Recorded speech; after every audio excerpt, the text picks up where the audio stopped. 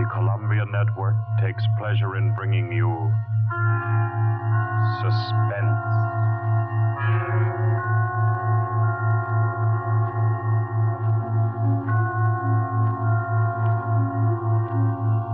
Suspense. Stories from the world's great literature of pure excitement. A new series frankly dedicated to your horrification and entertainment. Week by week, from the pick of new material, from the pages of best-selling novels, from the theater of Broadway and London, the sound stages of Hollywood, will parade the most remarkable figures ever known. CBS gives you Suspense.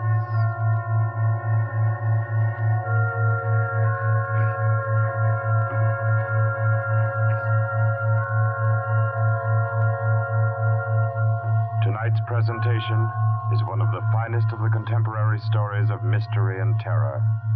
John Dixon Carr's famous novel, The Burning Court.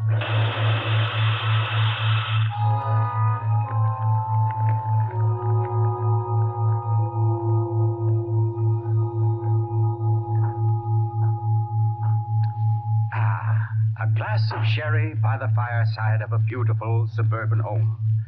What could be more comforting? You're an admirable host, Mr. Depart, and it's really a shame our first meeting is under such a cloud. It's also a shame I have so little time to tell you which one of your guests here murdered your uncle last week.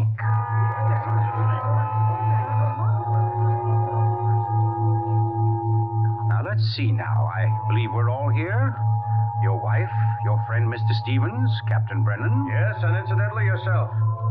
Just who did you say you were? Well, no wonder you've had so much difficulty with the case, Captain. My name is Cross, Godin Cross, the writer. As a matter of fact, it's because of my just completed book, Poisoning Throughout the Ages, that I happen to be here now. And Ted Stevens there happens to be a member of the firm which publishes my work. I'd never seen him until tonight, but I've been told what happened. This afternoon, he began reading my manuscript for the first time on the train. The commuter's train, which every afternoon deposits him safely and soundly here in Crispin. I imagine he was halfway home by the time he finished the first chapter.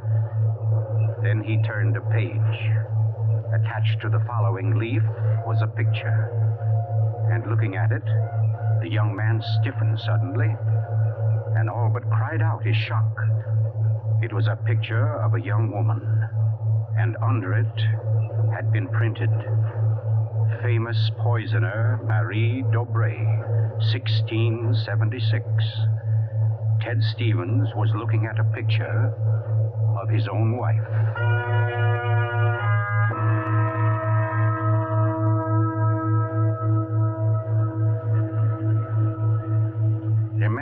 Imagine his 25-year-old wife in 17th century costume.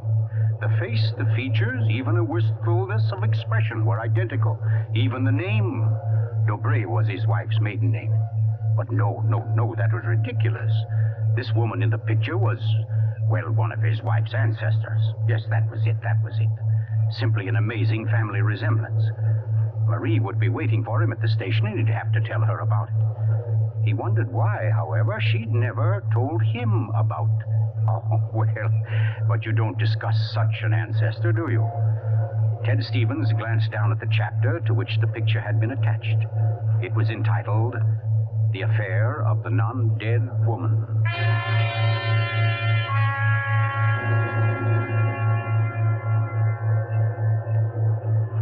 Hello, Ted.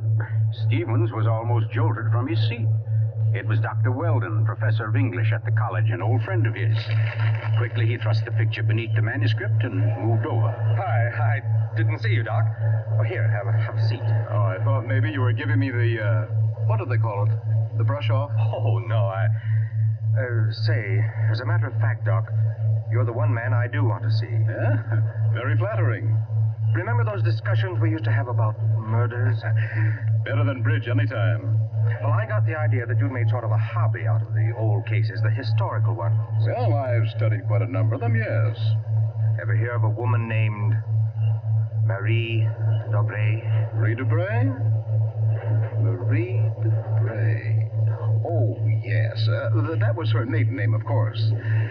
One of the finest specialists in arsenic poisoning you could ever hope to find. Oh, we're almost at our station, Ted. Let's get to the door. Yes, a real charmer Marie was. Must have disposed of 100 husbands, lovers, suitors, and just plain friends before she was caught. What happened to her, Doc? She was beheaded and burned. Crispin!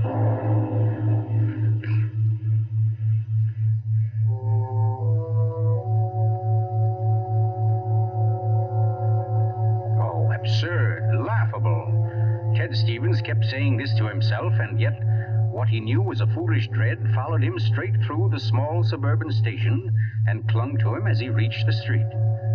And there in the roadster was Marie, leaning toward him a little to hold the door open and smiling at him. Oh, Ted, what on earth are you staring at? That streetlight shining on your hair. I like that. Oh, you're tight. Come on, get in the car.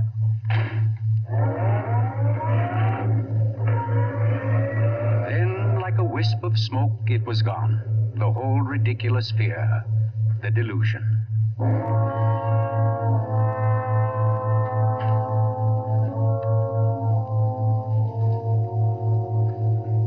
When at home, Marie brought the cocktails into the living room. The logs were burning brightly in the fireplace, throwing a soft, dancing glow upon a room that was darkening with dusk. To you, Marie. And to you, dear. As Stevens placed his glass down, he noticed the manuscript of my book. It was there on the table, right where he'd placed it when he first came in. Deliberately, he turned from it, and then turned back. The manuscript had been moved. Only an inch or so, but it had been moved. Keeping his back to his wife, he thumbed through that early chapter and discovered, just as he knew he would, that the photograph was gone. For a long moment, he thought of what to do. Then slowly, he turned around. This book by Cross I brought home. Yes? There was a story of a poisoner in it. Rather funny. Her name happens to be the same as yours. Oh, your maiden name, that is. Oh, that is odd, isn't it? Darling, was she a relative of yours?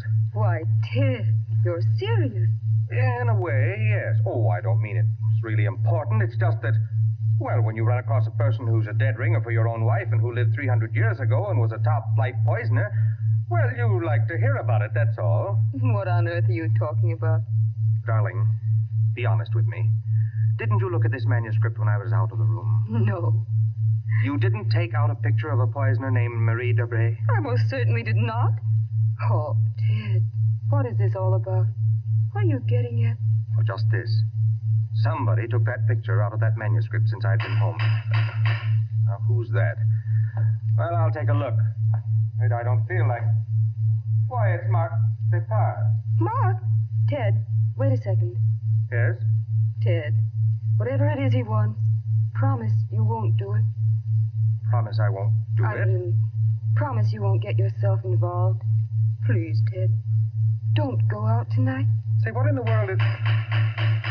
Well, anyway, we can't let him stay outside. Mark, how are you? Come on in. Thanks, Ted.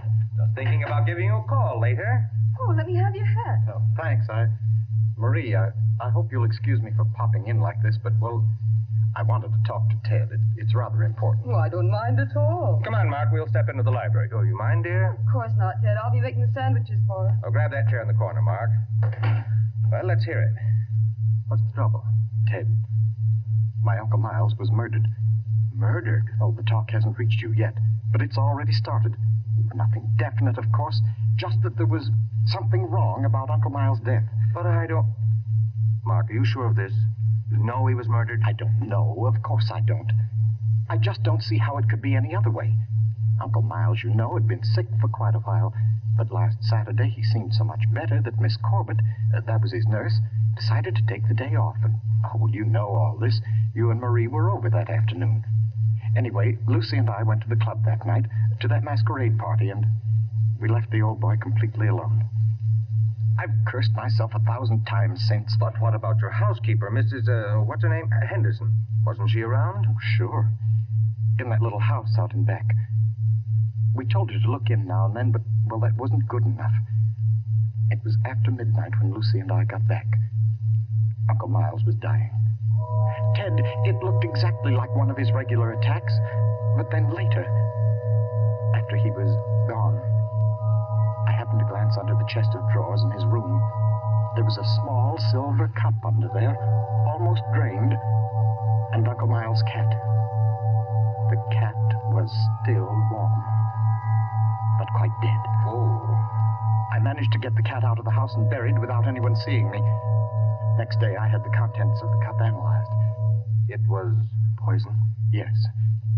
Arsenic. Well, what do you want me to do? Help me open the crypt. What? I want to have a private autopsy performed. Help me get Uncle Miles' body out of that vault. Oh, I know it's a tough job. The thing is sealed solid, but we can do it. You mean without the police knowing about it? Without anybody knowing about it. Mrs. Henderson's visiting her sister, and I managed to send Lucy over to the club. You must be crazy. You're playing with dynamite, Mark. This is something you've got to tell the police now. I can't take that chance. But they'll have to know sometime. You're only I've delaying... got to know first, I tell you. You don't understand, Ted. There was somebody in Uncle Miles' room that night, handing him something in a silver cup. Mrs. Henderson was on the porch by the window. She saw her. She saw her? Ted, she thinks it was my wife. Oh, Lucy. It doesn't mean anything to Mrs. Henderson yet, because she doesn't suspect anything, but, well, Ted, you've got to see why I've got to be sure, why I've got to know how Uncle Miles died. Because it wasn't Lucy, Ted. I know it wasn't. Of course not, Mark. She had an alibi. Well, she was with you at the club, wasn't she? Yes. Except for half an hour. I see. You'll help me, won't you, Ted? When do we start? As soon as you can make it. Okay. Come on now. I'll get your hat. You trot on ahead, and I'll come over as soon as I can see Marie. You're not going to tell her about this. Of course not. I'll think of something. Don't you worry about it. No, thanks, Ted. Thanks a lot. Marie? I'm coming. Darling, Mark asked me to, I know, Ted. Here. You better take these sandwiches with you. You'll be hungry. But you knew I was going out? Yes, I knew. You listened to us? I couldn't help it, Ted. I had an idea what Mark's visit was about. The talk about his uncle's death. There's a lot of gossip about it in the village. That's why I tried to tell you. Why I didn't want you to get mixed up in it. But it's too late now, isn't it? I mean, you're going. I can tell by the way you look. Ted, wait a second. There's just one thing I want to tell you before you leave.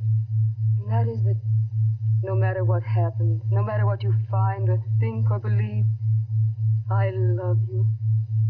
You'll remember that, won't you? I'll remember you said so, Marie.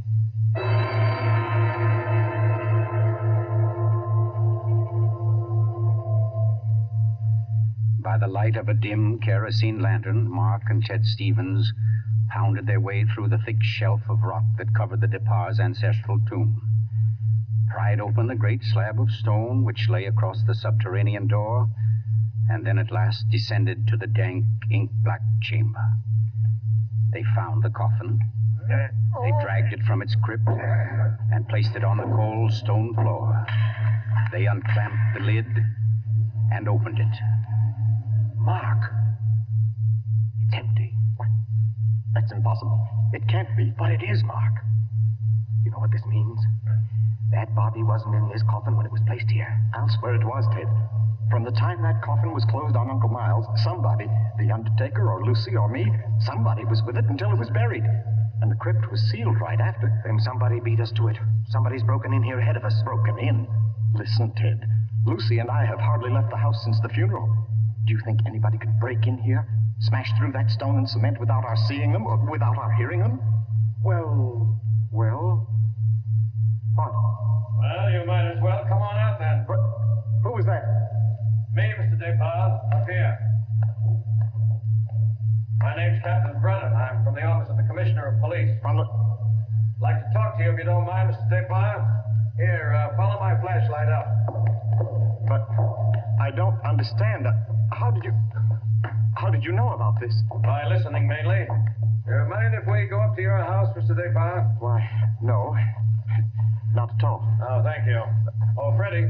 Look here, Captain, Freddie, this is Mr. Depart, Lieutenant Gray. Oh, glad to know you, Mr. Depart. And Mr. Ted Stevens, isn't it? Well, how did you know my name? Very simple. I got the names of everybody who was here at the Departs the day the old man died.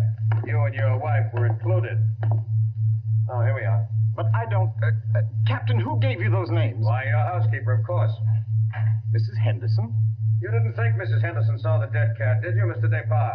But she did. She also saw you bury it. And we've been interested in the case ever since. Well, nice place you have here, Mr. Depart. Now, let's see. According to Mrs. Henderson, your wife was wearing some kind of a masquerade costume that night. What kind of a thing was it? Well, it was a... Oh, there, you can see it. It was copied from the dress in that old painting over there. Oh, yes. Funny, where's the woman's face? It's always been that way, long as I can remember. Somebody must have thrown acid on it or something. Can't blame them much. She was a poisoner. A poisoner? Yes. The story goes that one of my ancestors was responsible for her execution. Marie Dobray, her name was. Oh, yes, I've read about her. Learned all the poison tricks from one of her lovers, guy by the name of Godin St. Croix. Godin St. Oh, yes, Mr. Stevens, we cops read now and then. Did you say Godin St. Croix? That's French. We call it cross. Ha. Absolutely no limit to a cop's education, is there? But to get back to your wife, Mr. Depart, she was dressed like the famous Marie. Now, when Mrs. Henderson looked through that window... Just a minute, Captain. Mrs. Henderson can't prove she saw a thing, and you know it. What do you mean? I mean you haven't any right to insinuate that my wife was in that room. Well, who's insinuating? I'm trying to say that Mrs. Henderson, after thinking it over, realized that she was tricked by the costume. The woman she saw in the funny clothes, handing the cup of poison to your uncle, wasn't your wife at all. What? Because your wife is an unusually tall young woman. And the one Mrs. Henderson saw was fully half a head shorter. More on the order, let's say, of Mr. Stevens' wife. My wife? Captain, this is absolutely ridiculous. Well, I don't know. Why, what's the matter, Mr. Stevens? You're trembling like a leaf. Tell me now, just for fun, where was Mrs. Stevens that night? She was home. With me. The whole evening? Certainly. She retired early? Yes, we both did. You, I suppose, were sound asleep by midnight. Yes, I was. Then how do you know where your wife was? Well, Look here, Stevens. She had to have a costume that would match Mrs. Depart's. How did she manage that? Where did she get it? Well, she never had one. She never had a dress like that. And what about her motive? Why did she poison him? I don't know. Not for money, certainly. Then what was it? Hate? Did she hate Miles Depart? Yes, she did. No. Oh, I don't know. I don't know, I tell you. Brown, Yes, Freddie. I phoned and got hold of Mrs. Depart, the nurse, all right. That Mrs. Stevens, couldn't reach her. Her phone won't answer. Okay, have her picked up. I'm going home. Stevens, come back here. I'm going to get my wife. Want me to stop him, Brennan? No, let go.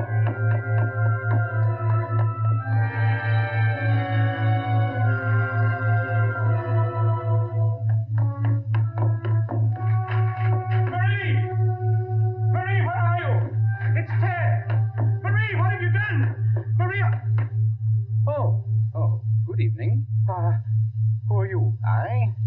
My name is Cross. Godin Cross. Cross. Where's my wife? What have you done to her? You fiend, what have you done to my wife? Why, nothing at all, young man. Here, sit down. You're lying. Something's happened to her. The police just phoned. There wasn't an answer. Why are you here? Why am I here? Well, because your wife, reading my chapter on the Dobrays, realized I knew more about the family than even she did. Because she found my phone number on the front cover of the manuscript.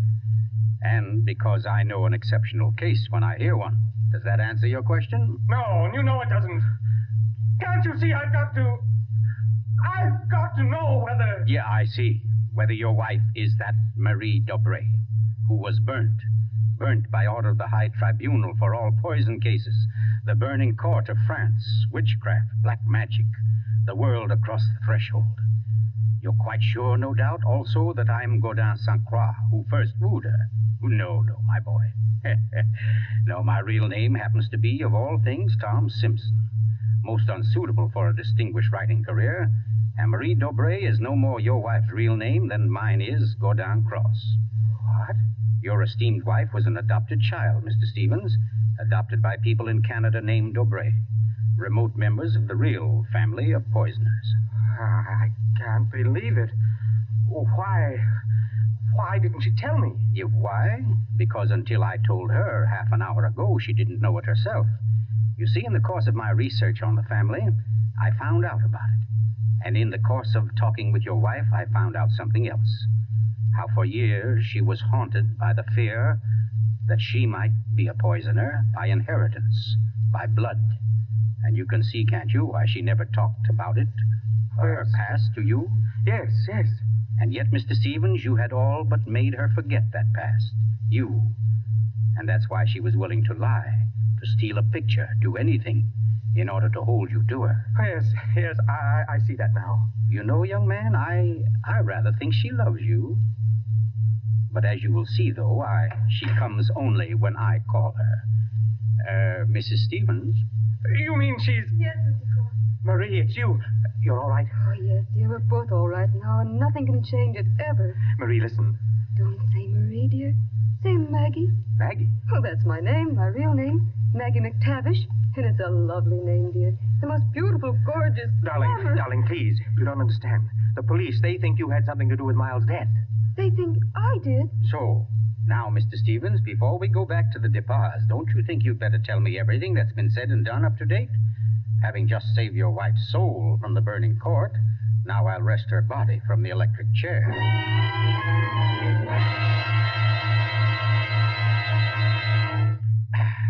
Yes, Mr. Depas, truly excellent sherry. Don't you think so, Miss Corbett? Yes. Yes, it's very nice. Well, that, ladies and gentlemen, is how I happen to be here. So let us consider first that supernatural hocus-pocus in the crypt. That body that walked out of the sealed tomb. That body that never was in the tomb. Never was in the tomb. No, Mr. Depas. The murderer knew that very soon Mrs. Henderson's story would bring about an investigation. He had to get rid of the well-known corpus delicti. Yes, but who could have kept the body out of the tomb? Who, Mr. Depas? Why, you, sir. What? I don't understand. Well, it's very simple. You had the opportunity. I believe you said yourself you were alone with the body before the burial. And you had the strength. I dare say you carried it down to the furnace, where it's now probably nothing but ashes. Ridiculous. Why would he spend an hour smashing into a crypt for a body he knew wasn't there? Why, Captain? To impress Mr. Stevens, his witness. And also apparently you. Oh, that's perfectly fantastic. Fantastic. Oh, no, Lucy. Just comic. And I suppose, Mr. Cross, that I also put on a woman's masquerade costume, went into my uncle's room and handed him a nice cup of arsenic. No. That had to be done by a woman. Your accomplice, as matter of fact. Oh, now, come. You mustn't all look at Mrs. Depas, because Mark Depas's one noble act was his frantic effort to prevent his wife from being charged with the crime.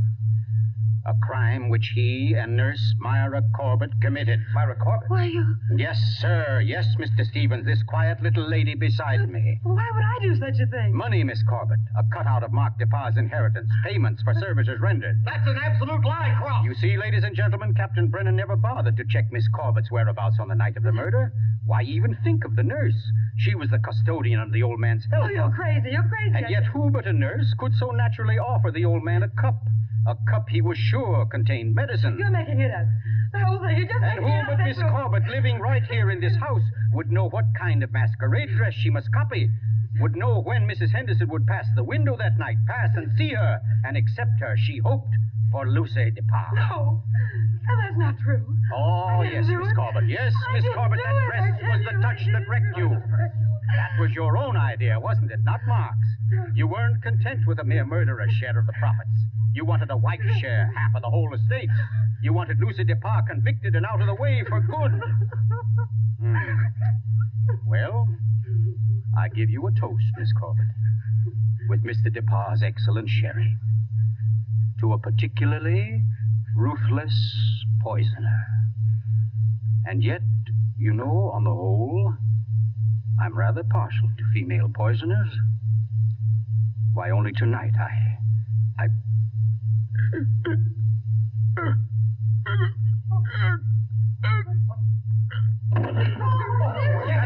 Here, let me get to him. Mr. Cook, what's the matter, Brennan? This man's dead. Dead? And from cyanide, if I know anything. Cyanide from that glass of sherry. Cyanide that a nurse could get quite easily. That glass was right beside you, Miss Corbett, and nobody else was near it. Too bad he didn't drink it as soon as you hoped. A second ago, we had nobody to use against you. But we have now, Miss Corbett. We have now. And I arrest you for the murder of Gordon Cross.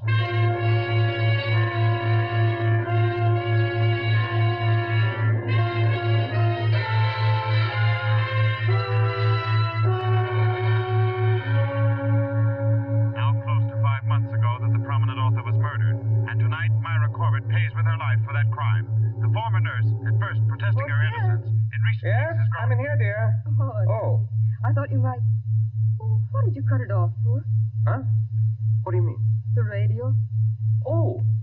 Oh, yeah, well, I thought you wanted to talk. Oh, Ted, don't you think I know you better than that? What was on the radio? Well, there wasn't any... Okay. It was about Myra Corbett. She goes to the chair tonight. Oh, I didn't think you wanted to be reminded. I don't really. But making such an effort to hide it only keeps it alive, doesn't it? All right, darling. Know what I came in to ask? If you wanted a cocktail before dinner? The largest one you've got. Fine, I'll get out the ice cube. I know. If I'll fix up the fire. Okay, Maria, a deal. Where are some papers to start it? Right there by the bookcase. And the name's not Marie. It's Maggie. Because, darling, Marie's dead and gone forever.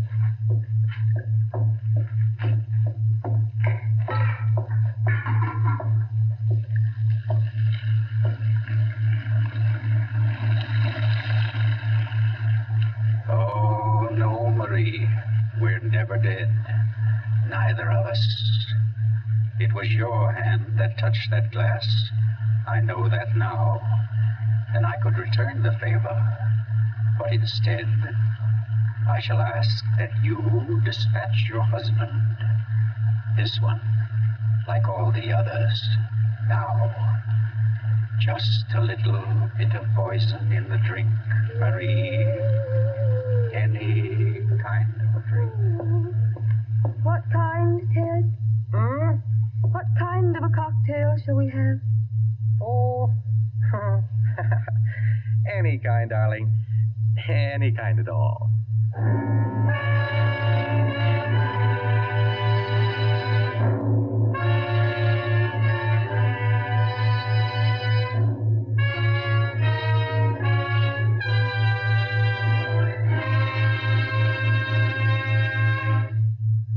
You've just heard The Burning Court from John Dixon Carr's famous novel, the first in Columbia's new series of outstanding classics and chills by world-famous authors.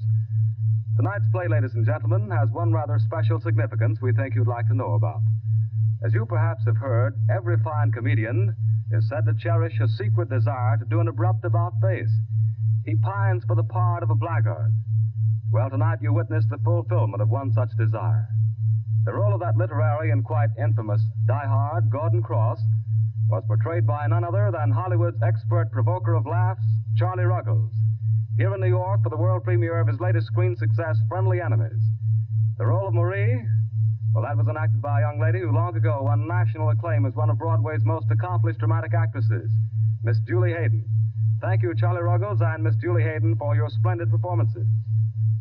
The play tonight, as all plays in this series, was produced and directed by Charles Vander, written by Harold Metford and scored by Bernard Herrmann.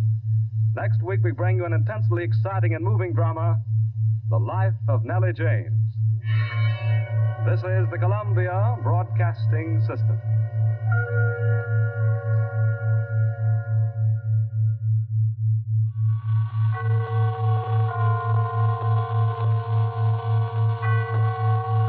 The Columbia Network takes pleasure in bringing you Suspense.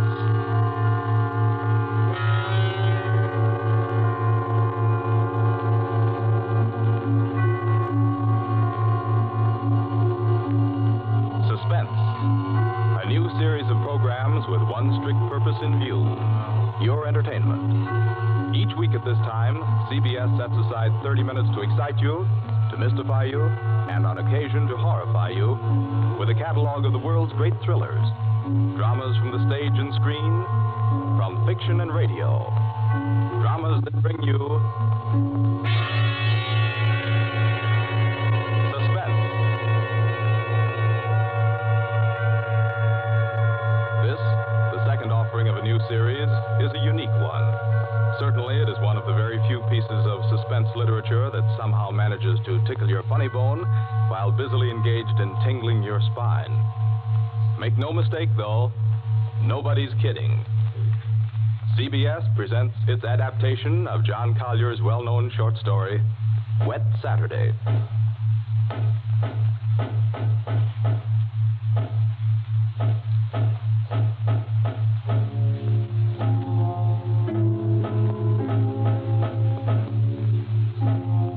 It's a wet Saturday. Never saw it rain harder. I'm Princey, Frederick Princey, just an ordinary family man. I've a son, a daughter, and a wife. Might be out golfing now if it hadn't been for the I'm rain. Mrs. Princey. I plan to drive over to the nurseries this afternoon for some arbutus. The borders, you know. But Oh, the whole lot of them make me sick. Yes, I'm George, son and heir. I had a date to go punting. Couldn't find the blasted punt in this weather, so I'm home too. I'm Millicent. I was going to play croquet. That's how I happened to have a mallet. Yes, that's the Princey family. We find them at home. Mrs. Princey, Millicent, George sprawled on a couch, Mr. Princey biting on a dry pipe. Their living room is dull and overstuffed. Rain beats at the windows. They are any middle-class family at home on a wet day, except for one small item. As you sit with them in the living room, you can see through the door to the sun porch a pair of men's feet, encased in black boots. They look like the feet of a curate. There's a tenseness in the room. The air is charged with excitement, but the feet are very still. Don't keep staring at them. Listen to me, all of you. Don't you see? They'd hang her. That's what they do. They'd hang her. oh, Fred, it's too awful. Awful? It's catastrophic. A supposedly sweet, gentle, intelligent girl, respected, loved by the whole village, doing a thing like this. Think of the publicity, the disgrace. You think I'm going to resign from the bench, the vestry, sell out and live in some foggy hotel abroad? Oh, no. No, I kill myself. I will. Don't be a fool. Any more than you have been, the governor means. Be quiet. Wouldn't be so bad if it were you. Everybody in the village knows you're not responsible. George. Yes? Get off that couch. Sit up on your spine. You might be of a little use here if you could think. Listen, Governor, this isn't my funeral. Oh, shut up. As long as I can remember, George, you've been a trial and a tribulation to me. Oh, I can't stand it. You've got to stand it, my dear. And keep that hysterical note out of your voice. You hear? Yes.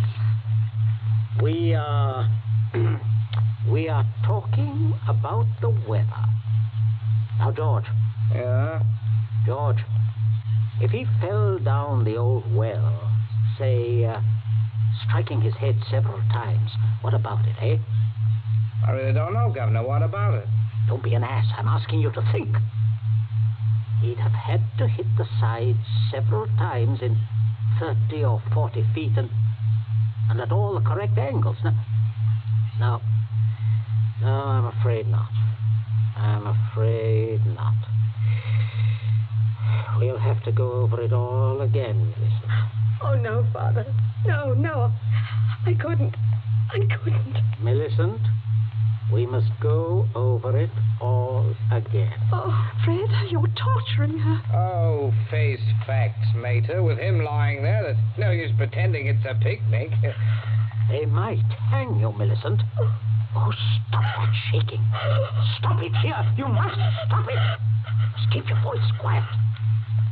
Millicent, we are talking of the weather. Now, we will proceed. I can't. Not with those boots. Oh, should have thought of those boots, Millie. I'm not moving them. Oh, sit up, George. Stop shuffling your feet. Now, Millicent, look at me. Answer me truthfully, you hear? Answer me. You were in the croquet courts. Yes. Who knew you were in love with this wretched curate? Oh, the whole village. They've been sniggering about it at the pub for 3 years past. What a filthy mess. Millicent, we continue. You were on the croquet court. Yes. You were putting the croquet set into its box? Yes. It was starting to rain. I was carrying the balls and mallets into the sun porch. The box was there. You heard someone enter the garden gate and come across the yard? Yes. Could you see who it was? Oh, not at first. I was going into the sun porch. I threw down all the mallets but the red one and turned around. It was Withers? Yes. So you called him? Yes. Loudly? Did you call him loudly? Could anyone have heard? No, Father, I'm sure not. I didn't really call him. I just spoke his name. He saw me as I went to the door. He just waved his hand and came over. How can I find out from you whether there was anyone about? Whether he could have been seen? I'm sure not, Father. I'm quite sure. So, you both went into the sun porch? Yes. It was raining hard then. What did he say? He said, "Hello, Millie," and excuse his coming in the back way, but he set out to walk over to Lisbon. Yes? And he said, passing the park, he'd seen the house, suddenly thought of me, and he thought he'd just look in for a moment. He had something to tell me. Go on. He said he was so happy, he wanted me to share it. He'd heard from the bishop he was to have a vicarage. And it wasn't only that. It meant he could marry. Then he began to stutter and get all confused. And of course, I thought he meant me. Don't tell me what you thought. Tell me exactly what he said, nothing else. Well... Oh, dear. Oh, stop crying. It's a luxury you can no longer afford. Tell me what happened. He said, no. He said it wasn't me. It's Ella Bragdon Davis. And he was sorry and all that. Then he went to go. And then? I went mad. He turned his back. I had the red mallet of the croquet set in my hand. I forgot to drop it in the box when he came. Did you shout or scream? I mean, as you hit him? No, I'm sure I didn't. Did he? Come on, speak up. No, Father. And then? I threw it down. I came straight in here. I went to look for Mother. That's all. My poor baby. No, Don't leave the child alone, Fred. Not such a child, Mater. Millie, I had no idea Keep you had... quiet. I'm thinking. You see, George, he probably told people he was going to Lisbon. Certainly no one knows he came here, for he didn't decide until he crossed the park. He might have been attacked in the woods. We must consider every detail. A curate with his head battered in. Don't, Father, don't. A curate, head battered in. Now, who would want to kill Withers? kill Withers? Well, I would with pleasure. How do you do, Mrs. Princey? Captain Smollett. Oh, sit down, pray. Mustn't get up for me, Mrs. Princey. You either, Millicent. My word. Just being neighborly on a bad day. I wanted to ask you about those dahlia bulbs, Princey. Took a shortcut on account of the rain and walked right in. Knew you wouldn't mind. Oh, he heard you, Father. My dear, we can all have our little jokes. Don't pretend to be shocked. This way, Smollett. This chair, facing the fireplace. Sit down, Mother. Just straightening the curtains to the sun porch, dear. It looks so gloomy out there. Might as well shut the rain out. Just talking about a little theoretical cure at killing, Smollett. You know, young people these days like thrillers. Parsonicide. Justifiable parsonicide. Have you heard about Ella Bragdon, Davis? I shall be most properly laughed at. Why? Why should you be laughed at, Smollett? No, and a shot in that direction myself. They half said yes, too. Haven't you heard? She told most people. Now it'll look as if I got turned down for a white rat in a dog collar. Oh, too bad. Oh, fortune of war. Yes, fortune of war. Odd how it happens, isn't it? Sit down, Smollett. Millicent, console Captain Smollett with your best light conversation. You too, Mother. George and I have something to look at outside. There's this rain, you know, very bad, very bad. Come, George. Righto, Governor. Maybe we'll need raincoats, what? Oh, I don't think so. Just make yourself at home, Smollett. Make yourself at home. A cigarette, Captain Smollett? Thank you, thank you. A nasty day to be going out. It's something about the old well, just off the sun porch door, you know. This terrible sodden weather seems to have loosened some of the stones. Oh, too bad. Dash too bad. Spoils the tennis and croquet, I mean, a day like this. Doesn't it, Millie? Doesn't it, Millie? Oh, yes, it does. She was practicing out on the croquet court earlier, but, do pull your chair nearer the fire, Captain. It was so damp, we thought it would be cozy to light it. Thank you, I'm quite comfortable. I hope you don't feel too bad about Ella Davis. Can't always win. Can't see, though, what you women see in these bloodless clerics. Oh, I always thought Mr. Withers is a very charming man. Quite agree, but why should anyone want to marry him? You wouldn't want to marry him, would you, Millie? Not now. That is, are you? Oh no, of course not. Smollett. Yes, Princess. Good Lord, man, you come in on a fellow suddenly. Guess I did. Oh, don't mind this old double-barreled shotgun. Been working on it. Smollett, may I have your attention for a minute? There's something on the sun porch I'd like to show you. Why, yes, of course. Smollett, George and I went out to see if we could shoot some rats which have been driven out of the old well by the high water. Afraid they might get into the house. Now, you must listen to me very carefully. Very carefully, or you will be shot by accident. Princey, what's got into you? You heard me ask as you came in, who would kill Withers? You also heard Millicent make a comment, an unguarded comment. Well, what of it? Very little. Unless you were to hear that Withers had met a violent end this very afternoon. And that, my dear Smollett, is what you are going to hear. What? Withers? Yes. Who killed him? Millicent. Good Lord. Yes, it's a mess. And of course, you would have remembered and guessed. Maybe, yes, I suppose I should. Therefore, you constitute a problem. Why did she kill him?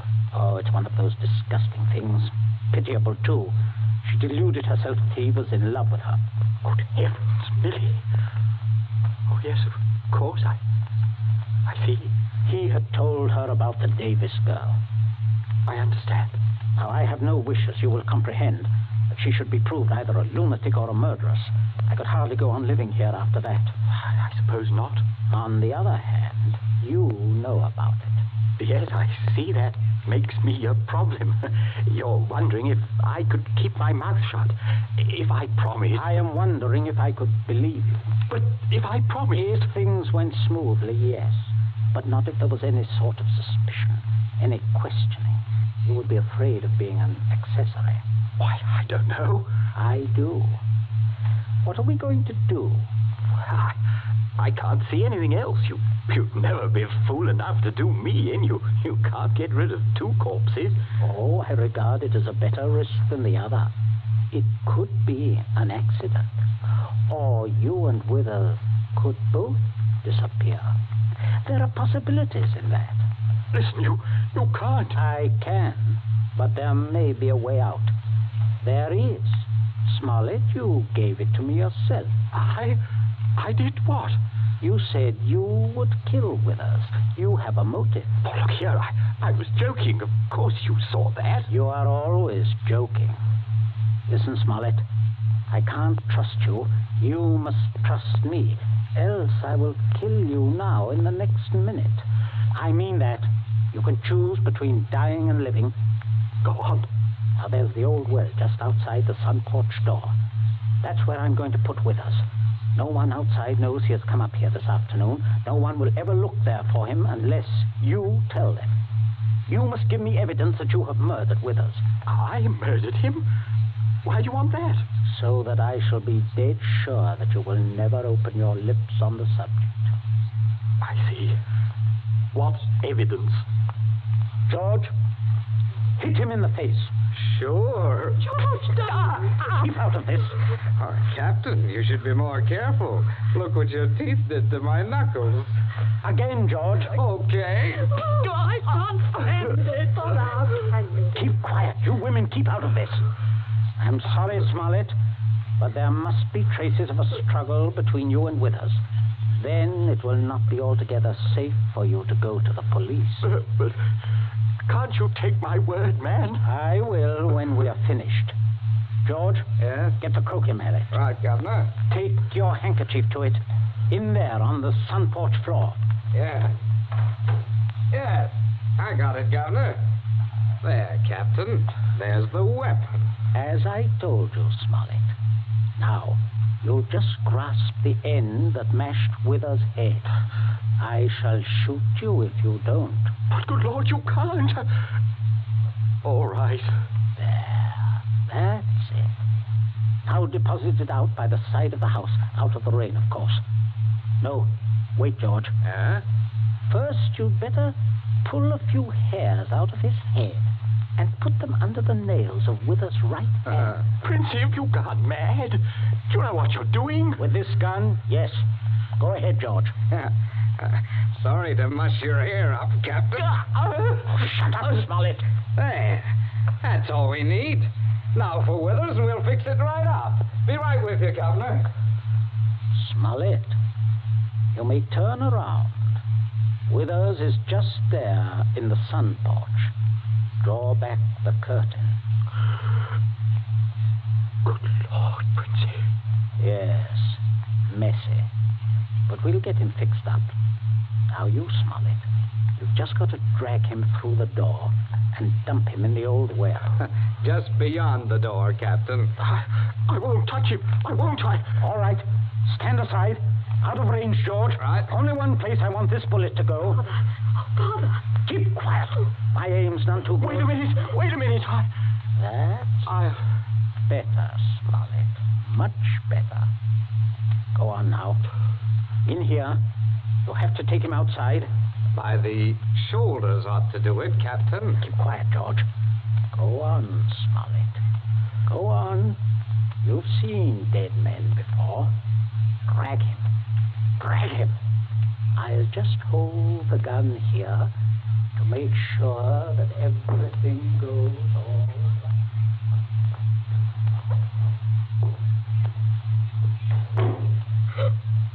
Oh, Mother, come away from the dim window, dear. Don't look. But Captain Smollett, your father is a very resourceful man, Millicent.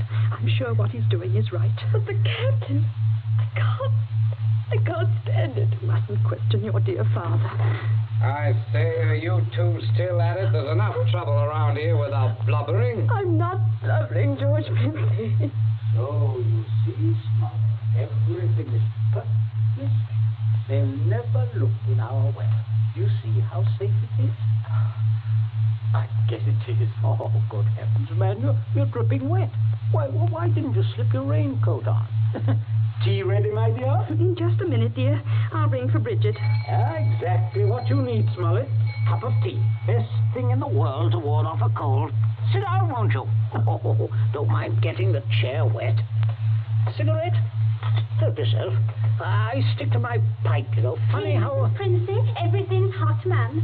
Oh, Bridget, yes. Put the tray in front of me here, on the table. Yes, ma'am. That's it. I say, Captain, you've gone and cut your lip. I just knocked it. Oh, how dreadful. Here, Bridget. Yes, give the captain this cap. No, thank you. I rather think I'll be running along now, if you don't mind. Why, Captain Smollett, without any tea? If you don't mind, Mrs. Princey, if I could just have my raincoat. Oh, I'll get it for you, Captain. Oh, this is very distressing, Smollett, very. Oh, I'll be all right presently, I'm sure. Here we are now. Let me help you. Thank you, young man. There. Better go out the front way, Smollett. The walk is dry. Oh, let me hold the door for you, Captain. Don't worry, old fellow. Don't worry at all. No. Good afternoon. Nothing serious, I imagine. Little rest and he'll be as right as rain. By the way, Millicent, you're not looking any too well. No, not well at all. I'm sure it was that croquet court. Being outdoors in weather like this is simply foolhardy. Tomato's right, Millie. You saw what happened to Captain Smollett. Oh, come along, dear. I shall give you a hot foot bath and put you to bed. And a couple of days in bed, and you'll be fine again. Get plenty of rest, Millicent, and don't worry about a thing. That's the best cure. Well, I guess I'll have a little rest too, Governor. It's a fine afternoon for a nap. Indeed it is, son. Well, enjoy yourself. I'll see you later. I'll see you all later.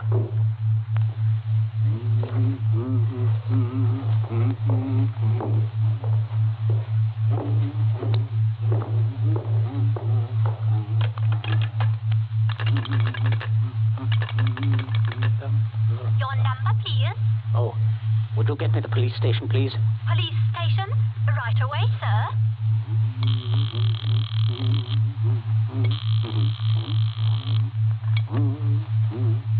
Police headquarters, Sergeant Yancey speaking. Oh, hello, Sergeant. This is Princey of Abbott's Road. I believe you know me. Oh, indeed I do, Mr. Princey. Sergeant, a horrible thing has just happened. Quite extraordinary. Murder, in fact.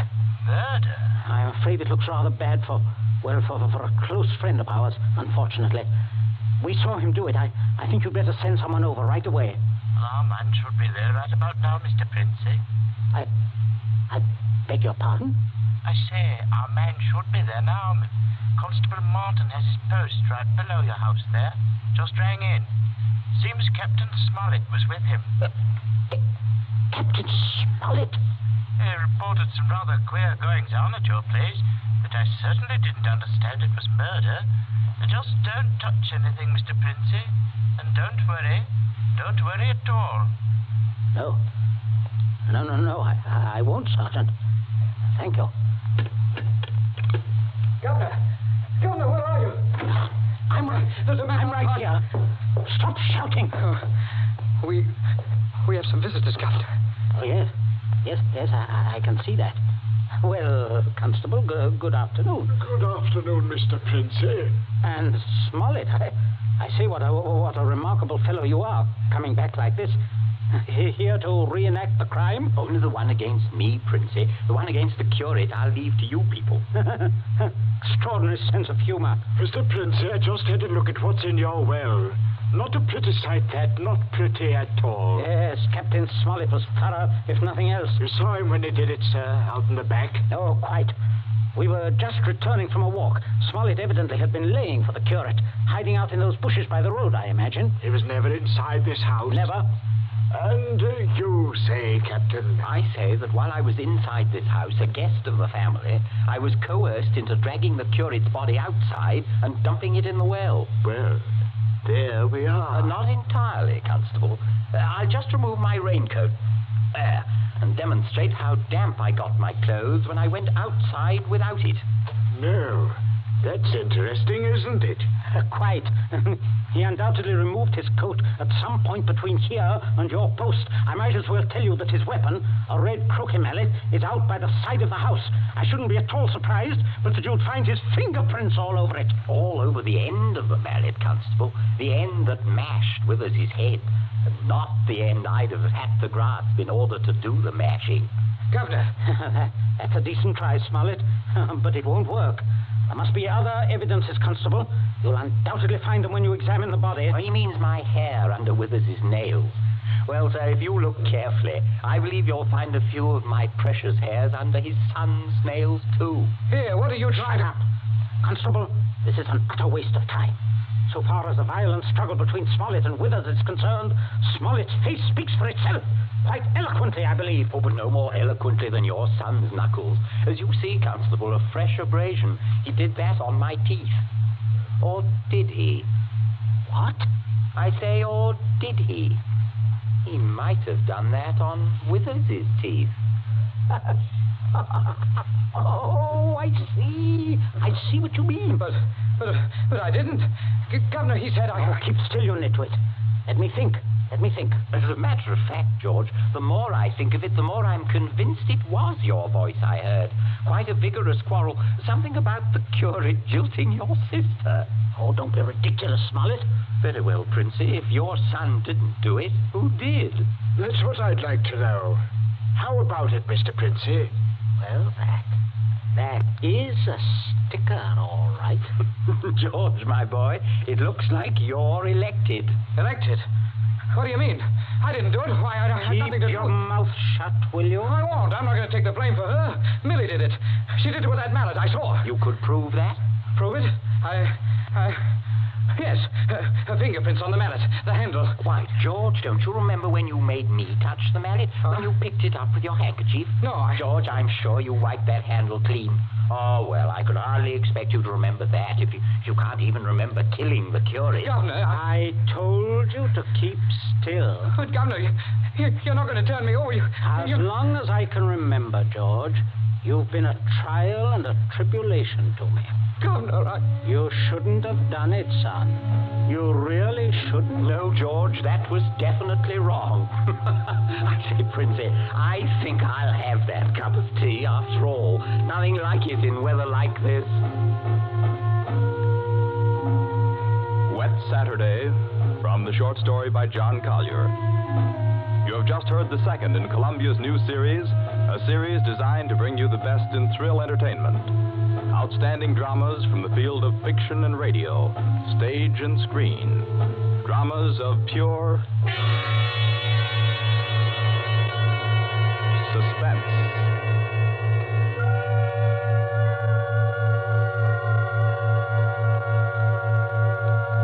This Columbia feature is produced and directed by Charles Vanda, with script by Harold Bedford and score by Bernard Herman. Be with us again next week at this same time when we present Suspense. This is the Columbia Broadcasting System.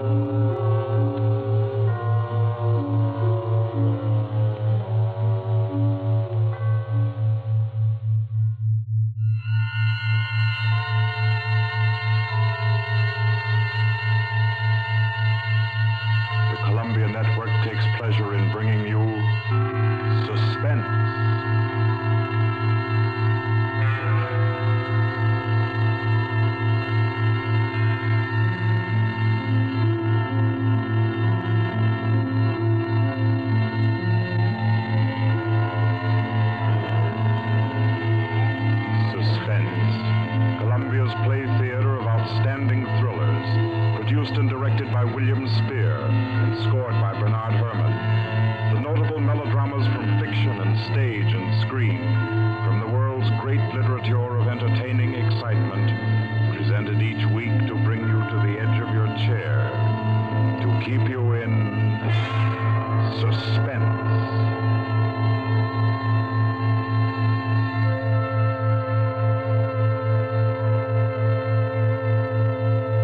Tonight's adventure in suspense is from the pen of Dorothy Sayers. She called it The Cave of Ali Baba.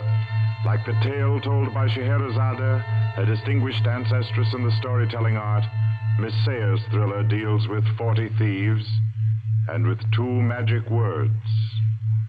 For your uneasy listening, then, Suspense presents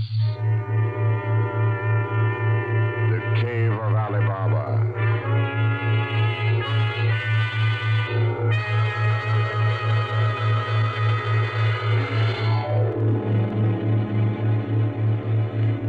On a Saturday afternoon in January, in a grim and narrow house in Lambeth, a man sat eating kippers and reading the daily paper. He was smallish and spare, with brown hair rather too regularly waved and a strong, brown, pointed beard. His double-breasted navy blue suit, his socks, tie, and handkerchief were all scrupulously matched, and his brown boots just a trifle too highly polished. He did not look a gentleman, not even a gentleman's gentleman. Yet there was something about his appearance which suggested that he was accustomed to the manner of life in good families. A superior butler, perhaps, yet not old enough to be retired. A footman who had come into a legacy, yes. He had just finished eating, and he was sipping his coffee, when a slight noise at the front door caught his ear. Swiftly, too swiftly for a quiet little man sitting eating kippers and reading his paper on a Saturday afternoon, he sprang up, he dashed through the small hallway, and he flung the door open. Of course, no one in sight. The Society is at least dramatic in its delivery of its correspondence. And as if he knew what he would find, he shut the door and turned to the hat stand in the hall. An envelope had been placed there. It was addressed to Joseph Rogers. So Mr. Rogers opened the note. Number 21. An extraordinary general meeting will be held tonight at the house of number 1 at 11:30. You will be absent at your peril. The word is finality. Finality. Yes, I think so. The man called Joseph Rogers stood for a moment, studying the note. Then he strode to the rear of the house, to a tall safe built in the wall. Carefully, he manipulated a dial. He swung the safe door open. He stepped inside, into a small strong room. He opened a drawer marked correspondence, placed the note inside, and then came out again. A moment to reset the lock for a new combination, and then he went back into the living room. He reached for the telephone. He lifted it from the cradle and then reconsidered. Too dangerous. He hurried upstairs and clambered into an attic. In the furthest corner, he searched for and found a knothole in the woodwork. He pressed it. A concealed trapdoor swung open, and he was in the loft of the adjoining house. He paused before 3 cages, in each of them a carrier pigeon. Carefully, he wrote a note, slipped it under a pigeon's wing. There you are, my pretty. There, take it easy now. There you go. Lie straight. 4:30. I'll send another pigeon at 5, and the third at 6. I should have my answer by 9:30 at the latest. Oh, I forgot one thing most important. Mr. Rogers moved through the trapdoor, back into the attic of his own house, and once again he stood before the tall safe built in the wall. He opened the door, stepped into the strong room, moved for a moment quietly in the dark, and then spoke gently. Now, be good, my sweetheart. I'm depending on you. Open sesame. Come on now, old thing. Open sesame. Open sesame. That's better. That's very much better.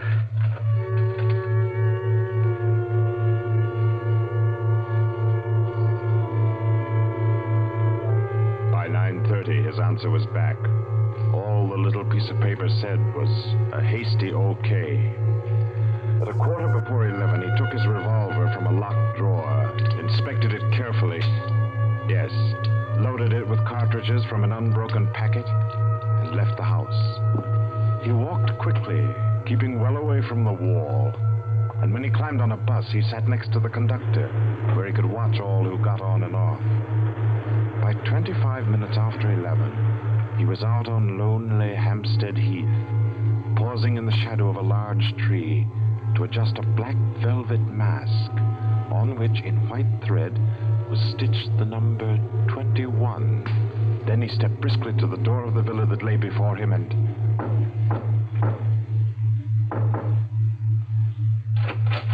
What is it? Finality. Come in. Go right on through. Number 1 will check you in. Right.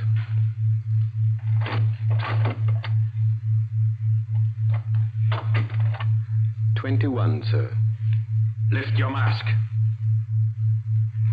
Very well, 21. You may go on to the meeting room. Thank you, sir.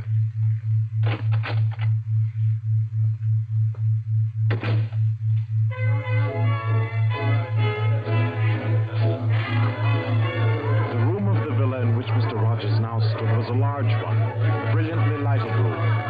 There was a gramophone in one corner, blaring out a jazz tune. To its rhythm, couples, masked men and women, were dancing.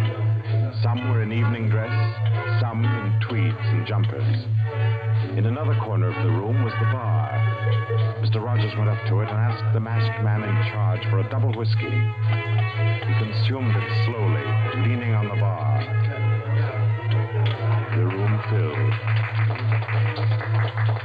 Presently, someone moved across to the gramophone and stopped it. Mr. Rogers looked around. Number 1, the massive gentleman in evening dress who had checked him in, appeared on the threshold. A tall woman in black stood beside him. Her mask, embroidered with a white number 2, covered her hair and her face completely. Only her fine bearing, her white arms, and her dark eyes, shining through the eye slits, proclaimed her as a woman of power, of physical attraction. The masked dancers were silent now, as number 1 spoke. Ladies and gentlemen, we are short 2 members tonight. I need not inform you of the disastrous failure of our plan for obtaining the plans of the Court Windlesham Heliscoper. Our courageous and devoted friends, number 15 and number 38, were betrayed and taken by the police. Some of you might fear that under examination these 2 would break down and give away our society. There is no need for such a fear. I gave the usual orders, and their tongues have been silenced. Their defense will be discreetly compensated in the usual manner. I call upon number 12 and 34 to undertake this agreeable task. They will attend me at my office for their instructions after the meeting. Will the numbers I have named kindly signify by raising their hands that they are able and willing to perform this duty? Thank you. Ladies and gentlemen, please take your partners for the next dance. The gramophone struck up again. Mr. Rogers turned to a girl near him in a red dress. She nodded, and they slipped into the movement of a foxtrot. The couples gyrated solemnly and in silence. Their shadows were flung against the blinds as they turned and stepped to and fro. The girl in red spoke to Mr. Rogers. What's happened? I'm frightened, aren't you? I feel as if something awful was about to happen. It does take one a bit short. Number 1's way of doing things, but it's safer like that. Oh, those poor men. No talking, please. You know the rules. Sorry. In silence, the dance continued. And then it came to an end. And then when it had finished, the dancers came again to where number 1 sat and waited with tense eagerness for him to speak. Ladies and gentlemen, you may wonder why this extraordinary meeting has been called. The reason is a serious one. The failure of our recent attempt was no accident. The police were not on the premises that night by accident. We have a traitor amongst us. This last failure was not the first. You'll remember the unfortunate way in which the affair of the Dinglewood pearls turned out. And there were others. Our happy to say that our minds can now be easy. All these troubles have been traced to their origin. The offender has been discovered and will be removed. The misguided member who introduced the traitor to our ranks will be placed in a position where his lack of caution will have no further ill effects. There's no cause for alarm. Ladies and gentlemen, please take your partners for the next dance.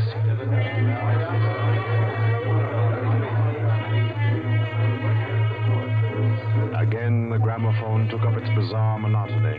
The masked dancers glided and turned, and their movements were sharper, more staccato. The girl in red was claimed by a tall mask and evening dress. A hand laid on Mr. Rogers' arm made him start. A small, plump woman in a green jumper slipped a cold hand into his. The dance went on.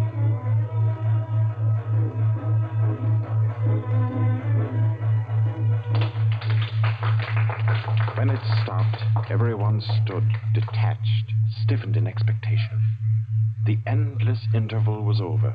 Number one raised his voice. Ladies and gentlemen, you will no doubt wish to be relieved of the questions on your mind. I will name the persons involved. Number 37. No! Silence! Unswearable silence! You have failed in discretion. You will be dealt with. If you have anything to say in defense of your folly, I'll hear it later. Sit down. Number 37 sank down upon a chair. He pushed his handkerchief under the mask to wipe his face. Two tall men closed in upon him. The rest fell back. Ladies and gentlemen, I will now name the traitor. Stand forward. Number 21. Take off your mask. Number 37. This man was introduced to our society by you under the name of Joseph Rogers, formerly second footman in the service of the Duke of Denver, dismissed for petty thievery. Did you take steps to verify the statement? I did, as God's my witness. It was all straight.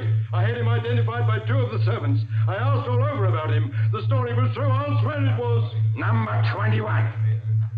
Your name has been given as Joseph Rogers. Is that your real name? Answer me. Is that your real name? No. What is your name? Peter Death Braden Whimsy. Silence! My compliments, your lordship. We thought Lord Whimsy was dead. He was killed, so the paper said 2 winters ago, while shooting big game in Africa. He even left a will, proved of £500,000. To his mother, I believe, the Dowager Duchess of Denver. Lord Peter Whimsy, indeed. Well-known book collector, man about town, distinguished criminologist. Took an active part in the solution of several famous mysteries. Taking an active part, if you don't mind. So you deliberately led us to think you were dead and became Joseph Rogers to gain entrance to our society. What has become of the real Joseph Rogers? He died abroad. I took his place. And the end of your impersonation to uncover our society? Precisely. I see. The robbery of your own fete, upon which we congratulated ourselves, and which you helped to execute, was arranged. Obviously. The robbery of the Duchess, your mother, was arranged by you. It was. It was a very ugly tiara, no real loss to anybody with decent taste. The burglary of the Winthrop mansion, the theft of the necklace at Covent Garden, the others as well. You arranged them all. All. May I smoke, by the way? You may not. Numbers 15, 22, 39. You have watched the prisoner. Has he made any attempt to communicate with anybody? None. His letters and parcels have been opened. His telephone tapped and his movements followed. Even the water pipes in his house have been under observation for Morse code signals. You're certain? Absolutely. Then we may be sure that he has been alone in this adventure. Well, ladies and gentlemen, please take your... Very well. Take the prisoner away. And be sure you explain carefully to him first the manner of his death. I'm sure he'll enjoy it. Wait, at least you can let me die decently. Take him away. Stop, I have something to say, something to sell. We make no bargains with traitors. No, but listen. Do you think I haven't thought of this? I'm not a fool. I've left a letter. To whom? To the police. If I don't return tomorrow, it'll be opened. It's a bluff. The prisoner sent no letter. He's been strictly watched for months. I left the letter before I came to Lambeth. Then it can't contain no information of any value. Oh, but it does. The combination of my safe. Indeed? Has this man's safe been searched? Yes. What did it contain? No information of importance, sir. an outline of our organization, the name of the house, nothing that can't be altered and covered before morning. And did you investigate the inner compartment of the safe? You hear what he says, did you? He's trying to bluff. There is no inner compartment. I hate to contradict you, but I'm really afraid you must have overlooked it. And what did you say was in the compartment, if it does exist? The names of every member of this society with their addresses, photographs, and fingerprints. How did you say you contrived to get this information? By doing a little detective work on my own. But you've been watched. True, the fingerprints of my watches adorn the first page of the collection. That statement can be proved? Certainly. The name of number 40, for example. If you mention names here, you would certainly have no hope of mercy. Bring the prisoner to my office. Ladies and gentlemen, take your partners for the next dance. Yes.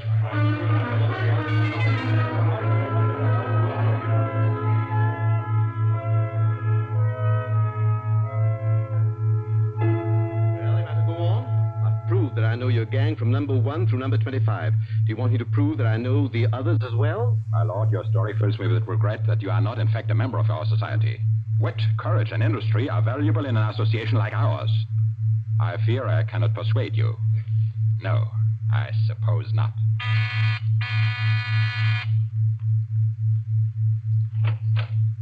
Yes? Ask the members kindly to proceed to the supper room.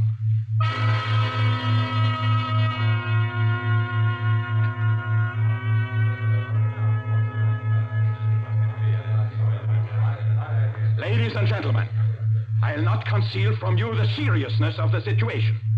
The prisoner has recited to me 25 names and addresses which were thought to be unknown except to their owners and to me. There has been great carelessness. Fingerprints have been obtained. He showed me some photographs of them. He tells me that the book of names and addresses is to be found in the inner compartment of his safe, together with certain letters and papers stolen from the houses of members, and several objects with fingerprints. I believe he tells the truth. He offers the combination of the safe in exchange for a quick death. I think his offer should be accepted. What is your opinion, ladies and gentlemen? The combination is known already. Fool! This man is Lord Peter Wimsey, a scientist of crime. Do you think he will have forgotten to change the combination? Oh, I say give him the promise. Time's getting short. You agreed? It's a bargain, Wimsey. What is the combination? The word of the combination is unreliability. And the inner door, the inner compartment? In anticipation of the visit of the police, the inner door is open. Good. Number 12 and 36. You will go to the prisoner's house and... Why should anyone... That's right. I agree.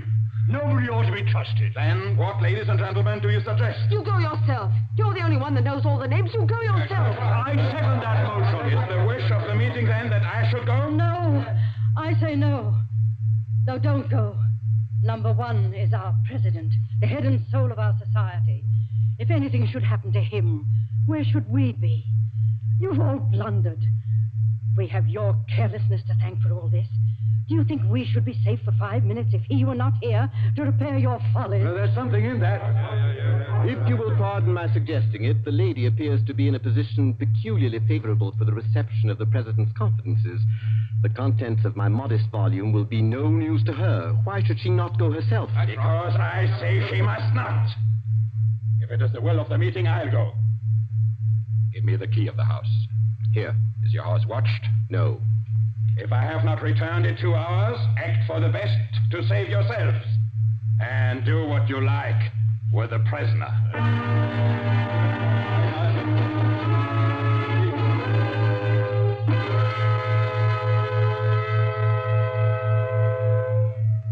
The president has been gone 2 hours. Traitor! What's happened to him? How should I know? Perhaps he's looked after himself and gone while the going was good. Liar! Oh. He'd never do that. What have you done with him? Speak, or I'll make you speak. I can only form a guess, madam. I'm afraid that your president may quite inadvertently have left the door of the inner compartment closed behind him, in which case... Yes? Well, let me explain the mechanism of my safe. The inner compartment has 2 doors. The outermost opens outward with an ordinary key. Oh, do you think that the president is so stupid as to be caught in an obvious trap? Undoubtedly, he will have wedged open that inner door. Undoubtedly, madam. But the sole purpose of that inner door is to appear to be the only one. Hidden behind the hinge of that door is another, sliding panel. also left open. Inside the compartment is the big, heavy ledger containing all the information about this society. This ledger lies on a steel shelf. Do I make myself clear? Oh, yes, go on. The steel shelf is balanced on a concealed spring. When the weight of the book, the ledger, is lifted, the shelf rises almost imperceptibly, and in rising it makes an electrical contact. Now, let me draw a picture. Your president steps into the inner compartment, sees the book, takes it up, anxiously to examine to see if it's the right one. The shelf rises, the electrical contact is made, and the steel panel behind him slides into place. He's trapped. You devil! What is the word that opens the inner door? Quick, the word. Do you remember the story of Ali Baba and the 40 Thieves? Well, when I had this safe constructed, my mind went back, well, call me sentimental if you will, to my childhood. The words that open the door are open sesame. How long can a man live in this devil's trap of yours? Oh, I should think he might hold out for a few hours if he didn't use up all the oxygen by hammering and yelling. I imagine if we go there at once, we'll be able to get him out all right. I'll go myself. I think you'd better take me with you. Why? Well, I'm the only person who can open the door. But you've given me the word. Yes, you have the word. But this door of mine, I'm rather proud of it. You know, it's my own invention. It's the latest thing. It will open to the words open sesame, all right. But to my voice only. Your voice? I'll choke your voice from my hands. What do you mean, your voice only? Don't clutch my throat like that. You'll wreck my voice, and then the door might not recognize it. There, that's better. The door got stuck for a week once, and when I had a cold. Is what he says true? Is it possible? Perfectly possible, madam. It'll have a microphone arrangement. Could be done also with light vibrations. We must let him go. Take the ropes off him. Let him go, nothing. He doesn't go to blab to the police. The president's done in, that's all. And we'd all better make traps while we can. It's all up, boys. Right. Chuck this fella down the cellar and fasten him in. I'll go and destroy the ledgers. 32, you know where the switch is. Give us a quarter of an hour to clear, then you can blow the place to glory. No, you can't leave one to die. He's your president, your leader. I won't let it happen. I won't. I'll free this man myself. Here, none of that now. Let me go. Let go of me. Think, Doctor, think. It's been light in an hour or two. The police may be here at any moment. Police? Oh, yes. Yes, you're right. No, we mustn't imperil the safety of all for just one man. He himself would not wish it. Throw this man in the cellar and let's get out of here while there's time.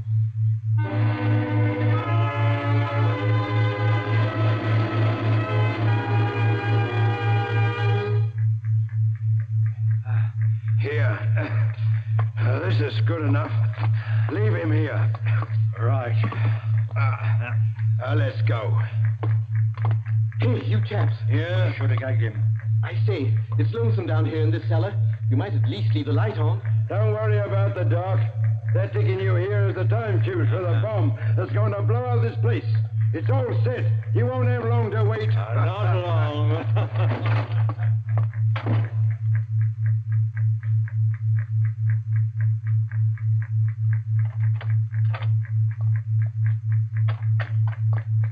Who is it? Who's there?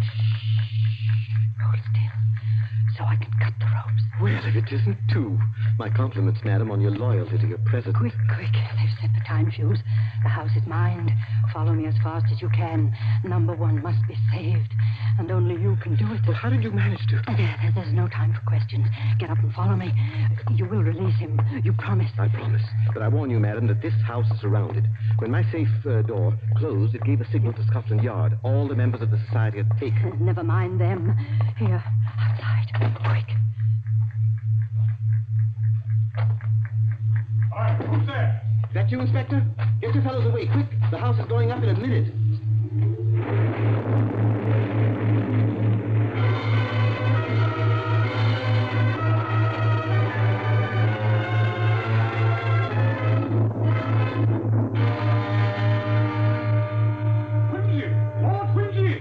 It's Inspector Parker, old man. Are you all right?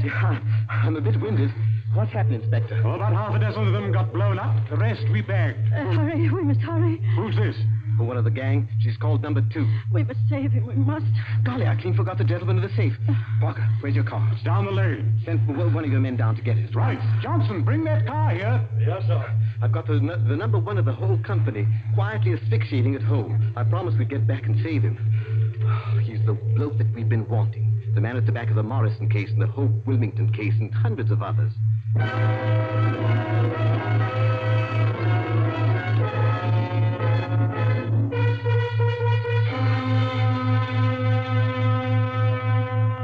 Is this it? Quite a contraption. Yes, I only hope he hasn't upset the adjustment by thumping at it. Oh, please, hurry. I hope you haven't hurt my voice. Oh, you sound all right. If I can only be conversational. Come on, old thing. Show us your paces. Open sesame. Open sesame. Confound you. Open sesame. Open sesame.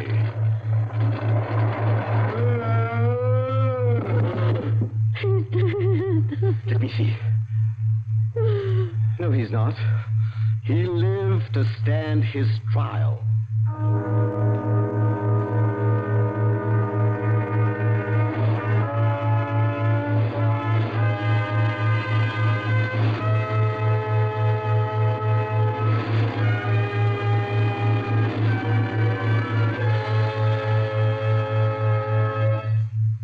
And so, all's right with the world, as it always is when Lord Peter Wimsey is involved. The Cave of Ali Baba by Dorothy Sayers was the story which gave us tonight's Suspense. Suspense is produced by William Spear. Our guest director for this evening was Robert Louis Sheehan. Tonight's radio drama was written by Peter Lyon and scored by Bernard Herrmann.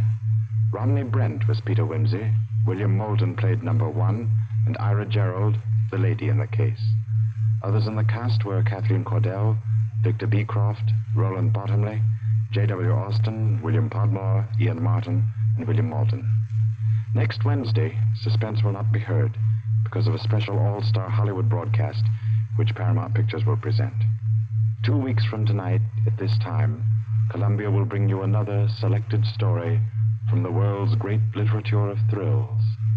Another study in suspense.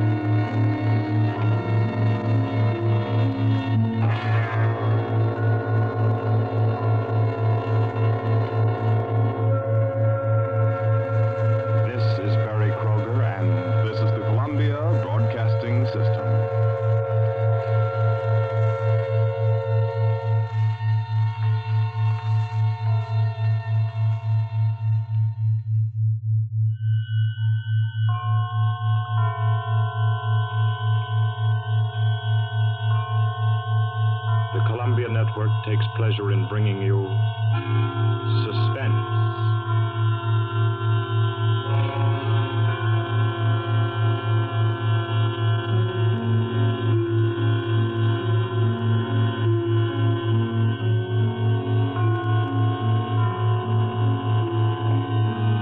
Suspense, Columbia's parade of outstanding thrillers, produced and directed by William Spear and scored by Bernard Herrmann. The notable melodramas from stage and screen, fiction and radio, presented each week to bring you to the edge of your chair, to keep you in suspense.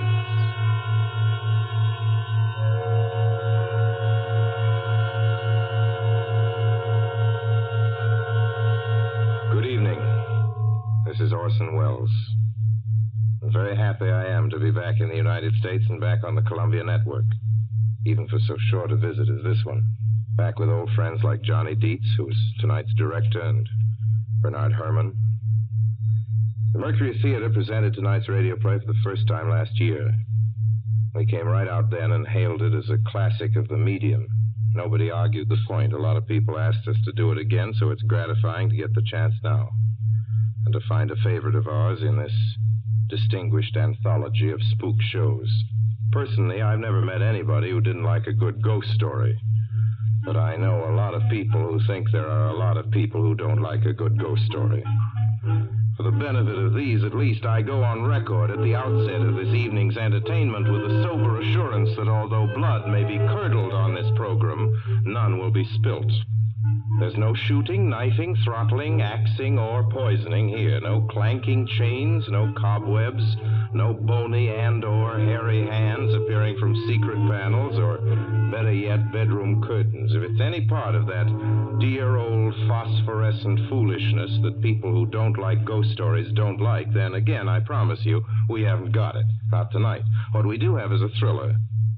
It's half as good as we think it is. You can call it a shocker. It's already been called a real Orson Welles story. Now, frankly, I don't know what this means. I've been on the air directing and acting in my own shows for quite a while now, and I don't suppose I've done more than half a dozen thrillers in all that time. Honestly, I don't think even that many, but it seems I do have a reputation for the uncanny. Quite possibly, a little escapade of mine involving a couple of planets, which shall be nameless, is responsible. Doesn't really matter. Don't think I disapprove of thrillers. I don't. A story doesn't have to appeal to the heart. It can also appeal to the spine. Sometimes you want your heart to be warmed, and sometimes you want your spine to tingle. The tingling, it's to be hoped, will be quite audible as you listen tonight to The Hitchhiker. That's the name of our story, The Hitchhiker.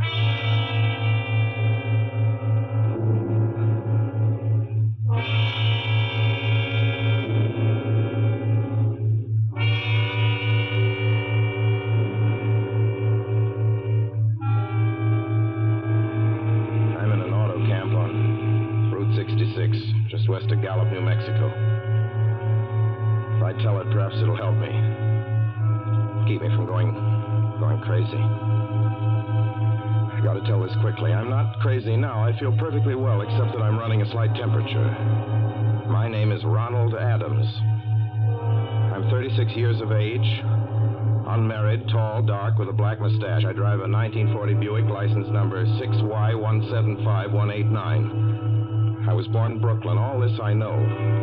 I know that I'm at this moment perfectly sane. That it's not me who's gone mad. Something else.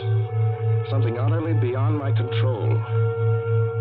I've got to speak quickly. At any minute, the link may break. This may be the last thing I ever tell on Earth. The last night I ever see the stars. 6 days ago, I left Brooklyn to drive to California. Goodbye, son. Good luck to you, my boy. Goodbye, Mother. Here, give me a kiss, and I'll go. I'll come out with you to the car. Oh, no, it's raining. Stay here at the door. Hey, what's this? Tears? I thought you'd promised me you wouldn't cry. Oh, I know, dear. I'm sorry. But I do hate to see you go. I'll be back. It'll only be on the coast 3 months. Oh, it isn't that. It's just the trip. Ronald, I wish you weren't driving. Oh, Mother, there you go again. People do it every day. I know, but you'll be careful, won't you? Promise me you'll be extra careful. Don't fall asleep, or drive fast, or pick up any strangers on the road. Oh, gosh. I think I was still 17 here, you told. Oh, and wire me as soon as you get to Hollywood, won't you, son? Of course I will. Don't you worry. There's nothing going to happen. It's just 8 days of perfectly simple driving on smooth, decent, civilized roads with a hot dog or a hamburger stand every 10 miles.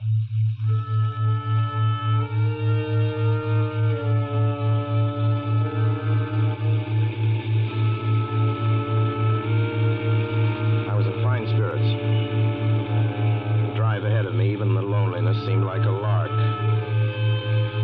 I reckoned without him. Crossing Brooklyn Bridge that morning in the rain, I saw a man leaning against the cables. He seemed to be waiting for a lift. There were spots of fresh rain on his shoulders. He was carrying a cheap overnight bag in one hand. He was thin, nondescript, with a cap pulled down over his eyes. I would have forgotten him completely, except that just an hour later, while crossing the Pulaski Skyway over the Jersey Flats. I saw him again. At least, he looked like the same person. He was standing now with one thumb pointing west. I couldn't figure out how he got there, but I thought probably one of those fast trucks had picked him up, beaten me to the Skyway, and let him off. I didn't stop for him. Then late that night, I saw him again. It's on the new Pennsylvania Turnpike between Harrisburg and Pittsburgh. It's 265 miles long with a very high speed limit. I was just slowing down for one of the tunnels when I saw him, standing under an arc light by the side of the road. I'd seen quite distinctly the bag, the cap, even the spots of fresh rain scattered over his shoulders. He hallooed at me this time. Hello! Stepped on the gas like a shot. That's lonely country through the Alleghenies, and I had no intention of stopping. Besides, the coincidences or whatever it was gave me the willies. I stopped at the next gas station.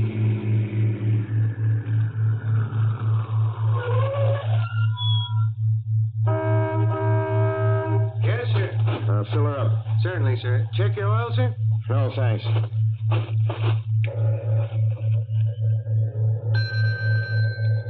Nice night, isn't it? Yes. It hasn't been raining here recently, has it? Not a drop of rain all week. Oh? Oh, I suppose that hasn't done your business any harm. Oh, people drive through here all kinds of weather. Mostly business, you know. There aren't many pleasure cars out on the turnpike this season of the year. I suppose not. What about hitchhikers? Hitchhikers here? What's the matter? Don't you ever see any? Not much. If we did, it'd be a sight for sore eyes. Why? Oh, guy'd be a fool who started out to hitch rides on this road. Look at it. Then, you've never seen anybody? No. Maybe they get the lift before the turnpike starts. I mean, you know, just before the toll house. But then it'd be a mighty long ride. Most cars wouldn't want to pick up a guy for that long a ride. And you know, this is pretty lonesome country here. Mountains and woods. You ain't seen anybody like that, have you? No. Oh, no, not at all. It's just a technical question. I see. Well, that'll be just $1.49 with the tax.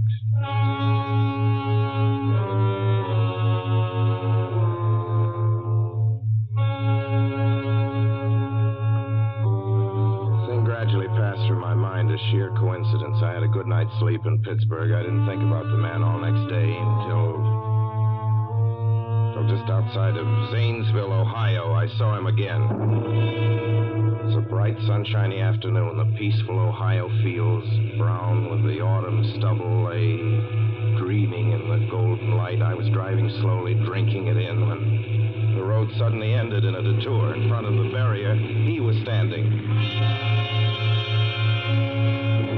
Let me explain about his appearance before I go on. I repeat, there was nothing sinister about him. He was as drab as a mud fence, nor was his attitude menacing. He merely stood there, waiting, almost drooping a little, the cheap overnight bag in his hand. He looked as though he'd been waiting there for hours. And he looked up. He hailed me. He started to walk forward. Hello? Hello? Hello? No, not just now, sorry. Going to California? No, not today. The other way, going to New York, sorry.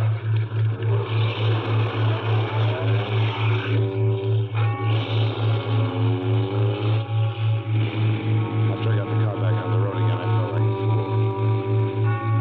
Yet the thought of picking him up, of having him sit beside me, was somehow unbearable. At the same time, I felt more than ever unspeakably alone.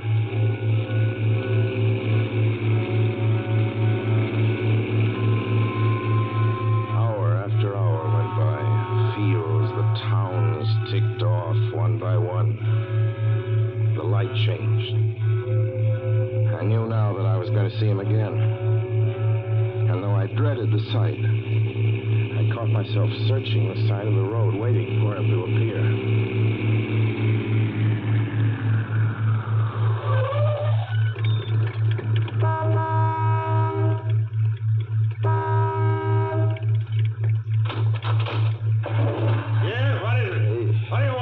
Sandwiches and pop here, don't you? Yeah, we do in the daytime. But we're closed up now for the I know, but I was wondering if you could possibly have a cup of coffee, black coffee, just... No, not this time of night, mister.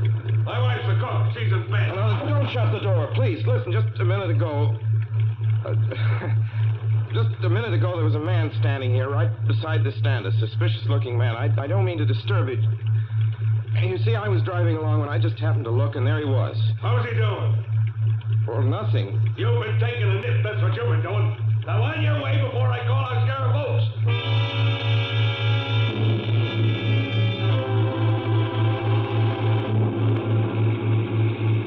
I got into the car again and drove on slowly. I was beginning to hate the car. If I could have found a place to stop, to rest a little. I was in the Ozark Mountains of Missouri now.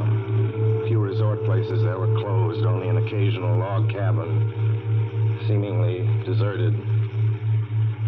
That's all that broke the monotony of the wild, wooded landscape. And I had seen him at that roadside stand. I knew I'd see him again. Maybe at the next turn of the road. I knew that when I saw him next, I would run him down.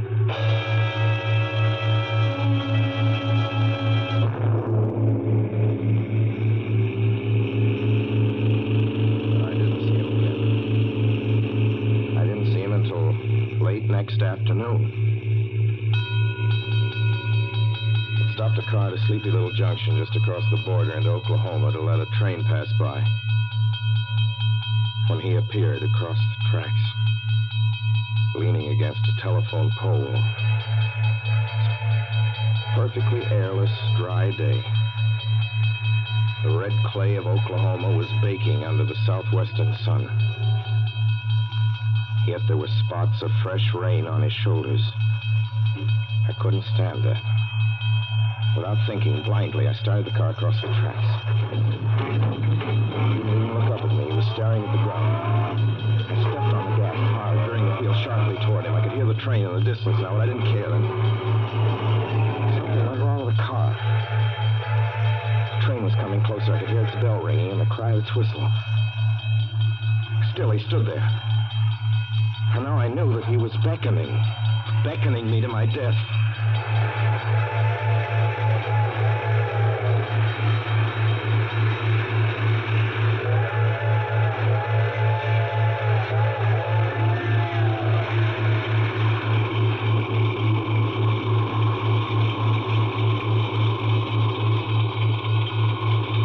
No. I frustrated him that time. The starter worked at last. I managed to back up. When the train passed, he was gone. I was all alone in the hot, dry afternoon. After that, I knew I had to do something. I didn't know who this man was, or what he wanted of me. I only knew that from now on, I mustn't let myself alone on the road for 1 minute. Hello there. Like a ride? Well, what do you think? How far are you going? Well, where do you want to go? Amarillo, Texas. I'll drive you there. Gee.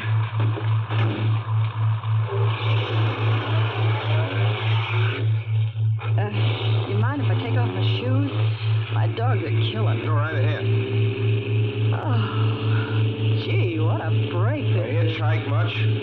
Sure. Only it's tough sometimes in these great open spaces to get the break. I should think it would be, though. I'll bet you get a good pickup in a fast car. If you did, you could get places faster than, say, another person in another car, couldn't you? I don't get you. Well, take me, for instance. Suppose I'm driving across the country, say, at a nice, steady clip, about 45 miles an hour.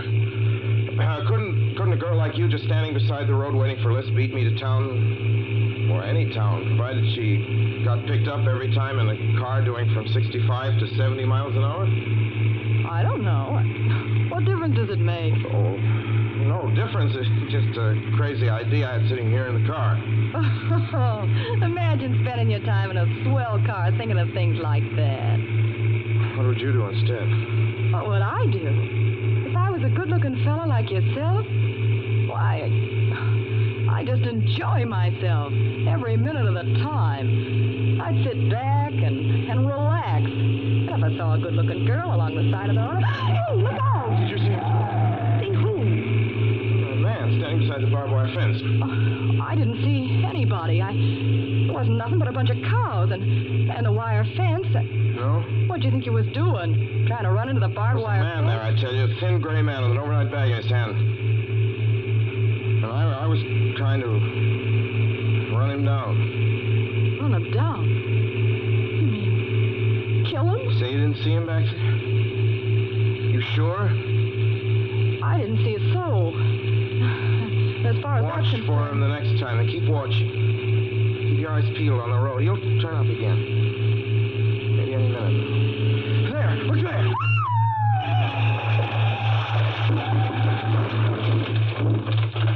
How does this door work? I'm getting out of here. See him that time? No, I didn't see him that time. And personally, mister, I don't expect never to see him.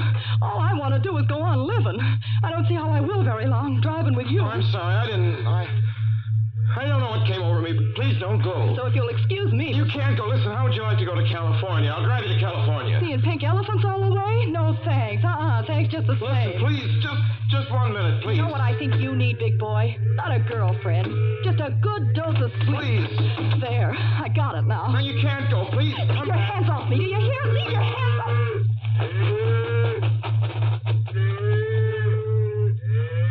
She ran from me. As though I were a monster. A few minutes later, I saw a passing truck pick her up. I knew then that I was utterly alone. It was in the heart of the great Texas prairies. There wasn't a car on the road after the truck went by. I tried to figure out what to do, how to get hold of myself. If I could find a place to rest, or even if I could sleep right here in the car for a few hours along the side of the road. I was getting my winter overcoat out of the back seat to use as a blanket when I saw him coming toward me, emerging from the herd of moving steer. Hello?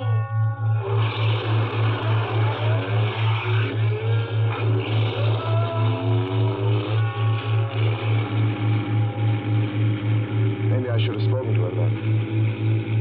Fought it out then and there. For now, he began to be everywhere. Wherever I stopped, even for a moment, for gas, for oil, for a drink of pop, a cup of coffee, sandwich, he was there. I saw him standing outside the auto camp in Amarillo that night when I dared to slow down. I was sitting near the drinking fountain of a little camping spot just inside the border of New Mexico. He was waiting for me outside the Navajo reservation where I stopped to check my tires. I saw him in Albuquerque when I bought 20 gallons of gas. I was afraid to stop now. I began to drive faster and faster. I was in lunar landscape now. The great arid mesa country of New Mexico. I drove through it with the indifference of a fly crawling over the face of the moon. Now he didn't even wait for me to stop. Unless I drove at 85 miles an hour over those endless roads, he waited for me at every other mile. I'd see his figure, shadowless, flitting before me, still in its same attitude, over the cold, lifeless ground, flitting over dried-up rivers, over broken stones cast up by old glacial upheavals, flitting in that pure and cloudless air. I was beside myself when I finally reached Gallup, New Mexico this morning. There's an auto camp here. Cold, almost deserted this time of year. I went inside and asked if there was a telephone. I had the feeling that if only I could speak to someone familiar, someone I loved, I could pull myself together.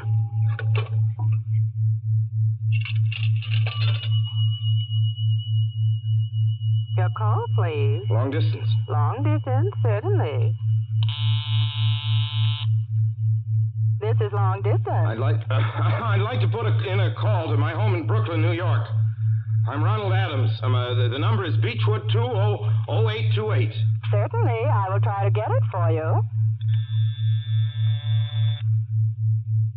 Albuquerque, New York for Gallup.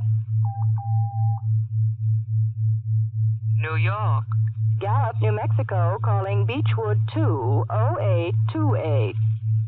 I read somewhere that love could banish demons. It's the middle of the morning. I knew Mother'd be home. I pictured her tall and white-haired in her crisp house dress, going about her tasks. Be enough, I thought, just to hear the even calmness of her voice. Will you please deposit $3.85 for the first 3 minutes? When you have deposited $1.50, will you wait until I have collected the money?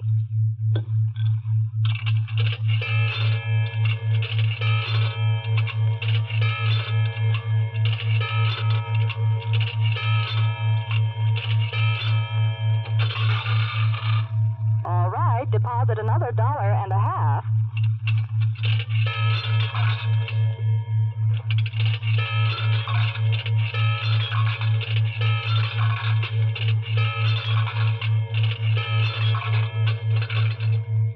Will you please deposit the remaining 85 cents?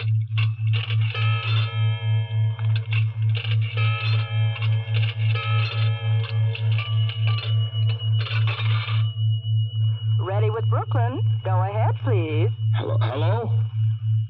Mrs. Adams' residence. Hello, Mother? This is Mrs. Adams' residence. Who is it you wish to speak to, please? What? Oh, who's this? This is Mrs. Whinney. Mrs. Whinney? I don't know any Mrs. Whinney. Is this Beechwood 20828? Yes? Where's my mother? Where's Mrs. Adams? Mrs. Adams is not at home. She's still in the hospital. The hospital? Yes. Who is this calling, please? Is it a member of the family? Well, what's she in the hospital for? She's been prostrated for 5 days. Nervous breakdown. But who is this Nervous calling? breakdown? Well, my mother never was nervous. It's all taken place since the death of her oldest son, Ronald. Death of her oldest son, Ronald? Hey, what's this? What number is this? This is Beechwood 20828. It's all been very sudden. He was killed just 6 days ago in an automobile accident on the Brooklyn Bridge. Your 3 minutes are up, sir. Your 3 minutes are up, sir. Your 3 minutes are up, sir. And so I'm sitting here in this deserted auto camp in Gallup, New Mexico. I'm trying to think.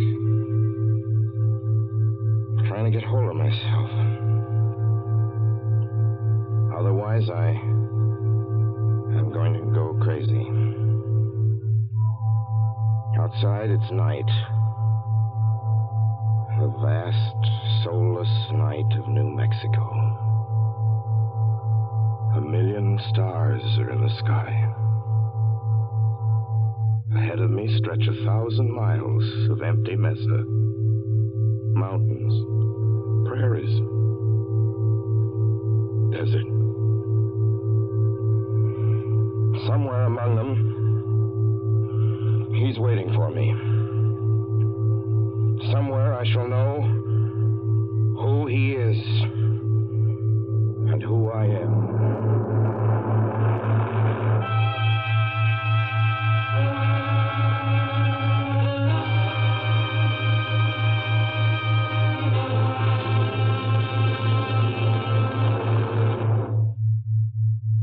So ends The Hitchhiker, and to Orson Welles our considerable thanks for his playing of the title role. Suspense is produced and directed by William Spear. John Dietz was our guest director this evening. Tonight's radio drama was written by Lucille Fletcher. The original score was by Bernard Herrmann.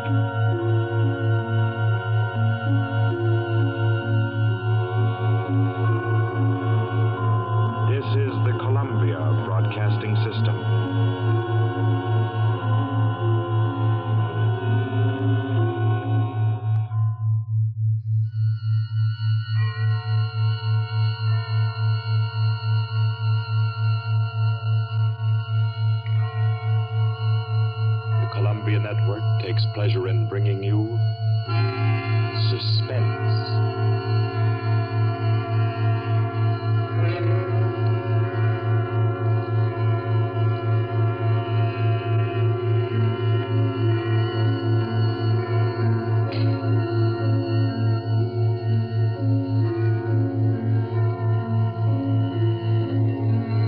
Suspense, Columbia's parade of outstanding thrillers, produced by William Spear and scored by Bernard Herrmann.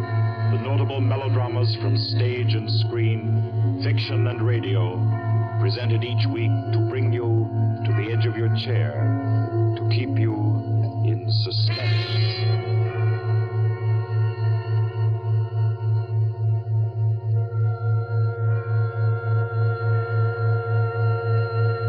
Tonight's story deals with a remote and dangerous house and a terrifying thing that happened there because the rain went on for days and days. It deals with a surgeon and a girl, a giant, and a young man who took a long chance. And over them all, the moan of the night wind and the ceaseless roar of the storm. For your suspenseful listening, we invite you to learn about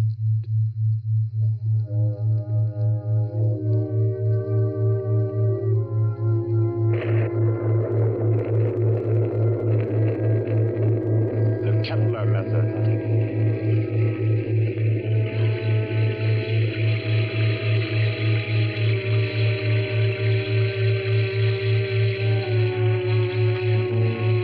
4 days of rain they've been, ceaseless, teeming, pouring with a steady, relentless rhythm. 4 solid days.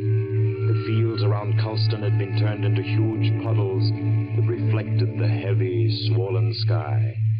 And Dr. Morrissey was stirred by a deep anxiety. He stood beside a window in his sanitarium, which rose high on a lonely hill a few miles from the little town of Culston, and stared into the jagged, spraying screen of rain. It was just 3 o'clock.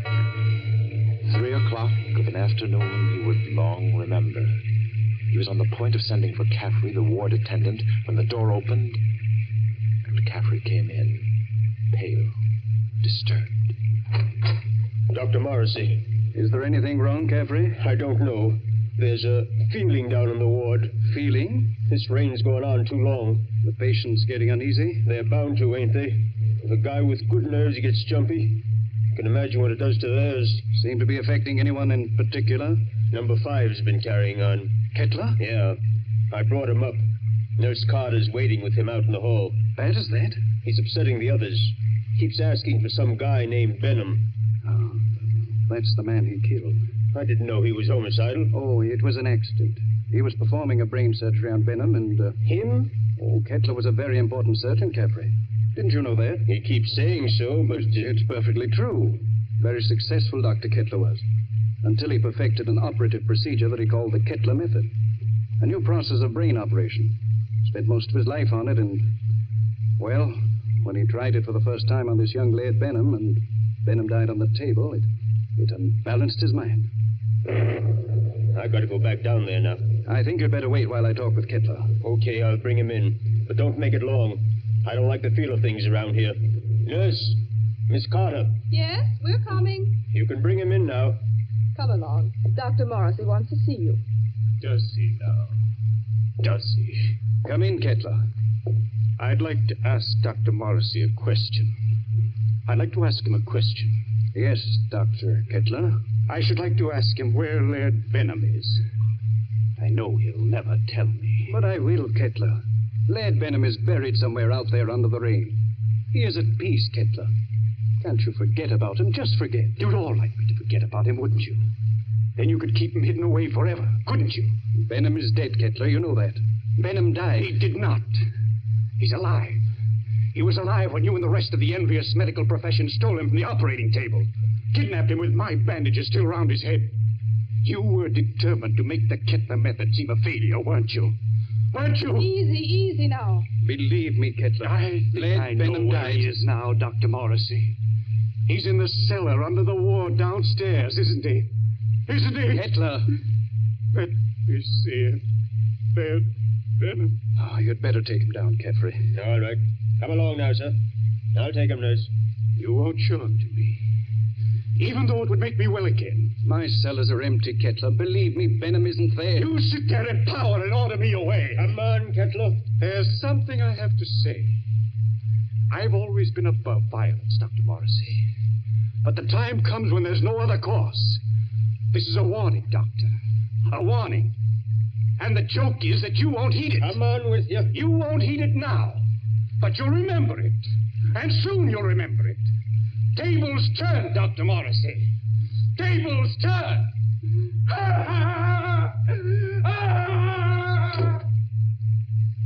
Poor thing. I'm afraid I'm failing with him. Failing completely. But you're not. It takes time to put a man back together. Oh, it's taken me too long with Kettler. I'm beginning to be afraid. If you'll pardon me, Doctor. Yes? I do think you're making a mistake. With him? No, with yourself.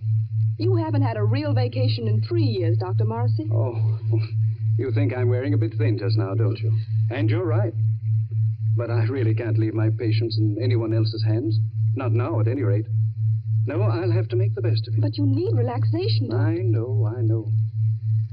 Well, I hope to soothe my ragged nerves somewhat over this weekend. Oh? I've some friends coming down from the city Friday night.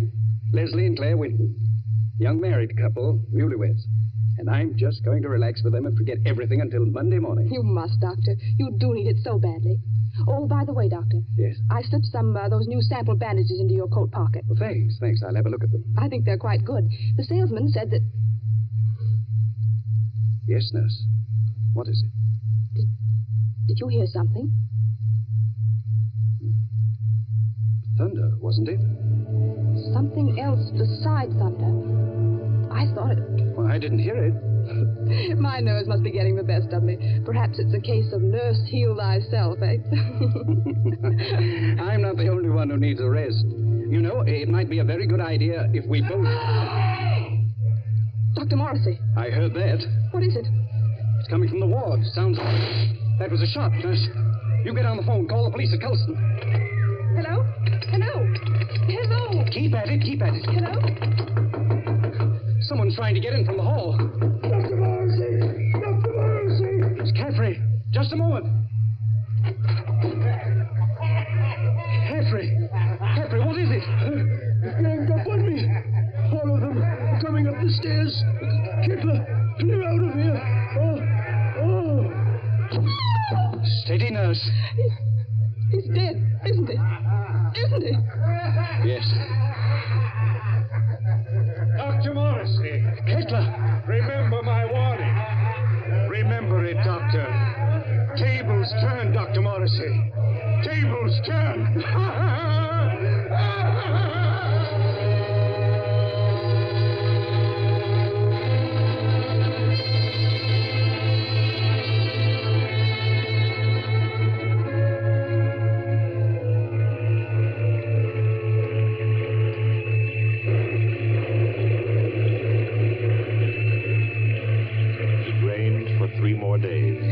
Friday night came, black, wet, and glistening. The 8:15 express groaned into Colston Station, bringing Leslie and Claire Winton out from the city with their weekend luggage.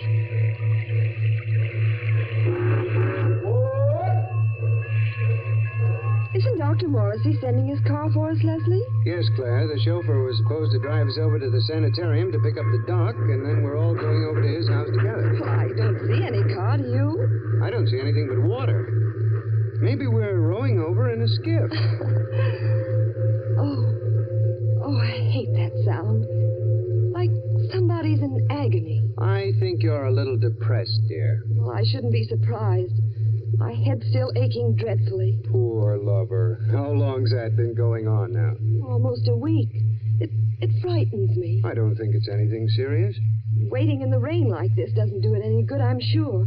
I don't understand. Doc's usually so punctual. Right on the dot. You don't suppose we ought to call the sanitarium? You people, or Dr. Morrissey, yes? What? Yes, we're the Wintons. Doc sent you to pick us up? I, Cato, Dr. Morrissey's chauffeur. You got luggage? Yes. Here it is. I take. You follow me to car. Come. We're coming. Leslie? Yes? He's tremendous, isn't he? He must be 6.5 feet tall. I'm over 6 myself, darling. He's nearer 8. That's a giant. Get those shoulders. He could snap me in two like a matchstick. Well, I hope he likes us. So do I, light of my life. Waiting. You come, please. But I really don't think he does. Coming.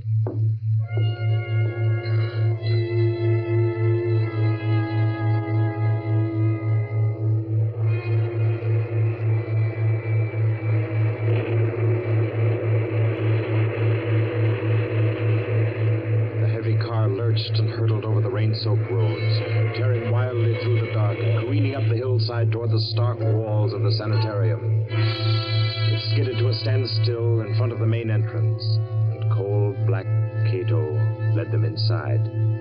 The brightly lit corridors were deserted, silent, like hallways in a nightmare. Claire was aware of her headache growing steadily worse as Cato opened the double doors and ushered them into the waiting room. You'll tell Dr. Morrissey we're here, huh? Doctor, be with you soon. You do not go away. Yes, thanks.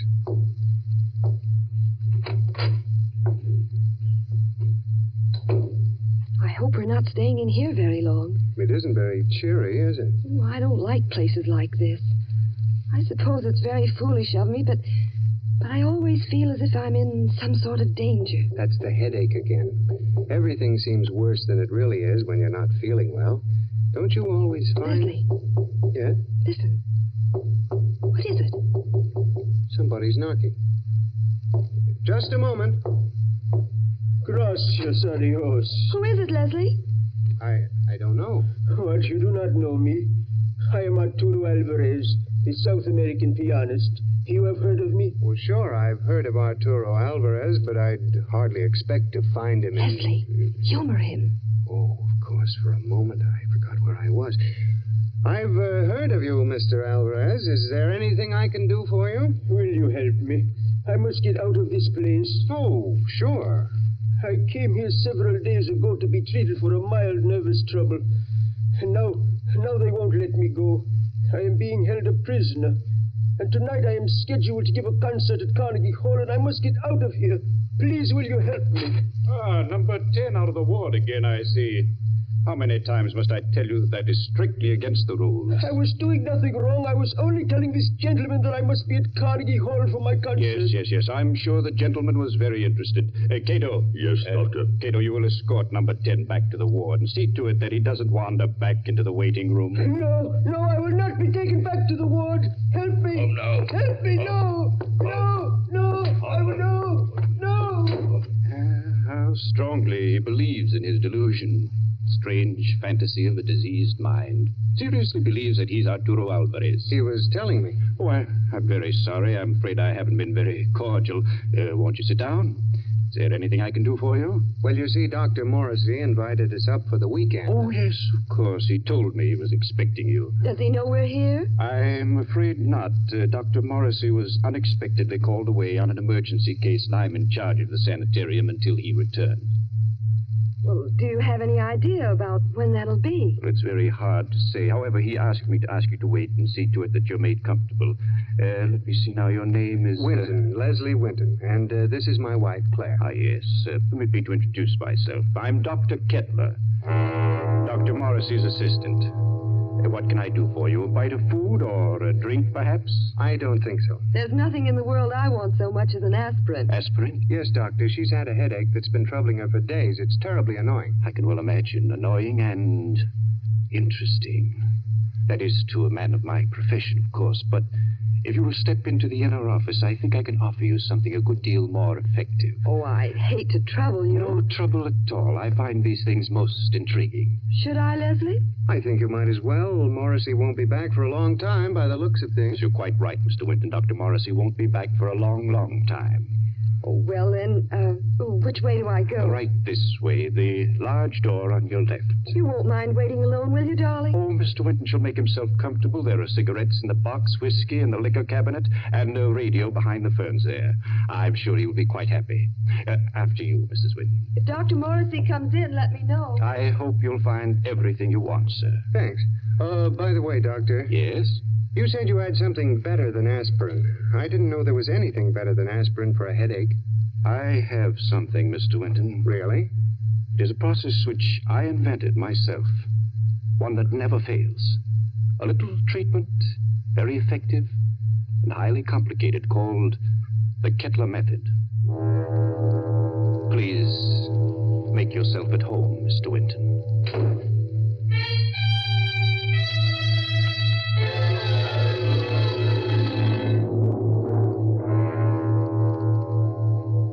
Leslie sat there, alone in the big waiting room for a while.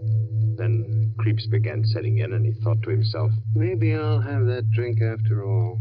He rose and went over to the liquor cabinet that Kettler had pointed out to him, and opened it. Well, there's nothing in here but books. Yes, books. Books that were so thick with dust that it was clear they'd been there for months. Well, no drink for Leslie. Maybe a cigarette. Kettler said the box was full. He picked it up and started to open it. Why, it isn't even a cigarette box. The darn thing's a bookend. Yes, that's just what it was.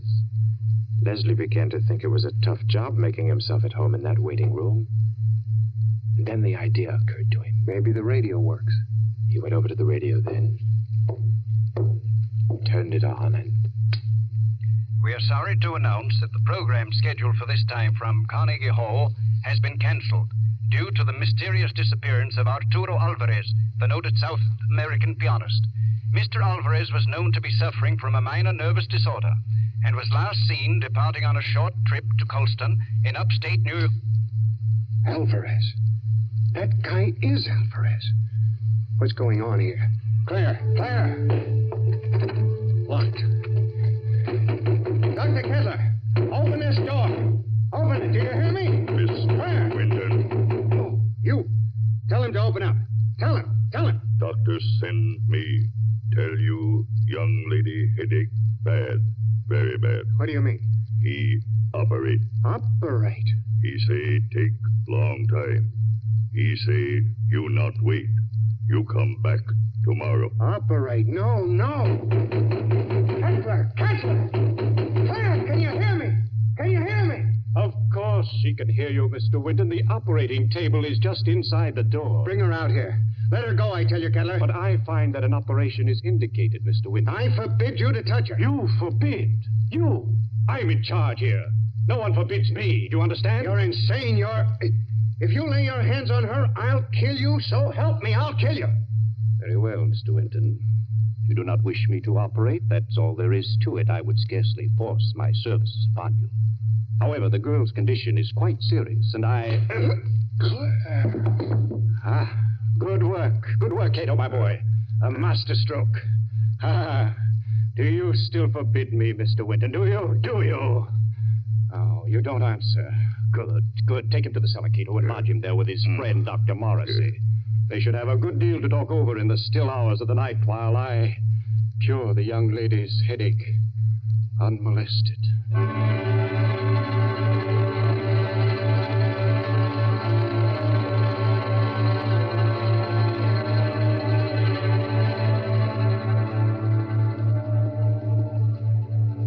You've got to pull yourself together, Leslie. Now try. Try to think. Cato brought you down a few moments ago. You've been hit in the head.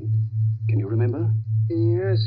I was talking to Kettler, trying to make him let Claire go.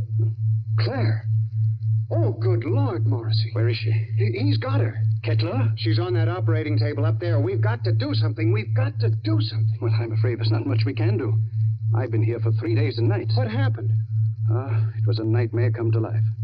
I'd had Kettler in my office for treatment. Yeah? He was off on a wild tangent, insisting that I had a man whom he had killed hidden down here in the cellar. That I and the rest of the medical profession had kidnapped him off the operating table with his head still swathed. He thinks I've been keeping this venom from him all along, even though I've known that just one side of him would cure his mental disorders. He hates me with every fiber of his twisted brain. He's a dangerous case, Leslie. He'll kill Claire? He may. There's a slim chance he won't. What's that? Well, all the surgical instruments are locked away. It's possible they may not be able to find them. Isn't there any way we can get out of here? Well, wouldn't I have used it? Where does that corridor lead to? To the staircase that goes to the first floor. Well? Not a chance. Comes out in the operating room, and they keep that door locked as tight as a drum. Besides, Kettler still has the pistol he took from my nurse. I've got to think. I've got to. My head hurts so I can't make good sense. Let's say that. I think they gave you a nasty cut. Oh, it doesn't matter. Say, Doc. Yes? What was his name? Who? The guy Kettler thought you were keeping from him, the one he killed. Benham. Laird Benham. Why? Was he a young fellow? Yes, rather tall, slender chap. Say, Doc, do you have any bandages down here? What? Bandages. Why, yes, I think so. They're stored down here. Enough to bandage my whole head, face, and everything? Why? I might have a chance of getting through that door up there.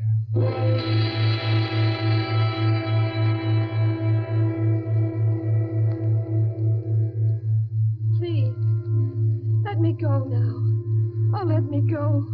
Leslie! Leslie! You will be better soon, much better. I will take the pain away, Mrs. Winton.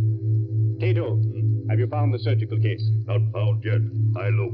Cato, look. Find it. We must not keep Mrs. Winton in an agony. Find it, I say. She'll have to create some order in this place. I want my instruments at hand on a moment's notice. Please, let me go. Oh, let me go. You shall be well again, my dear. I promise you shall be. Doctor, here, tall, white cabinet behind curtain. That's it. Open it, Cato. Locked. Locked, Doctor. Smash it open. Open it. I do. You'll find scalpels on the top tray. Bring them to me. Yes, Doctor. Is here, Doctor. See, knives. Good, sharp knives. Cato find. He find them. Excellent. How they glitter. It is good to feel the knife in my hand again. Put the others right beside my pistol here on the table. Please. Oh, please. There, my girl. I shall expend all my genius on you. You shall be well again. No! No! No! Now to work. What was that? Who's there? Dr. Kettler. Who is it? I have found my way back to you. Open the door, Dr. Kettler. I've come back again. Who are you? You remember? You remember Laird Benham? Cato! Yes, Doctor. The door, let him in! He's come back! Let him in, I say! Yes, Doctor. Oh, let me out of here! He's come back, Cato. Dr. Kettler. Benham, I knew it. I knew it all along. You're alive, you're living. Yes. Yes, Dr. Kettler. You. Just as they took you from the table. Yes. They took me away before the operation was complete. Finish it now. Hurry. I can't live much longer. I'm about to die. No. Cato, get Benham onto the table. Girl on table. Take her off. Take her out of here. Put her in the cellar. Let Benham take her place. At once, you hear? Yes, Doctor. Cato. No, I won't be put in the cellar. I won't. It might be well if you went down into the cellar, you know. It's nice down there. You'll see old friends, perhaps. Old friends who need help. Hurry, I say. Yes, Doctor. Come. I'm coming. Are you all right, Benham? Weaker. Cato! Cato, close door. No, stop wasting time. Leave the door alone. Help me. Help me get Benham on the table. Yes, Doctor. Cato, do. That's right. Now lift him carefully. Yes. Good. Now, lie back. Lie back. Gently. All right. Careful now. There we are. Cato, give me the knife. Yes, Doctor. Take off the bandages. From the top, Cato. That's correct. That's proper procedure. There. Yeah, now that's... I thought his hair was blonde, not black. Well, perhaps I've forgotten. I've forgotten so many things that... There was a scar on his forehead. I clearly remember a scar on his forehead. Well, maybe I imagined that too. Perhaps it was someone else who... Brown eyes. Benham, didn't you have blue eyes? I know they were blue. And your nose. Your nose was thinner and longer. Yes. And your lips. You had thick lips. That I know. Bandages off, Doctor. Dr. Kettler, there's a trick here. You're not Benham. You're not Benham. You're that young Mr. Winton. Dr. Kettler, listen to me. Cheat. So you wanted me to finish you, did you? Yes, Mr. Winton, I will. Hold him, Cato. Hold him. See the knife, Mr. Winton? Watch it glisten as it comes down, and into...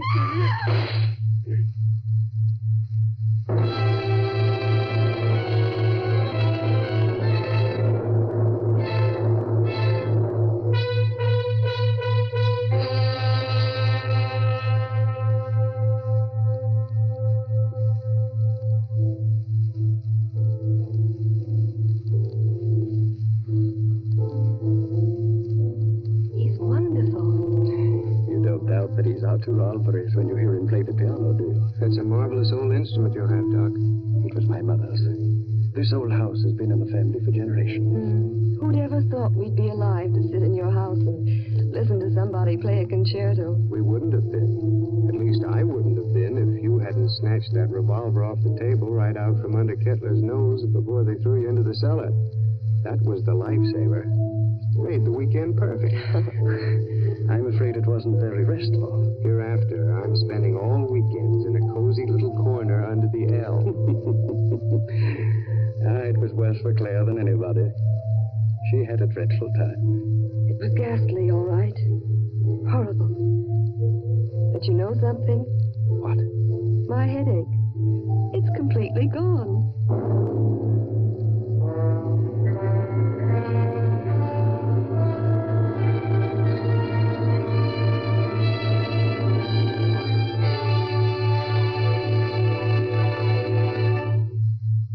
So ends the Kettler method, the tale of a memorable weekend and a long-awaited dead man who didn't return after all.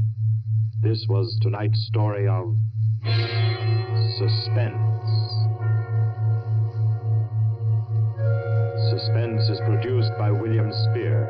John Dietz was our director this evening. Tonight's radio drama was written by Peter Barry and scored by Bernard Herrmann. Roger DeKoven was Dr. Kettler, John Gibson, Leslie Winton, and Gloria Stewart played Claire Winton. Others in the cast were Guy Repp, Martha Faulkner, Winfield Honey, and Ralph Smiley. Next week at this time, Columbia will bring you another selected story from the world's great literature of thrills. Another study in suspense. This is Barry Kroger, and this is the Columbia Broadcasting System.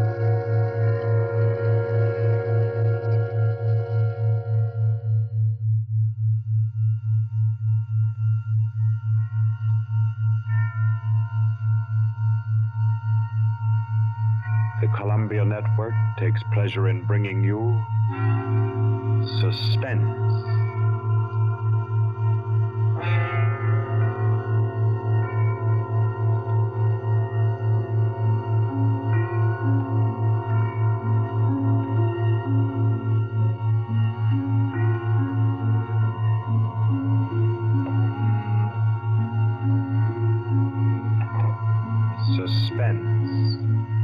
Columbia's parade of outstanding thrillers, produced by William Spear and scored by Bernard Herrmann. Notable melodramas from stage and screen, fiction and radio, presented each week to bring you to the edge of your chair, to keep you in suspense.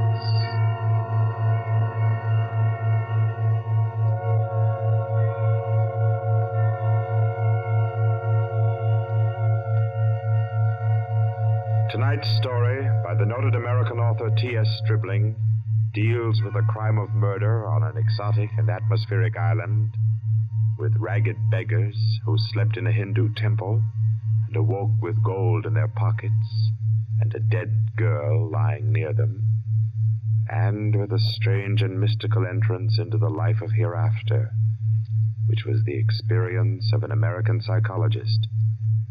For your suspenseful listening, we invite you to join us for A Passage to Benares.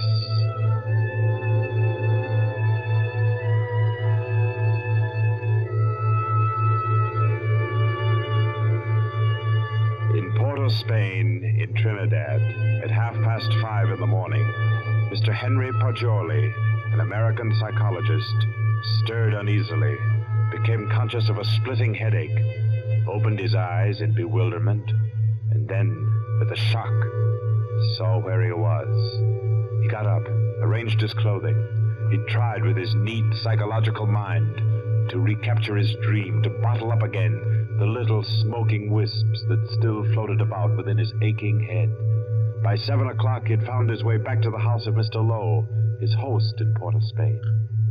Lowe was already about his coffee, with an interested spoon poised above the morning paper.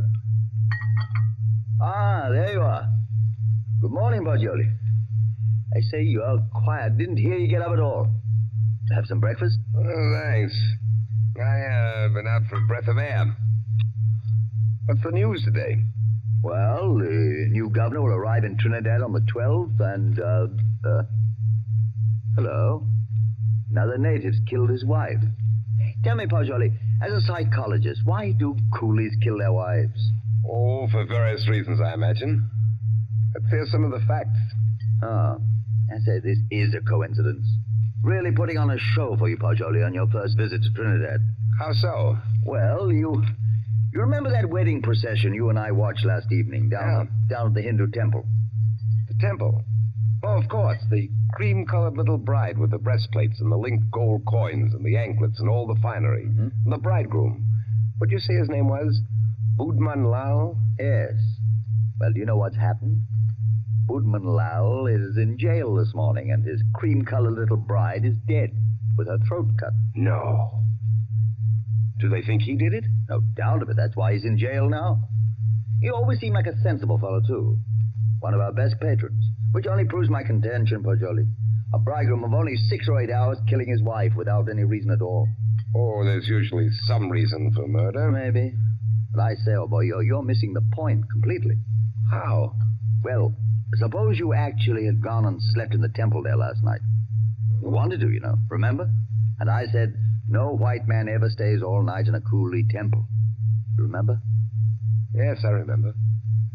You said it simply isn't done. Well, if you had, Poggioli, I say, that would have been a pretty kettle, wouldn't it? Yes. Yes. Well, I'm afraid I'll be mixed up in this. Both Mr. Lal and his uncle Hiradas are clients of mine. Old Hiradas has upwards of $5 million in my bank. Hiradas? Didn't you tell me he built that temple where the murder took place? Yes. It's what the Hindus call a temple and rest house. Hiradas gives rice and tea to any traveler who comes in for the night. It's an Indian custom to help mendicant pilgrims. A rich Indian will build a temple and rest house just as you Americans erect libraries. Ah. What does it say there about the murder, though? Budman Lal, nephew of the famous Mr. Hiradas, was arrested early this morning at his home for the alleged murder of his wife, whom he married yesterday. The body was found at 6 o'clock this morning in the temple where the wedding ceremony took place. The temple attendants gave the alarm. The victim's head was severed completely from her body, and all her jewelry was gone. 5 coolie beggars who were asleep in the temple when the body was discovered were arrested. They all claimed ignorance of the crime, but a search of their persons revealed that each beggar had a piece of the bride's jewelry and a coin from her necklace. Mr. Budman Lal and his wife were seen to enter the temple at about 11 last night for the Hindu rite of purification. Mr. Lal, who is a prominent curio dealer, declines to say anything further. Doesn't tell you very much, does it? Ah, not much. What do you make of those beggars? Oh, that's simple enough. Those devils laid in wait inside the temple until the husband went out and left his wife. Then they murdered her and divided the spoil. Ah, but she had enough bangles and geegaws to give a dozen to each man. Yes, you're quite right, Pajoli. That's a fact. Why should they continue sleeping in the temple after they'd killed her if they did murder her? Well, why shouldn't they? They knew they'd be suspected, and they couldn't get off the island without capture, so they thought might as well lie down again and go back to sleep. You may be right, Lo, but that doesn't look like the solution to me. Well, I'm satisfied that's how it occurred. You mean the beggars killed her? Mm-hmm. Well, I don't think so. I rather fancy that the actual murderer took the girl's jewelry and went about the temple thrusting a bangle and a coin in the pockets of each of the sleeping beggars to lay a false scent. Oh, come now. That's laying it on a bit too thick, Butcher. My dear Lo, that's the only possible explanation for the coins in the beggars' pockets. I say, oh, boy, you've had lots of experience in these things. Come along with me, and we'll go up and see Mr. Hira Daz and see if we can't help his nephew. I'll be glad to. But we'll go to the temple first. Then we'll call on Mr. Hira Daz.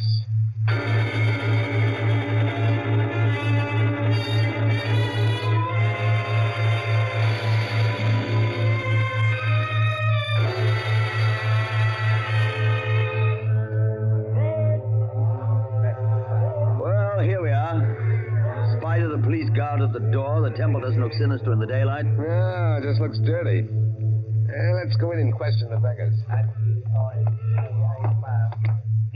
Excuse me, did any of you fellows hear noises in this temple last night? Oh, much sleep, Sahib. No noise. Policeman punch us wake this morning. Makes it still here. What's your name? Shuda Chan, Sahib. When did you go to sleep last night? When I ate rice and tea, Sahib. Mm-hmm. Do you remember seeing Budman Lal and his wife enter this building last night? Yes, remember, Sahib. Did you see them go out? No, Sahib. No one remember go out. You were all asleep then, huh? All asleep, Sahib. Did you have any dreams during your sleep? Hear any noises? I dream bad dreams, Sahib. Huh? When policeman punched me awake this morning, I think dream has come true. And me, Sahib. Me, too. Me. Did you all have bad dreams? Yes, all have bad dreams. Look here, Pajoli. I don't see where this is getting us. I do think we ought to be getting on to old Hira Daz's house. No, I think we can now entirely discard the theory that the beggars murdered the girls. On what grounds? They told you nothing except that they all had bad dreams. That's the reason. They all had wild, fantastic dreams. That suggests that they were given some sort of opiate in their rice or tea last night. It's quite improbable that 5 ignorant coolies would have wit enough to concoct such a piece of evidence as that. That's a fact, but I don't believe a Trinidad court would admit such evidence. We're not looking for legal evidence. We're after some indication of the real criminal. Now I suggest that we get onto the house of Hira Daz.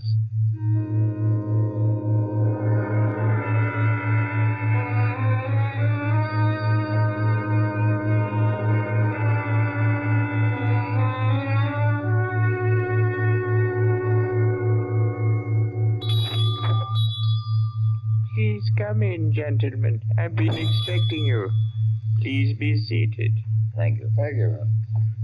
A most mysterious murder in the life of my poor nephew will depend upon your exertions, gentlemen. Tell me, what do you think of the beggars that were found in the temple with the bangles and coins? Well, I'm afraid my judgment of the beggars will disappoint you, Mr. Hira Daz. Huh? My theory is that they're innocent of the crime. Really? Why do you say that? Because they told me of dreams they had. All their dreams were very nearly identical. You are not English, sir. No Englishman would have thought of that. No, I'm American with a backlash sprinkling of Italian. My name's Paggioli. What is your profession, Mr. Paggioli? You are a detective? No, Mr. Daz. I'm a psychologist. Ah, your soul is at least groping after knowledge. However, it gropes as a blind worm, Mr. Paggioli, and we must find the criminal who committed this crime, and thus restore my nephew Budman Lal to liberty. You can imagine what a blow this has been to me after I arranged this marriage for my nephew. You did? Arranged a marriage for a nephew who is in his 30s? Yes, Mr. Poggioli. I wanted him to avoid the pitfalls into which I fell. He was unmarried, and he had already begun to add dollars to dollars. I did the same thing. And now, look at me. An empty old man in a foreign land. What good is this house where men of my own kind can't come and sit with me, and when I have no grandchildren to romp and play? No. I've piled up dollars and pounds. I've eaten the world, Mr. Poggioli, and found it bitter.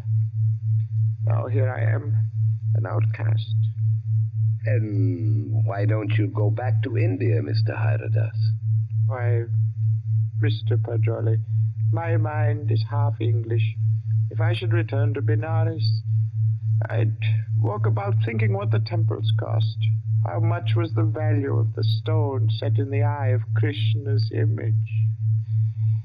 If I would ever be one with my own people again, Mr. Poggioli, I must leave this Western mind and body here in Trinidad. That's very interesting and moving, but we were discussing your nephew, Budman Lal. Wait. In searching for the criminal, I would suggest you look for a moneyed man. Let me tell you my suspicions, and you can work out the details. What are they? I went out of the temple this morning to have the body of my poor murdered niece brought here to my villa for burial. I talked to the 5 beggars, and they told me there was a 6th sleeper in the temple last night. Was there indeed? Yes, Mr. Lowe. A white man. A white man? Yes, Mr. Lowe. All 5 of the coolies and my man, Guta, told me it was true. But, Mr. Hyradas, decapitation is not an American mode of murder. American? I was speaking generally. I mean, a white man's method of murder. That is indicative in itself. I meant to call your attention to that point. It shows the white man was a highly educated man who had studied the mental habits of other peoples than his own. So he was enabled to give the crime an extraordinary resemblance to a Hindu crime. But what motive could a white man have? Possibly robbery, Mr. Poggioli. Or if he were a very intellectual man, he might have murdered the poor child by way of experiment. A murder for experiment? Yes, Mr. Lowe. To record the psychological reaction. Why, I can't entertain such a theory as that, Mr. Hyradas. Oh, no. It is too far-fetched. However, it is worth investigating, is it not? Yes, but I'll begin my investigations with the man Guka. By all means, Mr. Poggioli. And in your investigations, gentlemen, hire any assistance you may need. Draw on me for any amount. I want my nephew exonerated, and above all things, I want the real criminal apprehended and brought to the gallows.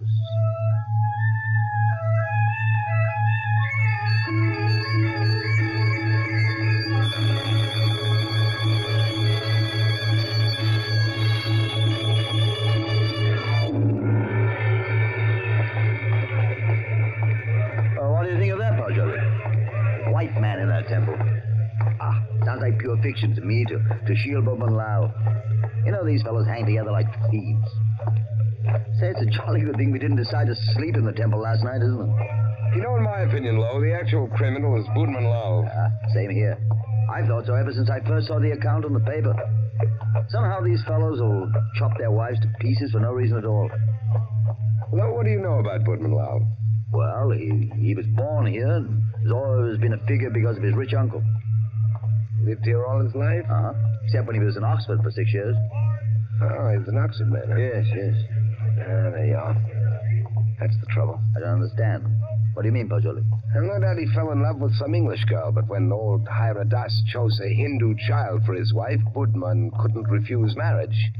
No man's going to quarrel with a $5 million legacy. And then he chose this ghastly method of getting rid of the child bride.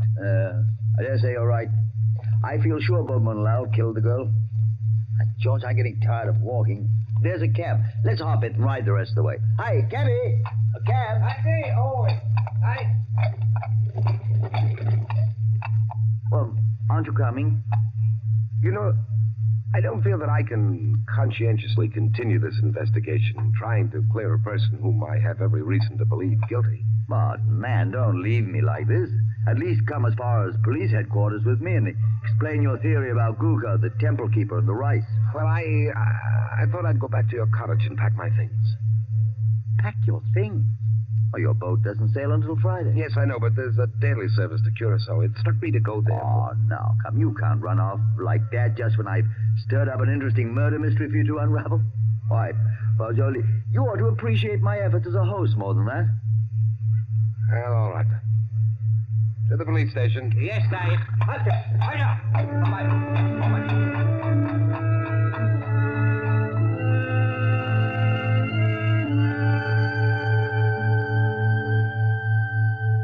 Chief Vickers, this is my friend, Mr. Pajoli. Mr. Pajoli, Mr. Vickers is chief of Trinidad's police force. How do you do? How do you do?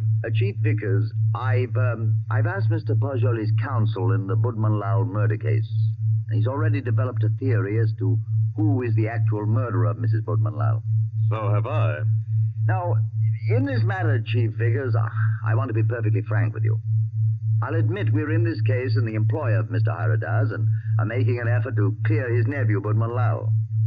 We felt confident you'd use the skill of the police department of Port of Spain to work out a theory clearing Budman Lal just as readily as you would to convict him. Our department usually devotes its time to conviction and not to clearing criminals. Yes, I know that, but if our theory will point out the actual murderer... What is your theory?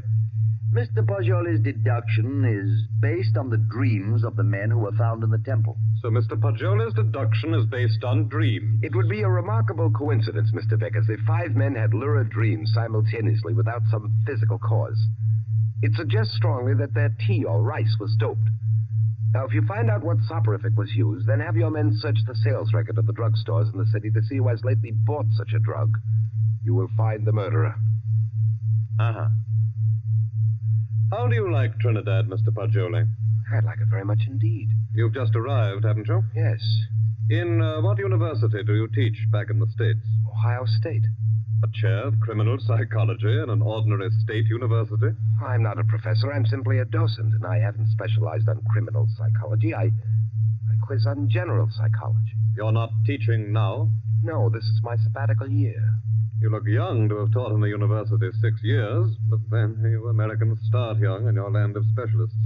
Now, you, Mr. Pajoli, I suppose you're wrapped up heart and soul in your psychology. I am. You'd do anything in the world to advance yourself in the science. I rather think so. Especially keen on original research work. Aha, that's what he is, Chief Vickers. Do you know what he asked me to do yesterday afternoon? No, what, Mr. Lowe? Oh, I don't think we ought to burden Mr. Vickers with our household anecdotes. Oh, but I'm really curious. Just what did Mr. Pajoli ask you to do yesterday afternoon, Mr. Lowe? Oh, well, really nothing at all. It was just a little psychological experiment he wanted to do.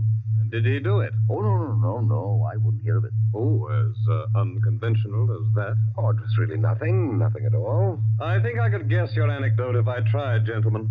About a half an hour ago, I received a telephone message from my man stationed at the temple to keep a lookout for you and Mr. Pajoli. A lookout for us? Yes, because one of the coolies under arrest told him that Mr. Pajoli slept in the temple last night. Oh, but that's not true. That's exactly what he didn't do. He suggested it to me, but I said no. You remember, Pajoli, you didn't do it. Did you, Pajoli? Did you? You see, he did. Gentlemen, I had a perfectly valid and important reason for sleeping in the temple last night, and so I can only ask your sympathetic attention to what I'm about to say. Go on. You remember, Lo, you and I were down there watching a wedding procession. Well, just as the music stopped and the procession entered the building, suddenly it seemed to me as if they'd vanished. Naturally, they'd gone into the building. No, I don't mean that. I'm afraid you won't understand what I do mean. That the whole procession had ceased to exist, melted into nothingness. You see, that's really the idea on which the Hindus base their notion of heaven, Oblivion, nothing. Yes, I've heard that before. Well, our medieval Gothic architecture was the conception of our Western heaven, and I thought perhaps the Indian architecture had somehow caught the motif of the Indian religion, you know, suggested nirvana. That's what amazed and intrigued me. That's why I wanted to sleep in the place. I wanted to see if I could further my shred of impression. Does that make any sense to you, Mr. Vickers? We are not interested why you went, Mr. Poggioli. We know a murder took place in the temple. You can't think that I committed a horrible murder as an experiment. You intellectual chaps do some pretty weird things, Mr. Poggioli. Why, only the other day I was reading about two young intellectuals. Yes, these fellows I read about also tried to turn an honest penny by their murder. I don't suppose you happened to notice yesterday that the little bride, Maila Ram, was almost covered with gold bangles and coins? Of course I noticed. But I had nothing whatever to do with her. I did sleep in the temple. By the way, you say you slept on a rug just as the coolies did. Yes, I did. And you didn't wake up either, Mr. Poggioli? No. Then did the child's murderer happen to put a coin and a bangle in your pockets, just as he did the other sleepers in the temple? I don't know. I haven't looked in my pocket since then. Then please do so now, Mr. Poggioli. Oh, yes. Here they are, Mr. Vickers. You don't happen to have any more, do you? No. I've already been through all my pockets, and I haven't any more. Well, that's something. Of course, you might have expected just such a questioning as this and provided yourself with these 2 pieces of gold, but I doubt it. Somehow, I don't believe that you're an experienced enough man to think of such a thing. However, we shall see. I suppose you have no objection, Mr. Poggioli, to my accompanying you over to have a little search of your baggage in Mr. Lowe's cottage?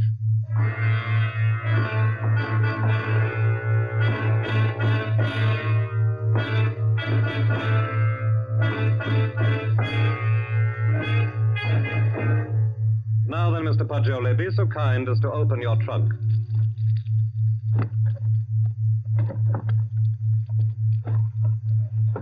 Good heavens. Mm-hmm. Just as I thought. A trunk tray full of bangles and coins.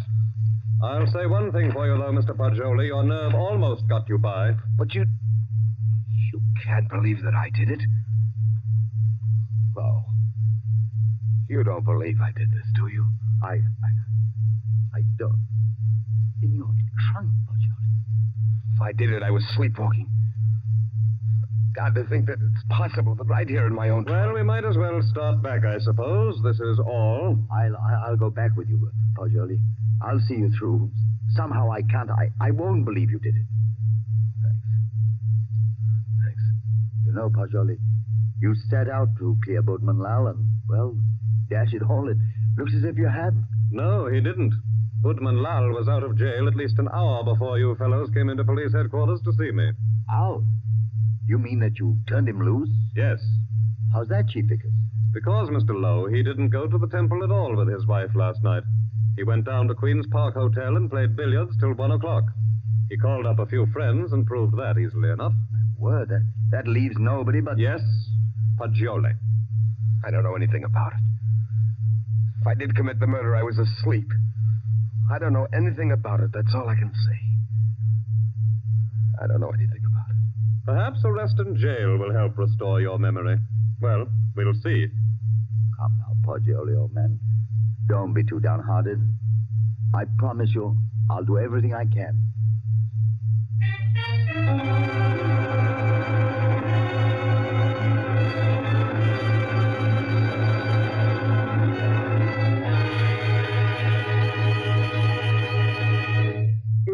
Case against Henry Poggioli having been duly tried by a jury of your peers who have been found guilty and by the powers invested in me, I herewith sentence you to be hanged by the neck until you are dead.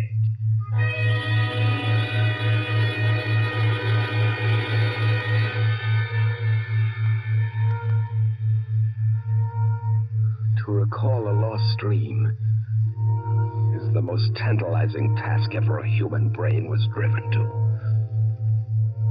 But if I lie still long enough on this bunk, perhaps I can recapture the dream I had in the temple last night. Yes. It seems to me that the image on the altar moved. And suddenly the dome overhead was opened and left me staring upward into a vast abyss, where I was alone in endless space, where all creatures and all matter that had ever been or ever would be were wrapped up in me, Pacioli. That was my dream. That's an odd thing. 6 men dreaming the same dream in different terms. There must be a physical cause for such a phenomenon. Of course! I've got it! Vickers! Whoa! I have it! I've solved it! Get me out of here! I know who killed the girl!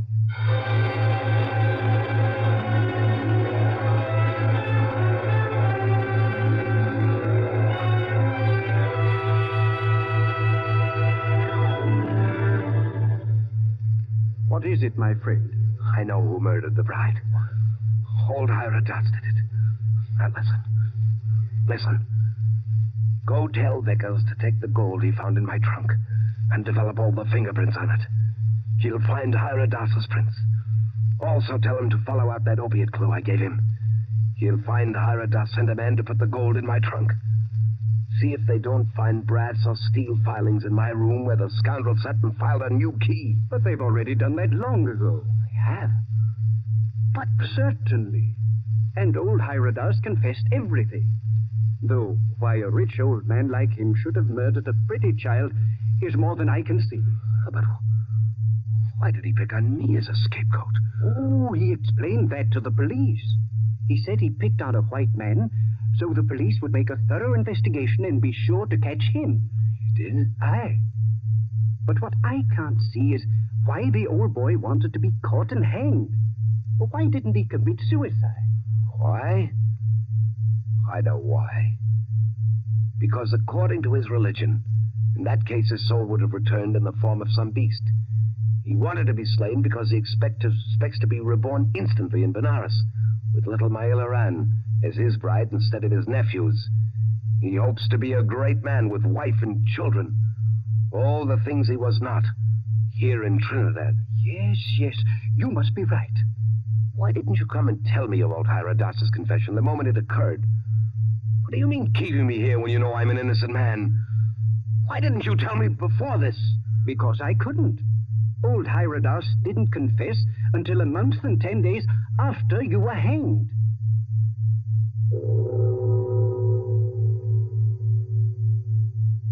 So ends A Passage to Benares, T.S. Stribling's tale of mysterious death and death mysterious. This was tonight's story of Suspense. Suspense is produced by William Spear. John Dietz was our guest director this evening. Tonight's radio drama was written by Carol Case and scored by Bernard Herrmann. Paul Stewart was Poggioli, Barry Kroger was Mr. Hiradas, and Horace Brem played Mr. Lowe. Others in the cast were Alan Hewitt and Guy Rep. Next week at this time, Columbia will bring you another selected story from the world's great literature of thrills, another study in suspense. This is Barry Kroger, and this is the Columbia Broadcasting System.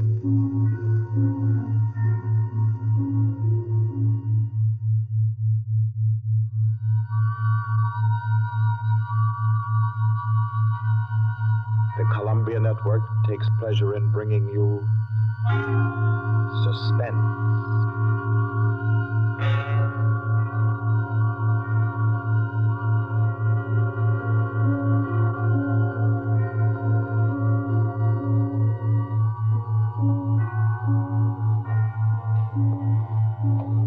Suspense, Columbia's play theater of outstanding thrillers, produced and directed by William Spear and scored by Bernard Herrmann. The notable melodramas from fiction and stage and screen, from the world's great literature of entertaining excitement, presented each week to bring you to the edge of your chair, to keep you in suspense.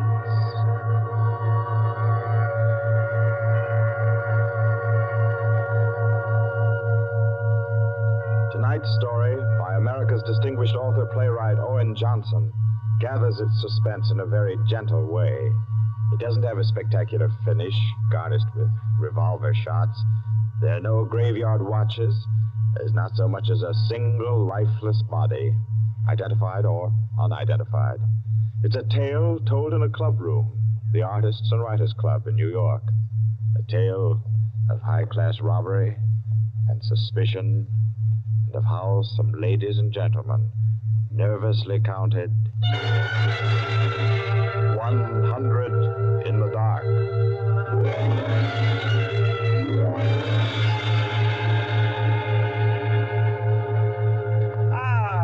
That was a fine meal. Me for the club anytime. Here, we can all sit here, Quinny. Yes, if you'll just draw up that chair for Mr. Peters. Oh, yeah. Here you are, Mr. Peters. Thank you. Do you all know Peters? This is Mr. Steingall. How do you do? I know you. Mr. Golier. Oh, I believe we've met. Oh, yes. How are you? Oh, you know each other. Yes. And the one who drew up the chair, Mr. Rankin. How do you do? Well, I guess we're all acquainted now. To get back to our table discussion, Quinny. Oh, yes. How about a drink? Who'll join me? Oh, yeah, pleasure. Fine. John. Well, now, Steingall, as I said, there are only half a dozen stories in the world. What is more to the point? There's every reason... Yes, sir. What? Oh, 5 with soda, John. Yes, sir. Now, where was I? Oh, yes. What is more to the point, gentlemen, is the small number of human relations that are so simple and yet so fundamental that they can be eternally played upon, redressed, and reinterpreted in every language, in every age, and yet remain inexhaustible in the possibility of variation. Well, that's true, of course. It's very possible. Take the eternal triangle. 2 men and a woman, or 2 women and a man. Its variations extend to thousands. That right, Rankin? Well, in a way. Ah, here we are. Set them down right there, John. Very well, sir. A little soda. Here you are. Thank you. And you? Thank you. Soda, Peter? Yes, please.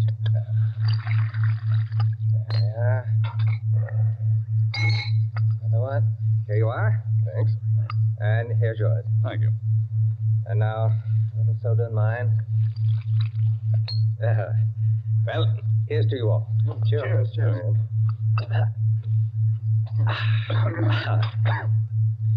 I'm afraid we can't see eye to eye, Quinny. I believe there are situations, original situations, that are independent of your human emotions, that exist just because they are situations, accidental and nothing else. As for instance? Well, I'll just cite an ordinary one that happens to come to my mind. In a group of 5 men, such as we are here, a theft takes place. 1 man is the thief. Which one?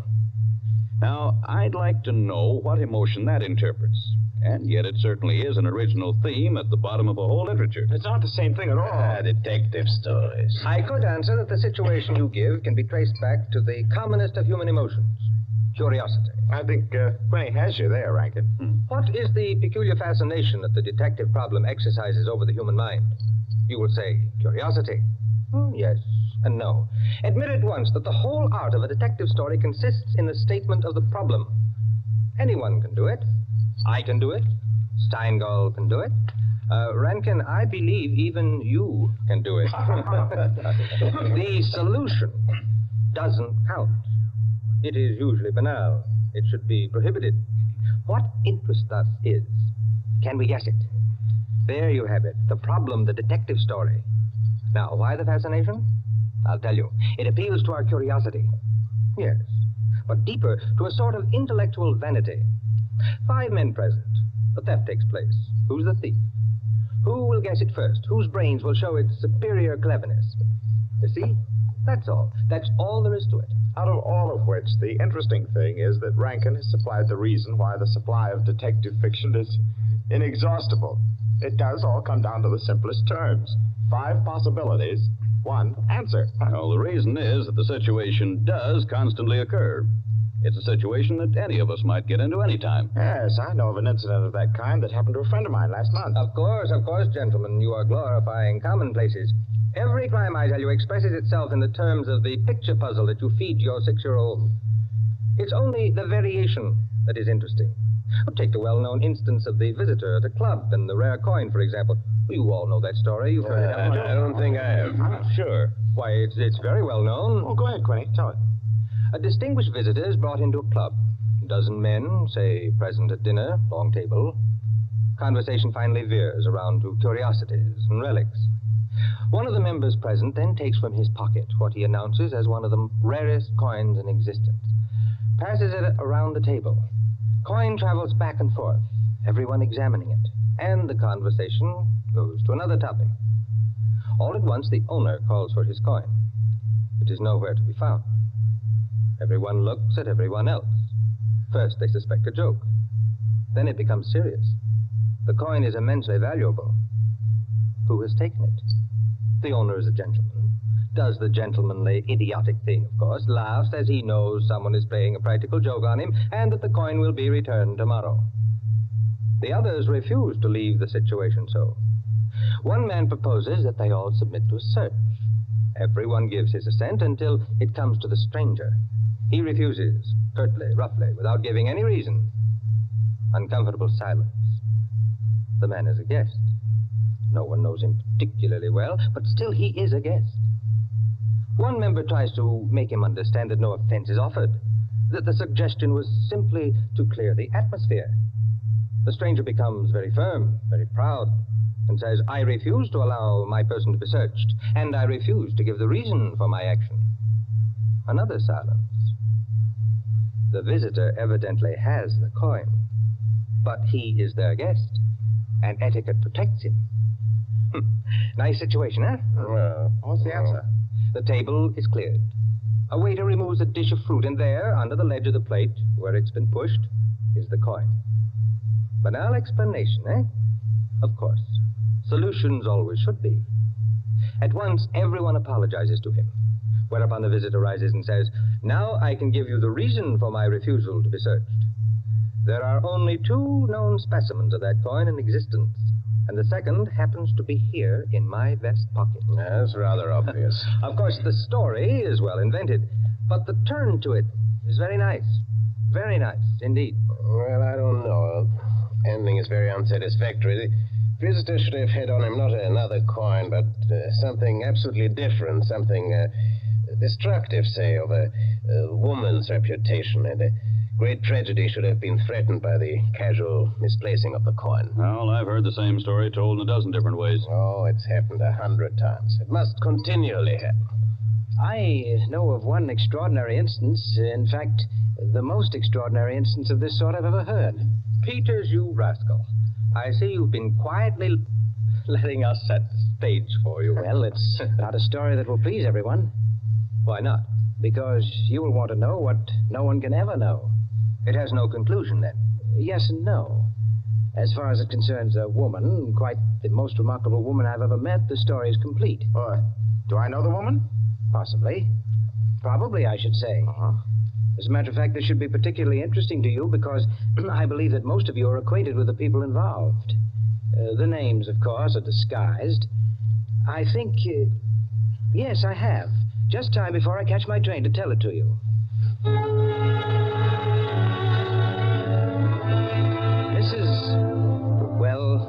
Mrs. Rita Kildare inhabited a charming bachelor girl's studio. Very elegant. With a duplex pattern in one of the buildings just off Central Park West. She knew very nearly everyone in that indescribable society in New York that's drawn from all levels and that imposes but one condition for membership, to be amusing. In this mingled society, her invitations were eagerly sought. Her dinners were spontaneous, and the discussions, though gay and usually daring, were invariably under the control of wit and good taste.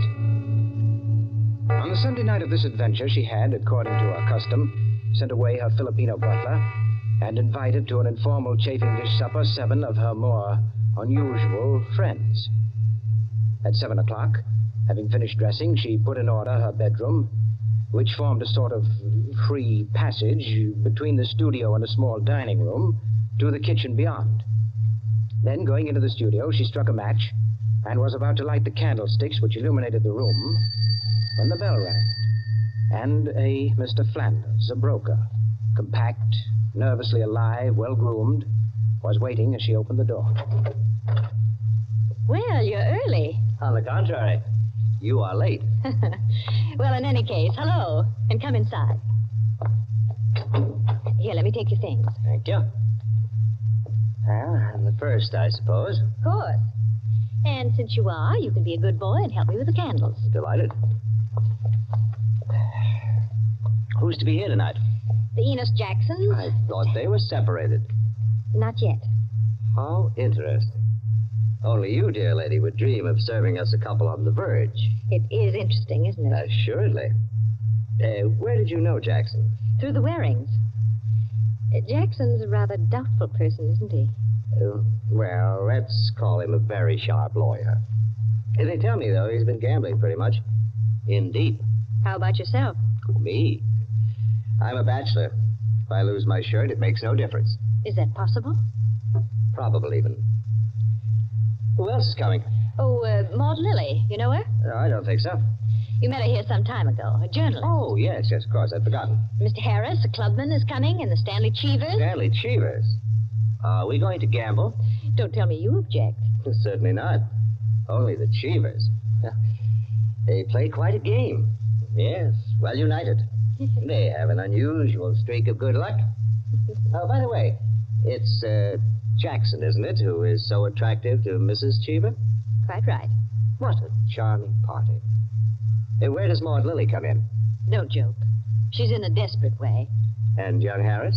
Oh, he's to make the salad and cream the chicken. See the whole party. I, of course, am to add the element of respectability. Of what?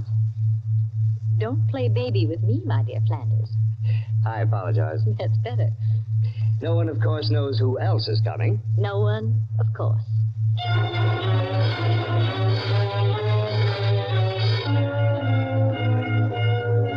The Stanley Cheevers entered. A short, fat man with a vacant, fat face and slow-moving eye, and his wife, voluble, nervous, overdressed, and pretty. Mr. Harris came in with Maud Lily.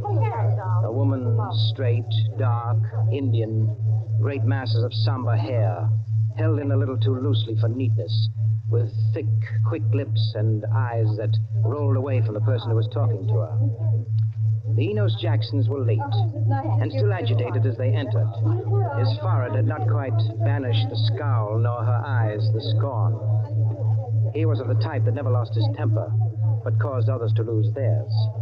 Mrs. Jackson seemed fastened to her husband by an invisible leash. You looked at her curiously, and wondered what such a nature would do in a crisis, with a lurking sense of a woman who carried with her her own impending tragedy.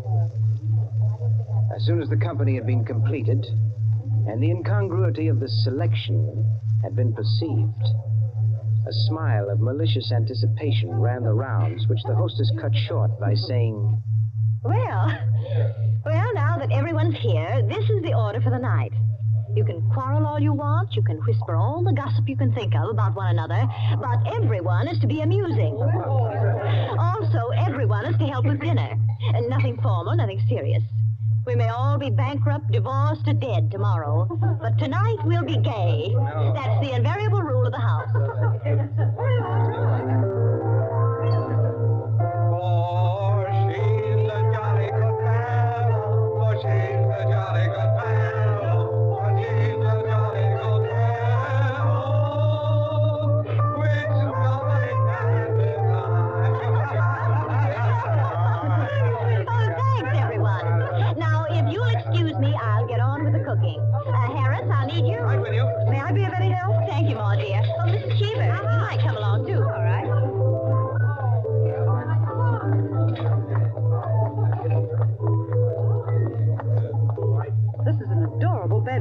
Thank you, dear. Now for my apron. Oh, there it is. Tie me up in the back, will you please, Maud? Of course. There you are. Fine, thanks. Now just let me get my rings off, and I'll be all ready to go to work. Oh, this is such a lovely apartment, Mrs. Kildare. Thanks. Soap and water always seem to do it. There. Your rings are so beautiful. They are nice, aren't they? But there's only one that's very valuable, the sapphire. Oh, it's beautiful. Let me see. Oh, Oh, it must be very valuable. It cost $10,000 6 years ago. It's been my talisman ever since. For the moment, however, I'm a cook. You're not going to leave the rings there? Why, of course. Now, I'm the cook. Maud Lily, you're the scullery maid. Harris is the chef, and we're all under his orders. Mrs. Cheever, did you ever peel onions? Oh, good heavens, no. Well, there are no onions to peel. All you have to do is help set the table.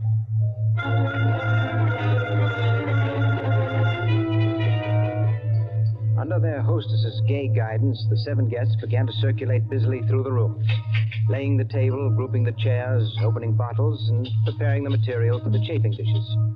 Mrs. Kildare, in the kitchen, ransacked the icebox, and with her own hands shredded the chicken and measured the cream. Flanders, carry this in carefully.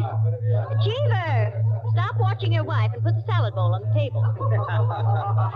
Everything ready, Harris? All set. All right, everyone sit down. I'll be right in. She went into her bedroom, took off her apron, and hung it in the closet. Then, going to her dressing table, she drew the hat pin around which were her rings from the pincushion and carelessly slipped them on her fingers. But all at once, she frowned and looked quickly at her hand. Only 2 rings were there. The 3rd ring, the sapphire, was missing. Stupid, she said to herself, and returned to her dressing table. Immediately, she stopped. She remembered quite clearly putting the hat pin through the 3 rings. She made no attempt to search further, but remained without moving, her fingers slowly drumming on the table. Who had taken the ring? Each of our guests had had a dozen opportunities in the course of the time she'd been busy in the kitchen. She ran over their characters and their situations as she knew them. Strangely enough, at each, her mind stopped upon some reason that might explain a sudden temptation. To find out nothing this way. That's not the important thing to me just now. The important thing is to get the ring back. And slowly, deliberately, she began to walk back and forth, her clenched hand beating the deliberate, rhythmic measure of her journey. 5 minutes later, as Harris, installed as chef over the chafing dish, was giving directions, spoon in the air, Mrs. Kildare came into the room like a lengthening shadow. Her entrance had been made with scarcely a perceptible sound, and yet each guest was aware of it at the same moment, with a little nervous start. Heavens, dear lady. You come in on us like a Greek tragedy. What is it you have for us? A surprise? I have something to say to you. Mr. Enos Jackson. Yes, Miss Kildare? Kindly do as I ask you. Certainly. Go to the door. Go to the door? Please. Yes? Lock it. And bring me the key.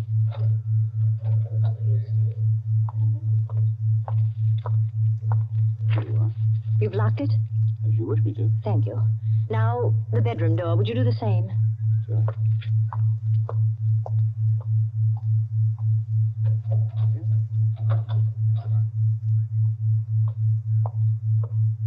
Thank you, Mr. Jackson. Mr. Cheever. Yeah? Would you blow out all the candles except the candelabra on the table? Blow out all the candles. Except the candelabra.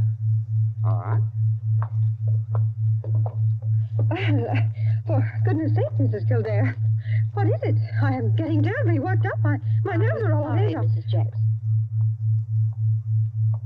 That's the last candle. All right. Now listen. My sapphire ring has just been stolen. You don't mean it. The ring's been taken within the last 20 minutes. I'm not going to mince words. The ring has been taken, and the thief is among you. But Mrs. Kildare, is it possible? Yes, Mrs. Cheever. There's not the slightest doubt. 3 of you were in the bedroom when I placed my rings on the pincushion. Quite true. I was in the room when she took them off. The sapphire ring was on top. Each of you has passed through there a dozen times since. My sapphire ring is gone, and one of you has taken it. For heaven's sake, Now listen. I'm not going to mince words. I'm not going to stand on ceremony. But I'm going to have my ring back. Listen to me carefully. I'm going to have that ring back. And until I do, not a soul shall leave this room. I don't care who's taken it. All I want is my ring. Now, I'm going to make it possible for whoever took it to restore it without possibility of detection. The doors are locked and will stay locked. I'm going to blow out the remaining candles in the candelabra, and we're going to count 100 slowly. There'll be an absolute darkness. No one will know or see what's done. But if, at the end of that time, the ring is not here on the table, I shall telephone the police and have everyone in this room searched. Am I quite clear? Everyone take his place about the table and remain standing, please. That's it. That'll do. Now, I'll blow out the candles and count 100. No more, no less. Remember, either I get that ring, or everyone in this room will be searched.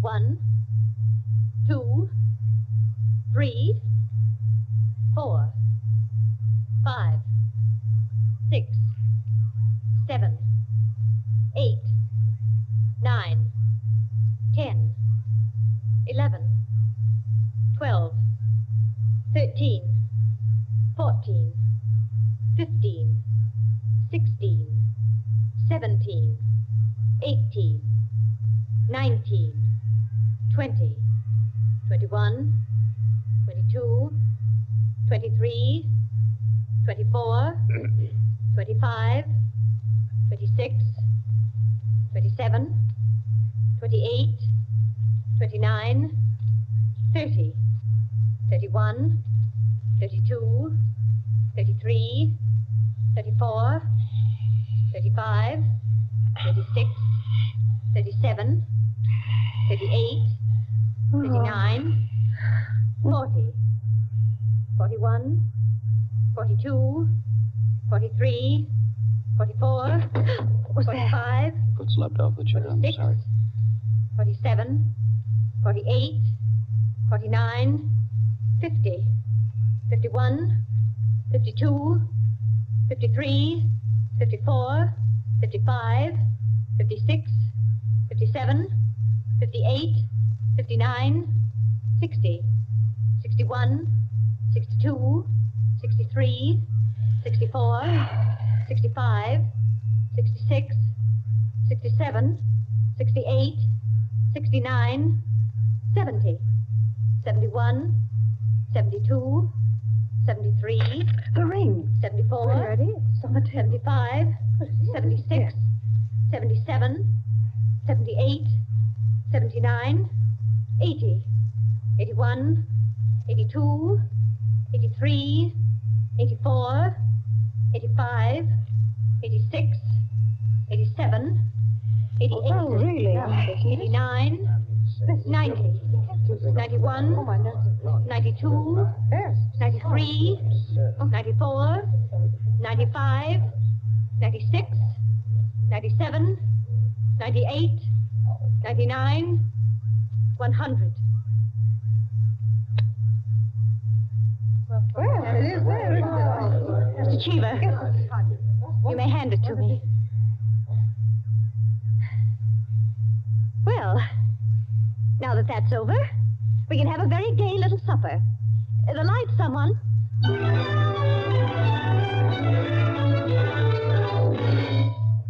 And there you are, gentlemen.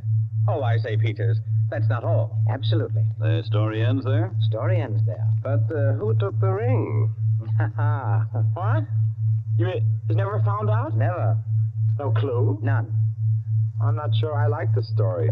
It's no story at all. Permit me, it is a story. And it is complete. In fact, I consider it unique because it has none of the banalities of a solution and leaves the problem even more confused than at the start. Well, I don't see... Of course you don't see, my dear Enkin.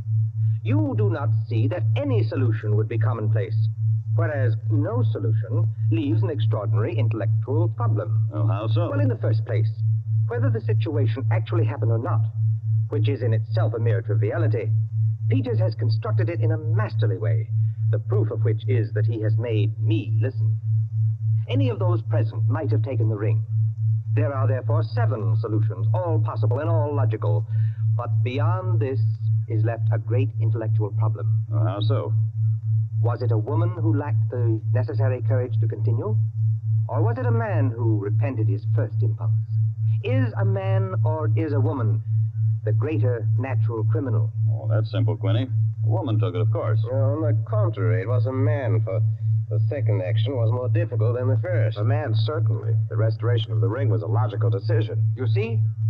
Personally, I incline to a woman, for the reason that a weaker feminine nature is strangely susceptible to the domination of her own sex. There you are. We could meet and debate the subject year in and year out and never agree.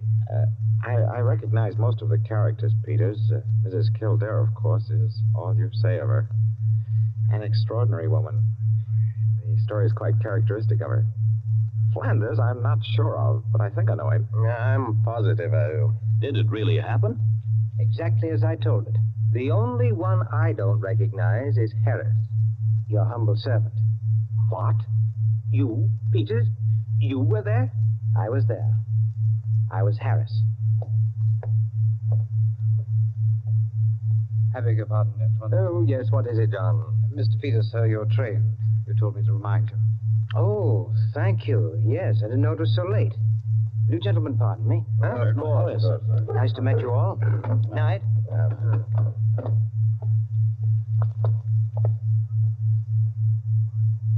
Curious chap. Extraordinary. Well, now, I wonder. I wonder if we're wondering the same thing, gentlemen.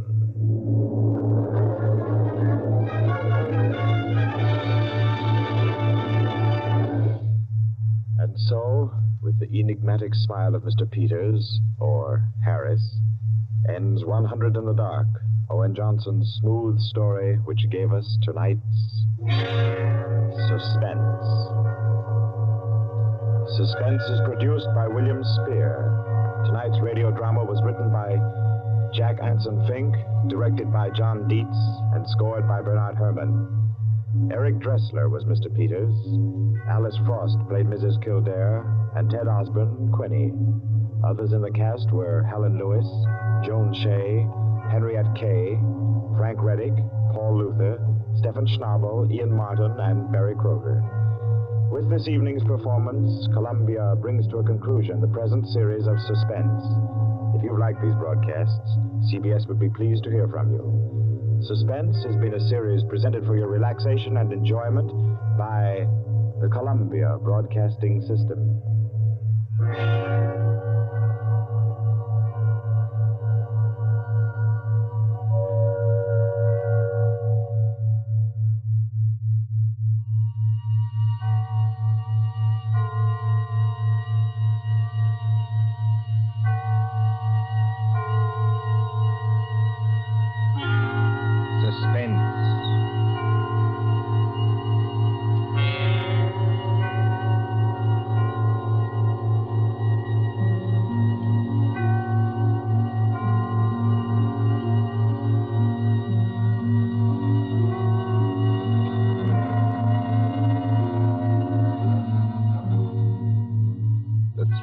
Nighttime, the hushed voice and the prowling step, the crime that is almost committed, the finger of suspicion pointing perhaps at the wrong man, the stir of nerves at the ticking of the clock, the rescue that might be too late or the murderer who might get away, mystery and intrigue and dangerous adventure.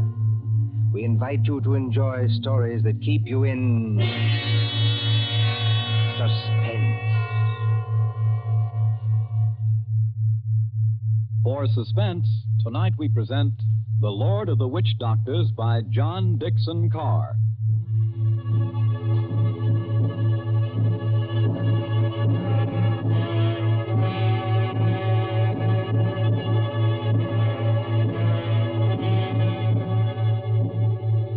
The drums were beating that night. The Lord of the Witch Doctors was on his way. 20 miles off the East African coast, fanned by the blistering heat of the Indian Ocean, lies the island of Zanzibar. Here, many years ago, To be exact, in the year 1889. 3 nations were rivals for imperial German eagle. At Mogadishu were the Italians. A mixed population boiled along that coast, Portuguese, Arabs, Swahili. On the island itself, Sayyid Khalif, Sultan of Zanzibar, ruled the remains of a once mighty empire. Mohammedan Bantus of the tribe of Zeng. Look over there, in the moonlight. That white building, patched and rotted, was the palace where Sayyid Khalif lived with his fat wives and his captive lion. Not far away on the hill overlooking the harbor stood the British Residency. The British resident, or crown official, held uneasy sway against German and Italian influence. And at the Residency on that hot night, Martha. Yes, Father? Come away from the windows, please. But, Father, those drums are on the mainland. Never mind. 20 miles from here. I'd rather you stood back. It's the fires I don't like, sir. You can see the red light all this distance. They're having a beano of some kind. You'd better stand back, too, Mr. Harris. Look here, sir. Yes, Mr. Harris? I've been your diplomatic attaché in this place for 3 years. Couldn't you call me by my first name in private? Just as you please. Lower the sun blinds and turn down the wick of that lamp. You don't think there's any danger? There's no danger whatever, but... Nero seems terribly restless tonight. Only natural, my dear, with the drums going. Everybody seems restless. This has been going on for days. You begin to get in your nerves. So you feel it too, eh? And I do wish Sayyid Khalif wouldn't tease Nero. Jab at him with the meat fork and that kind of thing. If that lion ever got loose... Nerves, my dear, nothing but nerves. Let's face it, sir. There's something very queer going on over on that mainland. Well, suppose there is. All we know is what Nyoka knows. This great witch doctor, whoever he is, has been making a triumphal progress to the coast. The whole bush is afraid of him. You alarm me. Nyoka says he's got horns. He can make himself 7 feet tall, like stretching an accordion. Oh, really, Bill Harris? But I don't say I believe it. I say it might be dangerous.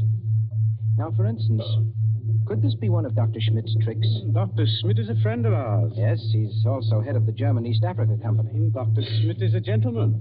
Look at that coast over there. He's got every native chief in his pocket. Dr. Schmidt assured me that the German emperor has no more territorial claims in East Africa. We get our trade concessions from Sayyid Khalif. Sayyid's our only friend, but we can't even be sure of him. The Germans give him trade gin and a grand piano.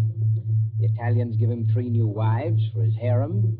What do we give him? I have no instructions from London about the situation in this island. No. Somebody in Whitehall probably forgot to post them. For the last time, Mr. Harris, I will not hear His Majesty's government criticized like that. Sorry. These things take time. If there's any danger, we'll be notified in due course. Listen. Well, they're only our own natives. They beat their own drums, you know. Somebody went past that window. That's probably only Nyoka, my dear. Surely you're not afraid of our own servant. No, but I... Master! Nyoka, listen to me. Don't hang on to that big curtain. You'll pull it down. Now stand up straight and tell me. What is it? He here, Bwana. He here, yes, please. Who's here? Big witch doctor here, yes, please. He come up past in moonlight. He walk slow, boom, boom. He got big teeth eat with the outside front door now. What was that? Drums have stopped. Nyoka's right, sir. We have got a visitor. There's somebody coming down the hall. Better turn down that lamp, Martha. I can't seem to find the lamp. My fingers are all thumbs. There's a revolver in the table drawer behind you, sir. I don't need it. Stand perfectly still, all of you. Now, please, friends all, don't be alarmed. Are you English? That's right, miss. Born and bred in Stretton. Which of you is the British consul? I am the British resident, sir. My name is Richardson. May I ask the meaning of this tomfoolery? Well, that's just what I'm here to tell you. Or maybe I'd better show you. Now, observe me right hand. I hold it up so, and as I live a lighted cigar. But perhaps the lady doesn't like smoking in the drawing room. Now, look here, there's nothing up my sleeves. I wouldn't deceive you for the world. I turn over my hand, and would you believe it? A glass of water. Is this man insane? Father, I think he's trying to tell you he's a magician. That's right, miss. Direct from the Egyptian or Piccadilly. Animal taming and magic. That's my line. Then you're the famous witch doctor that's got all the natives in an uproar? Nobody else, young fella. Yes, well, you tell us what you mean by this nonsense. Scaring everybody when there's no danger. No danger? I suppose you haven't heard about Sayyid Caliph and his Gatling guns? Gatling guns? Kindly presented by Dr. Otto Schmidt. And believe me, all you've got is an appointment with a Gatling gun, unless my nonsense steps in. Here, take a look at this. But you can't be from the British Foreign Office. Well, that's just what I am, Governor. Going up in the world, don't you think? By the way, I'd better give you your instructions. The envelope's pretty dirty and a little bit smelly from being under my furs and devil pink, but... Read it, sir. Go on and read it. Foreign Office, Whitehall, British Consul, Zanzibar. Bearer of this letter, the Great Mephisto. That's me. Real name, Barney Hicks. They must be out of their minds. Are they? Listen, old man. I've been 3 weeks in that jungle with a Swahili interpreter. I've been bitten and stung and fried to death. But Schmidt or no Schmidt, I've got those native chiefs just where I want them. You see what happens when I announce I'm a friend of the Great White Queen? Why, you'll have 'em eaten out of your hand. Well, that's true. And all we've got to do is get around Sayyid Caliph here on this island. But do we need to get around him? The young lady, be good enough not to speak until you're spoken to. Oh, I'm sorry, Father. Sayyid may be lazy and as fat as a hippopotamus. He's rather a fine old boy. Is he? You said something about Gatling guns. Now, listen. Here's the game. Father, I don't like this. I've never heard Nero as restless as that. Never mind, Nero. Go on. Well, I came over here tonight in a steam launch. Tomorrow I'm paying my state visit to the great Sultan Sayyid Caliph. Now, you present me as your friend, and a friend of the Great White Queen, and I do my best tricks at it. Is anything wrong with your native boy? Nyoka, be still. You're not afraid of our witch doctor friend, are you? No, I good Christian. Here, what are you doing? Come out from under that sofa. But, Bwana, I see something. I look out through windows. See Bwana bald head coming apart. Well, a bald head? That's Dr. Schmidt. Dr. Schmidt? Well, he mustn't find me here. Yes, I quite agree. This is most irregular. Is there a back way out of here? Yes, through that arch. Stay in the back room. Naoko will show you. Me go with witch doctor. Yes, hurry, please. I know like. Never mind what you like. You go. All right, master.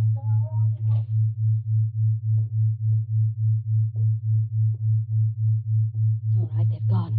Yes, about time, too. Well, good evening, Dr. Schmidt. Pleasure to see you. Always a pleasure to see you. Ah, my friends, I wish I could say it was such a pleasure to see you. Isn't it, Doctor? This at any time but now. Do not mistake me, I beg of you. No, it is that confounded lion, Nero. Always I say it will happen, and now it has happened. What about Nero?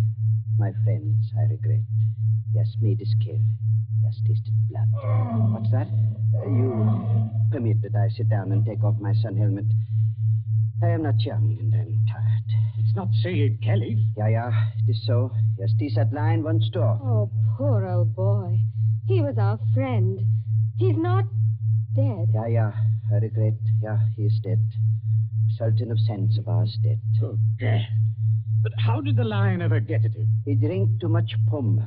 That was his trouble. He got drunk and think he can do too much. So he opened the door and went into the lion's cage. Into the cage? Yeah, would you believe it? Not easily. But it is true. Over to Paris there's what you call gnashing of teeth. His son Nobius in tears. Did you see this happen, Doctor? No. I go there later and they tell me. It's all the worse because of some foolish story. Doomhead story. He has been struck over the head and thrown into the cage by someone who did not like him. That's more likely, if you ask me. My friend, it is foolishness. Everybody liked old man. He was a father to his people and a kind friend. Doctor, are you telling us that Said may have been put into that cage unconscious? It is what one African soldier says, yeah. Well, then he may still be alive. Alive? It is impossible. It's more than possible. A lion may maul an unconscious man, but it doesn't often kill him. This is vital. Vital to Said himself and others as well. You're a doctor. Can't you go and make sure? My friend, I regret. I am not that kind of a doctor. Harris, you may be right. I think I'd better go myself. Is this a good idea, sir? I'll stay here and entertain Dr. Schmidt. Unless, of course, he wants to go too. No, I thank you. I do not like sights of that sort. I have a tender heart and I have illnesses. Besides, you can do nothing. I tell you, he is dead. We'll see. Martha, you'd better come with me. Your nurse's training may be of some use at last. Of course. Hadn't we better go the back way and speak to Nyoka? Yes, Nyoka mustn't be troubled in that back room. A very good evening to you, Dr. Schmidt. Mr. Harris, they have good hearts, but they're so foolish. I would give my own right arm to aid that poor man. But, well, we must have philosophy. We must cheer up, bear it. Yes. Now, Doctor, we're all alone. So we are. We must sit down and have a nice, comfortable chat. Yes? Definitely, yes. Oh. I wanted to have a word with you anyway. So? About what, Mr. Harris? Oh, various things. I am happy to give you all the time in the world. I like talking to young people. It makes me feel young again myself. Like, Nobi? Nobi? Said Khalif's eldest son, the new Sultan. One fine young man. Or a savage. Yes, but weak, easy to manage, and very fond of his father, too. It's a wonder he didn't have the lion shot after they got the body away. Shot with what, my friend? I beg your pardon, Himmel. I do not consider the matters funny. No. But shot with what? These brutes, they have nothing but loading muskets. Get nearer with those? Suppose they had Gatling guns. Pardon? Just suppose that, of course. Of course. Well? My friend, Gatlings would be of no better use. You only wound. To kill a lion, you must reach the eye or heart with a high-power bullet. What is the matter with us? Why are we talking of these things? Talking of death, you mean? Of Said Khalif, who gave all the trade concessions on Zanzibar to the British? My friend, I was talking about express rifles. Look here, don't you find it warm in here? Yeah, a little. Yes, it smells of animal's fur, doesn't it? I'll just raise those sun blinds. No. You must not trouble yourself to do that. It's no trouble. I beg of you not to trouble. It is not necessary. Doctor, you've been mopping your forehead ever since you've been here. A little fresh air never hurt anybody. Here. That better? Much. Why not sit down, my boy, and we have a nice chat? Fine enough night. No smell of the animal's cage here. My friend, you talk like a hunter. Yes. Or a victim. Yes. Fine night. At least for this part of the world. Fire's still burning on the mainland. I wonder if that's a good sign. Of what? I wish I knew. And the sea is like skim milk under the moon. And... Good Lord. What is it? What makes you jump? Look there, in the harbor. My friend, I see nothing. Perhaps if I take off my spectacles and dive... Why, man, you must see it. In the harbor, out at the left there, beyond the shadow of those big palm trees. Don't you see our riding lights? It looks... By George, it is. It's a warship. It is only a German gunboat, my friend. Only a very little German gunboat. German gunboat? My friend, you must not be so distrustful. That is not kind. Let me get a telescope. But I tell you who she is. It is nothing. She is on what you call a goodwill tour. You're not angry. Angry? My friend. Well, I did not know. I could not guess. That is, the Englanders are hard to understand. We know that ourselves. I tell you something in confidence. The Germans are sensitive. The British objected. The natives feel too strong. I tell the gunboat to go away. I fire an express rifle. It has a sound. Boom. You cannot mistake for another. That is why I think of an express rifle. But if nobody will object... Why, not the least bit. Tell me, Doctor, do you like it here on this island? Well, it's not bad. Don't you ever want to get away from a forsaken mud heap like this? My friend, I am a chairman. My duty is here, as I stay here. Yes, I know. Between ourselves, that's exactly my position. But you are young. That's not the point. It's the importance of the job. The British don't rule Zanzibar. We hold the trade concessions from Said Khalif, and our residency has to protect them. But even you, Doctor, would be surprised at the amount of trade that we have to protect and the revenue that comes out of this island. So now, you don't say so. I do say so. It's so much? More than you think. Of course, I'm not allowed to give you any figures. No, of course not. I would not dream of asking you. How much would you say it comes to, roughly? Oh, come now, Doctor. As one gentleman to another, you're not asking me to give away secrets. Oh, no. It was only a joke, you understand. Please do not try to up-trip me. I would try to pull your leg, and it was only a joke, believe me. Yes. It's all in the game, as it were. Yes, all in the game as gentlemen. Oh, Doctor, you're quite a humorist. You're not offended? Not at all. No, as I was saying, I hold a rather important job. Of course, Mr. Richardson holds an even more important one. He's been very friendly with old Said Khalif on this job. Of course, you know what that job is? Of course. He's the British consul. What is the matter with you? You're not smiling any longer. Why are you looking at me like that? So that's it. That's the game. You made exactly the same mistake that he did. As who did?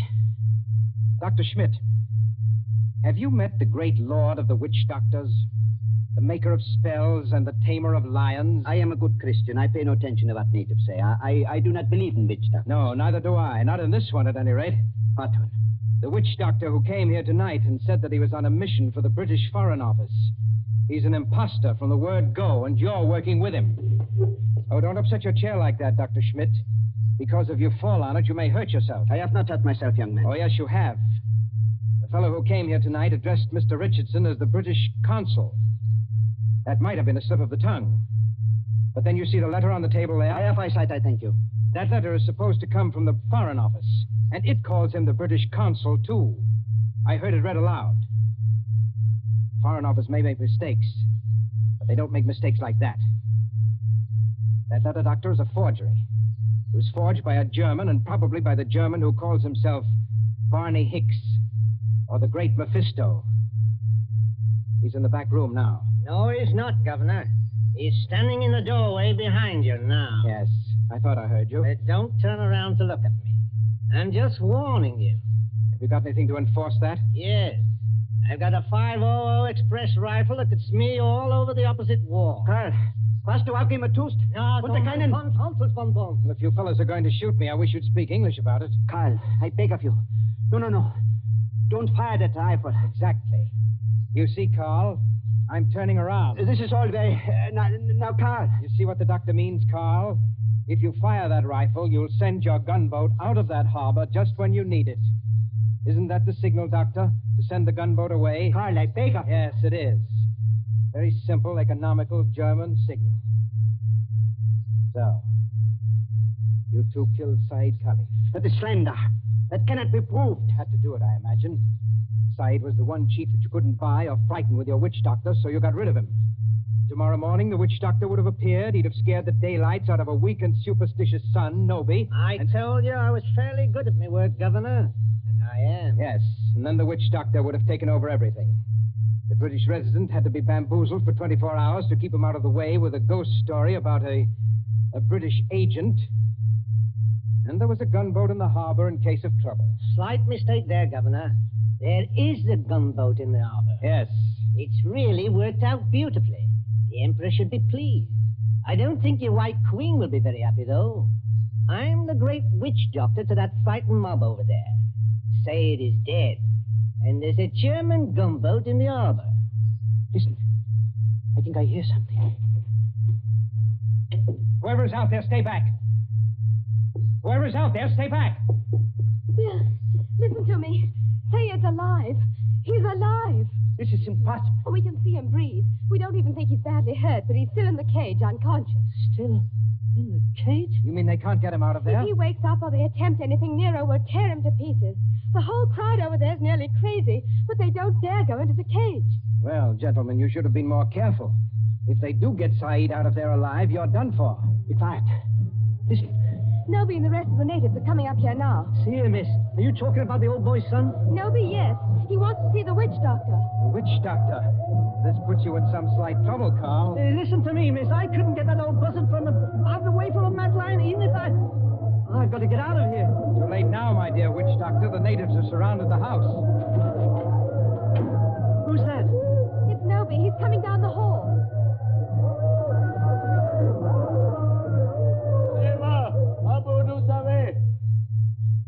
I Nobi. Speak white language. Parry Sultan Swans. Witch doctor? Much respect. Fallen floor. Go ahead. Play your part, Carl. Play your ruddy part. Get up again. Great medicine man. Father Herd. Encaged with lion. You come. Say something, Carl. You can't be a dumb wizard. You come. My dear Nobi, my friend, the witch doctor can't understand you. Hey, witch doctor. Not speak everything. Bad witch doctor. No, it is not that. He does not hear you. He's in another world. See how his eyes close. See how he's sway. I know this. He saved my father. Or maybe all of you. We will kill all white people here. Witch doctor saved my father from lion. You come. Nobi, listen to me. You needn't worry. The great witch doctor can save your father. Go in cage? No, not go in cage. Strike with fire? Yes, that's it. Strike with wizard fire. Open heaven. Flash great light. Nero scream and die. Father saved. You must not save him. If he remain alive, he will talk. Then the natives will know. You not want to save father? The witch doctor does want to save your father, Nobi. You see that gun under his arm? Gun? Gun no good. Not use gun. Only wound lion. Lion in pain kill father. No, that's not like your muskets, Nobi. It's an express gun. It's a magic gun. Magic gun? Listen, Nobi. Magic gun save your father with one shot. Just like that. Lion fall over dead. Your father well again. And our friend. We use gun. Give me gun. No, you could not use it, Nobi. The witch doctor can use it best. Tell him to use it. Tell him to be sure that he hits the lion. Look here, Harris. I've had enough of this. Yes, Nobi. If he wants to hit Nero with that white fire, he can strike the lion dead before you could wink your eyes. Then do. You better try it, Carl. And you better not miss him, or you know what'll happen to every white person in this room. My hands are shaking. Magician with shaky hands? That won't do. I take your shoulder. You follow. Yalla, Ngomba. All come.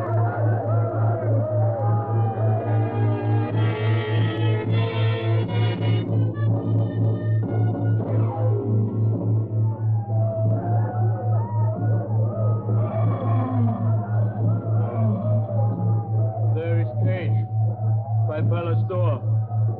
All court over river, bright as day. 1,000 torches, all make light. Now do. Now do. See how quiet they get when Nobi raises his hands. They're praying. So are we. Won't do it. Better. I told you that. They're out of hand now. If you miss, you're no witch doctor. And if you had any thought of hitting Saeed instead, just imagine what they do to you. I can't see. These torches blind me. You do. I think the old man's moving. If he stirs, the lion will kill him. You know what that means. That's right. Up with a rifle. My hands are shaking. Be careful of your sights. It's a point-blank shot.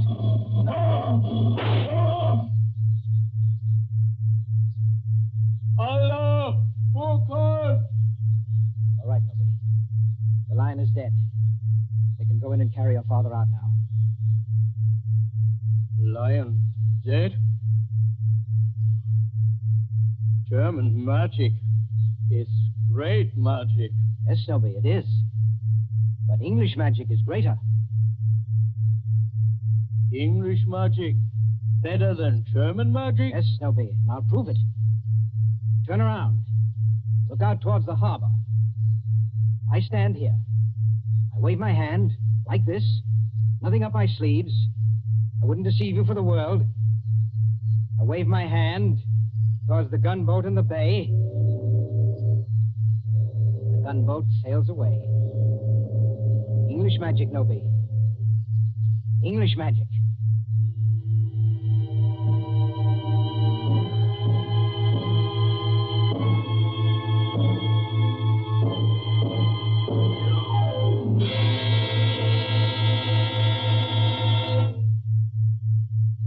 And so ends The Lord of the Witch Doctors. Tonight's story of Suspense.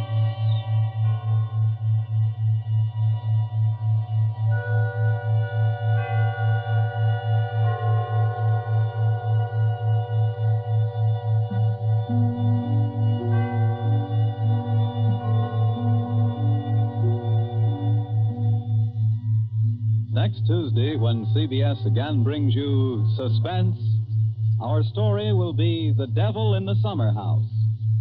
The broadcast for next week only is scheduled for 10 p.m. Eastern Wartime, a half hour later than usual.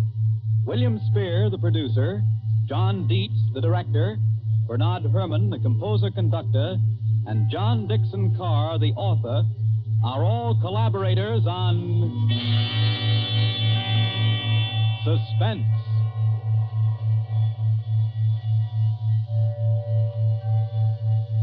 This is the Columbia Broadcasting System.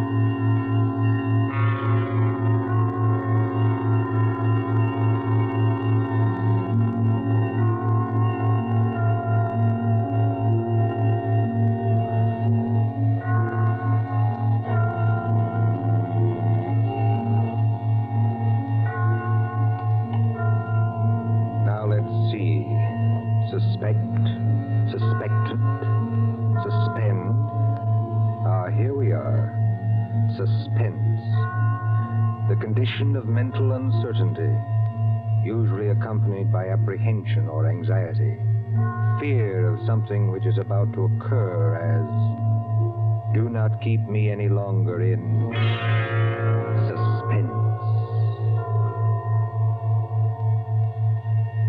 For our story of suspense tonight, we invite you to enjoy The Devil in the Summer House by John Dixon Carr.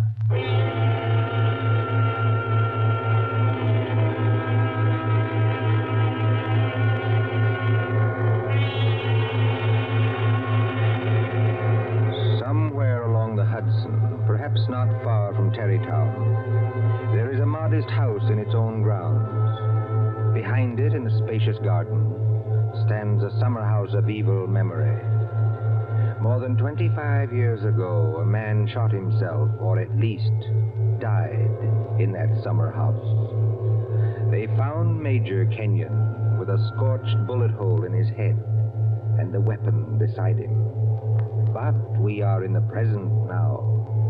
The latticed summer house has grown heavy with vines, and only the other evening 2 men came into that garden at twilight, over the shaggy grass, as a storm was brewing along the Hudson.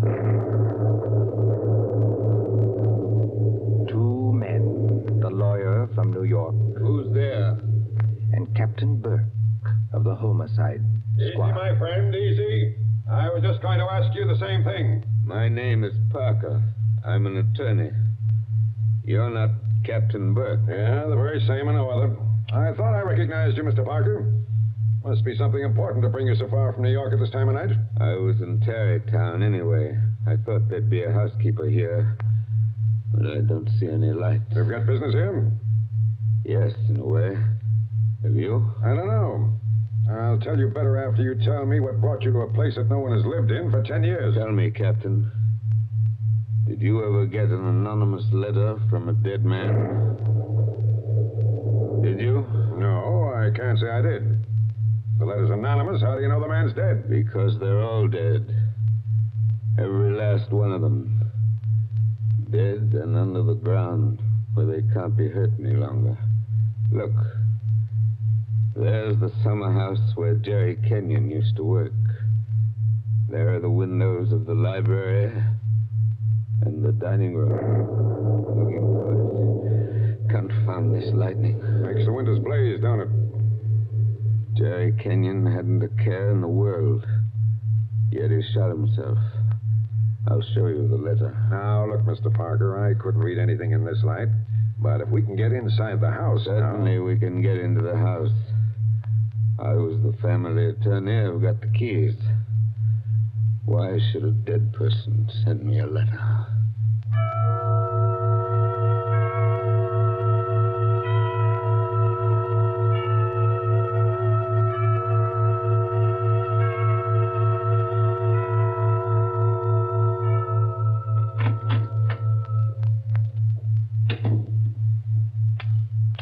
No lights working, eh?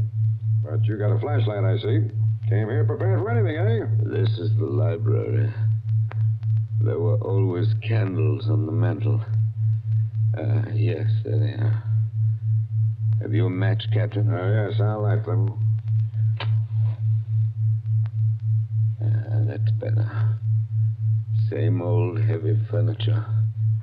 Same old thick carpet. Same old globe map. Now, Mr. Parker, this letter that you were talking about. Yeah. Read it. Hey, wait a minute. This thing is dated November 2nd, 1918. That's right, and be careful of that paper. You see how old it is? But it was mailed yesterday. From where? I don't remember. I didn't keep the envelope. Read it. Dear Joe. In case you didn't know it, I'm Joe. Dear Joe, if you want to know how Major Kenyon really died... But we know how he died. It was suicide. Are you sure it was? Whoever wrote this letter doesn't seem to think so. If you want to know how Major Kenyon really died, look in the third drawer of the desk in the library. Press hard at the back of the drawer. Yours very truly. That's not signed. That's right. Now, you sure you don't know who wrote that letter? This is the first time I've been back in this room, Captain. It was almost a home to me once. There's the chair where Isabel sat on the afternoon it happened. Isabel was Jerry Kenyon's wife, beautiful woman. There's the door that the maid let me in by that afternoon. You know, Captain, seems to me they're all here tonight. Who? We stand beneath the sounding rafter, and the walls around us are bare as they echo our peals of laughter. It seems that the dead are there. Yet we stand to our glasses steady. You know it? I was in my school reader. Now, how does the rest of it go? Yet we stand to our glasses steady and drink to our comrades' eyes. Here's a glass to the dead already. Hurrah for the next that dies. Excuse me, Captain. I don't know what's come over me talking that way. I was very fond of these people. Are you going to look in the desk drawer? This is a lot of nonsense. Then why are you here, Mr. Parker? Jerry Kenyon was always a happy man. At least that's what I always thought. Big, boisterous fellow. Yeah? He had a good position with Vitaton. You know, the phonograph company. Yeah, sure, I know. But he'd just been made a major in the army. 1917.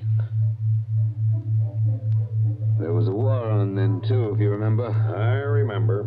To make the world safe for democracy. Old days. Old heartaches. Old memories.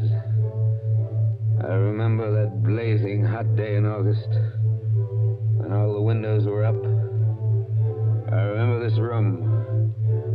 And Isabel, that was Jerry's wife, sitting in that chair, knitting. I remember...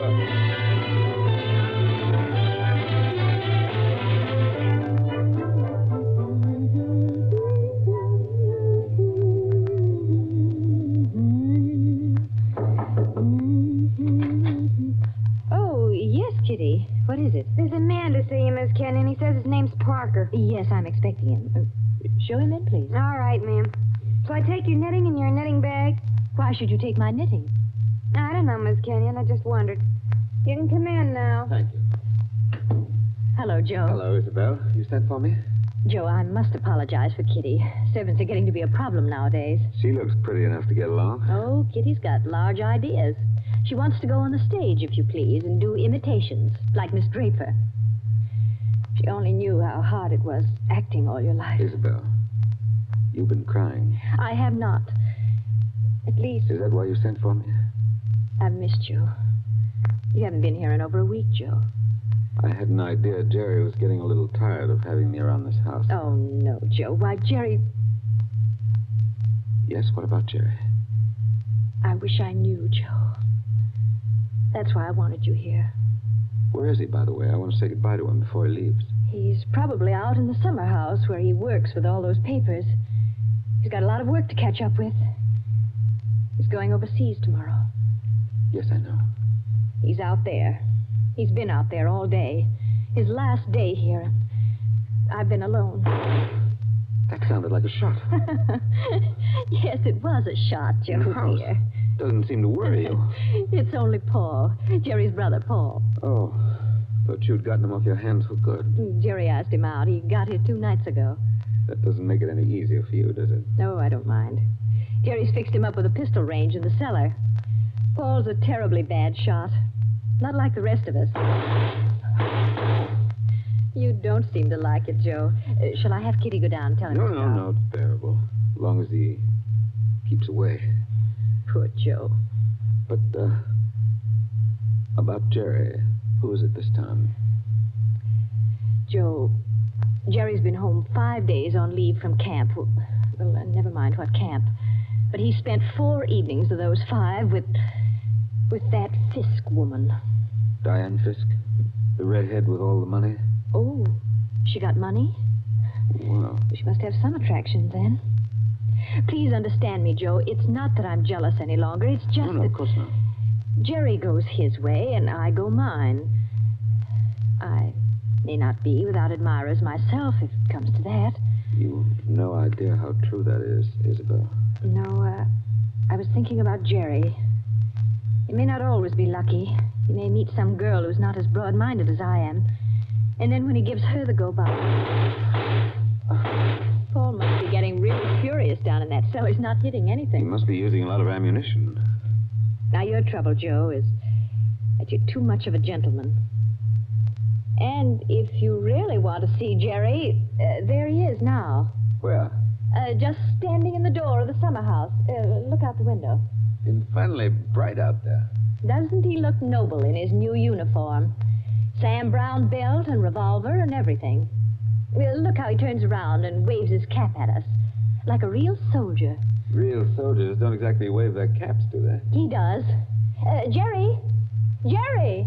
Hello there. Jerry, Joe Parker's here. Who? Joe Parker. He wants to see you. Well, give him a drink or something. I'll be up in a minute. Into the summer house again. Not a care in the world, Now, listen, Isabel, you've got to slow down. You'll be crying again in a minute. Come on over here and sit down. The light hurts my eyes, that's all. Well, then we'll just pull these blinds. We'll still be able to see it. There, how's that? It's better, thanks. Now, can I get you anything? Oh, no, you heard the Great White Chief's orders. I'm to get you something. What'll you have, Joe? A highball? Don't bother with that. Oh, it's no bother. Everything's out in the dining room here. The iceman didn't deliver today of all days, so I'm afraid I can't give you any ice. I read in the paper yesterday that we're likely to have automatic ice boxes any day now. Things that freeze ice by electricity or something. Do you believe that, Joe? I doubt it. Listen, Isabella. Here you are. It's not cold at all. It's the best I could do. Thanks, Emma. What I wanted to say was, couldn't you get that brother of yours to give up practicing now? Hasn't he done his good deed for the day? Yes, maybe he has. I'll ring for Kitty. You don't have to call me, Miss Canyon. I'm here. Oh, yes, Kitty. What is it? It's only to tell you there's another visitor. This time it's a woman. Lady, Kitty. Call her a lady, please. Oh, maybe. She says her name's Diane Fisk. Diane Fisk, that's Jerry. Kitty, tell the lady I'm not in. Lady. She's a fine lady. I don't want to intrude, my dear. I don't want to intrude. Anyway, it's too late, Miss Kenyon. She's coming down the hall now. My dear Mrs. Kenyon. How do you do, Diane? This is a friend of ours, Miss Fisk, Mr. Parker. Now, I don't want to intrude, really, I don't. I wouldn't have intruded for worlds, especially on a day like this. Isn't it awful? But your husband simply insisted, my dear Mrs. Kenyon. He simply wouldn't take no for an answer. I'm sure he wouldn't. Do you know what he's brought from his office as a surprise? No. A phonograph recording machine. He's going to let us use it. So that we can all hear ourselves talk twice. How nice. Heaven's name, can't somebody stop that firing? Don't fly off the handle. Take it easy now. Kitty. Yes, ma'am. Would you please go down the cellar and tell Mr. Kenyon's brother he's driving us all crazy? Tell him to stop. Yes, ma'am. My dear Mrs. Kenyon, I do hope I haven't offended you in any way. I know I'm a silly little chatterbox. They say people who have red hair often are. Because at your age, you must find the heat very trying. Don't you think we'd all better sit down? I was very much interested in what Miss Fisk said about a phonograph recording machine. Mrs. Kenyon was just talking about a machine to make ice. Yes. Isn't science wonderful? But I do think it was neat of Major Kenyon to invite me out here and then go and fall asleep in the summer house. Oh. Did you say fall asleep? Yes, of course. How did you know? Well, I came up the back way and I saw him in the summer house with his head forward on the table, taking a nice little snooze. That's very queer. Of course, you couldn't see much except in the bright light of the door, but I think I saw him there. I didn't disturb him, naturally. But I think I'd better disturb him. Oh, now, please don't trouble on my account. The fact is, my dear, I don't altogether trust myself in this room. A woman of my age has to conserve his strength, you know.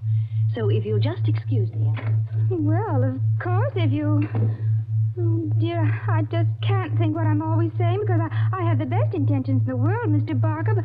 Parker. Oh, yes, Parker, but I do somehow manage to offend people being so dependent and everything. Except the men, of course. I couldn't offend you, Mr. Parker. Now, could I? Madam, I'm not sure. Well, of course, the person I really came to see was Paul, Mr. Kenyon's brother. He's a little young, of course, but he's joining up next month, and I think we should all do our bit, don't you? He has such a pleasant personality. I think he likes me. Why, if he walked in at that door this minute... Now, how am I ever going to get any place? Someone's always interrupting my revolver practice just when I'm getting to the point where I can... Oh. Why, Paul... Good Lord, are you here again? You're a very untidy object, Paul. Well, it's pretty untidy in this cellar. And dirty. I've got cockroaches on me, so keep away. Did you have a good day shooting? Swell. One of the best. Hit the target? On the only shot that mattered, I hit the target dead center. That sounded like Isabel. I think it was Isabel. Why have you got those blinds down? Get them up. What is it? What's wrong with you? What are you looking at through that window?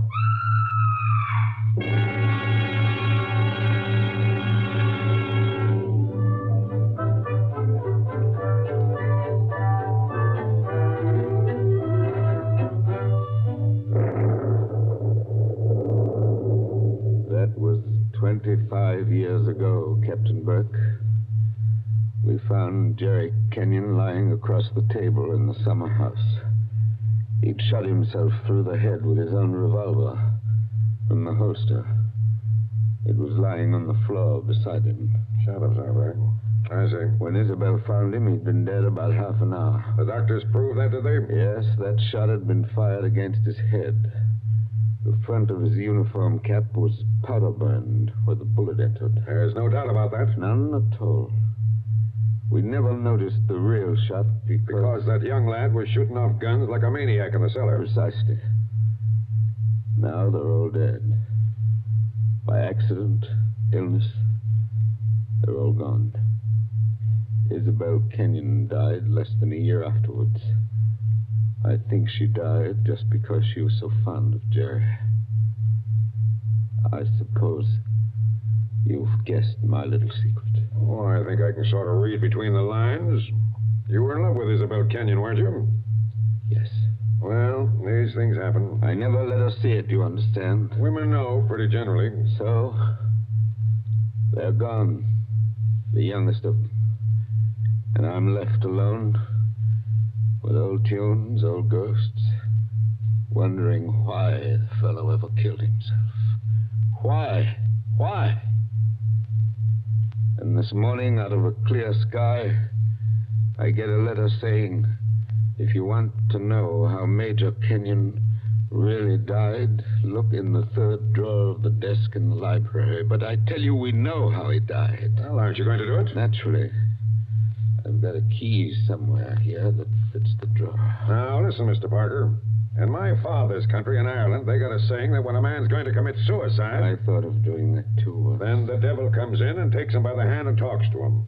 They say you can see the devil as plain as I see you just before you pull the trigger. The devil must have been in the summer house that afternoon, then. Oh, no, he wasn't.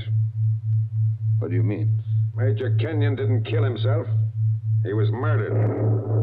My dear Captain Burke, the police covered all that at the time.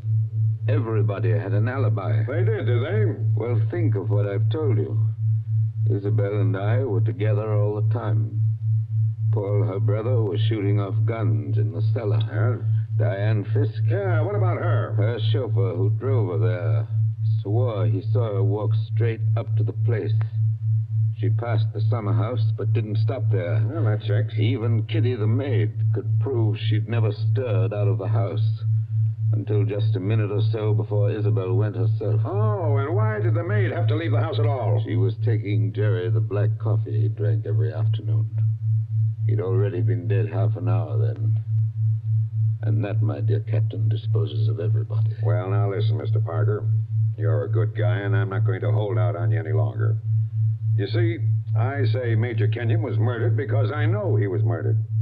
By an outsider? By one of the people in the house. That's impossible. Is it? Well, why don't you open that desk drawer and see? What time is it? It's 7:45. 7:45? And I haven't got much time. For what? Holy St. Patrick, will you open that drawer? If it's waited 25 years, my friend, it can wait a minute more. I've got the key somewhere in this bunch of keys. Everything the same. Paul never altered what he inherited. Same old desk, same old phonograph. Same old... I think this is the key. Yeah, it opens. There's nothing here except one or two old newspapers.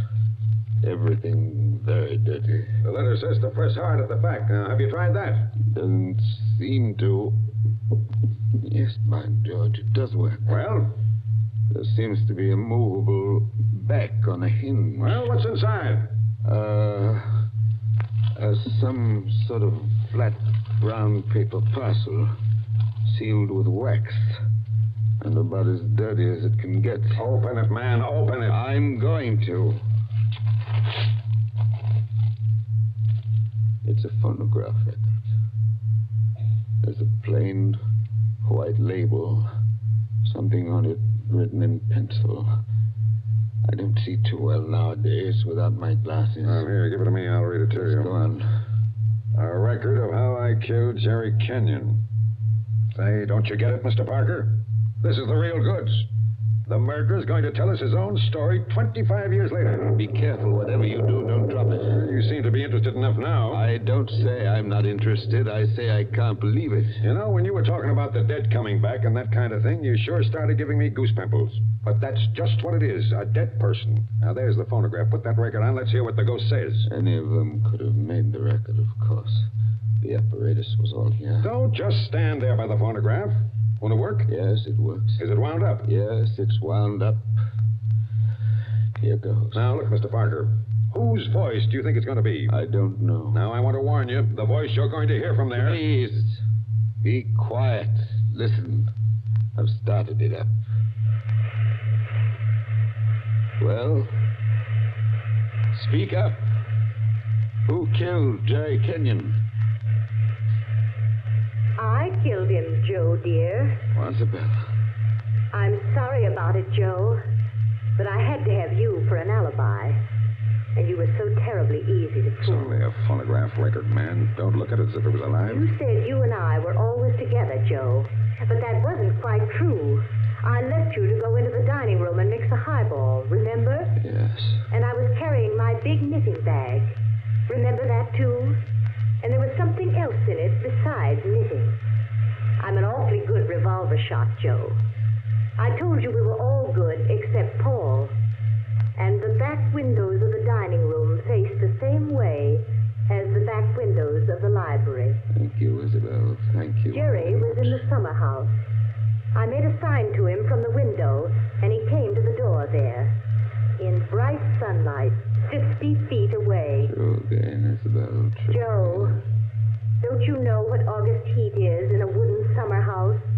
Didn't anybody see that no man would be wearing a cap inside on a day like that? Jerry had taken his cap off before he went into the summer house. We saw him do it. He was bareheaded when he came to the door. So I lifted the revolver and shot him through the head. Then I dropped the gun back in my knitting bag and went back into the library with your drink. Isabel. Don't talk back to the thing, man. There You'll was drive me something else screwy. in my knitting bag, too. I had to use it. It was a duplicate of Jerry's army camp with a powder-burned hole already fired through it in the place I wanted. Very clever of you, Isabel. So I've been the goat for 25 years. I waited for some time and then slipped out to find the body. I fitted a new cap over Jerry's head in place where it ought to go. I put the old cap in my knitting bag. I took his revolver out of the holster and kept it. The gun that I used, I dropped on the floor beside him. So I proved it was suicide. You see? You proved it to me. Joe, listen, I'm very sick. They tell me I'm going to die. You are dead. Joe, I'm afraid. I'm going out in the dark, and I don't know what's there. Don't go away, Isabel. Come Joe! on. Just for a minute. Okay, I've had just about enough of this. Joe, I want you to tell everybody about it. I want you to tell them how a poor, crazy woman couldn't stand that man any longer, and how... There. It's cut off, and it's going to stay cut off. Thank you. I've heard about enough, too. But you can't arrest her now, my friend. You can't arrest her now. After hearing that, I'm not going to arrest anybody. Tell me, Captain. Did you know what was on the record? No. That's why I had to hear it. I knew about it, but I wasn't sure what it had to say. But so help me, I never guessed how hard it would hit you. Man, don't you get it even yet? Yes, I get it. Oh, no, you don't. You don't see anything. That was how the fake suicide was managed, yes. That's just how it was all done, bar one or two little things. Only... Only what? Only it wasn't Isabel Kenyon who committed the murder. Did I hear you correctly? You did? This is another one of your little jokes, I imagined. Can't you let me alone? Have you some kind of personal spite against me? What did I ever do? You're going to hear the real truth now if I have to hold you down in that chair. I know Mrs. Kenyon didn't kill her husband because I've just come from talking to the real murderer up the river. But they're all dead. Oh, no, they're not. And I haven't got much time either. That clock's just going to strike 8. What's the time got to do with Good it? deal if you'll follow me. Mrs. Kenyon died less than a year after her husband, didn't she? Yes. But it wasn't Mrs. Kenyon's voice you just heard on that record. What? I'm telling you, the real murderer hated her. Hated her like poison and wanted her blamed for the crime. When Mrs. Kenyon died, the real murderer wrote a letter. Well? But she never mailed that letter. She made a lying record of Isabel Kenyon's voice as evidence. Now you figure it out for yourself. Who was pretty enough to take Major Kenyon's eye and strike back like fury when she got thrown over? Who wanted to go on the stage and do impersonations? Kitty, the maid. Ah, you're talking sense. She shot Jerry from the dining room window. When she couldn't borrow Mrs. Kenyon's knitting bag, she went out to the summer house with a gun and the fake cap wrapped a napkin on a coffee tray. She did go out, I remember. Actually, she got there before Mrs. Kenyon did. But the summer house was dark inside, and Mrs. Kenyon never noticed her. The next day, Kitty wrote that letter, but she couldn't bring herself to send it. So she kept that letter till the day before yesterday. Then one of the boys at Sing Sing, Wait a minute. thinking he was doing her a kind action, put a stamp on it and mailed it. Did you say Sing Sing? Yes. They're electrocuting her tonight for the murder of an Italian down at Collier's Hook. I found out about the record, all right. But the one thing I wasn't sure of was that she had done the job alone. Now, frankly, the way you acted, I thought that you might have been in on it, too. Well, that's why I had to hear it through. And it was anything but a joke. And now, here it goes to blazes forever.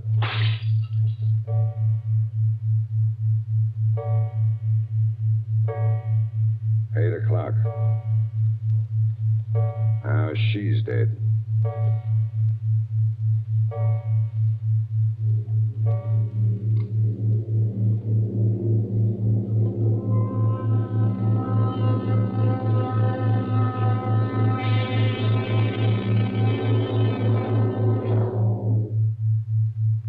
And so ends The Devil in the Summer House.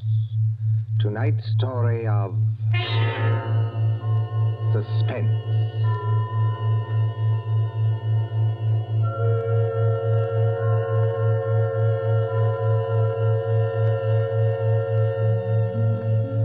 The part of Mr. Parker was played by Martin Gable.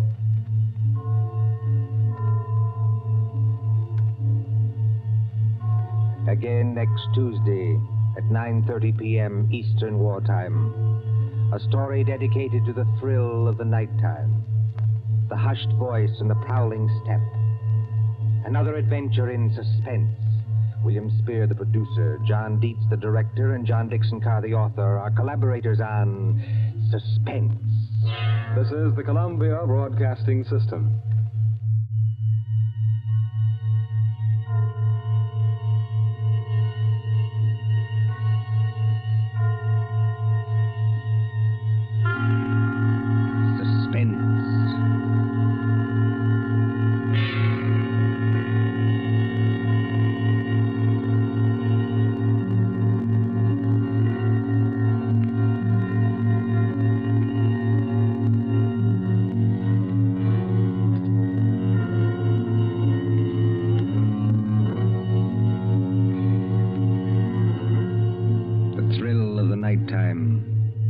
Voice and the prowling step, the stir of nerves at the ticking of the clock, the rescue that might be too late, the crime that is almost committed, mystery and intrigue and dangerous adventures. We invite you to enjoy stories that keep you in suspense.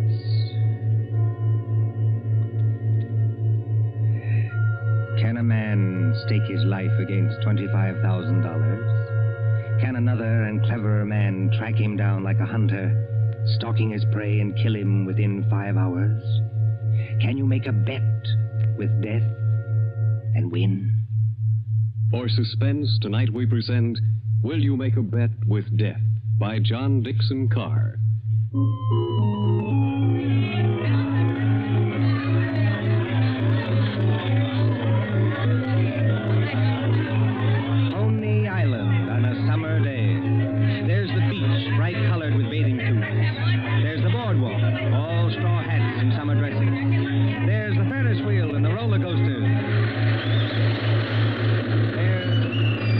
There is all humanity eating hot dogs and having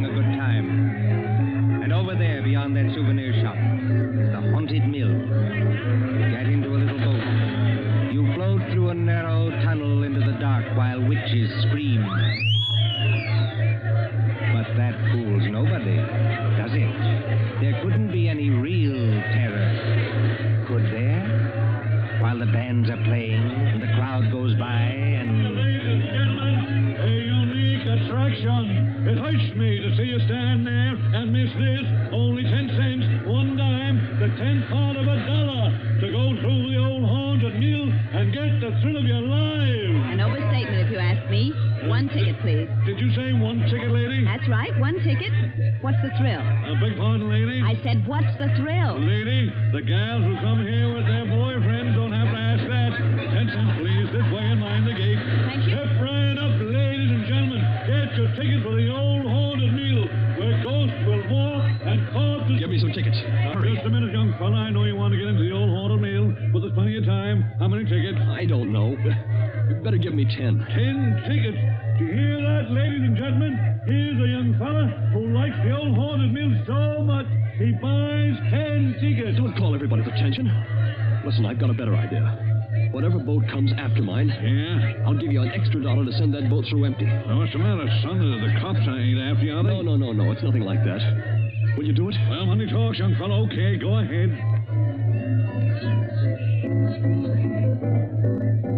Isn't there an empty boat here? Well, really? You've got such a great objection to riding in the same boat with me? Oh, I'm sorry. I didn't mean that at all. Don't misunderstand. Then you'd better get in if you want to go. This boat's starting to move. Yeah, I better sit down. You certainly had. Look here, I want to apologize. That's quite unnecessary. This place is rather childish anyway, isn't it? Yes, isn't it? But I've seen everything else, so I may as well see this. Here we go in the dark. What was that? One of the ghosts, I imagine, from a machine. It sounded like him laughing. There isn't anybody in the boat behind us, is there? Oh, I can't see. It's pitch dark. Listen, Miss... My name is Andrews, Betty Andrews, if it's customary to exchange names in a place like this. Mine's Pendrell. Bob Pendrell. Did you say Pendrell? Yes. Do you know it? Oh, no, not exactly. It's an unusual name, that's all. I don't want you to think I'm out of my mind, though I very nearly am. But I've got 5 hours to go. Just 5 hours. At the end of that time, either I'll have won $25,000 or else... Or else? Or else I'll be dead. You know, I wish I'd kept you away from this boat. Well, there's nothing to get alarmed about. For you. I can't tell you much, but I had to tell somebody that or I'd have started yelling. There's just one other thing. Is there? In these places, they've usually got little dim-lighted rooms along the way. Yes, exhibits. Ghosts and things. Yes. Well, when we come to one, I'm going to get out of this boat and hide there. Just don't get alarmed, and don't tell anybody when you go out. But why should you do that? I think I see a light ahead. There is a light, but... Dim, too. That's all for the good. It's... Yes? We're coming around the corner. Look, I'm going to have company when I get off.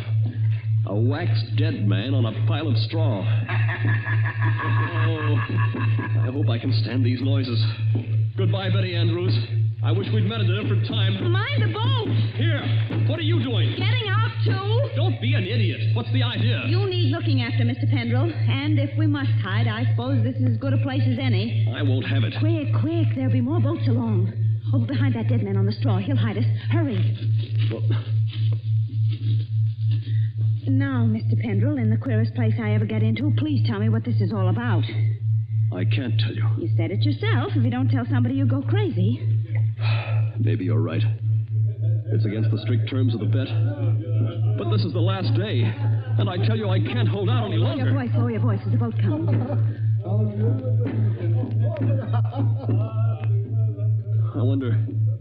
I wonder if you ever heard of my stepfather, John Destry. Yes. I imagine everybody has. He's a millionaire, and I'm not. I'm just a chemist, an analytical chemist. Not very successful. So if I'd had time, if I'd had money, I might have worked out a process that would have... Well, I think it would have helped in the war. But he's got money. Yes, he's got money. Well, my mother died years ago.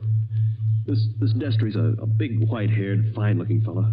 You'd think butter wouldn't melt in his mouth.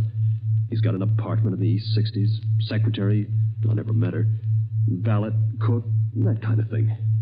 Well, he used to invite me there. I wouldn't go. Then he got hold of a book I had to have, a German work on chemicals. So I went. After dinner in that study of his, over the brandy.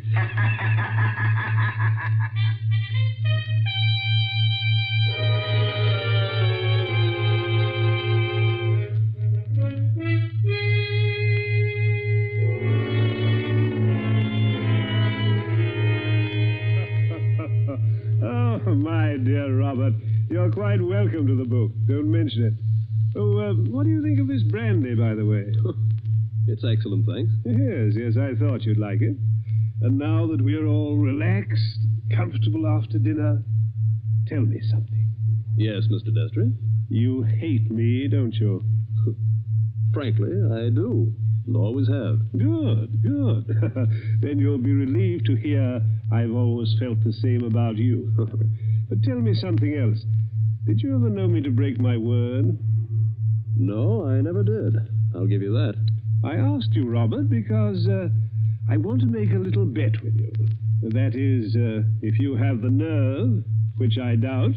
Well, I'm afraid I can't afford to make bets. You were always careless with money, Robert. Well, I've been thrifty. I saw that when your mother was alive. But you can afford to make this bet. Look here, in my desk. Well? $25,000, Robert. $25,000 in 5 $100 bills. And what would I have to bet against that?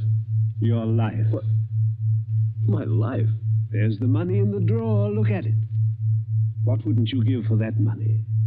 What wouldn't you give to have it for this precious work of yours that you're so fond of and that you've failed in miserably? So far I've failed, yes. Oh, I've had a fairly good life as lives go. My heart isn't as good as it might be, but the doctors say I'll last a little while yet. But before I go, there's one pleasure, one little exquisite thrill for me to experience. I want to commit a murder. Yes, I said a murder. My bet is that I can kill you within 6 months, and that you can't stop me, and that I'll never be punished for it. What do you say? Yes or no? I believe you mean that. Of course I mean it. And just how would you propose to kill me? Ah, that would be telling. You know, if I had time to think this thing over... There's no thinking it over. Now. Yes or no? Yes. You must need the money badly, Robert. I do need it. But oddly enough, Mr. Destry, that isn't why I'm doing this. No? No. I want to show you you can't play the Lord Almighty and get away with it. Are you challenging me? Yes. You don't think I can do it? I know you can't. We mustn't get excited, Robert. There will be conditions to the bet, you understand? What conditions? First of all, you'll never mention this matter to anyone. All right. That seems fair enough. You'll remain within the city limits of New York for 6 months. You'll spend at least 1 hour of every day walking the open streets alone. All right. You'll spend at least 1 hour every evening in your own room, alone. I may come to see you, or, I may not. Trying to scare me already, are you? Finally, you'll write out a little note and give it to me. There's pen and paper on the desk in front of you. Write it now. Let's hear what I have to write before I do anything like that. You will write, I am a failure. You can't stop harping on that, can you? I am a failure, and this was the only way out. I wouldn't have done it otherwise. A suicide note? Yes. I intend to use it when I, operate. And if I won't write it? Ooh, then there's no bet. All right, I'll do it. It's now, let's see, 9 o'clock on the night of January the 10th. If you're alive and not in a madhouse... Does that go into the bargain, too? Yes. At 9 o'clock on the night of June 10th, given those conditions, you will receive $25,000. Can't you hear the dice rattle, Robert? You're playing with death now. I know it. Aren't you going to finish your brandy? No, thank you. Oh, then pour it back into the decanter. You heard me. Pour it back into the decanter. If you were as careful as I am, you wouldn't be where you are now. That's right. Always be thrifty. I can promise you, by the way, that you'll always be perfectly safe as long as you're in this apartment. But that's the only concession I make. I notice your hands are steady at the moment. I wonder what they'll be like a month from now.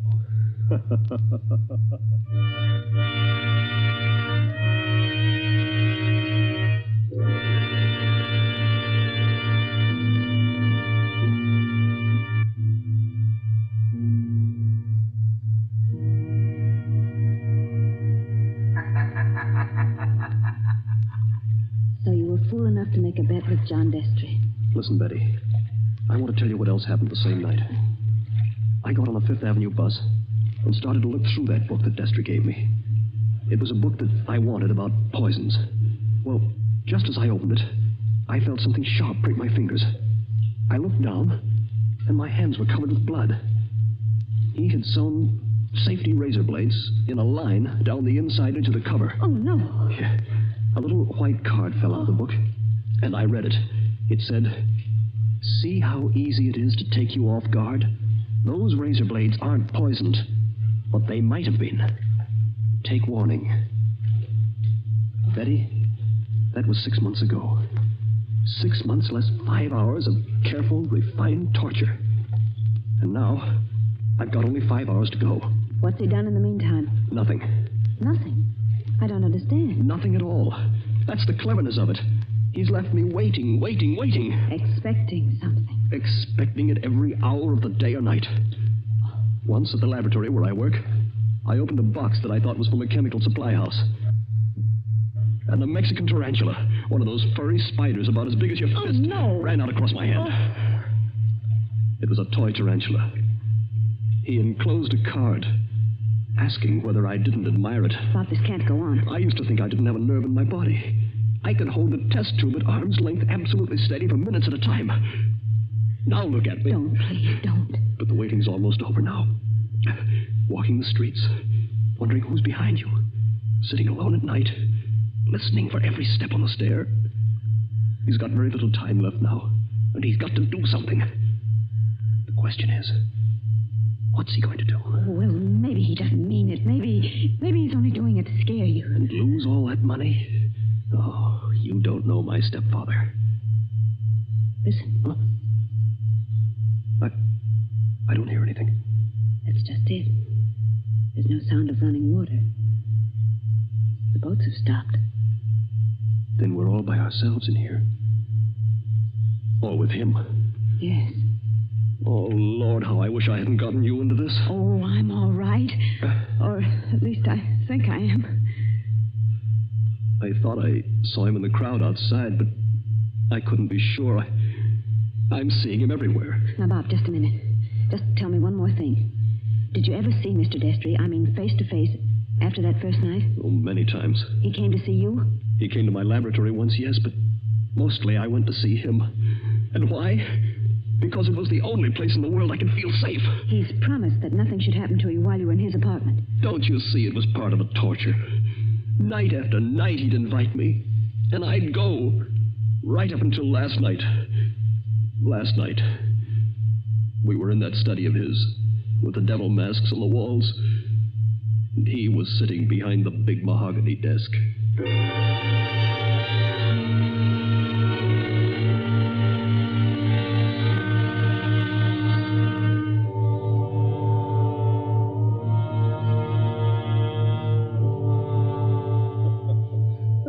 My dear Robert, I'm pleased and even touched to have you here on the last night before you...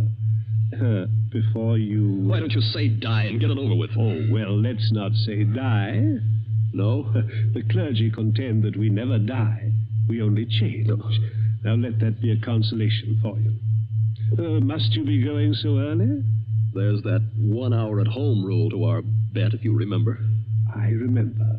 You're keeping to the rule. Yes, and I mean to beat you at this if it's the last thing I ever do. The last thing I ever do. That's an unfortunate choice of phrase, Robert. My boy, you haven't a chance.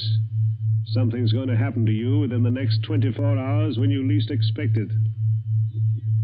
Will you answer me one question? If I choose.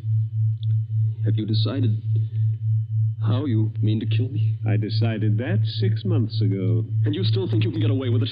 It's a method which has never been known to fail. I give you my word of honor on that. Is it sudden? Yes, and no. Wouldn't you like to know what it is? Good night, Mr. Destry. I think I'd better be leaving. No, my dear boy, you mustn't go yet. Sit down. Pour yourself a glass of brandy. No, thanks. Then perhaps you wouldn't mind pouring me a little. My doctor allows brandy, though I'm forbidden spirits. I notice your hands are shaking quite a good deal. They weren't like that 6 months ago, were they? No. You were full of confidence then. Oh. And it grieves me to see you waste tobacco by lighting a cigarette and putting it out immediately. Oh, it's no use lying to you. But I'm going to beat you just the same. You wouldn't like to back out now? After what I've been through?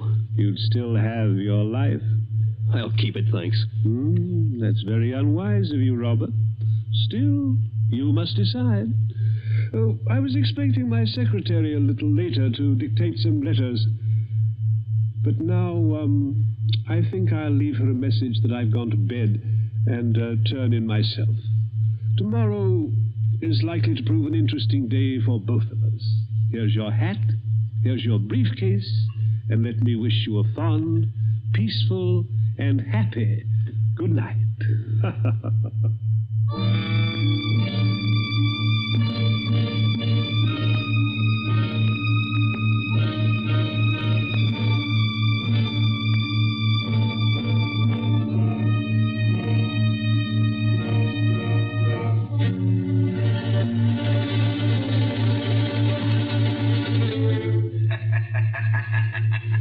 That was last night, Betty. I said I had 5 hours to go. It's less than 4 hours now. If I can keep away from the old devil until 9 o'clock. I wish those boats would start running again. Why? Because it's almost as spooky in here as a real old mill. I know. Even that wax dummy on the straw. Any minute now. You're expecting to see him move? So am I. Now don't stand up. It doesn't matter. If the boats aren't running, we can hear anybody who comes along. I hope so. Do you think Destry's got in? Bobby can't have got in. He can't even be here. Why not? Because Mr. Destry told me... Mr. Destry told you? I'm his secretary. You know, Betty Andrews, I'm sorry it was you who did this. Did what? You can't guess, can you? Oh, Bob, I didn't come here to trap you or spy on you. If that's what you're thinking, I swear I didn't. No. You only got me to tell you the whole story and lose my bet. I haven't heard a single word you said. Bob, please believe that. He didn't send you here, of course. No. And of course you never saw me at his apartment last night. No, I swear I didn't. I got there late. He'd gone to bed. I didn't even take off my hat or gloves before I left again. Don't you understand, Bob? I hate him, too. I want to see you beat him. You've got to beat him. You mean that? Look at me and see if I mean it. Betty, I almost believe you. You must believe me. And... Anything else? We better hide behind that dead man. Hurry. Those boats have started up again. I wish I could tell you, Betty, what that means to me. Come on, hurry. Wait a minute, you two. But stay just where you are. Where's that voice coming from? Along the tunnel, I think. But it's not Destry's voice. No, it's a man standing up in a boat. He's coming around the corner. I can see him now. Hurry. The old haunted mill, eh? My golly, if this ain't some place to make a pinch, I never heard of one. What do you mean? Make a pinch? Just what I said. Your name Robert Pendrell? Yes. Who are you and what do you want? Police headquarters. You're to come along with me. I want to see you over in New York. About what? I wouldn't know, lady, but it might be about the murder of John Destry. Oh, no. Did you say the murder of John Destry? That's right. Somebody poisoned him last night with mercury cyanide. I wouldn't have got you at all, maybe, if the barker outside there hadn't thought the cops were after you to start with. Betty, Yes, Bob? he's beaten me. He hasn't beaten you. Oh, yes, he has. And I know now the weapon Destry was going to use in killing me. What weapon? It never fails. The electric chair. You mustn't talk like that. Don't you see? He never once intended to kill me in the way I thought. Are you coming quietly, Mr. Pendle? Just a minute. He's poisoned himself. But he's left evidence to show I did it. He's killing me the worst way possible. He's won the bet. The money doesn't matter now. If I'm in the death house for murder, what use have I got for all the money in the world?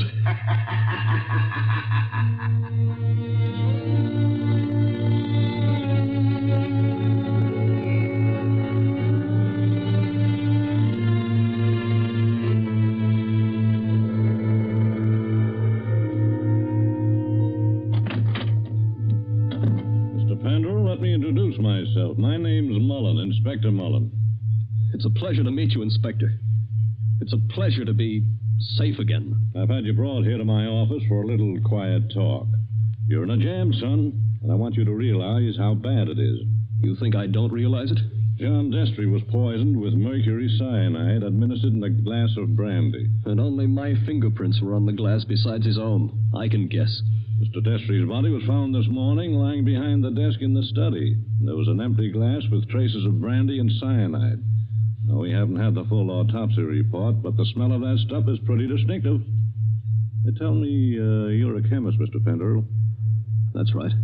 The boys find that 8 grains of mercury cyanide are missing from your laboratory. Where he visited me a month ago. And in your briefcase, which you took away from his apartment last night... He handed it to me. I remember. We found over $1,000 in cash. Now, take a look at this note. Did you ever see it before? Well, yes. I wrote it. You admit that? Yes. It says... I was a failure, and this was the only way out. I wouldn't have done it otherwise. Where did you find it? Torn up in little bits. You started to write a confession, and then you couldn't face the consequences. But you shouldn't have left the pieces behind. You're infinite, my boy. Unless... Unless what? Now, if you'd like to confess here and now, and maybe we did a little deal about second-degree murder, Oh, Inspector, why bother to string me along? What do you mean, string you along? There's no second-degree murder on a poison charge. It's the death house or nothing. He saw to that. It's too bad you had to go and kill him, son.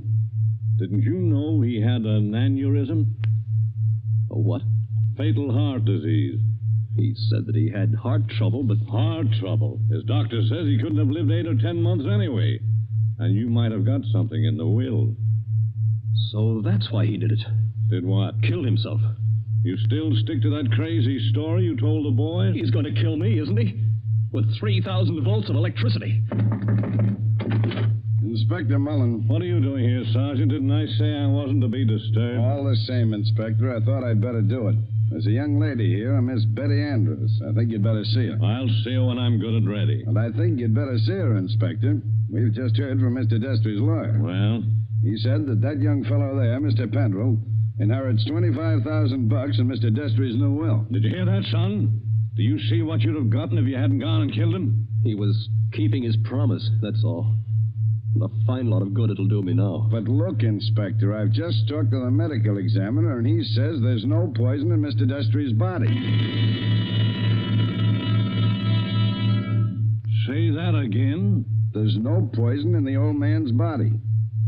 Somebody's kidding you. An empty glass with the smell of mercury cyanide and a dead man with a congested face behind the mask? What did kill him then? Well, if you'd like to listen to Miss Andrews, Inspector, she's right here now. I think you'd better listen, Inspector. I've been trying to tell you all afternoon. Go ahead, Miss Andrews. I've been over and over it. But until they got the medical report, nobody would listen. Can you tell us what killed John Destry? Yes. Poison killed him. But the sergeant's just been saying there was no poison in the body. Inspector, will you listen? I was at Mr. Destry's apartment late last night. Well, so what? You didn't kill him, did you? The servant said he'd gone to bed. So I looked into the study to see if there were any instructions. Was Mr. Destry dead then? I don't know. I couldn't see his body because it was hidden behind the desk. I didn't even learn he was dead until late this afternoon.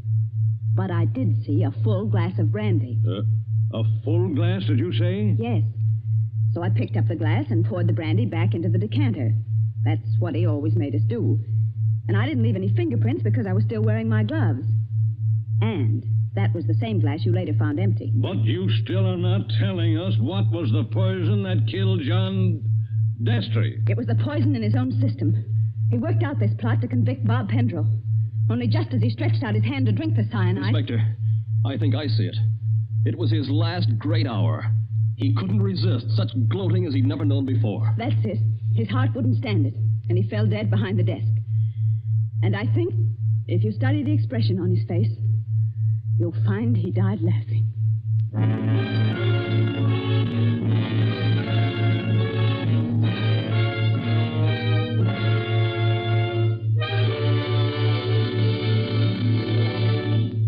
And so ends Will You Make a Bet with Death? Tonight's story of Suspense.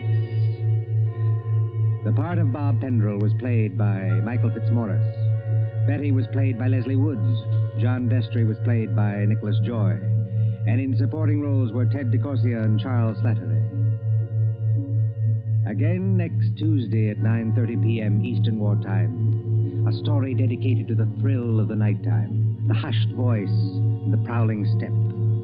Another adventure in Suspense. William Spear, the producer, Mark Slobe, the director in the absence of John Dietz, and John Dixon Carr, the author, are collaborators on Suspense.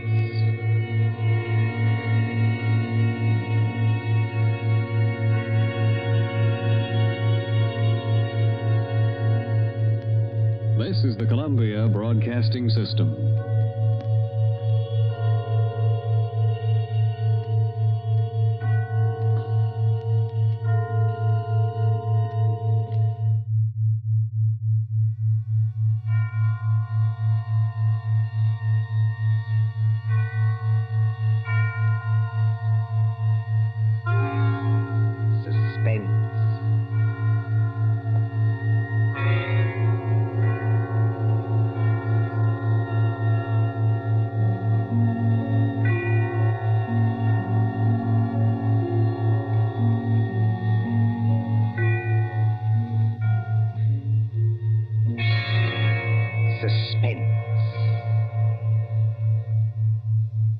For Suspense, tonight we present Menace in Wax by John Dixon Carr.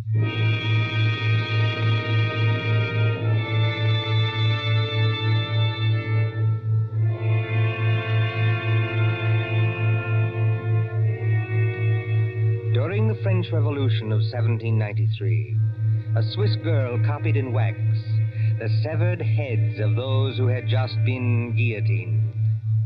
She married a Frenchman named Tussaud and came to London, and she founded Madame Tussaud's Waxworks.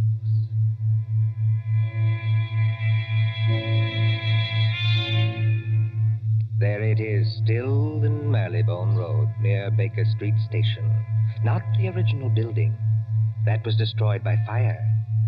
But it remained untouched when a darker shadow than revolution came to England. They plastered high explosives all along that road and hit the cinema next door. We are going to London under the bomber's rule.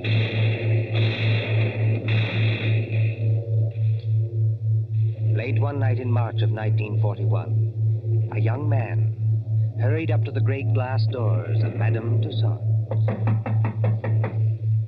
Hey, open up here. Isn't there a night watchman around this place?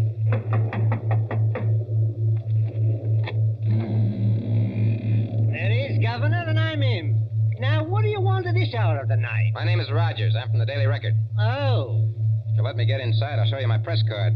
Didn't you get any orders about me? Well, maybe I have at that. Oh, you're the bloke who wants to see the Chamber of Horrors. That's right. All right, you may as well come in. My paper got a tip there's something funny going on around here. Something funny going on here? That's a good one. The rain's not very heavy tonight, is it? No, they're going over. You ain't heard where, Governor? We got a teletype flash. There was the Midlands. Lord lummy, and I've got a sister in Birmingham. Oh, why can't she come and stop in a nice, safe place like London? There's the Regent's Park guns opening up again. Makes your teeth rattle and shakes the hats off the dummies' heads. You know, this chamber of horrors is getting to be popular tonight. You mean there's been somebody here before me? Yes. A woman? That's right, Governor. About 5 feet 2 inches tall, very pretty. If you like 'em brunette and big-eyed and a phony French accent. No, Governor, no. This was only an old lady that lost her handbag. Oh, thank the Lord for that anyway. Now then, what is going on around here? Well, I don't know, Governor. You'll have to ask Pearson about that. Who's Pearson? Oh, he's the bloke that's the watchman down there. He's old and he imagines things. He phoned your piper. Have you got an electric torch? Yes. Then go straight on through the marble hall and down the stairs on your left. And don't speak to the policeman, 'cause he's wax. Yes, that's the way, Governor. That's the way to the Chamber of Horrors. Thank you.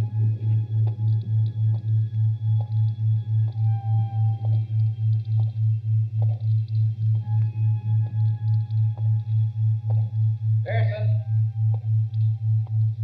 Hello, Pearson. Pearson? Yes, sir. Huh? You're looking for me.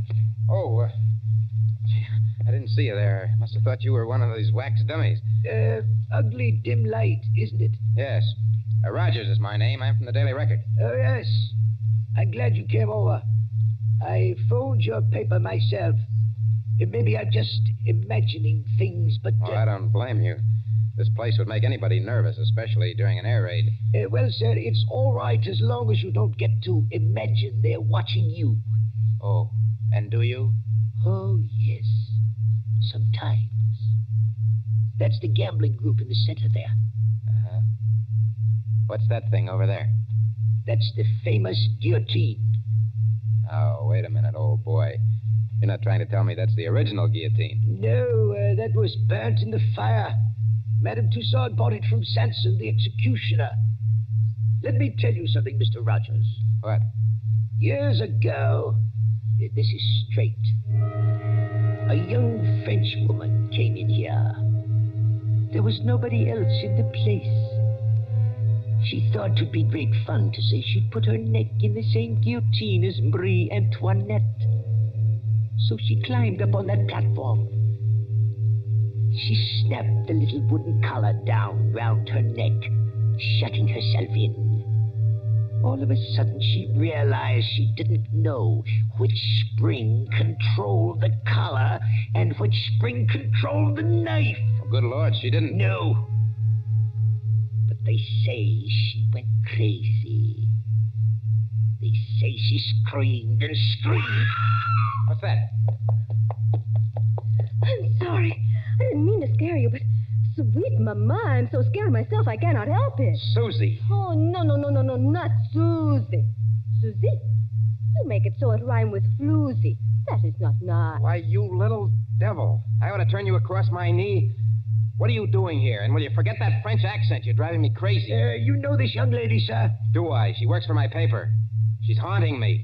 Bert, that's not nice. I like the way I talk. I only try to give you ideas. That's just what I mean. Now take your arms from around my neck. She's French, sir. Her mother came from New York, like I did. She's got some funny ideas, accents, and disguises. So I dress up as an old lady, and I come along too. That is clever, no? Definitely no. But I go into what I think is the ladies' room, and there is Jack the Ripper. I'm so scared I almost kick the ghost. Whatever else you do, miss, for the love of heaven, put out that cigarette. It is not permitted? It is what they are most afraid of in this place. Fire. If you vouch for this young lady, Mr. Rogers... I don't vouch for anybody. But go on now. What's all the mystery here at Madame Tussaud's? You see the group over there? It's called the Gamblers. That 3 men and a woman in 18th century costume sitting around a table playing cards? Yes. And about once a week, when the lights are out... Yes? Those dummies do play cards. Is this a publicity trick of some kind? Oh, no, sir. Then what's the game? I'm not crazy. I know they don't actually do it, sir. What I want to know is who changes the cards round in their hands and why. Well, could anybody? Anybody from the outside, I mean, get in to change the cards? Oh, yes. There's a back door. But why would anyone want to break in here just to change those cards around? Mon cher Bert, écoutez. Listen, I have made a discovery. Listen, if you're going to talk, speak English. Or better yet, just keep still. But I have made a discovery. This card game, What about it? it is crooked. Here is a man which has 2 deuces of hearts in the same hand. Listen, Susie, I don't give a... Wait a minute. Wait a minute. Let's have a look at those cards. I give you ideas, yes? Susie, for once you're right. And look here. 2 of these players have all the clubs and hearts. The other 2 have all the diamonds and spades. Susie, how many letters in the alphabet? 26, no? And twice 26 is... 52. The number of cards in a pack.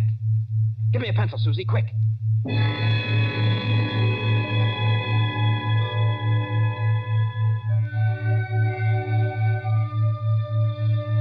The War Office, Whitehall. MI5, headquarters of military intelligence.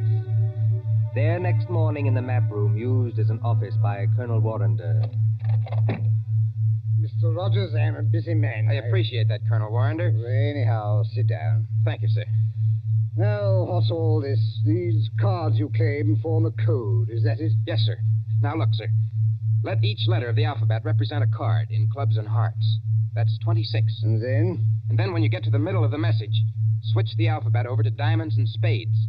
Then you won't keep on repeating. Now, will you read what I've got written on this piece of paper? Jack of diamonds, Q. 3 of clubs, F. Well, that doesn't seem to mean much. Oh, never mind the cards, Colonel. Just read the letters. Q, F, A, C, T, O, R, Y. Yes, sir. Q Factory. Go on. Oh, just a moment. What is that infernal noise? Johnson Burroughs. Don't bother with that, sir. Just read the message, please. Oh. Q Factory. 10 p.m., 15th. Today's the 15th of March, Colonel. Oh, all preparations made. Use dive bombers. I see. This message was left openly. So openly that nobody ever noticed it. Yes, the trick's been tried before. No contacts, no gatherings, no letters that might be intercepted. A whole spy ring could walk through that wax museum and read the message without being seen. You newspaper men trying to teach me my job? Oh, I'm sorry, sir. I only... No, go on. Well, don't you see? 3 or 4 little boats with portable wireless sets go down the Thames estuary. When they're beyond pursuit, they send that message by radio. Somebody listens. And it's no secret in Fleet Street, sir, that Q Factory is out in the wilds of Gloucestershire. It's no secret anywhere. And that we're making the Shaftesbury bomber out there. So tonight, unless we do something about it, they're coming over and bomb Q Factory to blazes. That's impossible. Why? Or can't you tell me? I can tell you this much. Yes, sir? Q Factory is so well hidden that even our own pilots can't find it from the air. That's one objection to this message. Any other objection? Yes, this talk about dive bombers. Dive bombers in a night attack. What's the good of a dive bomber if he can't see its objective? Well, suppose somebody showed a light. He'd be shot dead as soon as he showed it.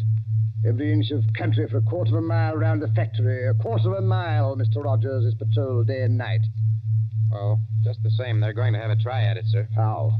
I don't know how. Then, if you'll excuse me, Mr. Rogers... Listen, Colonel Warrender, will you give me a pass to go down there to the factory? Certainly not. No one's permitted to go there except the workers. How is the place defended? There's a night fighter station nearby, and several batteries of 4 3.7 guns. Then give me a pass to the fighter station or to the gun post. That's a legitimate newspaper request. Well, I might manage a pass to one of the gun posts, yes. Then you'll do it? Well, Fulton, is that infernal row? It sounds like somebody locked up in a coat cupboard. Yes, as a matter of fact, Colonel, it is somebody locked up in a coat cupboard. A young lady, so-called. A young lady? Who locked her up? I did. And just what the devil do you mean, sir, locking up people in coat cupboards in the War Office? Well, she's a bit excitable, Colonel. I thought that she'd better not see you. Oh, thanks for the consideration. There's just one other favor I'd like to ask. As well? If she asks you for a pass, don't give it to her. Don't give it to her under any circumstances. What's her name? Susie Dubois. You're rather too late for that, young man. The Public Relations Office granted her a pass 2 hours ago. What? Oh. A woman to an anti-aircraft battery? This is what we call a mixed battery. Women on the guns as well as men. She said it would make a good human interest story for the press. I must say I agree with her. One moment, Mr. Rogers, before you go. Yes, sir. That gun post is fully 2 miles from the factory. You can go there, but if you take 1 step further, you'll be shot on sight by our guards. I warn you. I'll be careful, Colonel. I'll be careful.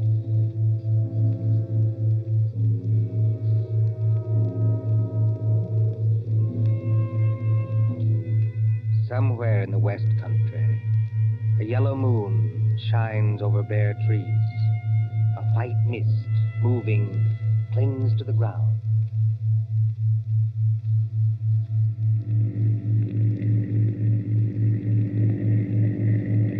Susie, are you sure we're on the right road? Mon cher, they have taken away all the signposts in case there is an invasion. I know that. But I follow the map. The map cannot be wrong. We've been driving for hours. Must be... Yes, it is. Nearly 9:30. Half an hour to go. Trees, and still more trees. Look, there's a break in the trees ahead. It will be open country in a minute. Yeah. That's funny. Look how deep the leaves are here on the road. But one thing I tell you, just between you and me and the bedpost... Gatepost, Susie. The term is between you and me and the gatepost. And speak English. I am speaking English very well, thank you. I do not need your help to be pure. All right. Now, this map. Well, what about it? It say we should go through a lot of villages. Mitford, Archerdine, and Saffron-Weville. I have not seen any villages. Did you say Mitford? Oui, monsieur. Susie, let me have a look at that map. Come on, hand it over. But what is wrong? It is a perfectly good map. Yes, Susie. It's a fine map. It's an excellent map. Only it's a map of the wrong county. I have made a mistake? No? I don't even believe you can read. This is a map of Barsetshire. We should be somewhere in Glebeshire. Now, where in the devil are we? With the entrance to some kind of clearing with leaves on it. Hello there. What was that? Hello there. Somebody calling us. And if we're in forbidden area... I see him now. Where? Behind us. He came out of a white cottage back there. He's a big, heavy man. With a mustache. Never mind the mustache. He's wearing some kind of a uniform and he's got a rifle. You think he plug us? No? I think it is not unlikely. Get out those War Office passes of ours. Mike. Good evening, my friends. Good evening. Can you tell me... Oh, we don't mean any harm. Can you tell me what time it is? Oh, what time it is? Yes. Oh, yeah. It's, 28.5 minutes past 9. Thank you. I will keep you covered while I set my watch. There. My next question is, would you like me to shoot you both? No. Listen, Mr. McAllister. Captain McAllister. That's right. Captain, this girl, she's been reading the wrong map. You see, we don't even know where we are. You're in Hollywood Forest, my friend. Hollywood Forest? Is that good or bad? And you don't know what's just beyond the edge of this clearing? No. There's a big open space of 1/4 mile. In the middle of that open space... Q Factory. We're right on top of it. Then you have heard of Q Factory, my friend. Captain McAllister, we're from the War Office, and we've got passes to prove it. Let's see the passes. We were trying to find gun site number... I've forgotten the number. But it's here on that card. You've passed the gun site. 2 miles back up the road. All right. Here are your passes. What are you going to do to us? I'm not in the regular army. You can thank your stars I'm not. I'm forestry preservation. Oh, you are not going to chuck us in the cooler even? No. Turn that car around, get back along this road as fast as you can. If they fire at you, as they probably will... Oh, I wish I am home. Pray no more, I wish I am home. Well, then hope for the best. My watch had stopped and you did me a good turn. Well, hurry along. Hurry.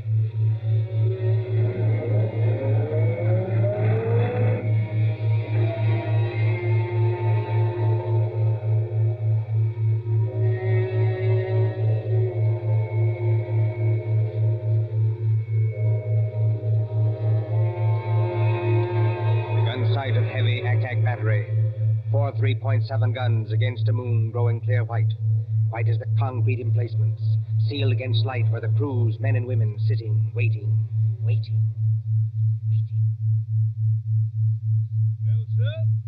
Glad to have you both here. But this idea of yours about dive bombers attacking a blacked-out factory in the middle of a forest is rather fantastic, don't you think? Well, I admit it doesn't make much sense, Captain Bronson, but I have a hunch that I'm right. Well, glad you and Miss Susie drove out. Don't see many strangers. Frightfully boring. Nice country, of course, good air and everything, but dull. Dull as ditch water. What's that? Only some of the lads and lasses inside. Like to walk along the emplacement here? Oh, is that allowed? Oh, certainly, old boy. Why not? Bright moon tonight, isn't it? Yes, bomber's moon. We nearly get shot on our way here. Quiet, Susie. We're not supposed to have been there. If I nearly get shot, I am going to say I nearly get shot. There was a man which is called, McAllister. Oh, old Mac. Very decent sort, Mac. He's a tree doctor. A what? Tree doctor. Got to have wood, you know. But trees start to die. Mac goes round the edge of the clearing and smears them with stuff to keep them well. How did you come to meet him? Well, the fact is, we nearly got as far as the factory tonight. Oh, then you were lucky to get back alive. There weren't any barrage balloons over the factory, I noticed. Hardly, old boy. They wouldn't advertise, would they? With balloons in open country? And if the Germans did use dive bombers? Oh, they're not coming, old boy. Just make up your mind to that. I wonder if you'll say so at 10 o'clock. But it is 10 o'clock. It's just 10 now. Well, it can't be. We drove here like blazes. It was only 9:30 then. Well, then your watch must be very slow, old boy. No, I'm afraid you're wrong. I've never seen it quieter. Cold tonight, very dry for March. Look all around you. Moonlight, open country, not a sign of life in it.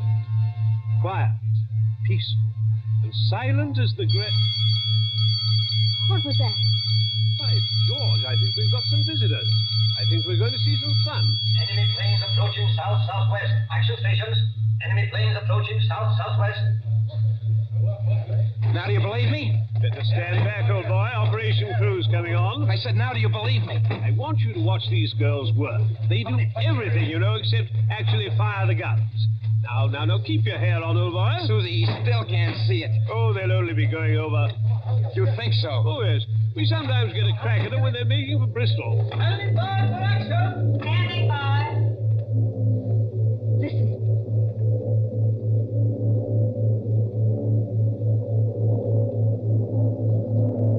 I have heard that noise 1,000 times, but every time I hear it, I get sick.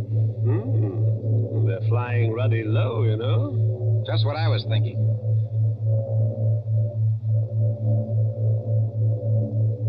Spotter! Spotter! Any identification? Junker, 88. Dive bombers. Height, 5,200. Look here, you two newspaper people. Yes, sir? There might be things popping, you know, can't tell. Like to get below? No, thanks. I don't like this, Bert, but I'll stay too. Range finder. Range finder, on target. Look here, you two.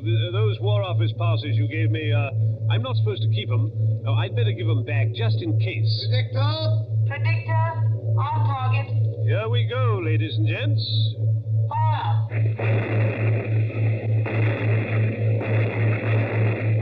Stand by. Predictor on target. Fire.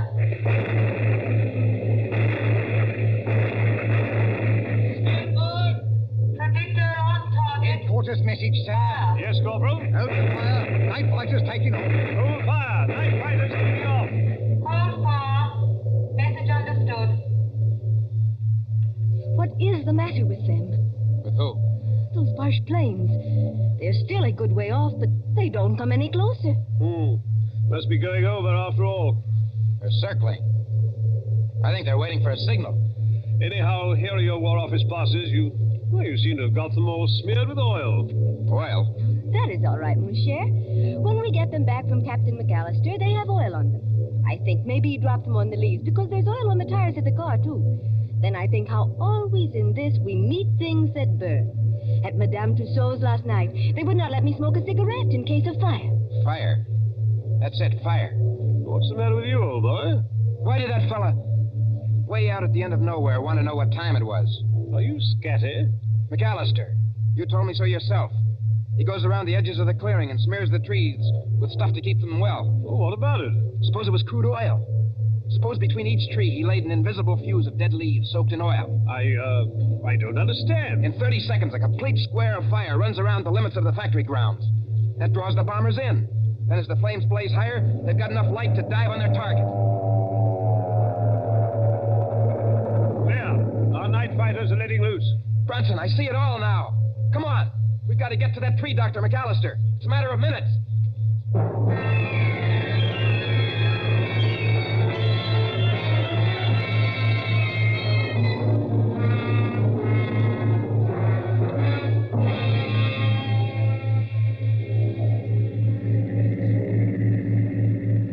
Susie, is Brunson following in the car behind us? Yes.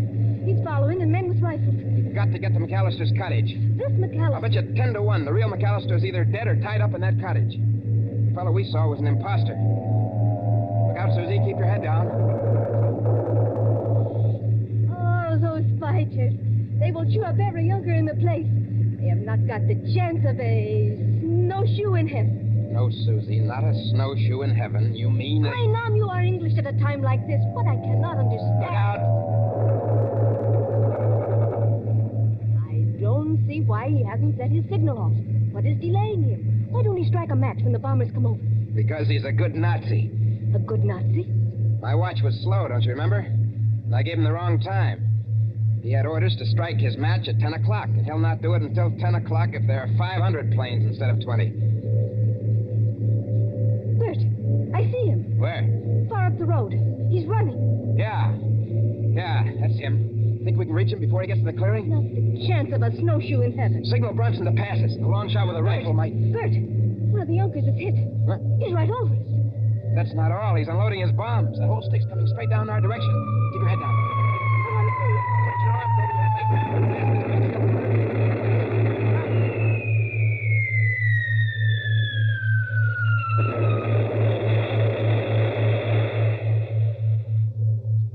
Are you all right? I don't feel hurt. This is a dirt road. The bomb sank too deeply before it exploded. We didn't catch the blast. Come on, Susie. McAllister was just ahead of us. Come on, let's get out. We can't drive any farther. This road is full of bomb craters. Wait a minute, Susie. There's McAllister. He is dead. Yes, Susie. Killed by a Nazi bomb. Look, on the ground. What are those two white cars? Oh. They're all smeared with oil. Must have fallen out of McAllister's pocket just before he got hit. Let's see. What do you know? What are the cards, Bert? 2 tickets for Madame Tussaud's Waxworks. I'm afraid our friend's never going to get to use them. Not the chance of a snowshoe in heaven.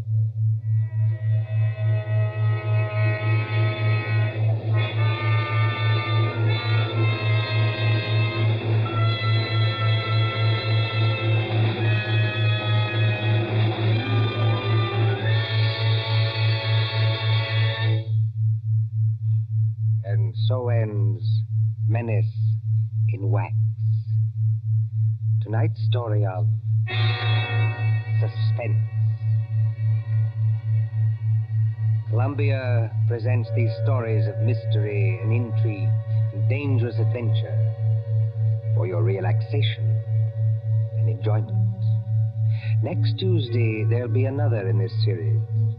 Same hour, 9:30 Eastern Wartime. William Spear, the producer. John Dietz, the director. Bernard Herrmann, the composer-conductor. John Dixon Carr, the author. Our collaborators on Suspense.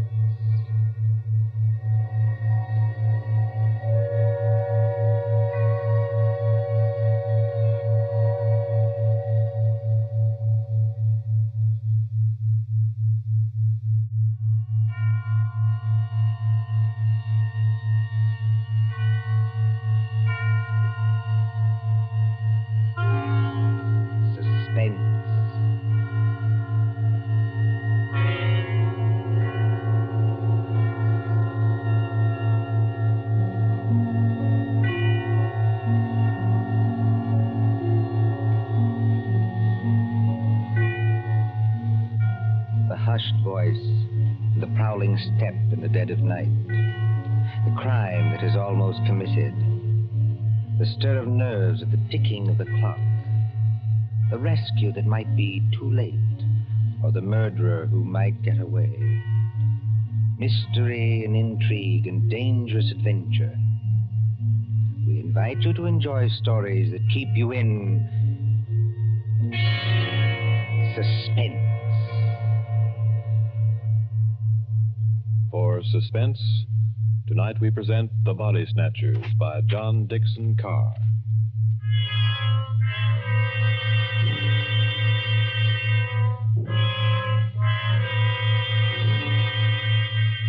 Beware of the body snatcher who prowls after dark.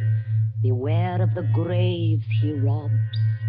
Beware of the murders he commits to provide new corpses for the doctors. Up to the year 1832, the body snatchers terrorized England. According to the law, only 4 bodies a year could legally be supplied to the surgeons for anatomical study. And even these were a monopoly granted to the Barbers and Surgeons Company of London. The study of surgery had to go on. In hundreds of medical schools all over England, perfectly reputable doctors were compelled to buy bodies and ask no questions. In 1828, burst the scandal of Burke and Hare, who found grave robbing too slow and murdered 16 persons in order to supply Dr. Knox of Edinburgh. And so, out of basic good purpose, sprang the evil of the body snatcher.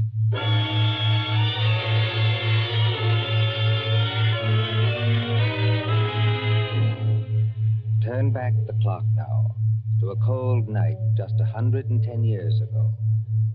Look into the brick kitchen of a house on Wandsworth Common, not far from London. There, in the light of a tallow dip, sits old Mother Slade in her draggled bonnet. What's a keeping 'em? 2 hours. 2 mortal hours by the Dutch clock. And they're not here yet. Mother Slade? The graveyard not half a mile off. And once I thought I heard church bells ring. And once... Mother Slade, did you call? No, my girl, I did not call. But I thought I... And what are you doing up at this hour, my girl? I was only locking up, Mother Slade. Ain't it enough to have taken you over from a good-for-nothing mother, not worth the gunpowder to blow her up? Please, Mother Slade. And given you a good home, and brought you up practically like a lady, with only the housework to do? I'm sorry, Mother Slade. Only I wish you wouldn't talk like that about me own mother. And what do you do, Peggy Lester? You stop up until this hour. You mislay me snuff box 20 times a day. I was only going to say, I thought I heard a horse and cart in the lane. In our lane? Yes, Mother Slade. There it is now. Yes. Easy, my dears. Drive easy with the merchandise. The doctors don't like it if you bump the merchandise. Merchandise, Mother Slade? What's that? I'll tell you what it is, my girl. I didn't mean anything, Mother Slade. It's your Uncle Matt and your cousin Rob are coming home from their business. That's what it is. You hear that, Peggy Lister? I didn't mislay your snuff box. It's on the table. And if you don't want me to take my fingernails to you instead of a strap, you get on up to bed this minute, do you? Yes, Mother Slade. I'm a-coming, my dears. Don't be impatient. I'm a-coming. Nasty dim light this candle gives. Oh, old Mother Slade has got the rheumatics so cruel she can hardly move. Just pull back the bar, open the door. Well, Matt, did you get it? Did we get it? Strike me blind, but that's a good one, ain't it, Rob? Stow the gad, Cord, you get inside and close the door. They ain't after you. Ain't they? Can't you hear anything? I thought I heard church bells. More like a perishing funeral bell, if you asks me. Take it easy, Rob. Take it easy. We've shaken them off. Have we? I wish I was as certain as some people. The spades and sack is still in the cart. Let them stay. Who's a-coming to find them? Then you didn't get it after all, you thick-skull pair. Now, don't you start a blaming us. Now, you shut your potato trap, Mother Slade, or Matt'll make you shut it. What happened? I'll tell you what happened. We was too quick, that's what. The girl was only buried this afternoon. The sooner the better, my dear. What's the good of the merchandise if it ain't fresh, eh? You hold your noise and listen. We left the horse and cart outside like we always do. We creeps up to the lich gate of the churchyard. Walk softly, Matt. Walk softly, Rob, in your oily beaver hats and neckcloths, under the starlight and the white frosted elms. Take care of the graves, too. Spring guns may be set in some of them to protect the dead from marauders. And if the coffin is one of those new iron ones, all your labor will be in vain. Open the gates softly. Don't make such a bloody row with them shovels. I can't help it. I'm loaded down with all this stuff. Oh, and who'll do all the work when we do get there? I will. Matt. Aye? Listen. I can't hear nothing except your teeth are chattering. Matt, there's other people besides us in this here churchyard. Aye, 200 or 300 deaders. But they won't bother us. I means living people. Don't talk soft. Somebody's got a dark lantern. I seen it flash past the gravestones. Oh? Where? Can't you see it now? It's a-coming straight toward us. Yes, I see him. Come on. They've seen us, Matt. That's not TV, Carol. Let him have it, lad. Easy, Captain. Down beyond the gravestones. Crouch down. They can't shoot through stone. Matt, it says here, sacred to the memory of... It's the girl's relatives. They've been watching her grave. All they need, boys. They want to get up now, they'll have to climb the wall. Oh, Struth. If only I had me barkers. First time in 2 years I've gone without a brace of pistols, and this happens. But you ain't got your barkers, Matt Patterson. I got what's just as good. Give me a shovel. What are you going to do? Charge 'em. This here shovel's got a nice edge. Are you daft? They'll have to take time out to reload, won't they? Hear that? Somebody started the bill. That'll bring down every peeler within a mile. If you want a tithing ticket and a neck in a rope, stop where you are. But if you don't want to get scragged before your time, follow me. That's all there is to it, Brother Slade. We went out by the gate, and blow me if they could stop us. You perishing numbskulls. Did they recognize you? No. We had our neckerchiefs around our eyes. Did you do it? I don't know. There's blood on the shovel. No, there ain't, Mother Slade. I wiped it off. Anyway, we're here. What I want now is a Christian fire to sit by, and a drop of spirits to warm my stomach. There's no spirits in the house, Matt Patterson. Don't you lie to me, you ugly mouth. Let go of me hand, Matt Patterson. I'm warning you. Better let it go, Matt. There's no spirits. Only half a loaf of bread. Don't I know it? I haven't tasted a drop of gin all day. The black dog's on me back. Well? Hark at what I say. The doctor was promised a corp tonight.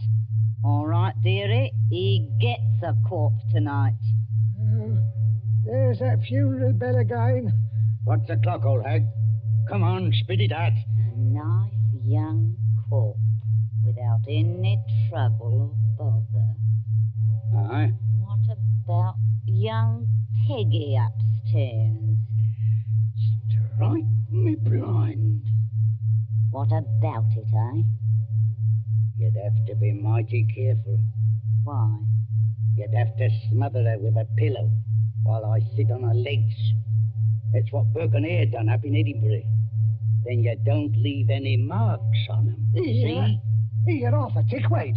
What? If the doctors see they've been polished off, just plain murdered, they won't have nothing to do with it. Leastways, they don't like it. Like it or not, dearie, they all do. Who's buying the beef tonight? Dr. George Arnold. Him? The young fella out Fulham Way? That's the man, dearie. But I thought he was too pious and holy to play. That's what Dr. Arnold thought, too, till they started putting the screws on him at Bart's College.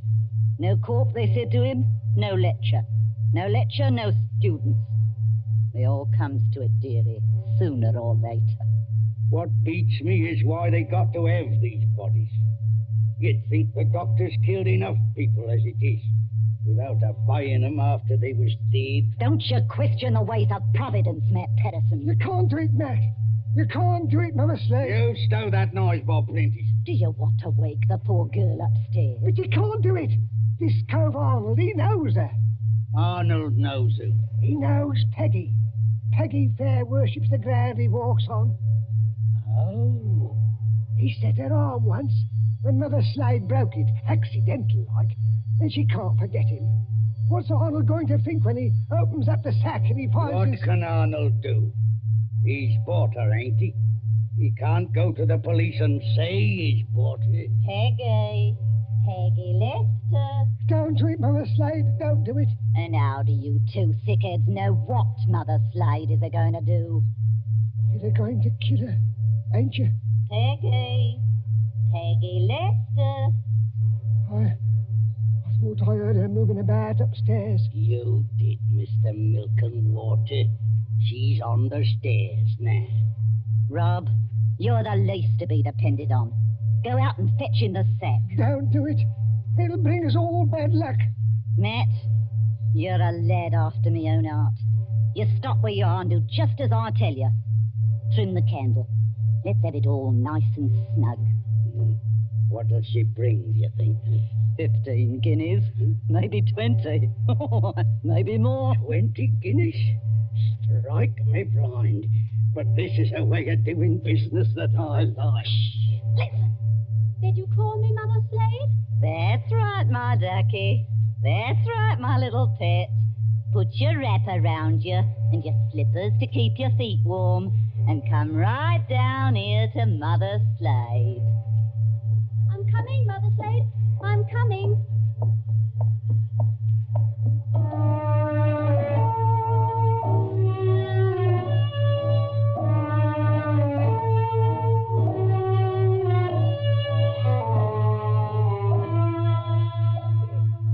Who in those times would be a surgeon and still be an honest man? At that drugged hour of the night, look into the sitting room of a spacious house. Many candles are still alight there, though they have burned down nearly to their silver sockets. There is Chinese paper on the walls, and a Turkey carpet underfoot. In front of the fire, now almost out, sits Dr. George Arnold with his bottle green coat and heavy hair.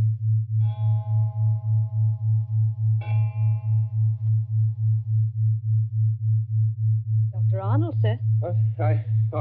I beg your pardon, Mrs. Tancred. Dr. Arnold, sir. It's gone 2 o'clock. Yes, so it has. You've got a lecture to deliver tomorrow, and you'll be all worn out. Why don't you go on up to bed? Mrs. Tancred. Yes, sir? You're a jewel of a housekeeper. I admire you, and I can't do without you, but would you please go away and let me alone? Sure, I'm very sorry, sir. No offense intended. Stop. I shouldn't have said that. I'm thinking too much, perhaps. And smoking too many cigars, if you'll excuse me. Why must they keep tolling that bell at East Hill Church? Why must they keep it up all night? Well, sir, Elsie says the parson told them to do it. Elsie. Wait. Who is Elsie? Dr. Arnold, sir. I know you're always up in the clouds, mooning over books and whatnot, but I did think you'd recognize the name of your own parlour maid. Oh, that Elsie. I see. Well? Elsie says it's because of the murder in the churchyard. What murder? 2 resurrection men. Body snatchers, sir. Oh, you wouldn't know anything about such people. No, of course not. They were caught trying to rob a grave, but they got away. One of them was a horrible big fella.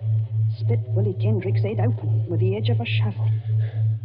Is anything wrong, sir? No, not exactly. Well, I thought for a second, seeing how you looked. Did they get the body? Yes, sir.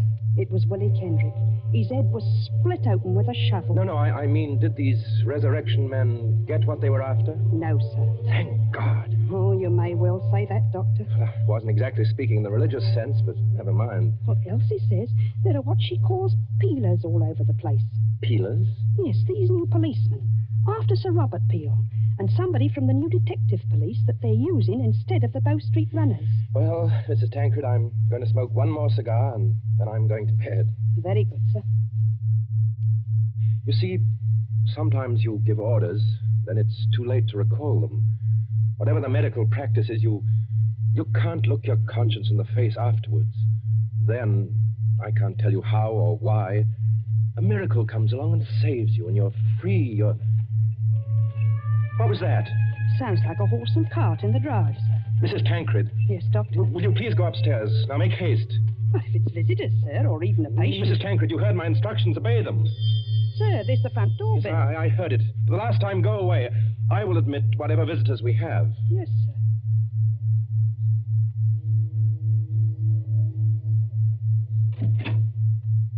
Good evening, dearie. Oh, come into the sitting room here, Mrs. Slade. La, sir. Just call me Mother Slade. You don't hardly seem natural or friendly to hear anything else. It's a pleasure to curtsy to you, Doctor. Cool. What a lovely room. I suppose... Your candles is going out, though. One by one. Poof. Then you'll be in the dark. I suppose you've come to report failure. Failure, dearie? I understand you didn't get what you went after. Bless you, dearie. We got something just as good. Finest piece of merchandise you ever saw. You haven't got it here. Bless you, dearie. Mother Slade always keeps her word. Bring the merchandise in, my dears, so the doctor can see it. Quiet, please. Oh, of course, dearie, I forgot. The big fella with the black eyebrows is Uncle Matt. The little fella with the watery eyes is Cousin Rob. And between them, in that sack, they're carrying... Well, who is it in the sack? 19-year-old girl, dearie. Finest anatomical specimen you ever saw. Merciful Where do you want this here thing dumped, Governor? Easy now, Matt. Why did you bring it here? That's where you told us to bring it, dearie. I mean, why did you bring it to the front door? Why not to the surgery? Only place in the house where there was lights, Governor. Hurry up now. Where do you want it? Well, take it... Yes, dearie? Take it over and put it in the cupboard there, where I'm pointing. This cupboard here, sir? Yes, then close the cupboard door. Shame on you two. Tracking your muddy boots over the doctor's lovely turkey carpet. Easy, my dears, easy now. All right, Robin. Don't bruise the merchandise. Whatever you do, don't bruise the merchandise. Right, me blind, what's the odds? She can't feel it now.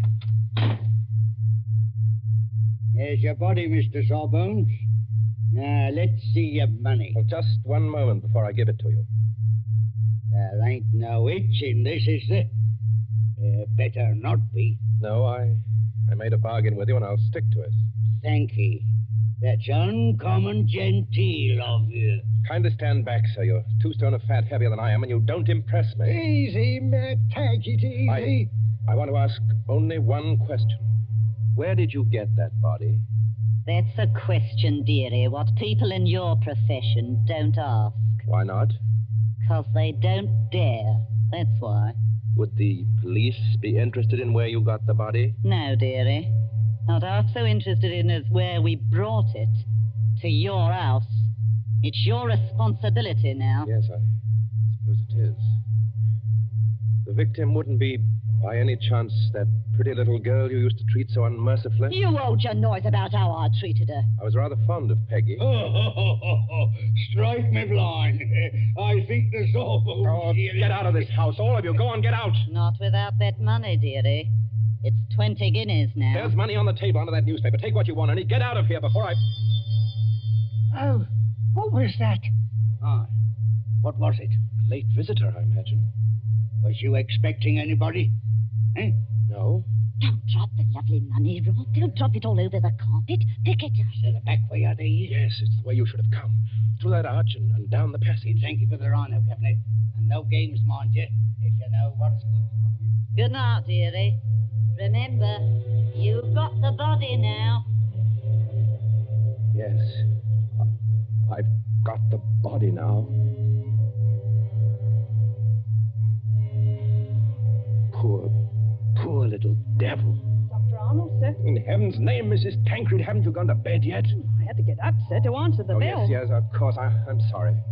Dr. Arnold, what's the matter with you? Matter? You're as white as a ghost, and you're almost crying. Am I? Well, we must remedy that. Oh, it's so dark in here, I could barely see you sitting there. The candles going out, one after another. Nothing but smoke and an ugly smell of grease, and that cupboard door. What about that cupboard door? Oh, I always declare, sir, it won't keep shut without any latch or bolt, if you'll excuse the lip. Mrs. Tancred, keep away from that cupboard. Dr. Arnold, sir. Are you ill or anything? No, but keep away from that cupboard. Who rang the bell? Oh, dear, I was almost forgetting. It's that man Elsie was talking to us about. What man? The officer of the detective police, sir. He wants to see you. Well, I'll see him, but in some other room, not here. It's as you say, there's not enough light. Not a bit of it, Doctor, not a bit of it. Never too dark, as you might say, where the police are concerned. I couldn't help it, sir. He must have followed me down the hall. Are you... That's right, Doctor. I'm Stalker at your service. Inspector Stalker. Well, how do you do, Inspector? Mrs. Tancred, you may go. By your leave, sir. I'll just get some more candles and put them in that bracket by the cupboard. It's not in use. No, you needn't trouble. It's no trouble, sir. Excuse me. First of all, Doctor, I must apologize for intruding as late as this. Not at all, Inspector. Will you be seated? Thank you, sir. Thank you kindly. Now, I dare say you're wondering why I'm here. Oh, yes, I am, rather. It's a bad business, Doctor. A very bad business. You mean the murder in the churchyard? Oh, you've heard about it. Well, my housekeeper said something about a man being killed with a shovel. That's right, Doctor. Not much doubt about who did that. No? No. The little fella dropped his dark lantern with the initials on it. They're professional body snatchers. We've had our eye on them for a long time. Speaking of body snatchers, Doctor... Well? I expect this anatomy law is pretty hard on you surgeons. It's an infamous law, sir. All the same, Doctor, it is the law. Yes. And if any surgeon happened to be caught with a body, especially a murdered body... What are you hinting at? Nothing, Doctor, nothing. By your leave, I only want to ask a question. Well? What time did your friends leave? Now, come, Doctor. As one man of the world to another, do you see any green in my eye? You are not going to say you had no guests when their horse and cart are still at your front door. They didn't get away. No, Doctor, they didn't. They made a little reception committee as they left by the back door. Darby's on the wrists. Snap. Just as I might reach out and touch your wrist. Like this. What do you mean by Darby's? Handcuffs. I've got a pair in my pocket. Gags into their mouths. That's to keep them from biting. Look, do we have to go on with this? You already seem to know everything I could tell you. Not exactly everything. I don't know, for instance, where you've hidden the girl's body. You're a very diligent man, Inspector Stalker. Thank you, sir. I try to do my duty. You said a girl? These gin-muddled degenerates have been watched every second since they left East Hill churchyard. They hadn't a body then, but they brought one here. And there's only one other person who lives in the same house with them. Dr. Arnold, sir. Mrs. Tancred, listen to me. Yes, sir? Must you always break in with the most completely ill-timed entrances at all the worst period of my life? I was only trying to be helpful, sir. That's right, madam. Always be helpful. You had to have some light. Here's the candles, sir. 5 of them. In a big candelabrum. We can hang them in the bracket. Ma'am, hold up that light. Hold it high. Really, sir? I'm not in the habit of being spoken to as Hold it high, I tell you. Do as the inspector tells you, Mrs. Tancred. This is a very fine carpet you've got here, Doctor. Yes, others have admired it tonight. But it oughtn't to have footprints on it. Muddy footprints.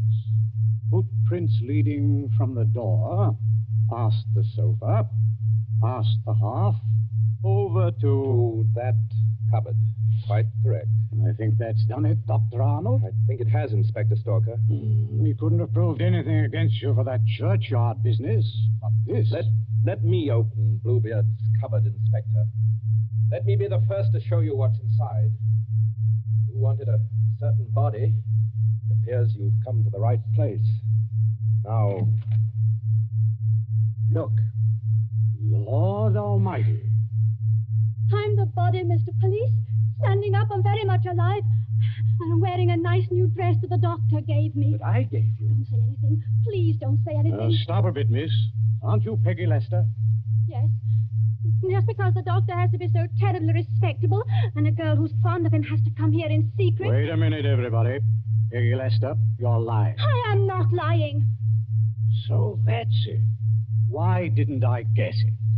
It's the oldest body snatcher's trick in the world. Is it?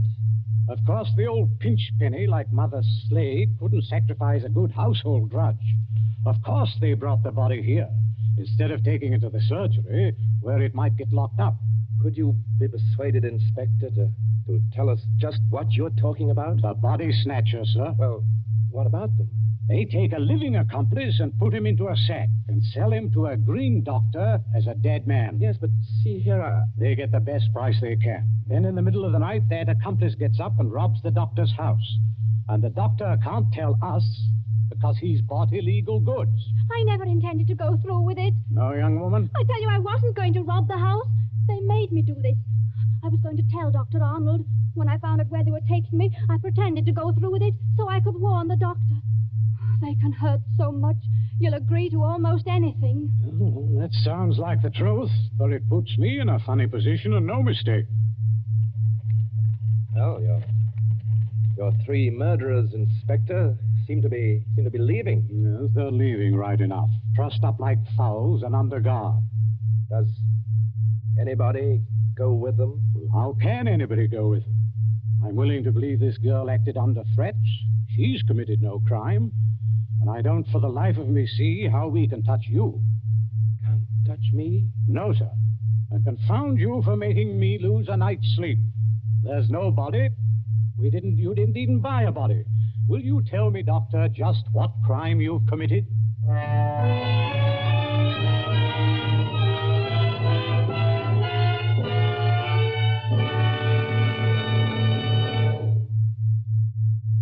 And so ends The Body Snatchers. A story of London at midnight, 100 years ago. And tonight's story of Suspense.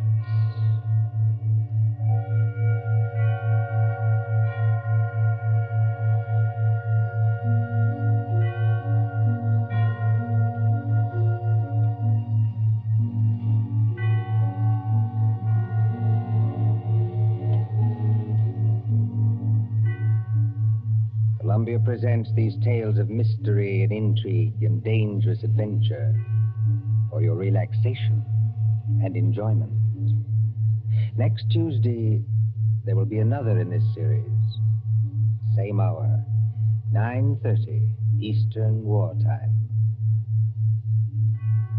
William Spear, the producer, John Dietz, the director, Alexander Semler, the composer, conductor, and John Dixon Carr, the author, are collaborators on Suspense. This is the Columbia Broadcasting System.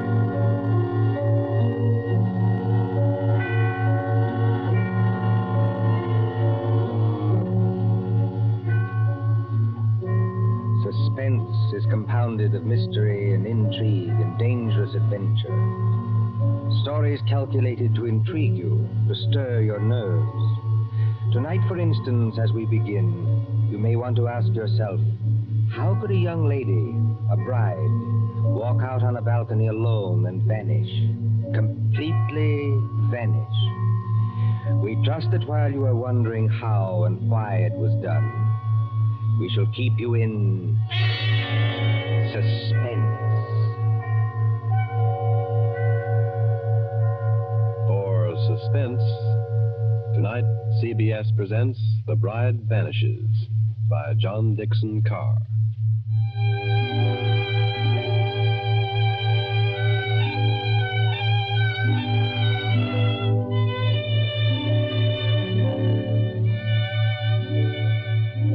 Italy in springtime. Italy as we used to know it before the jackal struck. And the island of Capri, 20 miles out across the Bay of Naples. Blue water a-dazzle under the sun. Behind her the bone-white beaches, and Vesuvius dull purple in a heat haze. Ahead, as the little steamer from Naples chugs out across the bay, rises Capri. Olive trees and white roads, and vineyards above the cliffs. Could young Americans find a better place to spend their honeymoon? While the guitars sing, and the warm winds blow, and the little steamer carries them. Well, Mrs. Courtney? Well, Mr. Courtney.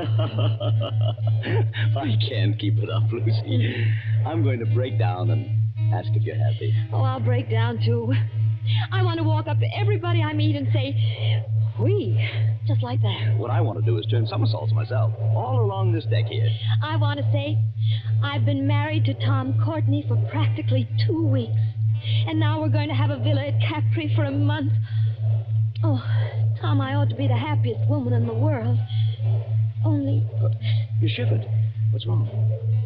Well, ever since we got aboard this ship, people have been staring at me. I can't blame them for that, dear. No, I mean in a funny way, and muttering. Even your American friend, what's his name? Granger? Mr. Granger. When you introduced him to me at Naples, I thought his eyes were going to pop out. Be careful. He's standing over by the rail now. Oh. He lives at Capri.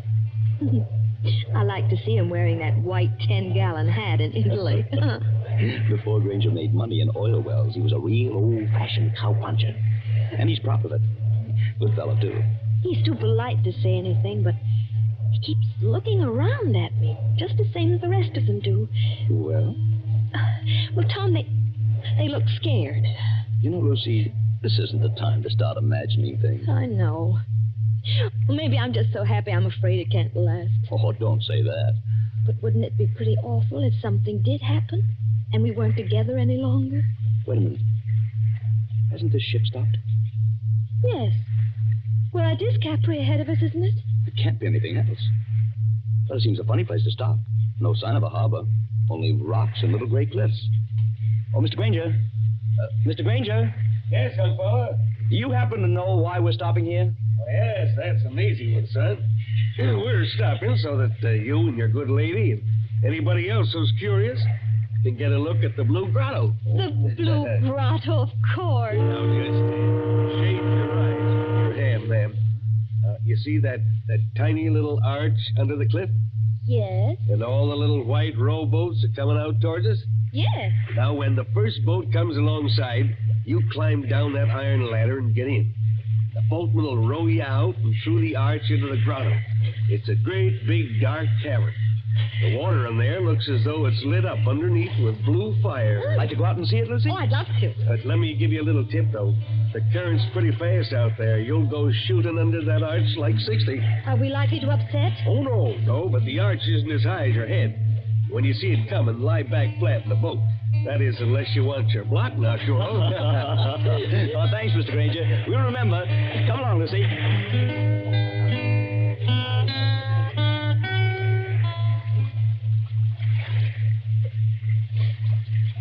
Easy on the ladder, Lucy. Don't look round yet. Oh, I'm all right, darling. And just as good a swimmer as you are. I'm in the boat now.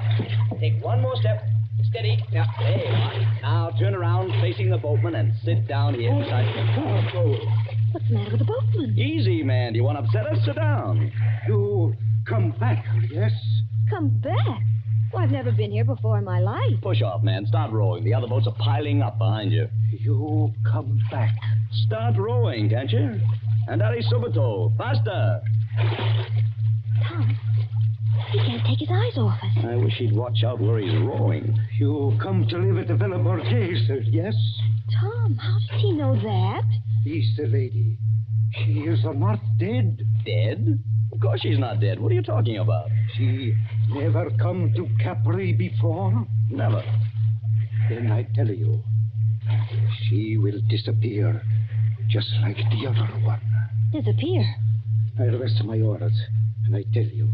Tom, aren't we moving rather fast? Yes, that's the entrance to the grotto ahead. I tell you, there was a lady so much like your own, coming back. Oh, it scared me. Now, look, old man, I don't want to teach you your business, but you've got your back to that grotto. Take this lady back where she come from. Do not take her to the Villa Borghese. Down, Lucy. Flat on your back. Down.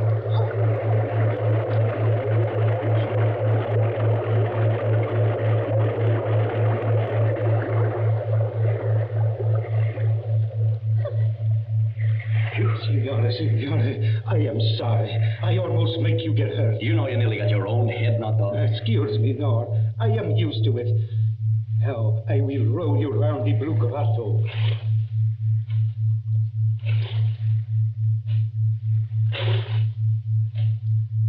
I don't think I like it much, Tom. Neither do I. Dark. Except for that blue light under the water. Transparent. You can see the fishes swimming. Just a minute, boatman.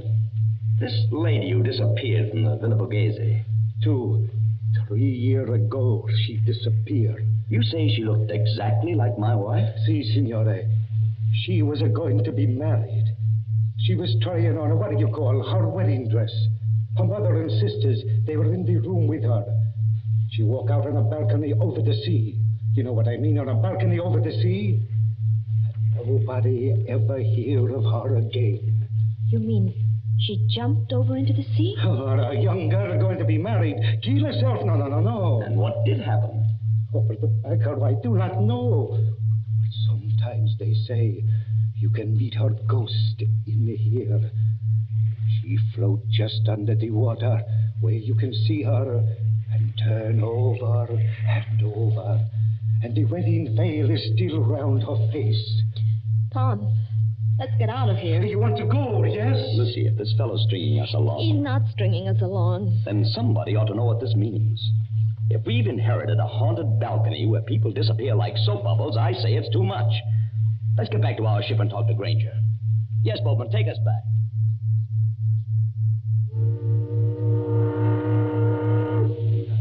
Mr. Granger? Mr. Granger? I'm aboard, ma'am. Oh. You too, young woman.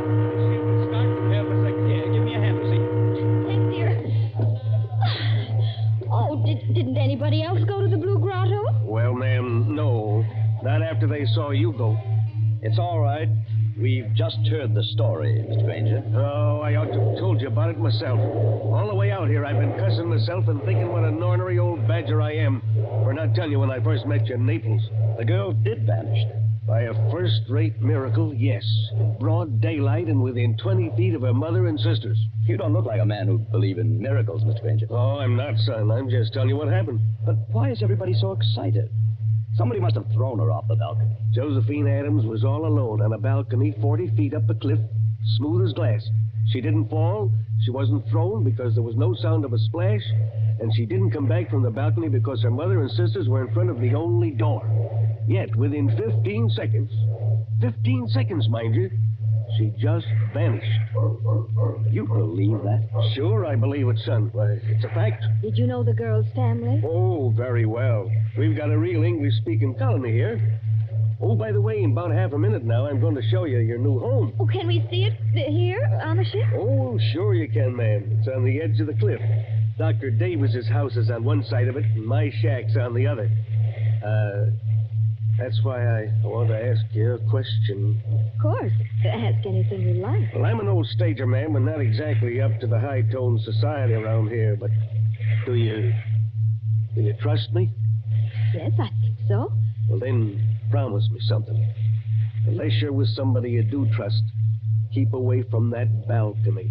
Do you honestly think there's danger, or... I don't know, son. If I did, I wouldn't have to talk this way. Sounds like a dog barking. I thought I heard it before. Well, it is a big police dog. And led by a very handsome woman, if you ask me. Oh, Lord, here she is again. Who? The Countess. She lives in our colony. She looks like an American. You take your eyes off her, Tom Courtney. She is an American. Married a Count Parcheesi or something like that. Just call her Nellie. My dear Mr. Granger. Hello, Nellie. It's true. Everybody told me so, but I couldn't believe it until I saw her. She does look exactly like poor Josephine Adams.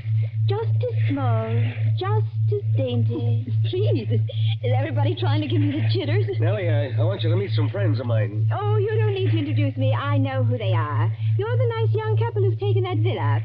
I'm Nellie Lucchese. Oh, yes.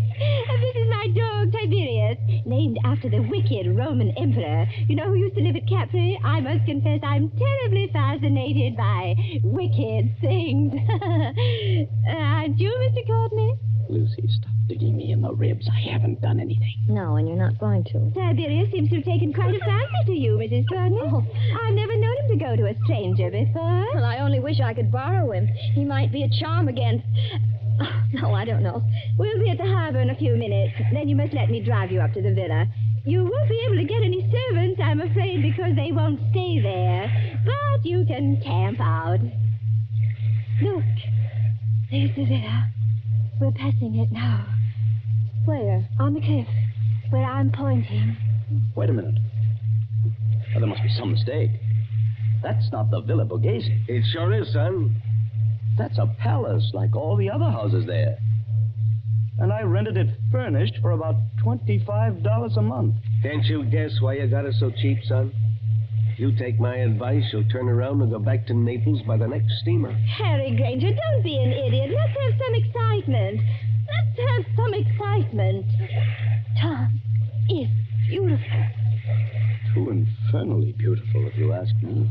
There's the balcony. It's all right by daylight, son. Marble and tapestries and whatnot. But at night, when you gotta put out the lights, you start thinking what happened.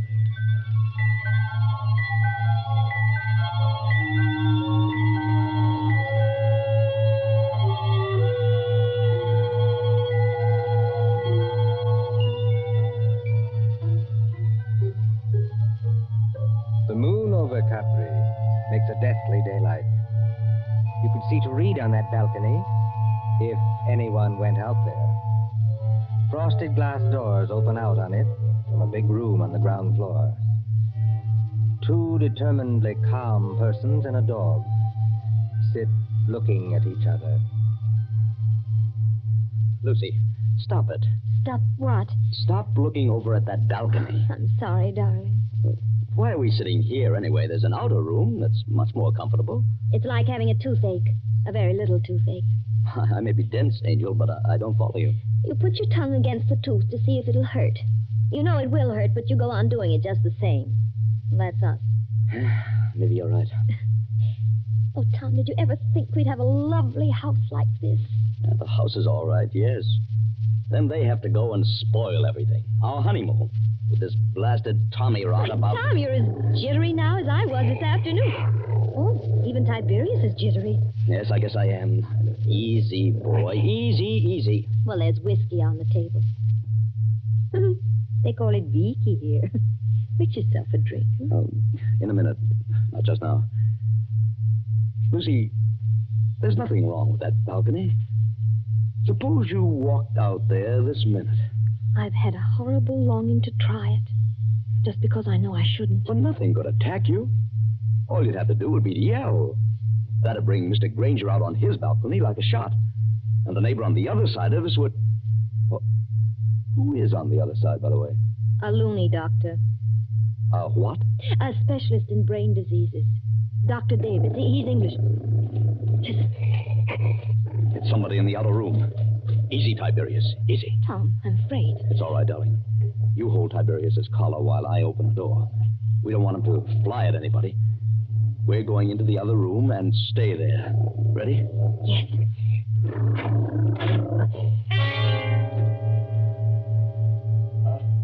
Good evening, Mr. Courtney.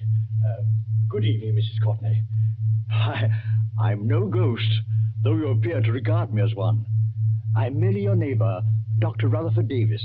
Oh, yes, of course. Mr. Granger mentioned you. I trust you will pardon this intrusion. No one answered my knock, so I ventured to come in. It's no intrusion, Dr. Davis. We're a little disorganized here, that's all. Naturally. Mr. Courtney, I wish I could say welcome to Capri, but I have a very different message. Well? If you value Mrs. Courtney's life, you'll go back to Naples immediately, sir. Not you, too. I do not say that as a ghost hunter, sir. I say it as a medical man. May I sit down? Oh, of course. Please do. Oh, thank you. We seem to be forgetting our manners. Dr. Davis, will you have a drink? Oh, thank you. Perhaps a small whiskey? I'll get it, darling. You sit down and talk to Dr. Davis. You're not going back into that room alone. Oh, I'm only going to get the drinks, Tom. I promise to be good. And Tiberius can come with me. Can't you, Tiberius? Oh, I see you've borrowed Tiberius from the Countess Lucchese. Yes, she was kind enough to offer him. Excuse me, I'll be back in a minute. Come on, Tiberius.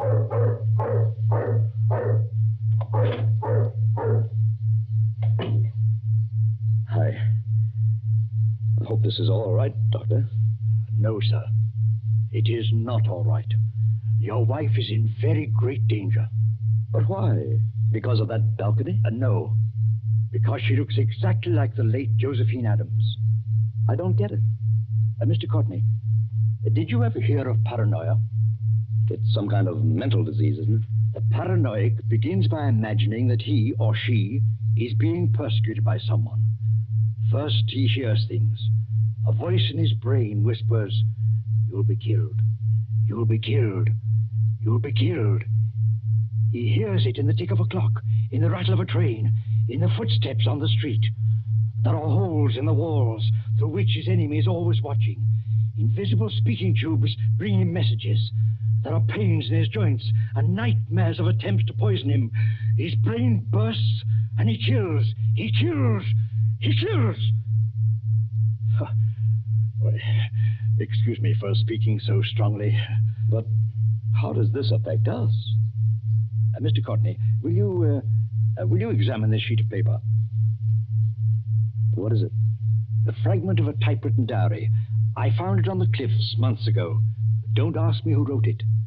But I know there's a criminal lunatic on this island. He imagined that poor, inoffensive Josephine Adams was his enemy. So he killed her. Killed her? How? I don't know. And what happened to the girl's body? I'm not a detective, sir. The body was carried out to sea, perhaps, or washed along the cliffs and into the Blue Grotto to be lost. But don't you understand the danger to your wife? You're not suggesting that with somebody's cracked brain, your wife is Josephine Adams, created all over again. Kill Lucy? It couldn't be done. It was done, my friend. Listen. It sounded like a dog howling. Mrs. Courtney is rather a long time in getting that whiskey. She wouldn't go near the balcony.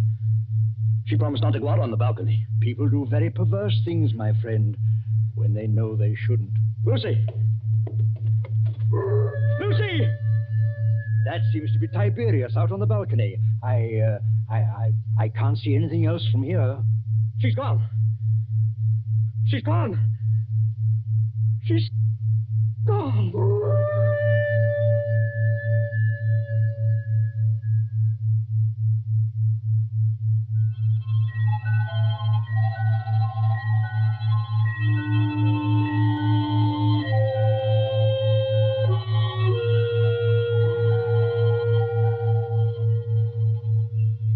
empty balcony, a howling dog, and a sea turned clear silver under the moon.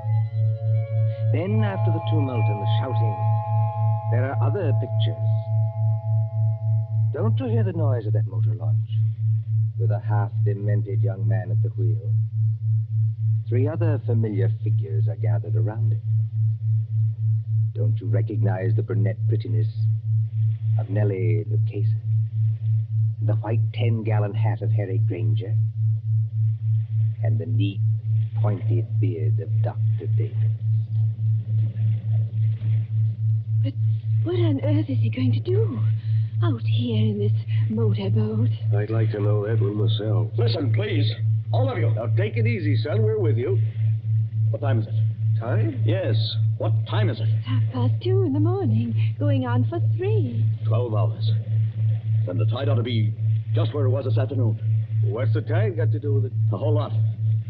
Somebody set a trap and made Lucy fall off that balcony. I know it. Oh, that's absurd. If Lucy's been carried out to sea, there's nothing we can do about it. But if she's been carried along with the current and into the Blue Grotto... Blue Grotto? One moment, sir. You're not proposing to run this big launch under that arch after dark? Yes, Doctor. That's just exactly it. Go on. Do it. I'll back you up. Let's have some excitement. It'll be exciting enough, I assure you. Mr. Courtney, have you got some wild hope of recovering your wife's body? I've even got a wild hope she may be alive. Lucy's a very strong swimmer. You're acting like a nut, son. Get set, everybody. I'm going to swing around.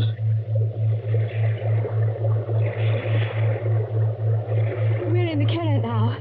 Better hold tight. I've got to duck my own head when we go through. Everybody else squat down. I still protest against this. Don't you understand, Mr. Courtney? Get ready. Here we go.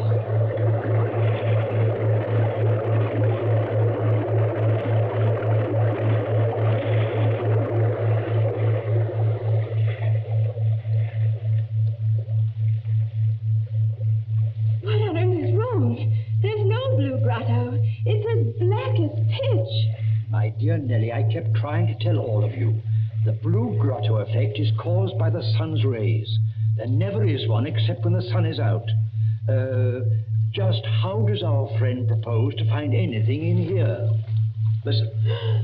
Something's got hold of the side of the boat. I felt it move. Not the dead girl, I trust. There's a hand here. A wet hand. Lucy. She's not alive. Mr. Ranger, help me lift her up over the side. Easy now. Don't tip the boat. Oh, Lucy. Lucy, are you all right? Tom. Are you all right, Lucy? Can you hear me? All right. I'm just exhausted. I got in here. Couldn't swim out against the current. Now, don't try to talk. I've got to talk. I'm going to faint. Tom, who's with you? Only our friends. Who's with you? Is the murderer with you? I was just wondering the same thing. To be shut up in the dark at 3 o'clock in the morning with a criminal lunatic. Who spoke then? Now, Lucy, don't hold me so tight. Let go, dear. I'll get the boat started and have you out of here in a second. Who spoke then? Only Dr. Davis. Tom, I've got to tell you. I know how that girl, Josephine Adams, died. Almost killed me. Has anybody here got some brandy? Or a flashlight? I have a flashlight, my friend. Will you allow me, as a medical man, to examine Mrs. Courtney? You better keep back for just a second, Doctor. She's hysterical. Give me the flashlight, please. I walked into the other room. Nobody with me. All alone except Tiberius. Yes, Lucy. Somebody called my name. From the balcony, I thought. Very softly. Mrs. Courtney said. Mrs. Courtney. Did you recognize the voice? Yes. That's why I went.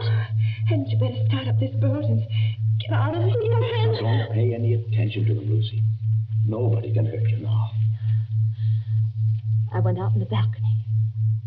Bright moonlight. Bright as day. But there was nobody there.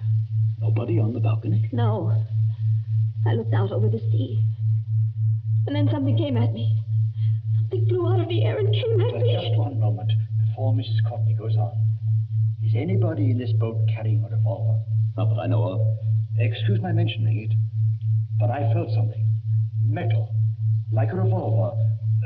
Brushed past my hand. Oh, it was only the flashlight. Excuse me, it was not a flashlight. Mr. Courtney's got the flashlight. Would you please let Lucy go on and finish? Lucy, you were on the balcony and something came at you. Yes. Like a snake. Sideways. Out of the air. It went over my head. Fastened round my neck. It was a rope. With a running noose in it. A rope? That's it. A rope. It was thrown from another balcony. I'm small and light, like Josephine Adams. It pulled me sideways and over the rail. I fell. I think I begin to understand They what... couldn't see what happened to Josephine Adams. Frosted glass doors, balcony, so they couldn't see. Now, take it easy now. You're perfectly safe. Is she perfectly safe? The murderer let her fall on the rope. But the rope was jerked tight long before she struck the water. That broke her neck. Then the murderer lowered her softly. So there wasn't any splash, and the current took her away, rope and all. That's it. It would have happened to me. Only the rope must have slipped through the murderer's fingers. Through whose fingers? What did I tell you? Somebody in this boat has got a revolver. Who's overboard? Somebody went. Switch on that light, my friend, and shine it on the water. All right, Doctor. There's your light. Look at it. Turning over and over. The water in the blue grotto is red now. Tom, stay close to me. Oh, it's all right, Lucy. I swear you're safe enough now. Did he shoot himself? Yes. Did who shoot himself? Who had a balcony exactly like ours on the house next door? Who began life as a cowpuncher and would have known how to use a lasso? Yes, and knew Josephine Adams well, and got it into his maniac's head that Mrs. Courtney was Josephine Adams all over again. Harry Granger. Look. There's his 10-gallon hat floating away.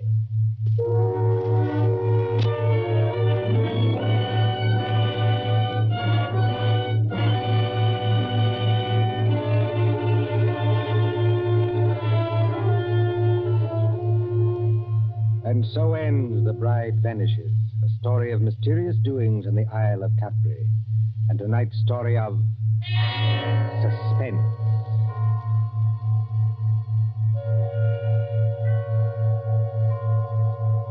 Columbia presents these tales of mystery and intrigue and dangerous adventure for your relaxation and enjoyment. Next Tuesday, there'll be another in this series. Same hour, 9:30 Eastern Wartime. William Spear, the producer, John Dietz, the director, Alexander Semler, the composer, conductor, and John Dixon Carr, the author, are collaborators on Suspense.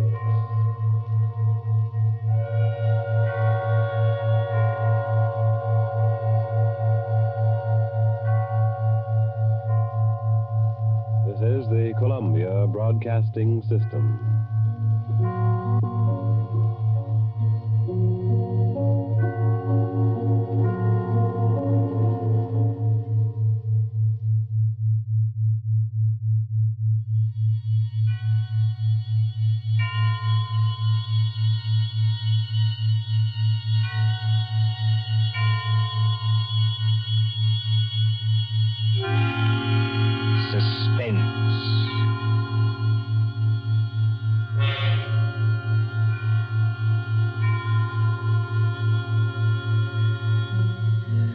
Tonight, Columbia brings you, as a guest star, Peter Lorre, one of the screen's past masters of the art of suspense.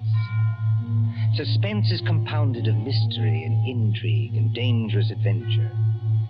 In this series are stories calculated to intrigue you, to stir your nerves, to offer you a precarious situation, and then withhold the solution until the last possible moment.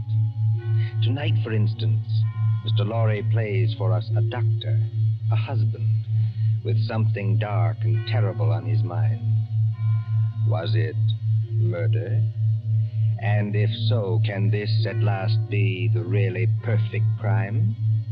We trust that while you are wondering, we shall keep you in suspense. For Suspense tonight, CBS presents Till Death Do Us Part by John Dixon Carr, starring Peter Lorre.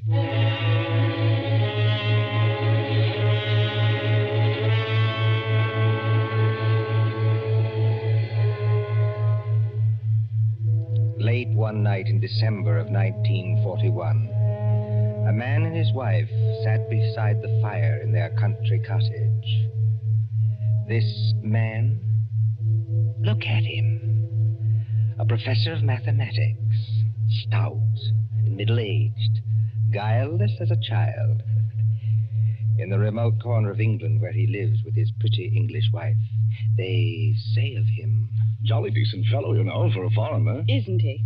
Always a smile for everybody and so polite. That's why it's such a shame about his wife and that young American. There hasn't been anything between them yet, I'm almost sure. But if the American stays here much longer... Shh, I tell you.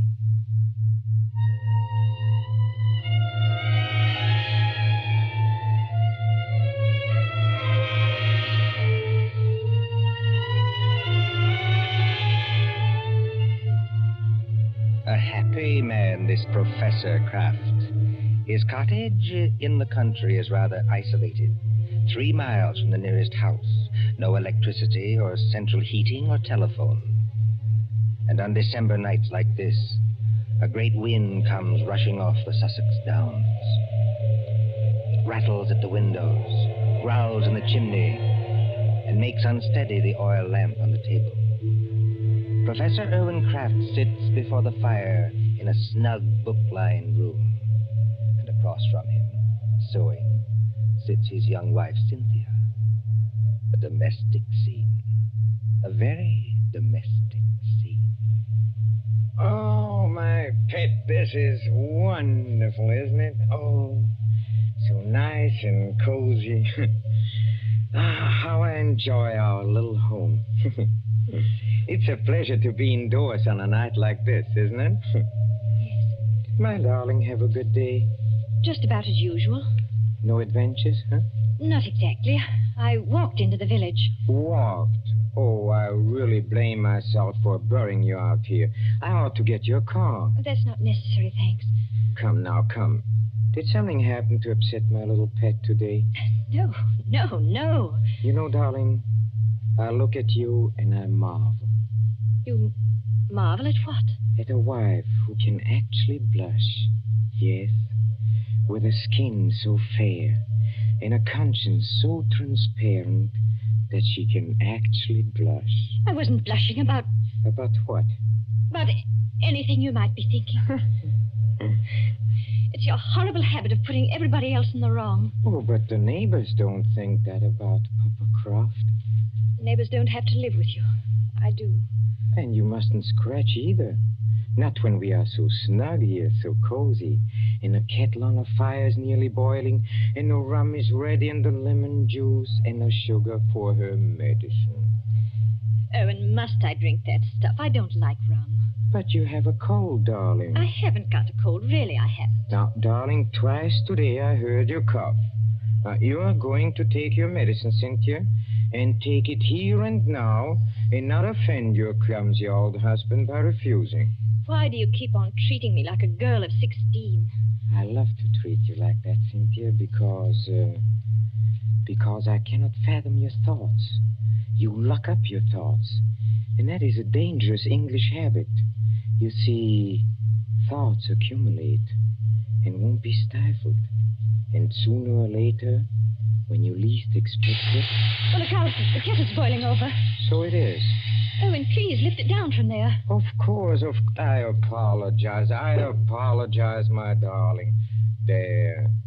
For a second, you know, you almost frightened me. Huh? I frightened you? I suppose it's foolish. Well, here we are, my dear. Here we are. Now, see, I put 2 tumblers on the coffee table. And Now, a spoon in each so that the heat doesn't crack them. My dear, must you give me so much rum? Can't I have the small one? But we have to cure that cold of yours, Cynthia. Now comes the lemon juice. Yes. And now comes hot water to the top. Here we are. And 2 lumps of sugar for each of us. There you are, darling. Now let's drink up, huh? Owen, listen. I didn't hear anything. I did.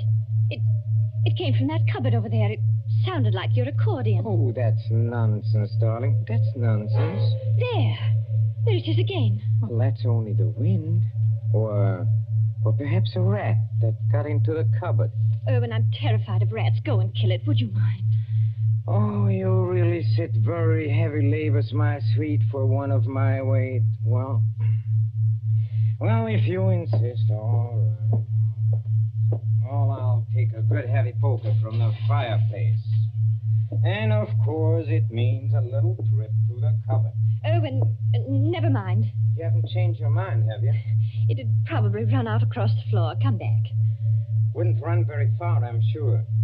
Well, again, if you insist. I can't think what's the matter with me tonight. No? No, You're sure nothing upset you in the village today, huh? certainly not.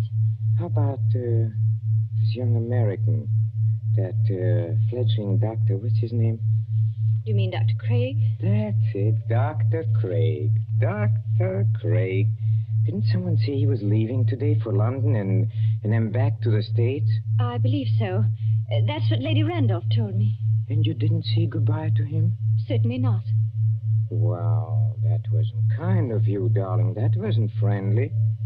What's the matter? Don't you like my nice hot rum drink? No. But you'll give me no peace till I do drink it. That's right, darling. That's right. Now, take it down like a good girl. I'm keeping you company. See? Oh, how pretty she looks, with her yellow hair in the firelight, and her red mouth, and her light little hands. Very pretty. Oh, there is just one other thing, Cynthia. I gave you a letter to post this afternoon. Did you post it? Yes. Registered? Yes. And did you notice to whom the letter was addressed? Everybody notices the address on an envelope. It was to some Mr. Hatherby at Market Shepherd. That's right. But I don't know who he is, if that's what you mean. Oh, Mr. Hatherby is the coroner of this district. Coroner? That's right. That's right. But is there any reason why you should be writing letters to the coroner? Well, there will be tomorrow morning.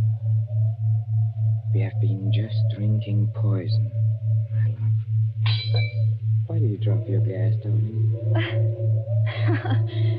I don't believe you. No? This will interest you, Cynthia.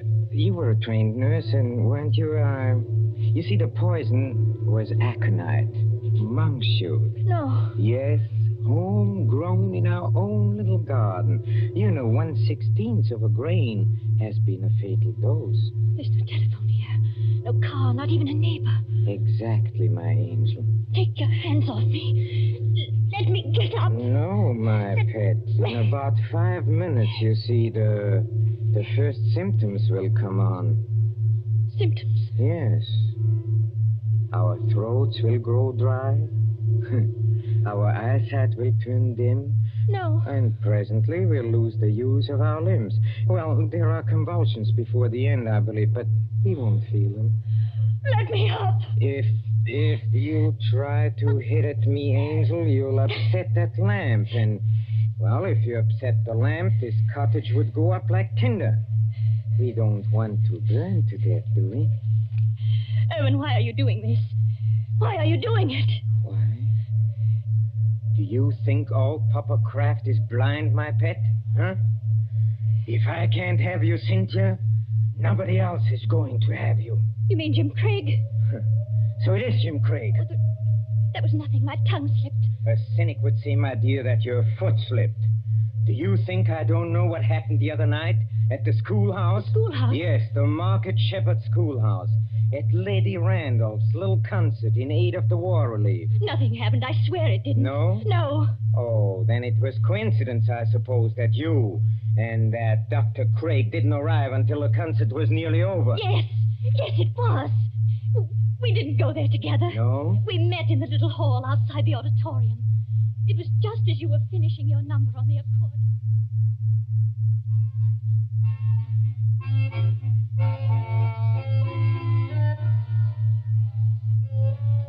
I beg your pardon. It's so dark here I almost bumped into you. Isn't that Mrs. Crabb? Yes. Good evening, Dr. Craig. We seem to be late. Very late, I'm afraid. I was detained on a case. I didn't feel like coming here at all. Oh, but just a moment before I open that door for you. Won't it look a little funny, our arriving here together? Funny? Why should it? No reason at all, only... Cynthia, listen to me. Do you know, Dr. Craig, that's the first time you ever called me by my first name. I did want to have a word with you somehow. Of course, you've heard the news. What news? Well, on the radio for the past couple of days.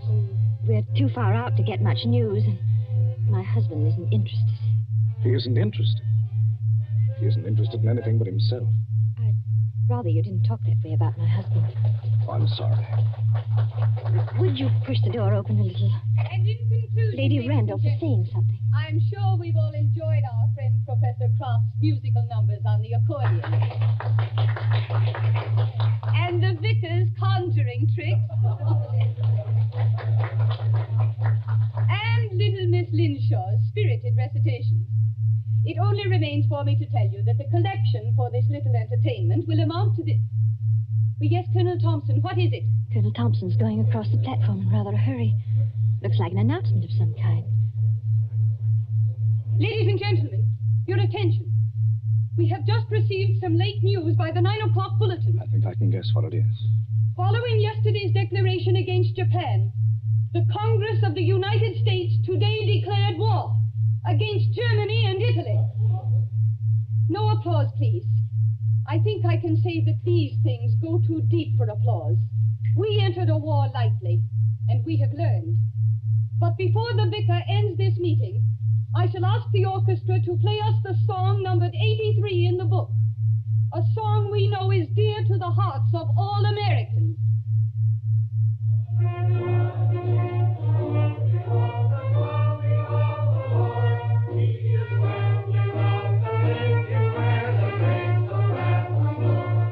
Close the door, Cynthia. Jim, this doesn't affect you. Naturally it does. You won't be leaving England. Probably in a very short time. They'll be needing doctors. But does a formal declaration of war make any difference? What does it mean to you? What does it mean? I can't explain it, Cynthia. It's all in that song.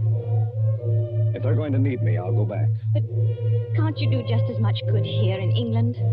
I don't know. That depends on what the army says. And doesn't anything depend on what I say? We haven't got much time, Cynthia. That crowd will be out in a minute. Yes.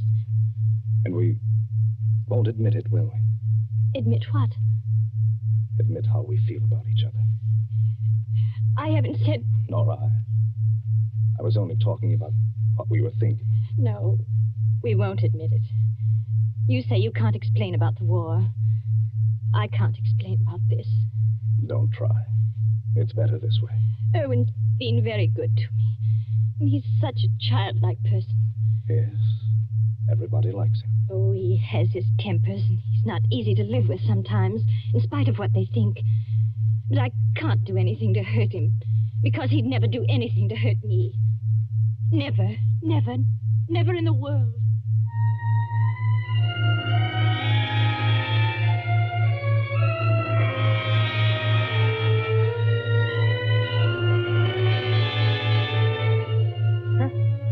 A very fair estimate of my character, too. That's exactly what I said about you. So you are in love with that fellow? I admit it now. Yes. Tell me, darling, do you feel anything yet?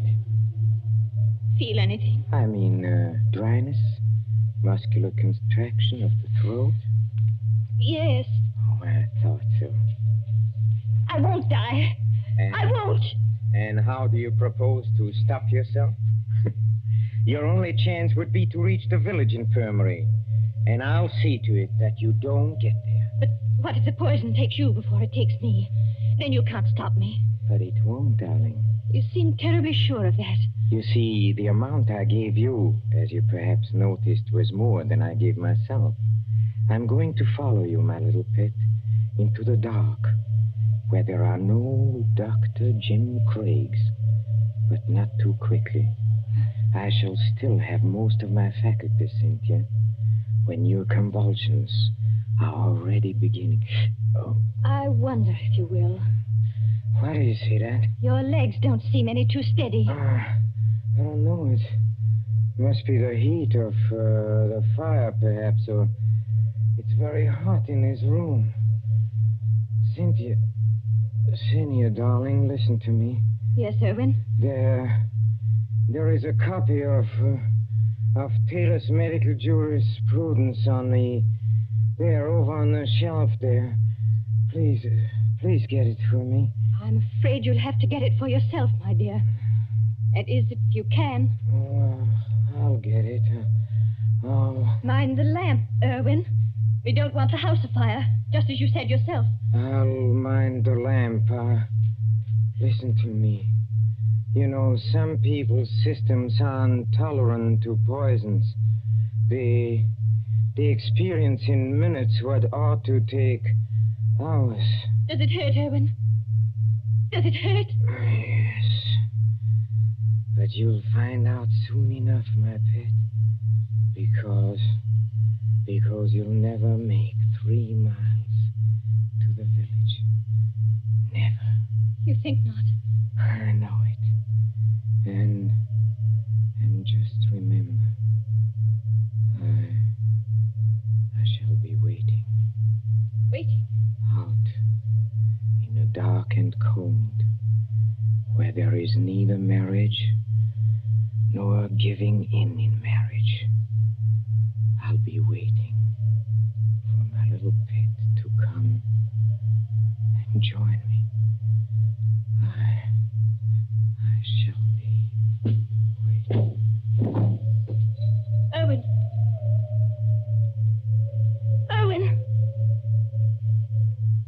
Oh, I hate you. I loathe you. I'm afraid of you. But I don't want you to die because of me. And yet, you are dead, Irwin. But I'm not going to join you. I've never prayed much, Irwin, but I'm praying now. Whatever comes over my wits and makes my senses weak, give me strength enough to get to the village. Just give me strength enough to get to the village.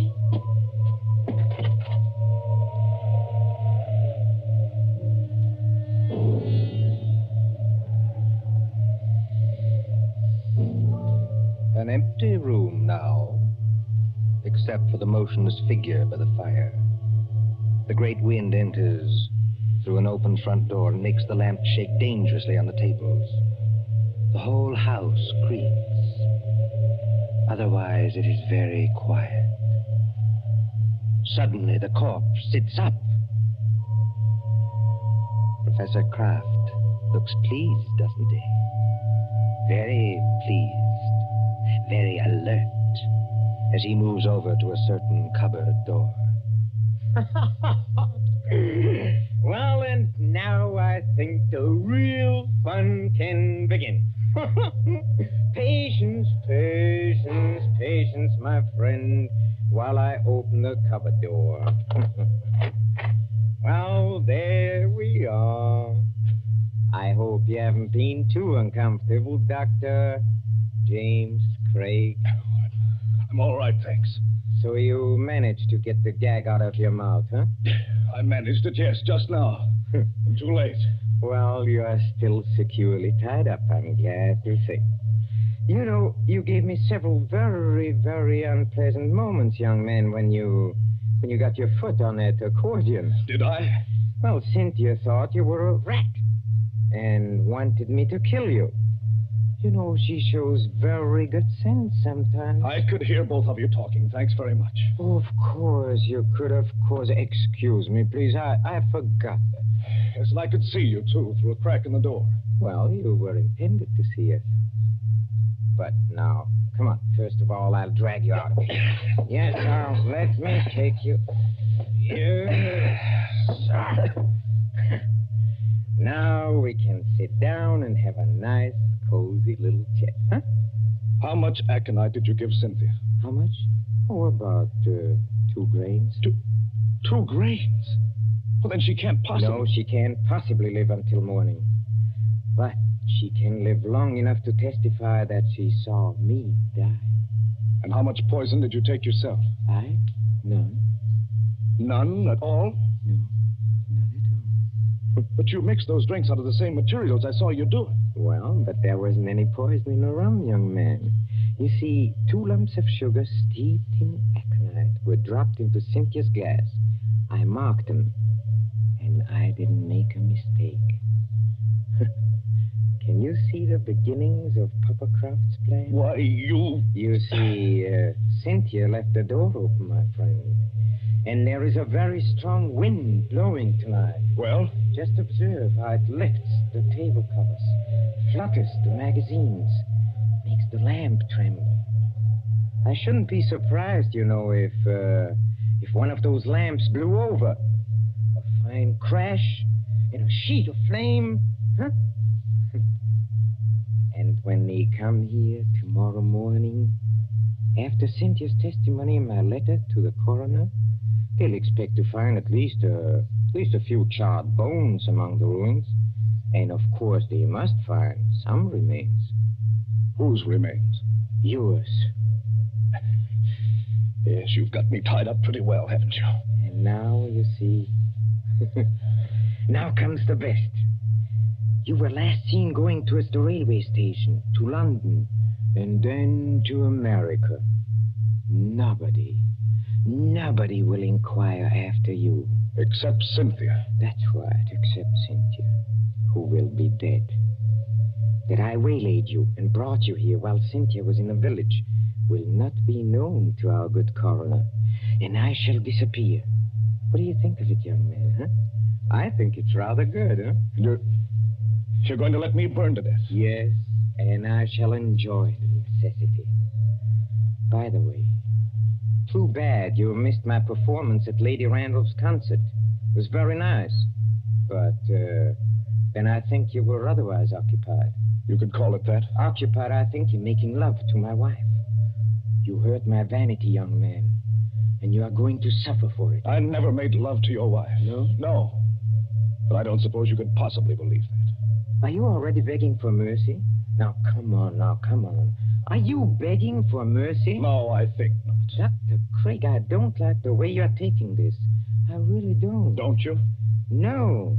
You ought to be afraid. All decent men should be afraid. And no man is heroic when he sees death coming. But you're as white as a plate. You can't take your eyes off me. And you seem to be expecting something. Maybe I am expecting something. Well, I think I can persuade you to tell me what's on your mind, my friend. If I use the poker out of the fire, huh? You see, I'm a mathematician. I leave nothing to chance. Do you hear that, Professor Kraft? A car has stopped out in front. Well, they won't come in here. But of course they will. It's probably the home guard. Look, you fool, you've left the front door standing wide open in a blackout. Don't be childish. Do you think to upset me with that? Something's upset you. Take a look at yourself in a mirror. Huh? Nothing can upset my plans now. Everything is ready. My clothes and my money are in a stable. This place, this pretty little cottage, will be a furnace. All I have to do is pick up that lamp. You see, like this, and Something is wrong with me. You're not acting this time, are you? You're not pretending now. You swine! What have you done to me? I have done nothing. You have done something to me. I can feel it. There is sweat all over me. My throat's choking. This way, Lady Randall. Through the gate and up the path. That sounded like my wife's voice. It was Cynthia's voice. What is wrong with you? A person would think you were drunk. I'm sorry, Lady Randall, stopping me in the road and asking to be taken to the infirmary at 80 miles an hour, and then finding there was nothing wrong with you. But it can't be. It isn't possible. Oh, but it is. You see, your plans didn't include the fact that Cynthia doesn't like rum. Remember, you poured a very large drink for her and a small one for yourself. And you filled both glasses with hot water. Oh, remember when she got you to leave her and come over to this cupboard? Yes. She changed the glasses then. You're the one who swallowed the poison, 2 grains of aconite. No. Help me. Please. Help me. Nothing on earth can save you. Help me, please. In the name of pity, please. Please help me. Nothing on earth can save you. Please. No. You won't. Then I'll show you. I'll take you with me. I'll take everybody with me. Where are you going? I'll get that lamp. I'll take you with me. Why, look at you. You can't even see. You're blind. You're staggering straight into that cupboard. I'll take you. I'll take you with me. I'll take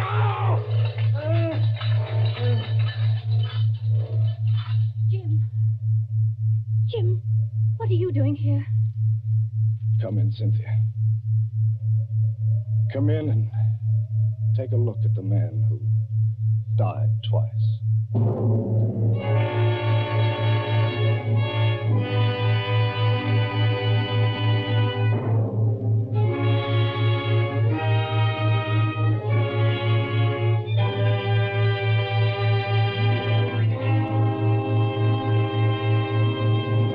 And so ends Till Death Do Us Part, starring Peter Lorre. Tonight's story of Suspense. Columbia presents these tales of mystery and intrigue and dangerous adventure for your relaxation and enjoyment. Next Tuesday, there'll be another in this series. Same hour, 9:30 Eastern Wartime. Mr. Lorre was starred as Professor Kraft. He was supported by Alice Frost as Cynthia, David Gothard as Dr. Craig, and Mercedes McCambridge as Lady Randolph. William Spear, the producer, John Dietz, the director, Bernard Herrmann, the composer-conductor, and John Dixon Carr, the author, are collaborators on Suspense. This is the Columbia Broadcasting System.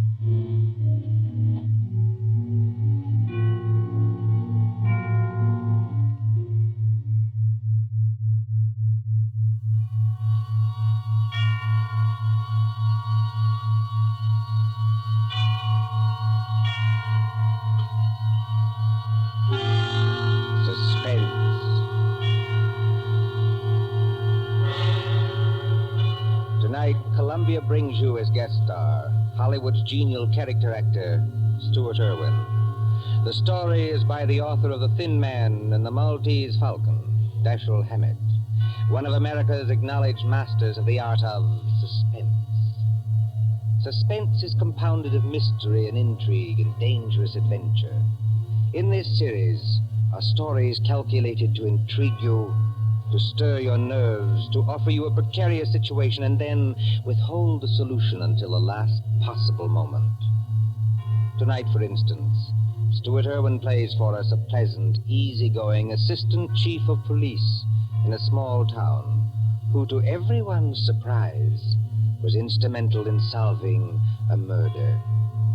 We trust that with this tale we shall keep you in suspense.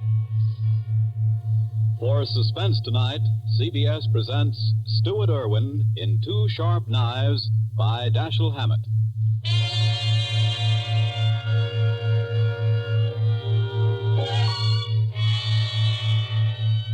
Shortly after 2 a.m., a poker game had just broken up at Ben Camley's, the doctor coroner of Deerwood City. Scott Henderson, Deerwood's chief of police, and Wally Shane, his assistant, were standing. Where are we heading for, Scott? Let's walk across the street, Wally. Railroad station. Gee, aren't you afraid of the excitement, Chief? Don't you think that watching the 211 come in is apt to be too much for your blood pressure? Well, if it is, Wally, you can always carry on. You've been a pretty good imitation of an assistant to me for some time now. Yeah? Yeah. If anything happens to me, you'd be the chief. Don't worry. Won't be any harder for you to fool the public as chief. Hi, Elmer. Howdy, Scott. Hi, hello, Wally. Kind of late for you boys to be around, ain't it? No, I don't know. We sort of figured we'd put the town to bed tonight. How's the 211? On time? Right on the nose. She ought to be blowing for the bend in just about 3 seconds now. Yep. What'd I tell you? It's her now. Expecting anyone on her, Scott? No, Elmer, I'm not expecting anyone. Wally and I just thought we'd come over and watch you come in, that's all. You know, Elmer, you never can tell who might get off, though. Dick Turpin, Henry Morgan, Jesse James, Jack the Ripper, or 6 officers of Murder Incorporated, or even your Aunt Gussie. I guess you're right, Wally. Well, here she be. Pardon me, gents, but I gotta be rolling the wagon out to the baggage car. Hi, Elmer. How's it going? Well, can't complain, Cap. Well, maybe you can't, Elmer, but I sure can if you hold us up with that freight there. You got much more? Nope, this is the last piece now. There you are, Cap. All done. Okay. See you tomorrow, Elmer.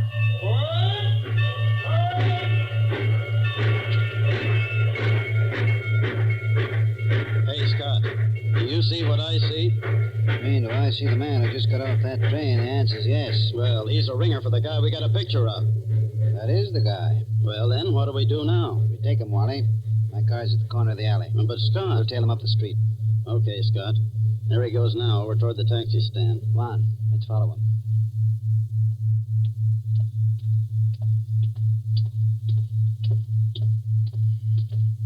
Hello, Furman. Huh? Oh, I don't believe You're Mr. Furman, aren't you? Yes, I am. Philadelphia? Yes? I'm Scott Anderson, Chief of Police. What? Chief of...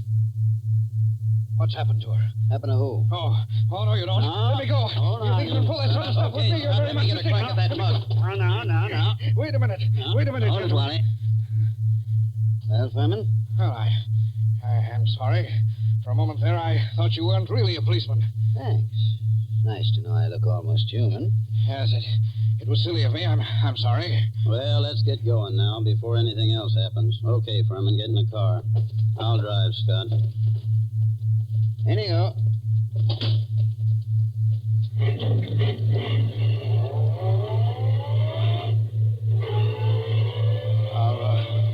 Are you taking me to police headquarters? That's right. What for? Philadelphia? I don't think I understand. You understand that you're wanted in Philadelphia for murder, don't you? Murder? Why, that's ridiculous. Who told you that? Well, it's a cinch he didn't make it up. But wait, there must be... Take it easy now. Just wait till we get down to headquarters. And I'll show you what I mean.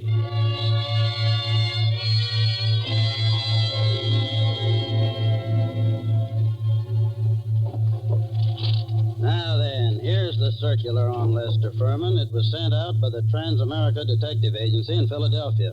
Take a look at it. Oh, yes.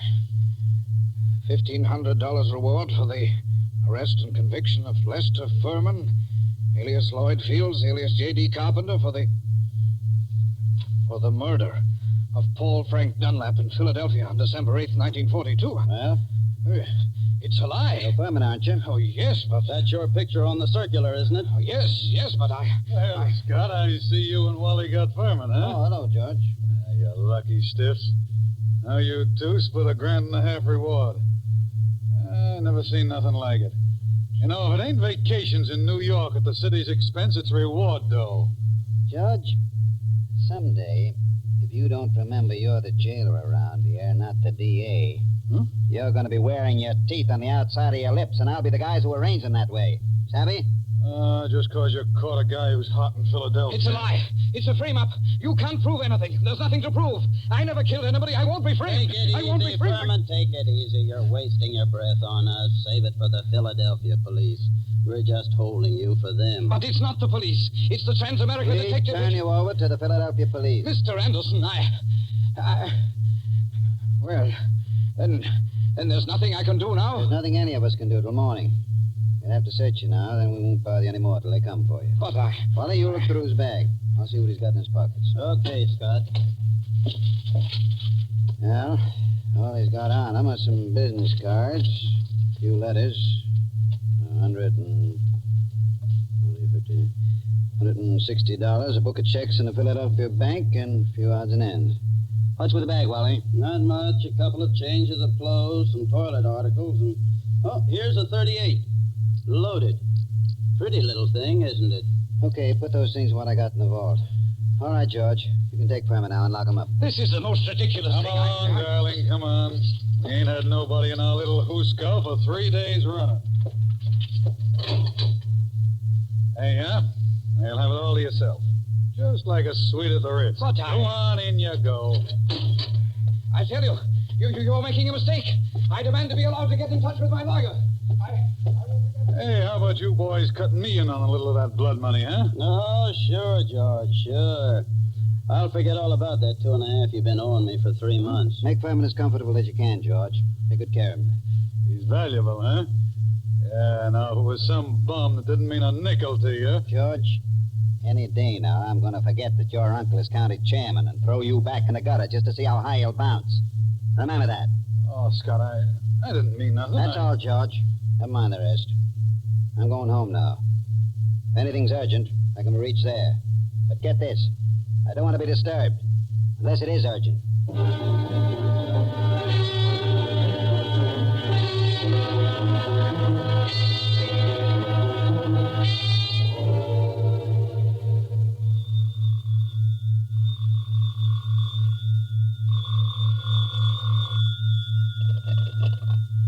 Hello.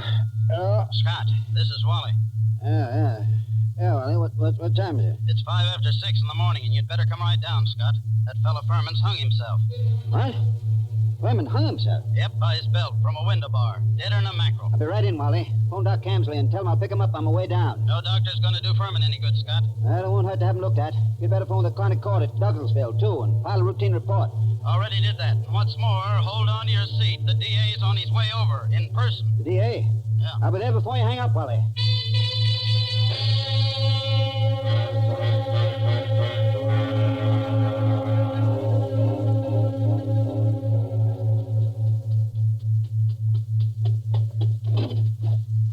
Come on in, Chief. Ted Carroll, the DA's here, and he's plenty hot under the collar. What's he burning about? Oh, he's just mad. Running up quite a phone bill on us, too. Been calling Philadelphia every couple of minutes since he got here. What kept you so long? I couldn't get the car started. Well, let's go in and see the old buzzard. Oh, Ted? Listen, Scott, what is all this? Oh, what? There's some funny business going on here. What's funny about it? Man hangs himself. Just another case of suicide. Sure, it was suicide. But I just telephoned Transamerica. Dug a guy out of bed there.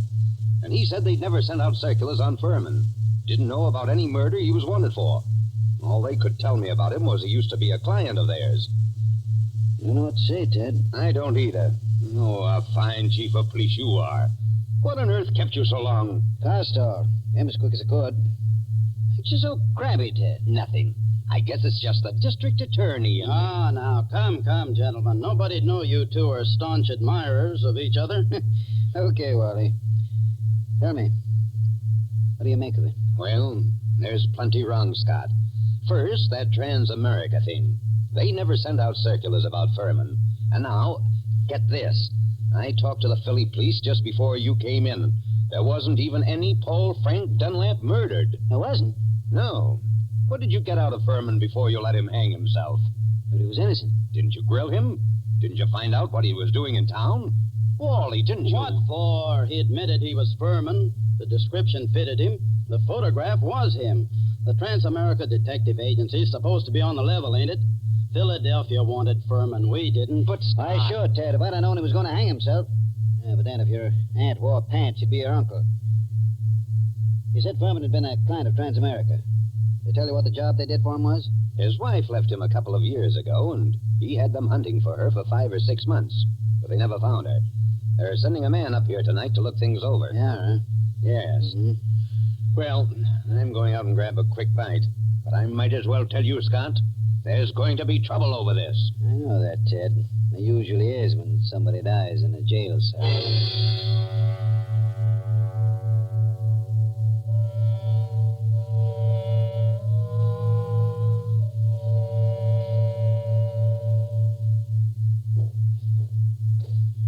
Well, so what's become of that 1,500 fish now, huh, Scott? What happened there last night, George? Nothing. Furman hung himself. Did you find him? Uh-huh. Wally took a look in here to see how things was before he went off duty, and he found him. You're asleep, I suppose. Well, I was catching a nap, I guess, but everybody does that sometimes, Scott. Even Wally sometimes when he comes in off his beat between rounds. Yeah, but I always wake up when the phone rings or anything. Oh, sure. Well, suppose I had been awake. Can't hear a guy hanging himself, can you? Did Doc Campley say how long Furman had been dead? He done it about 5 o'clock, he said he guessed. Oh, you want to look at the remains, Scott? They're over at Fritz's undertaking parlor. Not now. Hey, and speaking of firemen, what are you going to tell the guys from Trans-America when they show up here tonight?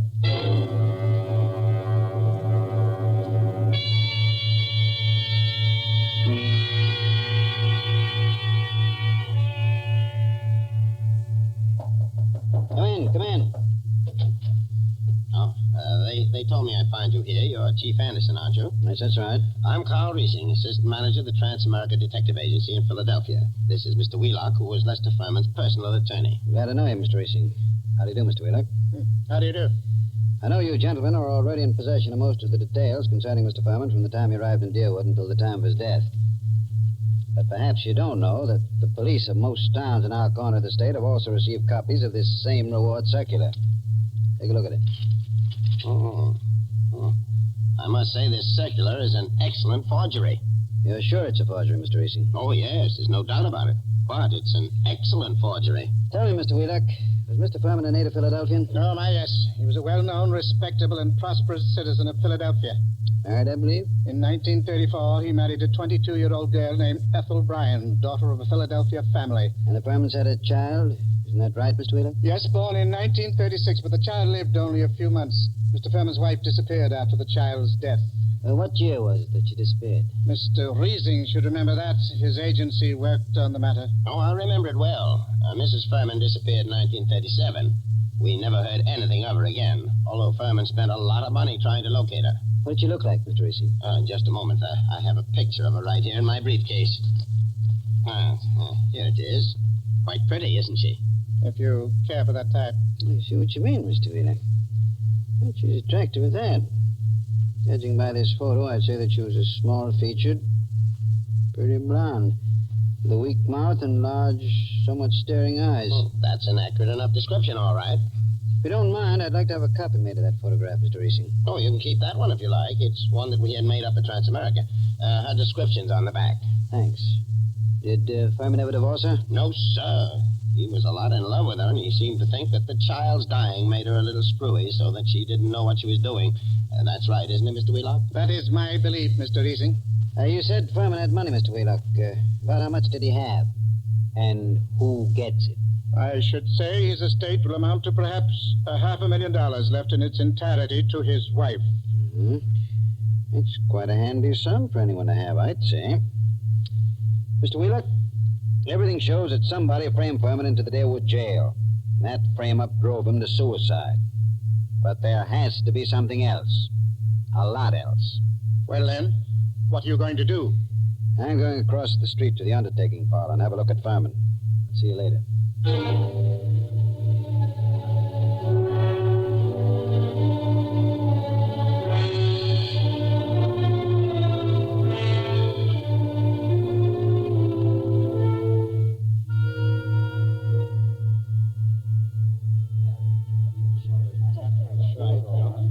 Hello, Doc. Hi, Scott. I figured you'd come over here to the undertaker's pretty soon. What's in your mind, Doc? Let's get out of this crowd. I want to tell you something. I just got rid of 2 guards in my office. Let's go back there. Suits me. 2 of those bruises showed, Scott. What bruises? Furman. Well, up under the hair, there were 2 bruises. Why didn't you tell me? I'm telling you now, Scott. You weren't here when I made my examination. This is the first time I've seen you since then. Why didn't you spill the stuff about Furman's bruises when you were testifying at the inquest, Ben? I'm a friend of yours. Do I want to put you in a spot where people can say you drove this champ to suicide by third-degreeing him too rough? Ah, you're nuts. How bad was Furman's head? Well, Scott, that didn't kill him, if that's what you mean. There's nothing the matter with his skull. Just a couple of bruises nobody'd notice, and unless they parted the hair. I thought you ought to know, though.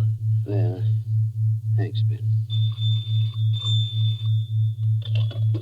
Yes, who is it? This is Fritz, the undertaker. Listen, Scott, there's a couple of ladies over here that want to take a look at Furman. Is it all right? Who are they? I don't know them. Strangers. What do they want to see him for? I don't know. Wait a minute. Can I please see him? Why do you want to see him? Well, I'm his wife. Furman's wife? Yes. Oh, certainly. I'll be right over. So long, Ben. I've got to go back to the undertaker's. So long, Scott.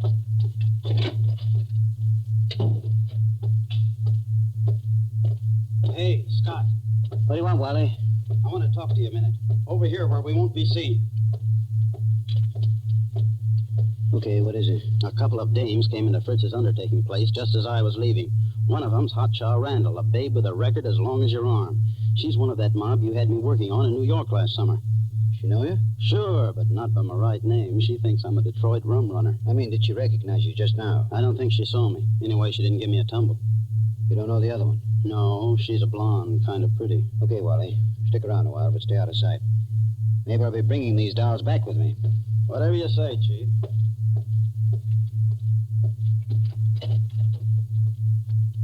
Oh, there you are, Scott. I wondered when you were coming. This is Mrs. Furman, and this is Mrs. Crowder. How do you do? Hiya, Chief. They just saw the body. Mrs. Crowder, I thought your name was Randall. What do you care, Chief? I'm not hurting your town any. Don't call me Chief. You city slickers, I'm the town whittler. Thank you for letting me see him. It's all right, Mrs. Furman. But I'll have to ask you and your friend some questions. So if you'll just come across the street to headquarters, we'll get on with the routine.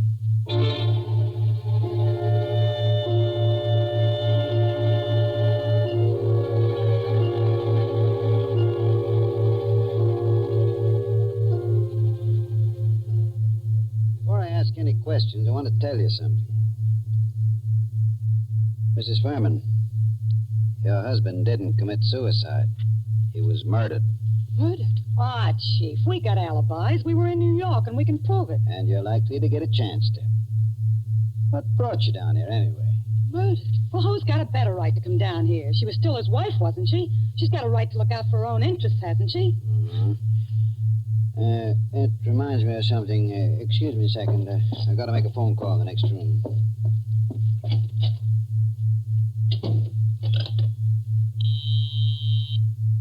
Officer Hamill speaking. This is Scott. Yes? Is Wally around? No, he's not here. He said you told him to keep out of sight. I'll find him for you, though. Right. Tell Wally I want him to go to New York tonight. Send Mason home to get some sleep. He'll have to take over Wally's night trick. Oh.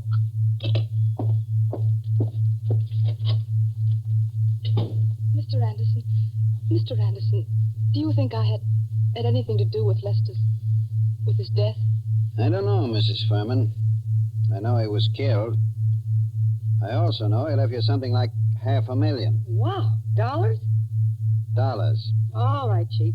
Let's stop clowning. The kid here didn't have a thing to do with whatever you think happened. No? No. We read about Lester Furman committing suicide in yesterday morning's paper, and about there being something funny about it. And I persuaded her she ought to come down to deal with Anderson, I wouldn't have done anything to hurt Lester. I left him because I wanted to leave him. I wouldn't have done anything to hurt him for money or anything else. Had I wanted money from him, I would only have had to ask him for it. That's the truth, Chief. For years I've been telling Ethel she was a chump not to tap him. But she never would. I wouldn't have hurt him. Why'd you leave him then? Oh, I don't know how to say it. The way we lived wasn't the way I wanted to live. I wanted... Oh, I don't know what. Anyway, after the baby died, I couldn't stand it anymore. Excuse me. Hello? Oh, yeah, Hammer? You gave Wally the message? Yes, I want him to go to New York tonight. Okay, where is he? Home? He is home, huh? Okay, thanks. Mrs. Furman, this circular that's got your husband in the jail. Did you ever see that picture before? No. Why, that can't be. It's a snapshot I have. It's an enlargement of it. Who else has one? Nobody that I know of. I don't think anyone else could have one. Have you still got yours? Yes. Don't remember whether I've seen it recently. It's with some old papers and things. But I must have it. Well, Mrs. Furman, it's stuff like that that's got to be checked up. Neither of us can dodge it. There's two ways we can play it. Yes? Mrs. Furman, I can hold you here on suspicion until I've had time to investigate things. Or I can send one of my men with you to check up in New York. Yes? I'm willing to do that if you'll speed things up by helping them all you can. If you'll promise you won't try any tricks. I promise. I'm as anxious as All right. How'd you come down? We drove down. We got a great big car. That's my car, see? That big green job across the street. Yeah. And my man can ride back with you, but no funny business. Oh, don't worry, Chief. Come on. We're going to see Wally Shane, the man who's going to drive to New York with you.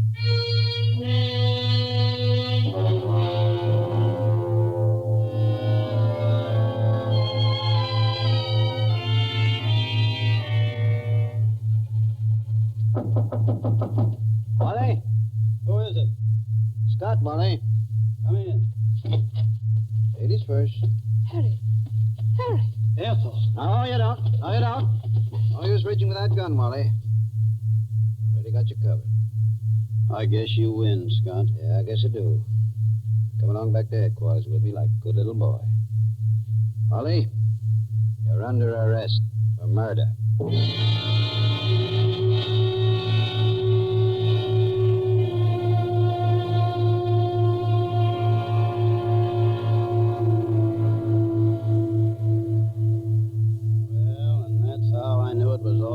Scott, the minute I saw those two dames going into Fritz's. Then when I was ducking out of sight, I ran into you, and I was afraid you'd take me over there with you, so I had to tell you one of them knew me. Figured you'd want to keep me under cover for a little while anyhow. Long enough for me to get out of town. Why didn't you get out, Wally? Well, I dropped in home to pick up a couple of things before I scram, and that phone call of Hamill's catches me, and I fall for it. You see, Scott, I figured you're not on to me yet, and are going to send me back to New York to see what dope I can get out of the dames. Well, you fooled me, brother. I'd have thought you'd fall for that.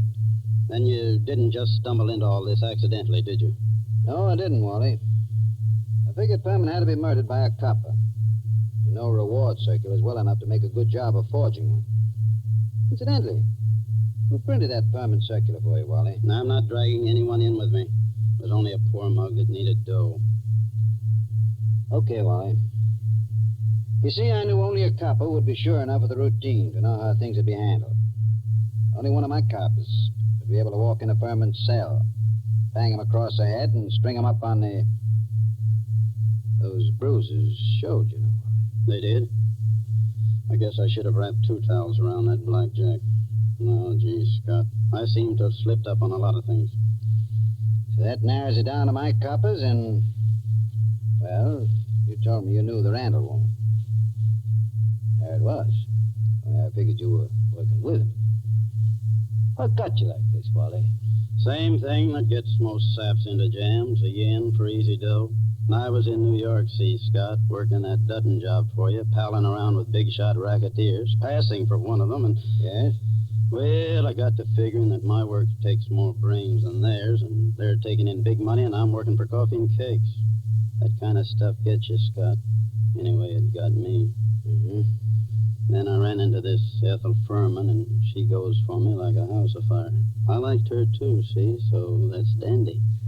But one night she tells me about how much dough her husband's got and how he feels about her, and I get to thinking... Thinking what? I think she's nuts enough about me to marry me. So I get to thinking, suppose he died and left her his role. I see. So I run down to Philly a couple of afternoons and look Furman up, and everything looks fine. I took my time working out the details, meanwhile writing to her through a fellow in Detroit. Go on. Finish one. Well, I decided to do it. I sent those circulars out to a lot of places, not wanting to point too much to this one. And then when I was ready, I phoned Furman, telling him to come to Deerwood Hotel that night, and sometime before the next night he'd hear from his wife, Ethel. I knew he'd fall for any trap that was baited with her. Only I guess I'm not as sharp as I thought I was, Scott. Maybe you are, Wally. Maybe you are. That doesn't always help. Old man Camsley, Ben's father, used to have a saying, to a sharp knife comes a tough steak. Well, sorry you did it, Wally. I always liked you. I know you did, Scott. I was counting on that.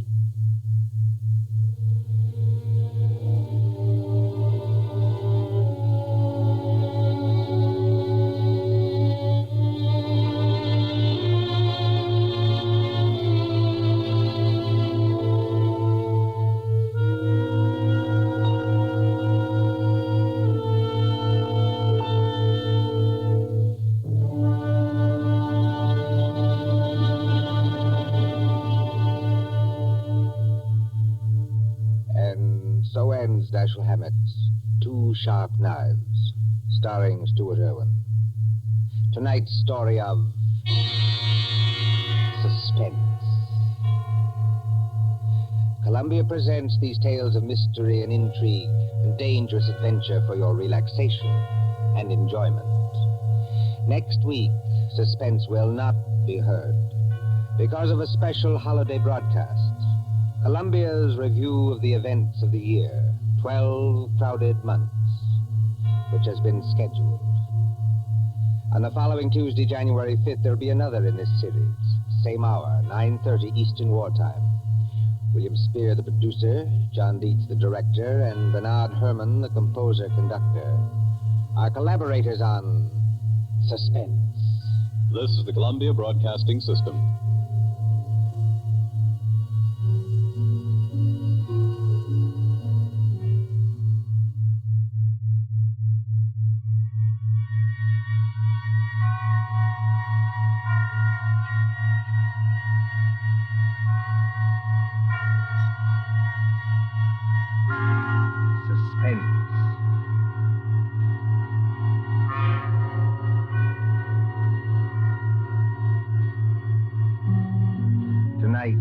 Columbia brings you as guest stars two deaf players from the movie lots of Hollywood, the stages of Broadway, Miss Alessa Landy and Mr. George Coulouris.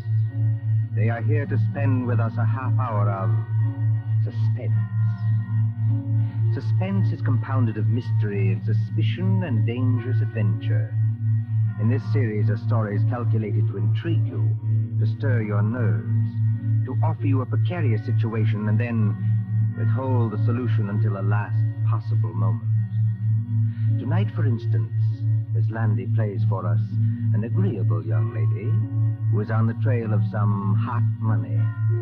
And Mr. Coulouris plays for us a disagreeable young man who may or may not know more about the money than he says. We trust that with this tale we shall keep you in suspense. For Suspense tonight, CBS presents Alessa Landy and George Coulouris in Nothing Up My Sleeve by John Dixon Carr.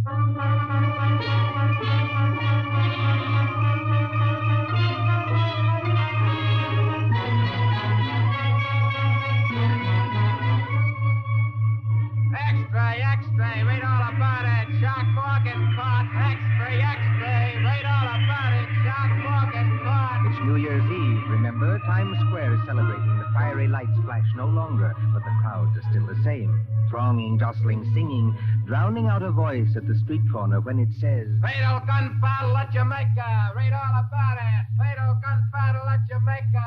Read all about it. But would that cry perhaps reach as far as a large and sedate country house some 20 miles from New York? Out there, the earth is sealed up with snow.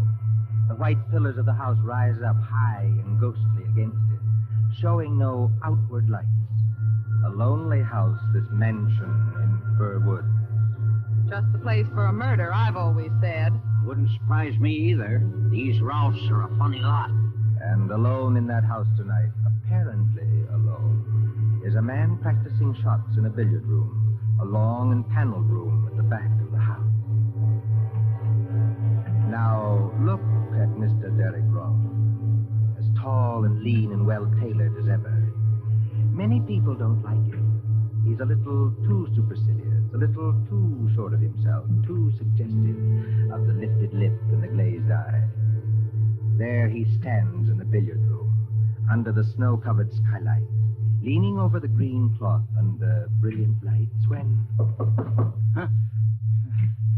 Just a moment, please. Good shot. Yes? Come in.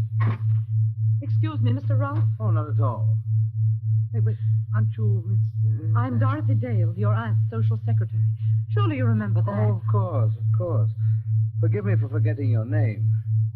You surprised me, Dorothy. Yes, I thought I surprised you a little. No, I mean you surprised me by being in the house at all. Why?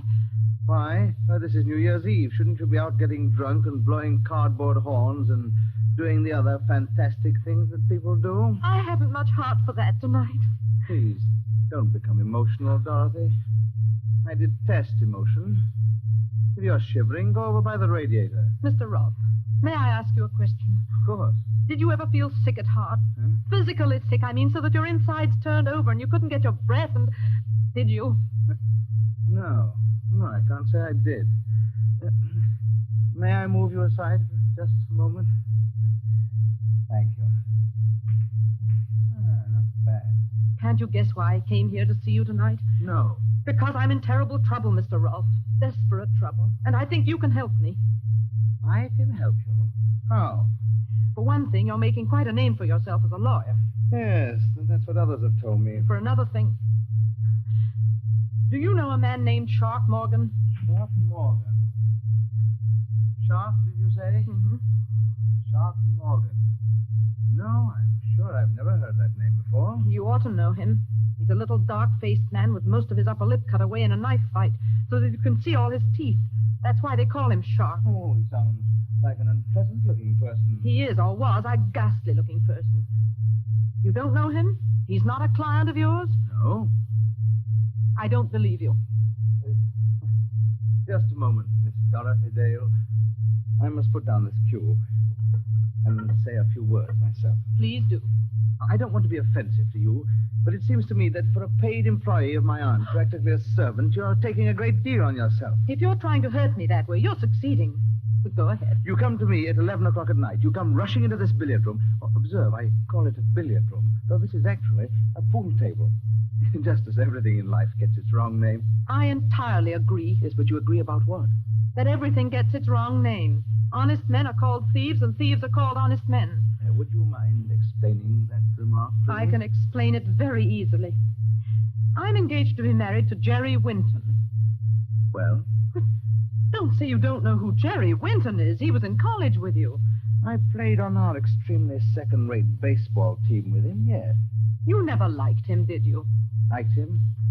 I'm afraid I never noticed him. Jerry Winton works at City and Provincial Bank on 51st Street. He's a teller there. Does that mean anything to you? No. You see, it's not my bank. I was at the City and Provincial Bank yesterday afternoon. Yesterday afternoon, Mr. Rolfe, just before closing time. It was a dark day and the lights were on. There weren't many people in that big marble hall. I went up to Jerry's window, if that's what you call it.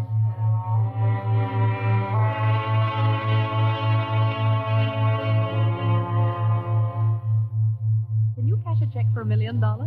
Hello, Dolly. Hello, Jerry. You glad to see me? I am not pleased to see you here, Dolly. Huh? I'm never pleased to see you here. And why not? Because I can't make love to you. Can you imagine anybody making love in a bank? Oh, we might sneak into the president's office. As a matter of fact, I've dreamed of holding a party in there. But it'll never happen unless I'm fired, which is very likely. Jerry, sometimes I wish you weren't so easygoing.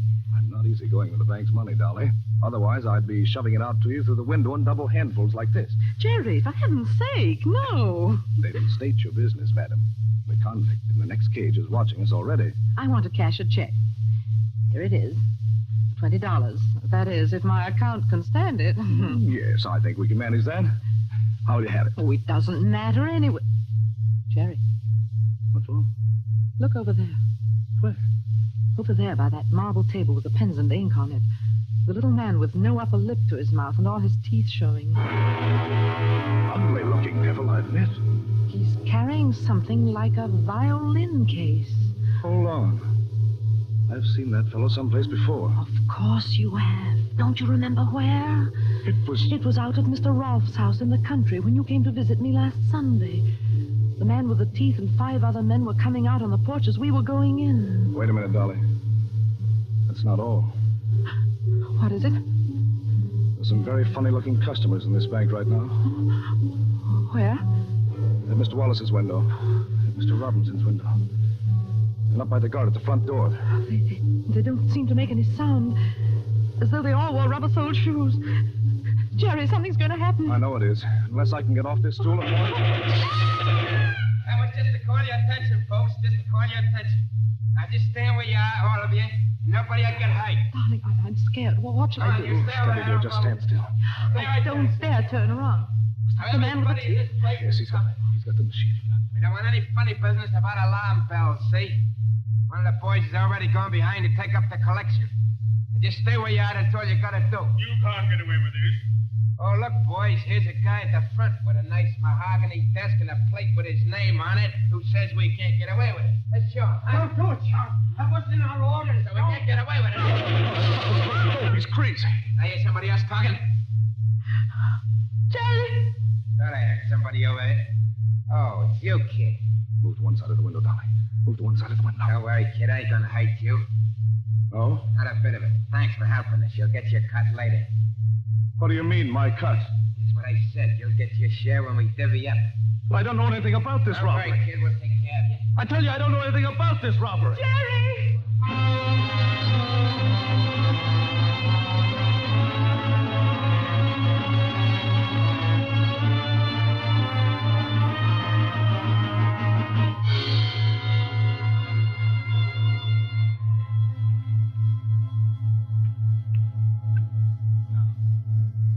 $6 in the end pocket. Got it. Are you listening, Mr. Rolfe? This Shark Morgan must have been quite a fool. I grant you that. He was a fool. He must have been crazy.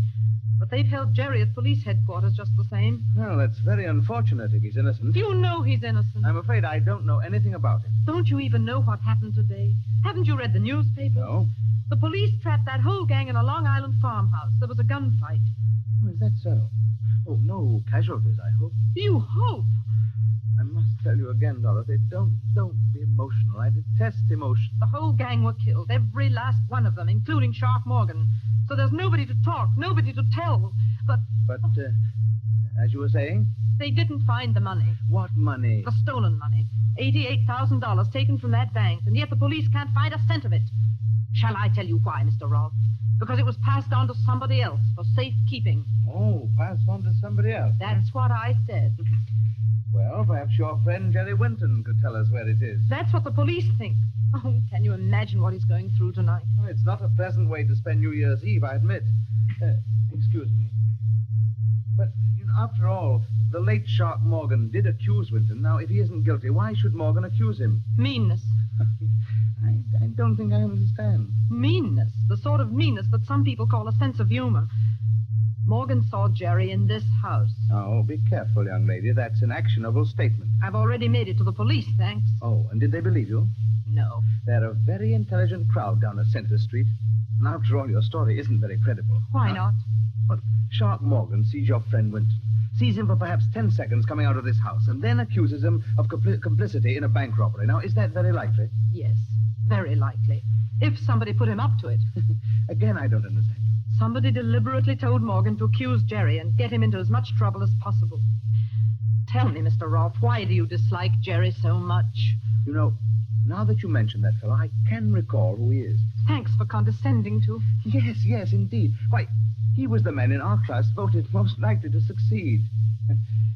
Now, let's see. Where did you say he is tonight? He's just where you put him. You know, you're trying my patience to the very limit, young woman. And out in a Long Island farmhouse, there are 5 bodies full of bullet holes. 5 men who'll never speak again. And somewhere else, maybe not very far from here, is the man who engineered the whole robbery.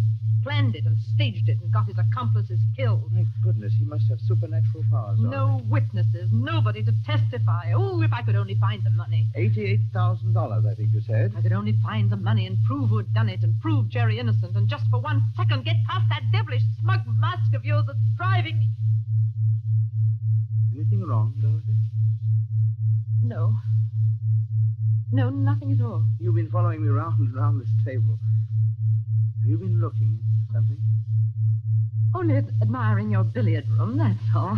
Oh, you haven't been looking at the suitcase, for instance? Oh, suitcase? Look, over on the bench under the cue-rack.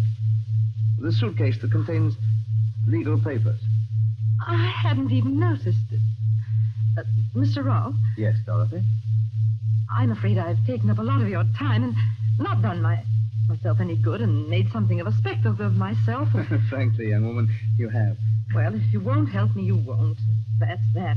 If you don't mind, I'd like to go now. I suppose, my dear, I didn't choose to let you go. But why? Why shouldn't you? What harm can I do? Now, who was it? Was it Meredith who remarked that the last thing to be civilized by man will be woman? I think it was, yes.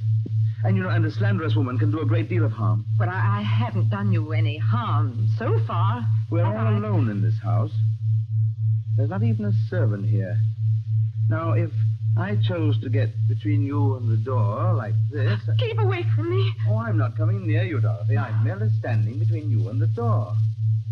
Now, I suppose you realize that I could turn very nasty if I like. What are you going to do? Do? Well, I'm going to open the door for you like this. I'm going to say, God bless you, my child, as befits a New Year's greeting. I'm going to show you out and wish you good night. You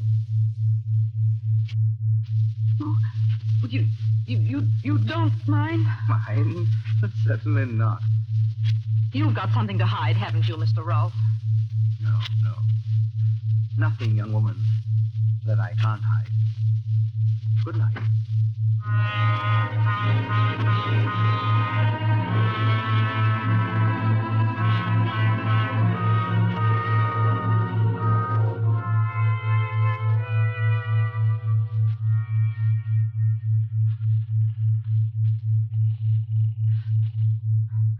Operator. What number are you calling, please? Operator, I want to get to police headquarters in New York City. No, that'll take too long. Wait. Get me the local police station. This is Mallingford 8891. The local police station? Yes, that's right. The number you want is Mallingford 326. I will ring them. Thank you. Oh, why is he so confident? What has he got up his sleeve? Mallingford Police Station. Oh, let me speak to the chief of police, please. You're speaking to him, ma'am. Nobody else to stay up here on New Year's Eve. Well, my name is Dale, Miss Dorothy Dale. I'm speaking from Green Acres, Mr. Derek Rolfe's house, about 2 miles up the post road. Do you know it? Yes, I know it, but can't you talk louder? I can hardly hear you. I don't dare talk loud. I'm speaking from a phone just outside the billiard room door. Well, what about it? Listen, you want to recover the city and provincial bank money, don't you? We sure do, miss. That money's hot, but... Well, it's here. It's in this house, in this billiard room now. Oh, who's got it? Derek Rolfe himself. Look, miss, is this on the level? I swear it's true. I've seen the money.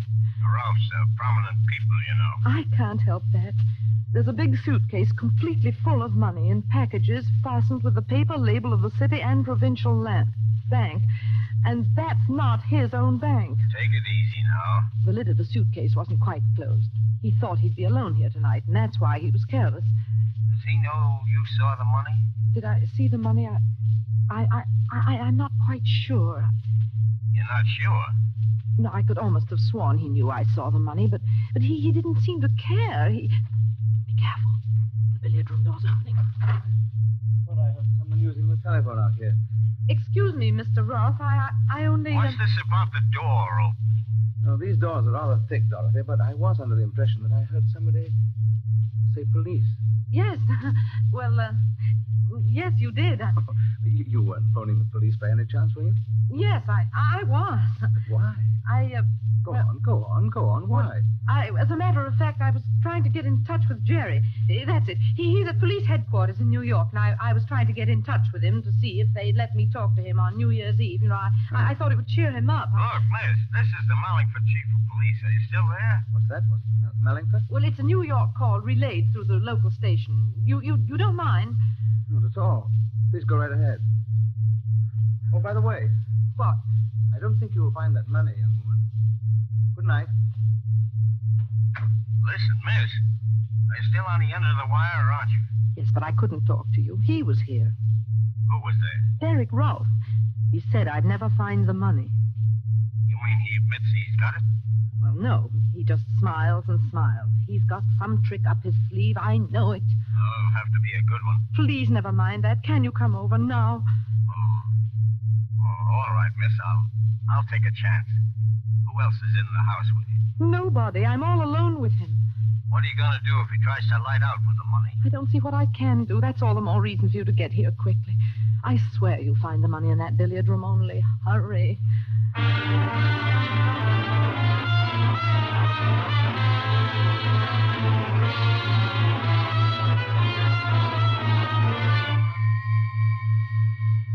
5 minutes.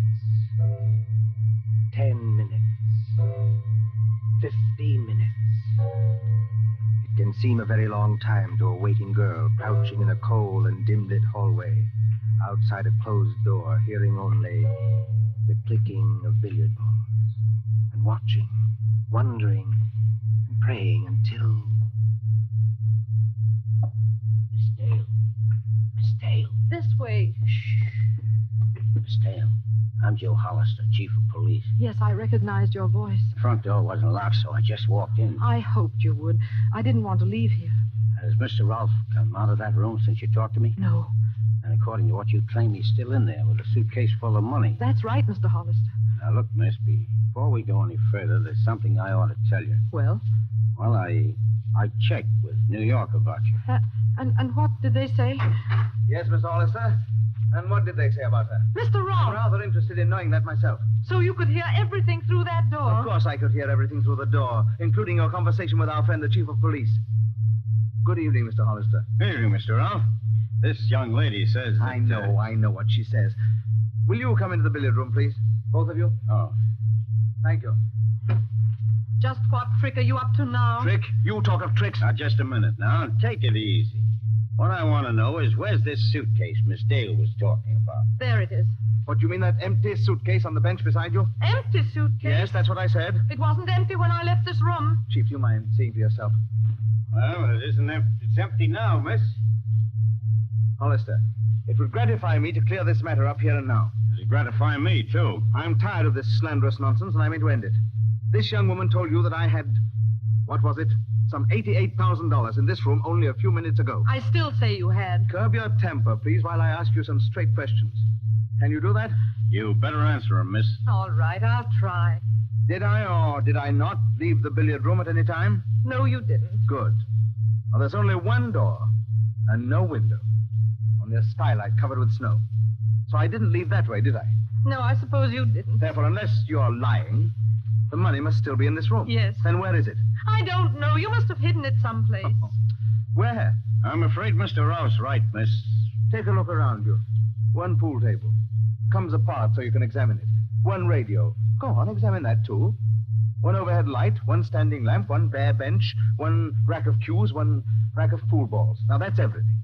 Now, can you tell me where I could hide enough money to fill a suitcase? No, I can't. It's impossible, miss. The stuff's not here. It must be here. It's either here or else. Or else what? Or else it vanished. Oh, Mr. Hollister, haven't we had quite enough of this? Yes, I guess we have. Now, look here, Miss Dale.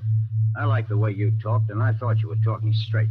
Will you just tell me why you tried to string me along like that? You know, I think I can tell you, Chief Hollister. I wasn't exactly asking you, Mr. Ralph, but... Well, go ahead. You know, perhaps, that she's engaged to a man who's mixed up in the city and provincial robbery. He was not. It was neither a very clever nor a very far-sighted attempt. I'm inclined to think that she'll not have a job when my aunt returns. But as I say, it was a case of any old attempt to shield Jerry Winton. Somebody mentioned my name. Jerry. Oh, Jerry. Steady, I'm alive. I'm not a ghost. You needn't dive at me like But that. how did you get here? How did you get away? I was trying to tell you, miss, when our host butted in. The DA is convinced your young man had nothing to do with this. That's right, Dolly. And I thought I'd better come out and take you back to New York with me. I was never so glad to see anybody in my life. Put your arms around me. I don't suppose you'd mind if I picked up this cue and went on practicing. Let's try the 8-ball all the way down the table. Come on, Dolly. It'll be New Year's in a few minutes. There's nothing to worry about. There is something to worry about. He's got the money, the whole 88,000. I know it. I'm sure of it.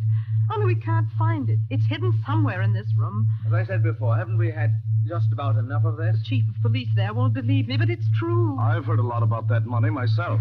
I'll bet you have, son. For nothing but hot money, hot money, hot money, and where is it, where is it, where is it, until I thought I was going off my nut. If I could prove Derek Rolfe had anything to do with this, I'd... Dolly, what's the matter? Mr. Hollister. Yes, miss? I think I know now where he's hidden the money. Well, that was a bad shot, Mr. Ralph. You've made the white ball jump clear off the table. Well, there are plenty of others on the table. I tell you, I know where he's hidden it. Is it in this room? Yes. But where? In the pool table? In the radio? In some secret panel? No. You'd better speak up, Dolly. Has it ever struck you, any of you, that there is such a thing as an invisible piece of furniture? An invisible piece of furniture? You mean we can't see it? No, it's in plain sight, smack in front of your eyes. But nobody ever sees it. You can't see it now. We may not understand you, Dolly, but by George, Derek Rolfe does. Look at his face. Yes, I'm looking at it. What's the matter with all of you? Please don't become emotional, Mr. Rolfe. I detest emotion. Miss, there's a reward of $10,000 for the recovery of that money. If you know where it is, tell us. There's nothing easier. It's... Before that young woman says something she may regret, please listen to me. You've got him, Dolly. I don't know how or why, but you've got him. Go on, Mr. Ralph. Tell me, Winton, you and I used to play on the same baseball team, didn't we? That's right. What about it? What did I play on that team? You were the pitcher. Why? Was I good? You're the best control and the best fast one I ever... Wait a minute. Why are you picking up that pool ball? What are you going to do? Take it easy, Mr. Ralph. You three are across the room from me. I have a number of rather dangerous objects on the table here, and I'll split that girl's skull if she says another word. Don't be a blasted fool. Think I can't do it? Well, does that convince you I haven't lost my pitching arm? You didn't even get a chance to raise that gun. No, you don't. I'll try to pick it up.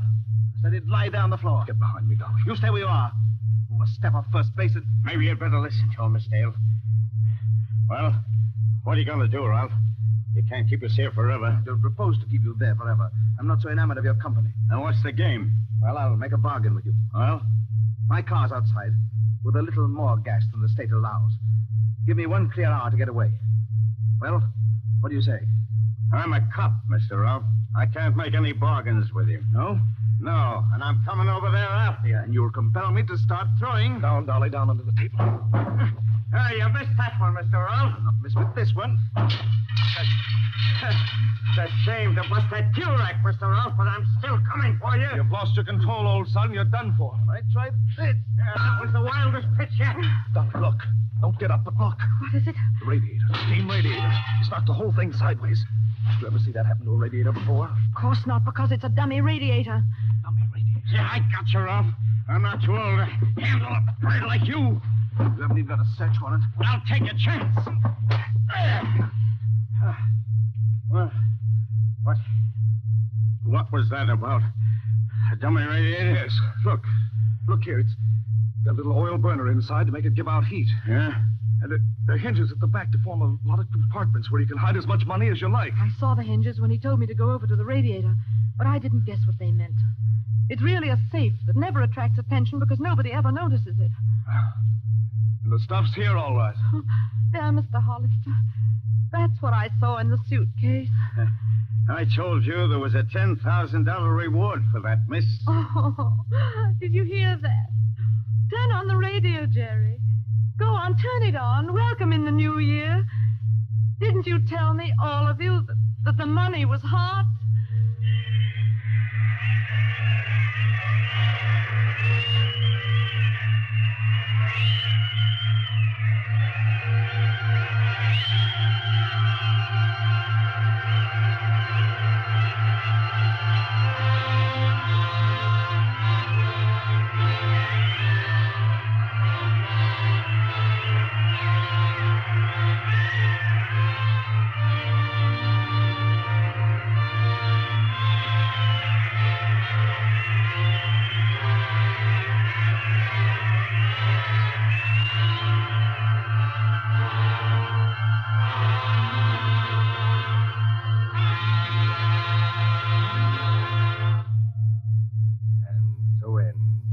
Nothing Up My Sleeve, starring Alyssa Lundy and George Coulouris.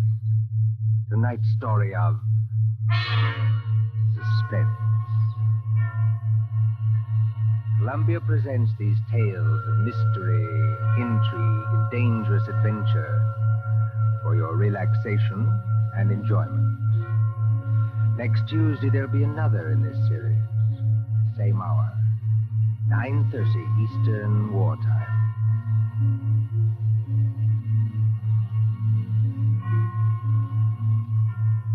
William Spear, the producer, John Dietz, the director, Bernard Herrmann, the composer, conductor, and John Dixon Carr, the author, are collaborators on Suspense.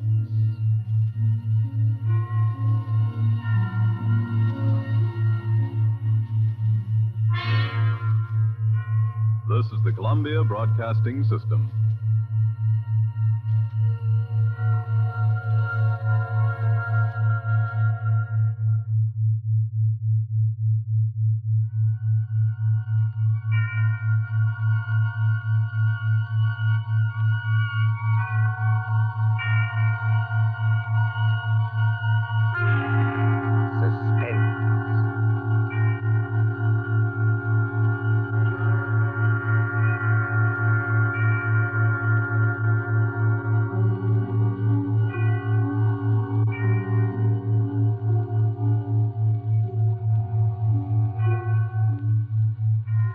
This is your narrator, the Man in Black. Again about to introduce tonight's Columbia program, Suspense. The story is The Pit and the Pendulum by Edgar Allan Poe. The adaptation by John Dixon Carr. Our guest is the distinguished American actor, Mr. Henry Hull, who plays the part of a prisoner of the Spanish Inquisition. If you've been with us on these Tuesday nights, you will know that Suspense is compounded of mystery, suspicion, and dangerous adventure, to hold you in a precarious situation and withhold the solution until the last possible moment. And so it is with The Pit and the Pendulum and Mr. Hull's performance. We again hope to keep you in suspense. And now, The Pit and the Pendulum.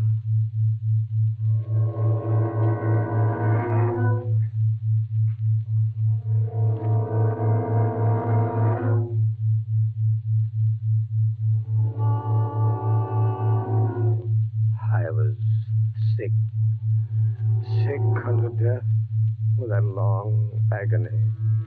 And when at length they unbound me and I was permitted to sit, I felt that my senses were leaving me. The sound of the inquisitorial voices seemed merged in one dreamy, indeterminate hum. Yet, for a while, I saw, but without terrible an exaggeration, I saw the soft and nearly imperceptible waving of the sable draperies on the walls of the room. I saw the flames of the 7 tall candles which burned on the table. I saw the lips of the black hooded judges, and these lips appeared to me white as paper, white as horror. I saw them writhe with a deadly locution. I saw them fashion the syllables of my name.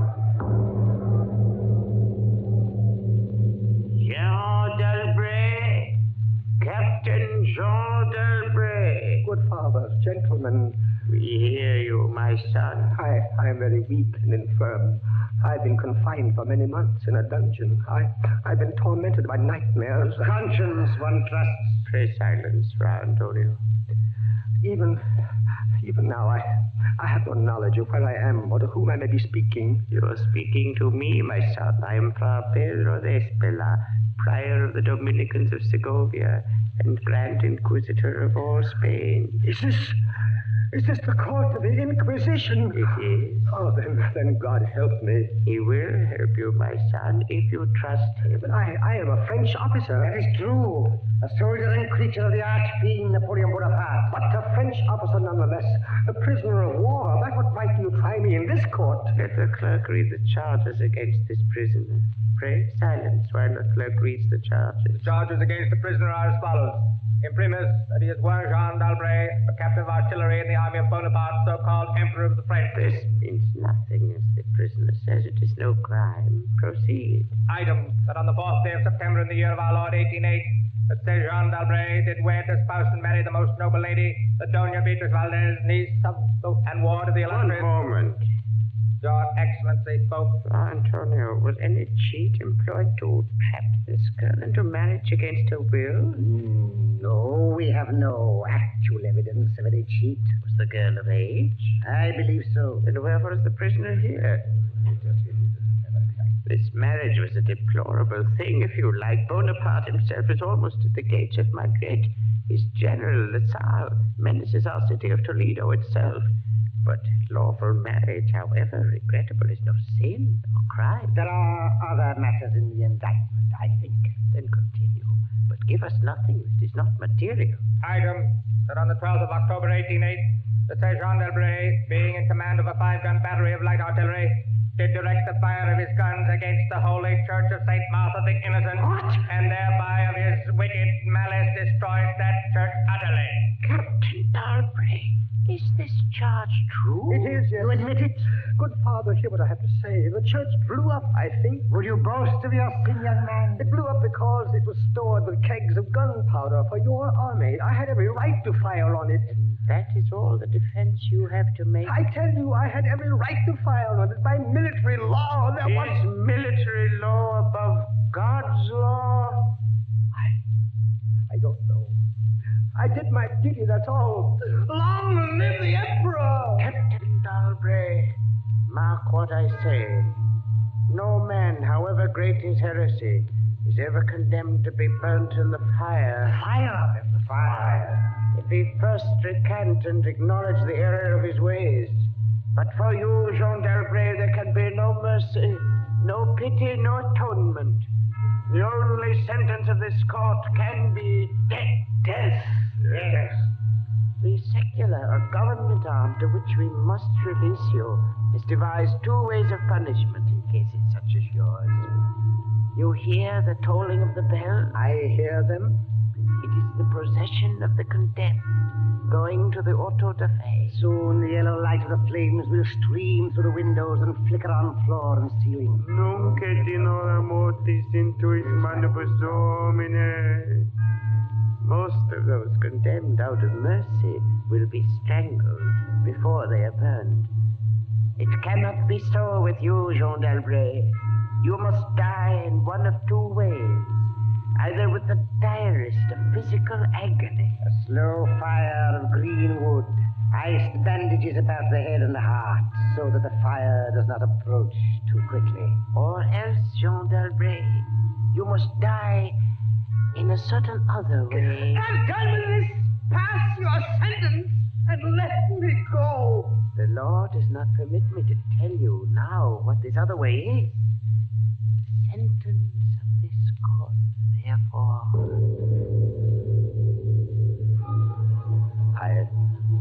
swooned. Yet still, I will not say that all of consciousness was lost. In the deepest slumber, no. In delirium, no. In a swoon, no. In death, no. Even in the grave, all is not lost.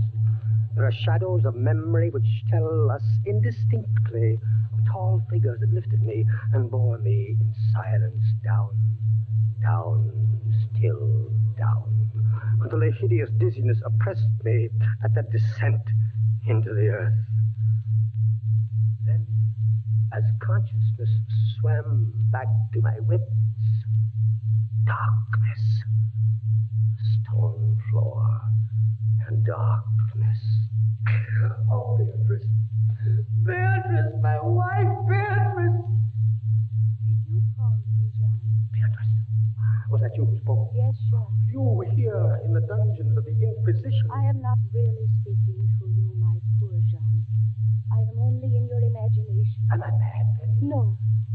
But your brain is fevered. You only think you hear me. No, I do. I hear you clearly. As clearly as I once heard you. In the little church near the Ebro where we were married. Yes. I destroyed that church, Beatrice. I had to. It was my commanding officer's order. I know, Jean. Be comforted. There are those who care. You won't leave me. As long as I am in your heart, I shall be here. I was strong once. Now I am weak. Once I was reckless. Now I'm afraid. What am I, Beatrice? What are they going to do to me? I cannot tell. Remember, my voice comes only from your own brain. Are you fettered? Fettered? No. They've not chained you to the wall. No. They've taken away my uniform. They've given me sandals and a robe of what feels like coarse serge, but I'm still free. Free. Take courage, Jean. Free. And in the grasp of the Inquisition. Beatrice. Yes, Jean. It's completely dark. There's hardly any air. I dread to get up. I dread to stretch out my hand. Suppose they've buried me alive. Courage. Can you stand up? I think so, yes. Then walk. Walk as far as you can. Measure the limit of the cell. If this is not a tomb... You're right, Beatrice, as always. I'll try. Are you on your feet? Yes, now pray. Pray for a poor devil who always meant well. 1 pace, 2 paces, 3, 4. You are very weak, Jean. Rest a moment. Where are you now, Beatrice? In the flesh, I mean. You know that, Jean. In the old house by the olive grove. Scorned of my people. Yes, I know it. Each morning I climb to the hilltop and watch. Go on. Sometimes I think I hear gun wheels rumble in the hills. Yes. And long-moving columns with the red dust rising about Go on. First come the heavy cavalry in plume-crested helmets. Yes. On their flanks, wheeling like hawks, light hussars in blue and scarlet. And behind them, in a glitter of bayonets as vast as light points on the sea, rank upon rank, the long gray coats and the tall bearskin caps. The old guard and the grand army. It is only a vision, my dear one. They do not come. Will they ever come, Beatrice? I cannot tell. Then I must face what has been prepared for me. Walk again, Jean. Try. Keep your hand in front of you. This rope, it impedes me. The floor is treacherous with slime, but I'll try. 4 paces. 5, 6, 7. It can't be a tomb. 8, 9. Look out! I'm all right. I fell to my knees. The rope tripped me. My hand is in front of me. It's lower than my face, but I feel nothing. Nothing, Jean. It's a pit. A circular pit. And I fell on the very edge of it. Oh. They would have made you walk into it. Yes. Oh, there's a loose fragment of rock just inside the edge. Now, if I can dislodge it like this.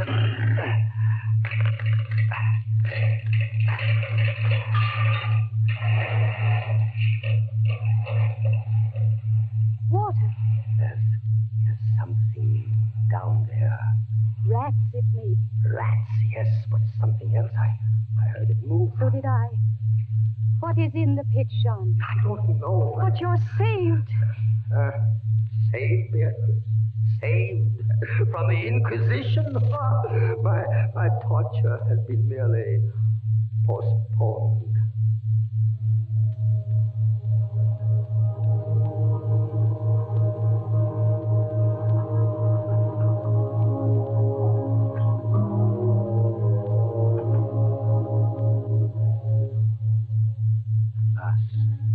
Deep sleep fell upon me. Sleep like that of death. How long it lasted, I know not. But when I opened my eyes once again, I could see. Yes, see. My prison was large and lofty. Its walls formed of massive iron plates, bolted or joined together. A wild, sulphurous luster, I could not trace its origin, lit up the dungeon, and the circular pit, and the crudely daubed skeleton figures painted in evil colors on the iron walls. Skeleton figures, demon figures, gargoyle figures. Their colors a little blurred, as from the effects of the damp. It must approach you slowly and force itself into your mind. It must stalk you like a tiger. It must bring you face to face at last with the King of Terror. When I regained consciousness, I lay on my back and at full length on a low framework of wood. To this framework I was securely bound by a long fastening resembling a surgical bandage. Bound? But why? Why? The bandage passed round and round my body, leaving at liberty only my head and my left arm. With much exertion, I could supply myself with food from an earthen dish on the floor beside me. It was meat, highly seasoned, but there was no water. Beatrice! Beatrice, where are you? Here, Jean, as always. Your voice sounds stronger. Does it, Jean? And I can see you now. I can see you as clearly as I saw you months ago. Oh, I wish it were true. Your bonnet and the parasol you carried in summer, and the high-waisted blue dress. You are weaker, my dear, and more fevered. Have I been asleep? Yes, John. They must have been here while I slept. They bound me. Why? Stop those voices! Stop them! Mine too, Jean. I am not here either, you know. Don't drive me away. Beatrice, look. Where? At the ceiling of this room, 30, 40 feet up. What do you see? I see painted on the ceiling a figure of Father Time. Anything else? But Father Time carries no sign. No. He carries instead what looks like a gigantic pendulum from an ancient clock. About one thing, I swear I'm in my right senses. I saw that pendulum move. A painting cannot move. Yet I swear the pendulum did move. It swung a little back and forth, just like a real pendulum. Try not to trouble your brain. That pendulum is real. Beatrice, take care. Take care of what? You're not looking at the pendulum now. Take care of the rats from the pit. I see them. They're swarming out in dozens. You can see their eyes glitter. One of them ran across the hem of your dress. Did it, Sean? What do they want? They caught the scent of the meat in the dish beside But you. they'll not get it. Go away, you vermin! Move your hand above the plate, Jean. Move. Beatrice, where are you going? I can hardly hear you. You are sending me away, Jean. I'm sending you away. My poor loved one. You can't bear to see the rats running about my feet. Beatrice! Beatrice! Yes, it's true. In a cell swarming with vermin. There are others I had rather see here. I'd rather see. Did you call me, Captain Dalbray? Then in spirit, I am here. Who are you? Don't you recognize me? No, I do not.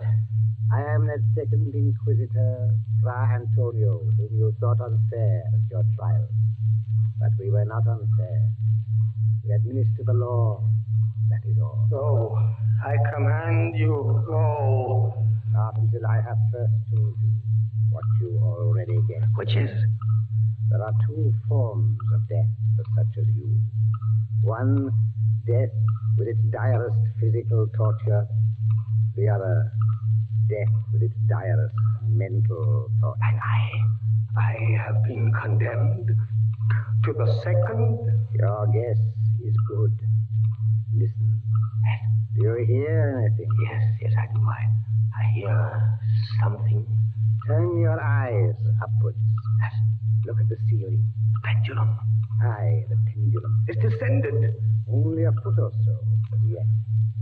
As you notice, it is not really a pendulum. Its underside is a crescent, formed of razor-sharp steel. You mean? A ponderous weight, Captain Dalbray. Its movement is slow now, but soon it will take on momentum. It will swing wider and wider, 30 feet perhaps. Presently, as it swings, you will hear it hiss, and with each broad movement, it will creep a trifle lower. Steel is directly above me. Yes, above the region of your heart. Lie still and look up at it. How long before? You need have no immediate fear. It will not be too soon. But how soon? Who can tell? In the name of pity, give me some answer. Hours, perhaps days. It's beginning to swing wider. I can't take my eyes from it. Its glitter fascinates you, eh? See how it shines in that wild light. And this is your utmost refinement in cruelty. The law, Captain Dalbray, is never cruel. And now, still in spirit, I leave you to your meditations. It will not be too soon.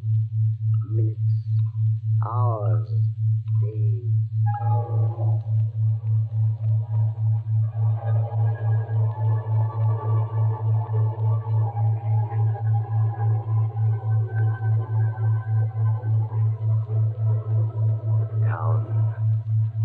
Steadily down it crept. Days passed. It might have been many days before it swept so closely as to fan me with its morbid breath. Minutes. Hours.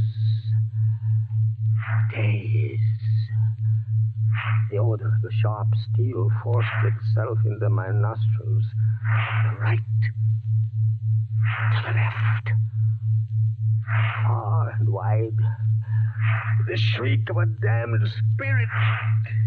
To my heart, with the stealthy pace of a tiger.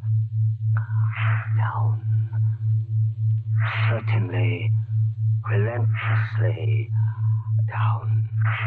I prayed. I wearied heaven with my prayer for its more speedy descent. I grew frantically mad and struggled to force myself up against that swinging, glittering death. No avail. Down, still unceasingly, still inevitably down, the sharp steel flashed past within 3 inches of my chest. Beatrice! John? Beatrice, Beatrice, where are you? I heard you calling, John. I am here. It is a strange thing, Beatrice. I'm quite calm. You are resigned, then? Oh, that is the strange thing. Even now, I am not resigned. Is there a way out? How can there be? 10, 12 more vibrations, and will fray the surge of my robe.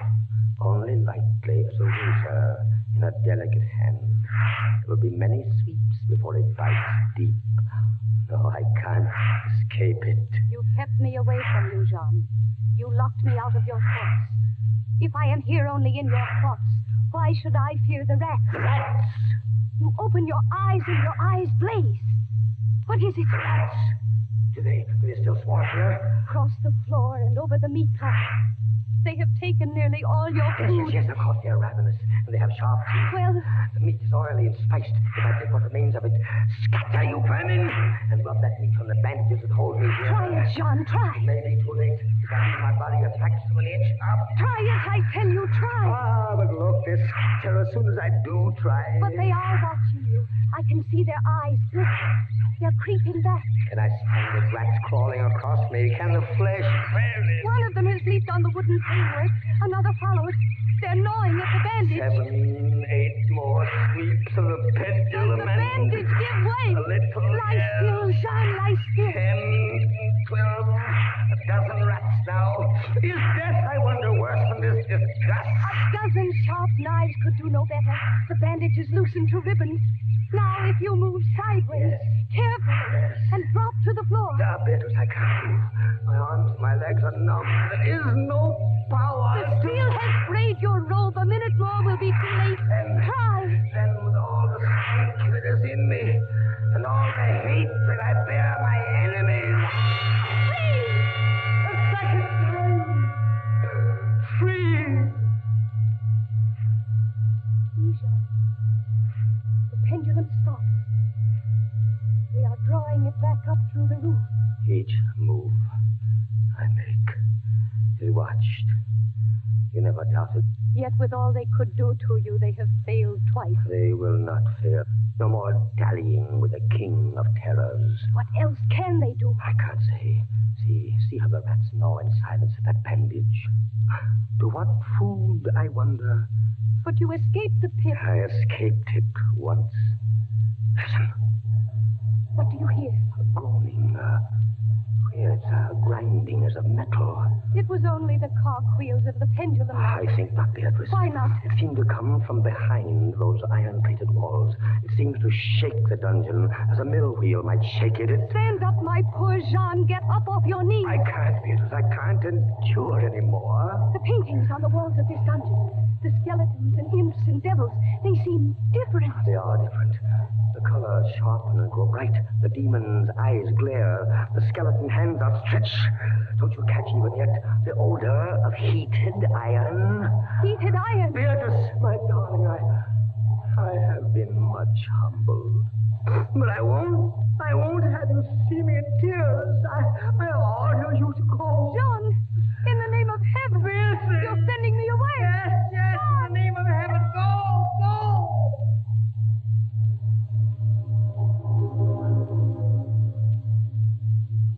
Suffocating heat pervaded the prison. A deeper glow settled in the painted eyes that glared at me. I could draw no breath of air into my lungs. Against the loom of that fiery destruction, the thought of the pit and its coolness come like a soothing balm. I staggered to the edge of the pit. I looked into it.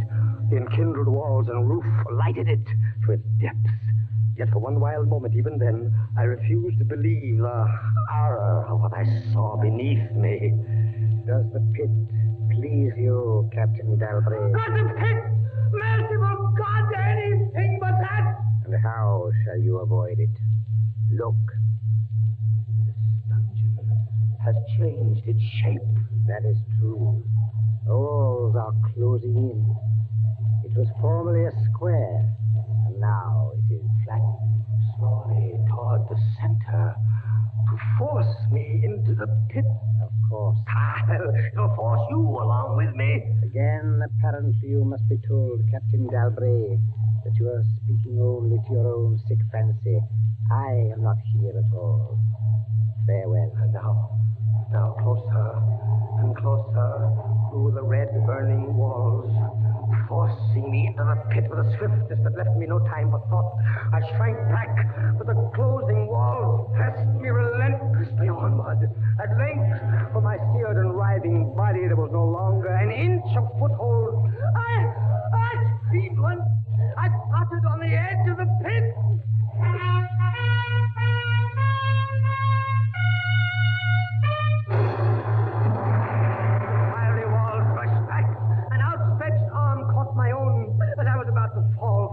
The abyss. It was that of General LaSalle.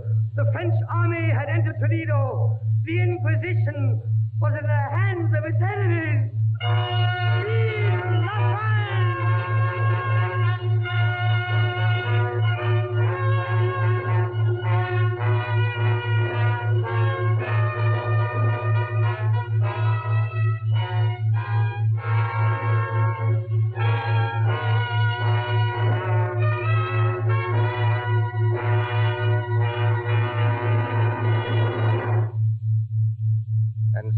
closes Poe's celebrated story, The Pit and the Pendulum, starring Henry Hull.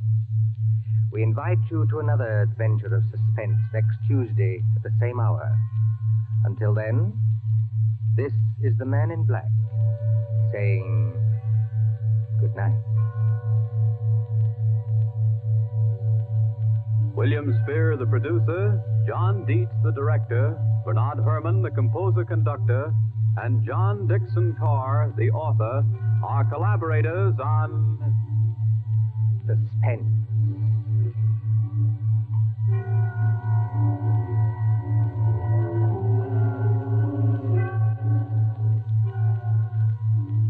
This is the Columbia Broadcasting System.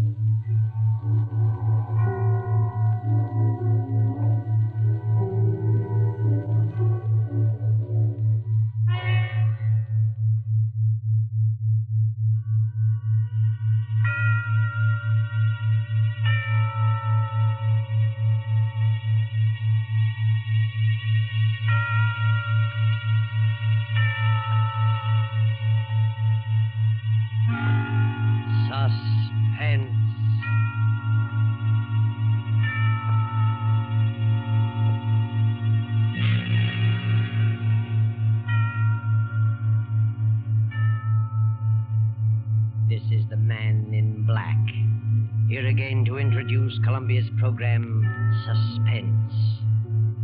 Our star tonight is Bela Lugosi, playing the part of Professor Antonio Basile, psychologist. The story is by J. Donald Wilson, who calls it The Doctor Prescribed Death. If you have been with us on these Tuesday nights, you will know that suspense is compounded of mystery and suspicion and dangerous adventure.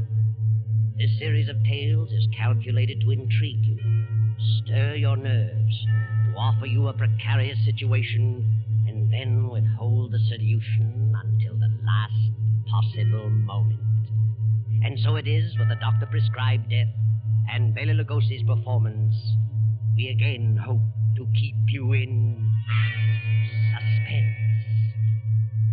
Professor Antonio Basile has a theory, but let him tell you about it. As a psychologist, I have worked out a theory I know to be sound. I contend that a person who has decided to kill himself can very easily be turned from this desire to the desire of taking the life of another. I can prove my theory, and if necessary, that is exactly what I will do.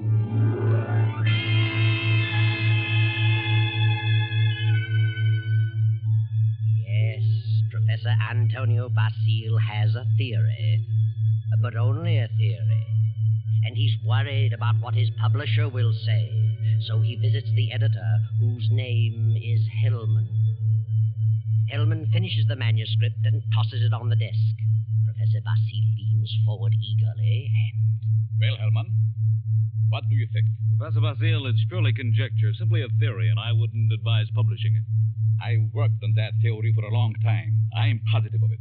I know it'll work. Suppose it will. What good is it? What good have you accomplished if you can prove it'll work? Are you laughing at me, Hellman? It's so silly. An ordinary human being has suffered reverses, is sick of it all. He wants to leave it all behind. And you say he can be changed to want to kill someone else. I do. Self-destruction and the destruction of other life are closely related in the mind. The dividing line is very thin. It's ridiculous. And you won't publish it? Ranger would fire me. Why? He told me that, in his opinion, you should be in the asylum. Mr. Granger said that. Does he think I'm insane? How do I know? Hellman, Mr. Granger didn't say that. It's you who thinks I'm crazy. You've never liked me. For some reason, you are trying to tear me down. Well, we'll see, Mr. Hellman. We'll see. Now, wait a minute. I'll show you whether my works are illogical. I'll show you whether I'm insane. Oh, calm down. I'm going to make you eat those words. I know you don't like me, but I'm going to prove that my theory is sound. Good night. Wait a minute. Basile, wait. You wait, Hellman. You wait. Yes, Wait, Hellman. Wait. Professor Basile, seething with resentment, rushes from the office and strides angrily down the street. Insane, huh? I'll prove my theory. I'll find a subject. I'll find someone who wants to take his own life. And so Basile goes home, late for dinner. He finds a note from his wife, Myra, saying she's decided to attend the opera and will be home around 11:30. Then Professor Basile gets an inspiration. He goes to the bridge over the deep canyon, the bridge called Suicide. And strangely enough, he hasn't long to wait. As he stands against the railing in the fog, a figure appears a few feet beyond, stops, prepares to leap. Don't do it! Wait a minute! Listen. Huh? That's very silly. Let go of me. Oh, no. I couldn't do that. I need you. I don't need you. Don't you know this is against the law? You're not an officer. You can't stop me. It's 500 feet to those tracks below. Hard steel rails. And don't believe what they all tell you about not being conscious of what happened. You'd know. People don't die instantly. Let loose. They lie in agony for minutes and sometimes for an hour. It's a horrible death, I know. How do you know? I'm a doctor. Doctor? Yes. I can tell you much simpler ways, much less painful ways, and quicker. You're a nice young girl. An intelligent girl. You wouldn't want it to happen this way. Maybe after I talk to you a while, you wouldn't want to do this at all. No? No. But come on. Let's talk it over. Maybe a few minutes' talk will change the entire picture for you. What could you do to help me? If you'll come, I'll tell you. There's a motive back of your wanting to do this, and I'd like to know what it is. Nothing doing. Haven't you any relatives? Any loved ones you'd like to do something for? Yes? Then if you talk with me for a while, maybe I can find my way clear to help those people. You sound crazy. Oh, no. All right, Where? My apartment. Let's go.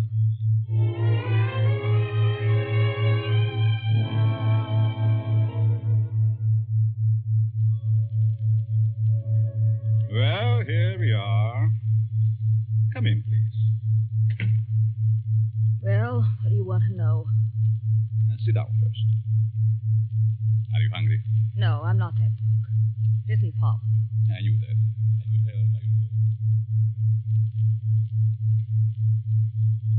Now first, why did you come here? Why? Why, because you talked me into it. See, you're not afraid of me? Afraid? In my frame of mind. What can I lose? Suppose I told you that I really brought you here to kill you. Kill me? You know, you're a very pretty girl, don't you? Yeah. That doesn't always mean so much. The right man, it might. That's what I thought. But I found out it didn't mean a thing. Ah, then it was because of a man. I knew it. Really? How did you guess? I'm a student of psychology. I'm Professor Antonio Basile. I see. And you want to know what makes me tick. You want to know the reason behind my action tonight. That's right. I would like to know what happened to make you want to kill yourself. Suicide is a mental aberration. Yeah? I'd like to know what preceded the decision to destroy yourself. What you thought about until the moment I stopped you on the bridge. What good will that do me? You said you weren't broke, but you also said you had some loved ones you'd like to do something for. I meant I wasn't broke to the point of being hungry. I have a few dollars. But you suggested help with someone in larger terms. Yes, I did. Who is the loved one? My mother. You are her only means of support? Yes. And you intend to kill yourself? Yes. That's being selfish, isn't it? Selfish? Yes. You are concentrating solely on self. You think so? What else?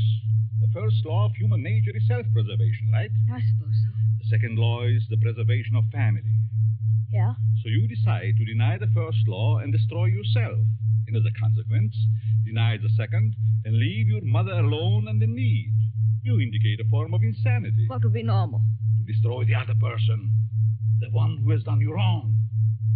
Have you hurt him? No. Then the one who has done wrong should be the one to suffer. You have no legal recourse? Legal recourse?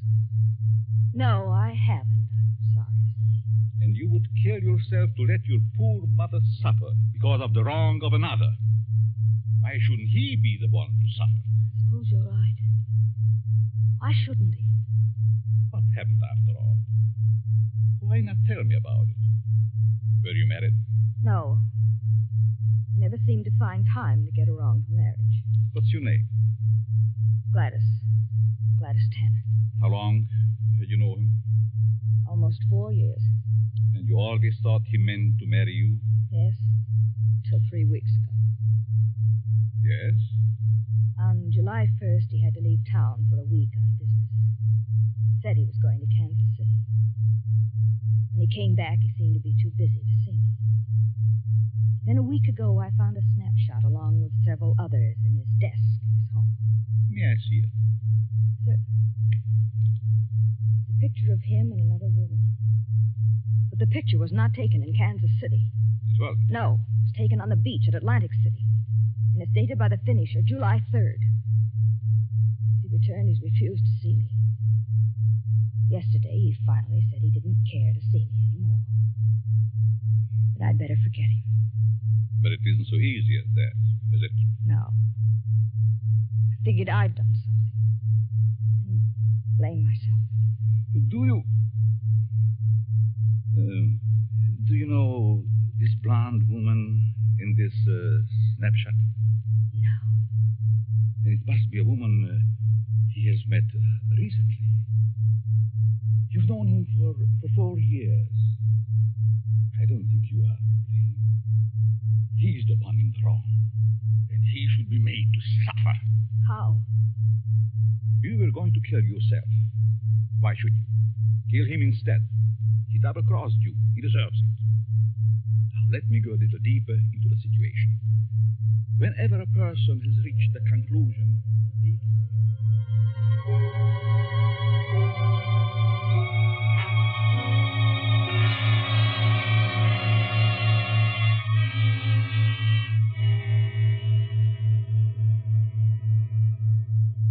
You are sure you have made up your mind, Miss Tanner? Positive.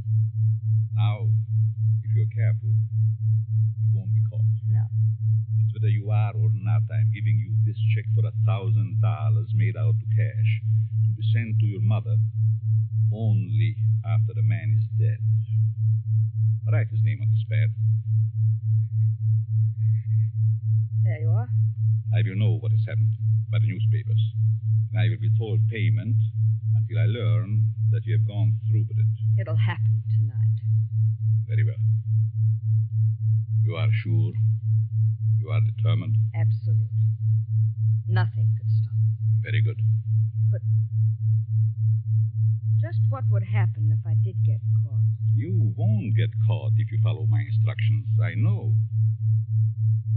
Now, here is a small revolver. It'll fit easily in your purse. That's all you need. Be sure to wipe your fingerprints off. And leave the gun near the body. Well, goodbye, Dr. Basile. Goodbye, Gladys. And good luck.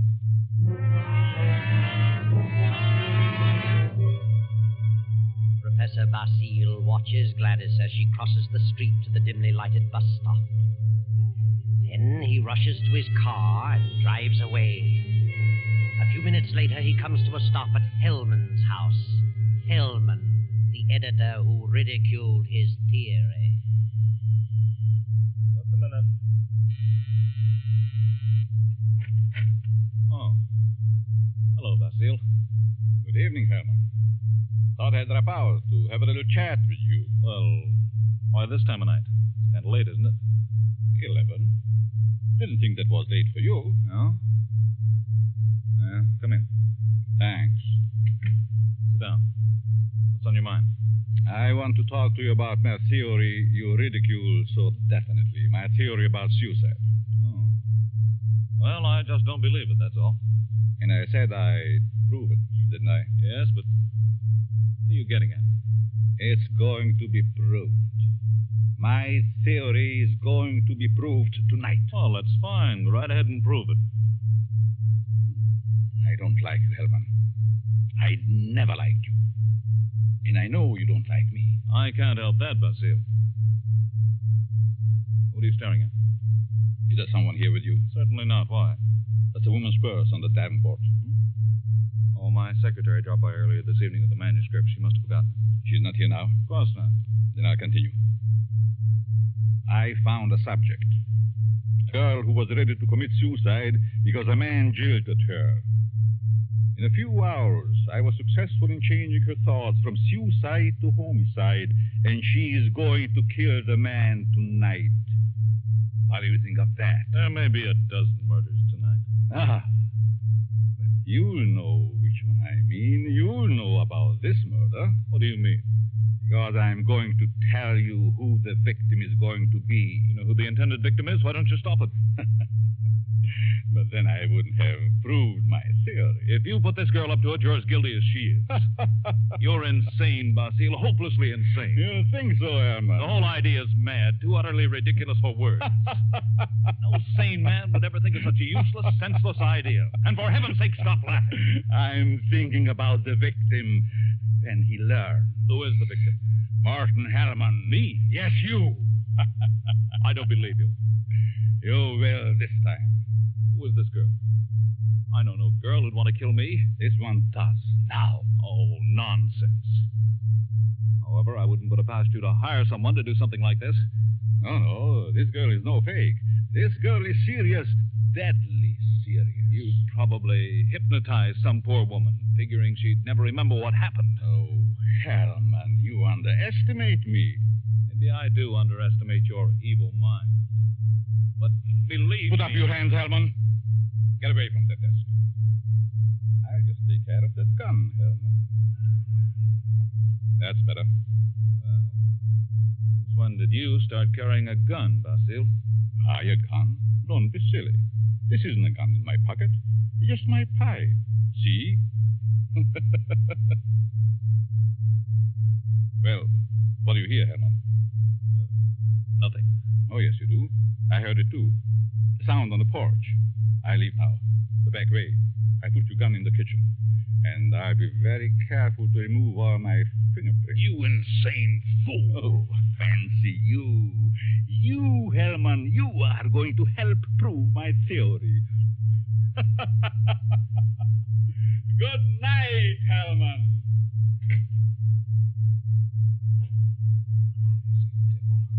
I'll have him locked up before he gets across town.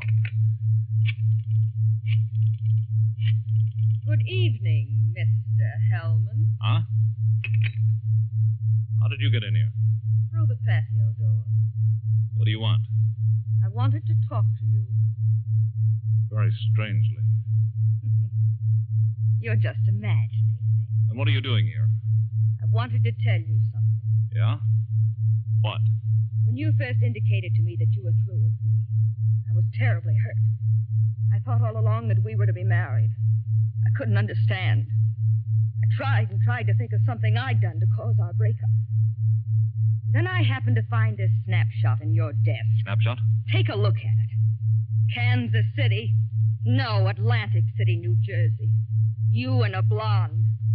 And the date is stamped on the back. A business trip. Ha! Well, what about it? I just wanted you to know that you weren't so slick. I wanted you to know that I knew about the blonde.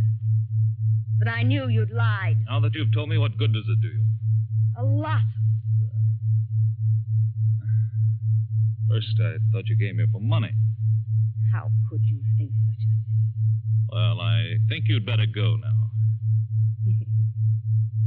I'm going. Goodbye, Morton. And good luck in your new venture. What venture? This one. Gladys! Gladys! Wish me luck in mine.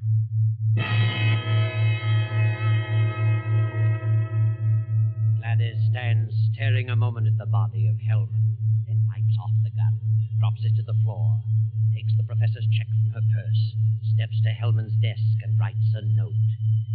Then she puts the note in an envelope with the check, addresses it, stamps it, turns out the lights, and steps out into the dark street. At the corner, she drops the envelope in the mailbox and disappears. Professor Basile heard the shots. His theory worked. Hellman will torment him no more. The perfect crime. So he can go home to his wife now and go to sleep.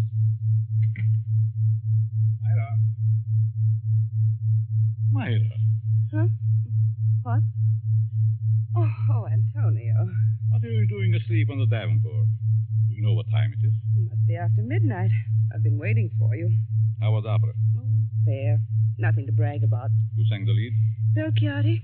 He wasn't very good. Belchiati? Mm-hmm. He's a poor Othello. Othello? I thought they were doing Ida tonight. No, they switched because someone was ill. Oh, I just as soon have stayed home. Have a nightcap, Myra? No, thanks. I'm tired. I think I'll go to bed. I'll be along presently. Good night.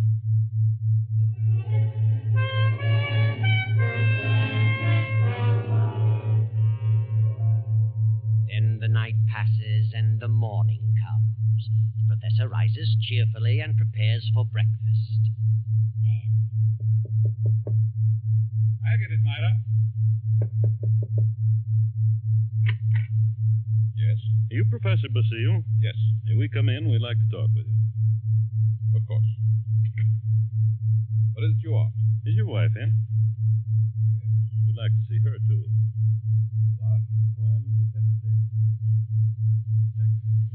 Well, what do you want? Will you call your wife? Why, certainly. Myra! But what's this all about? What is it, Antonio? These men are from detective headquarters. They want to talk to us. Really? What about? May I ask where you were last night, Mrs. Basile? Certainly. I went to the opera. What time did you get home? Oh, I imagine it was around 11 or shortly after. Mm-hmm. Were you at home last evening, Professor? Well, I was at the club and got home about 12:30. By the way, do you know a Morton Hellman? Certainly. What about him? He's been murdered. Murdered? Good Lord. When? Around midnight last night. I found him this morning. How terrible. Why, I've known him for years. He was editor-in-chief of the company publishing my writings. I'm a psychologist, you know. Yes, we know. But what do you want to know from us? We weren't connected socially with Hellman. Just in business. Did you know him, Mrs. Basile? Yes, I knew him very slightly. Either of you know of anyone who'd have reason to kill him? Certainly not. Everyone thought highly of him. Did you ever hear of a girl named Gladys Tanner? Gladys Tanner? No. Did you know of a Gladys Tanner, Mrs. Basile? No. Is this your purse, Mrs. Basile? Why, of course it is. That's the one I gave you last Christmas, Myra. Oh, yes. I must have lost it downtown. Where did you find it, Lieutenant? At Hellman's home. Hellman's home? Well, how in the world? Good heavens, but We found it on the sofa. Well, I can't imagine how it could get there. And this is the revolver that killed Hellman, found on the floor beside him. What? No fingerprints on it, however. What? May I see it? Why, Myra, this is your gun. I bought this for you 2 years ago when I went on the lecture tour. Yes, I think it's mine, but it just doesn't make sense. Did you have the gun in your purse when you lost it last time? Well, perhaps I did. I'm so confused now. I can't remember. That thing, Myra. The thing, it is terrible. Oh, I know. Oh, dear, I feel ill. Did you ever fire this gun? Yes, once last year up in the mountains. I wanted to see how it worked. Ever reload it? No, I've never reloaded it. I just didn't think about it. Maybe I did put it in my purse. Why, I don't know. And whoever found the purse may have used the gun to... Oh, I just can't seem to think. This gun misfired on the first 2 shots. The other 3 killed Hellman. This is the most amazing piece of coincidence I ever heard of. Why would my wife want to do such a thing? Why should she get to Hellman? She hardly knew him. Are you sure about that, Professor? Of course. Well, sorry to say that I don't believe her. What? This is ridiculous. This is going to be a shock to you, Professor, but here's a snapshot we found on Hellman's desk. Taken in Atlantic City last July. Good heavens. Why? This is you, Myra. You and Hellman. You were at your mother's in Florida in July. Myra, look at me. What does this mean? I can't. And I can't believe such a thing. May I have the purse, the gun, and the photo? Thank you. I'm sorry, but I'll have to take her down to headquarters. But I didn't kill him. I didn't. I wouldn't. I loved him.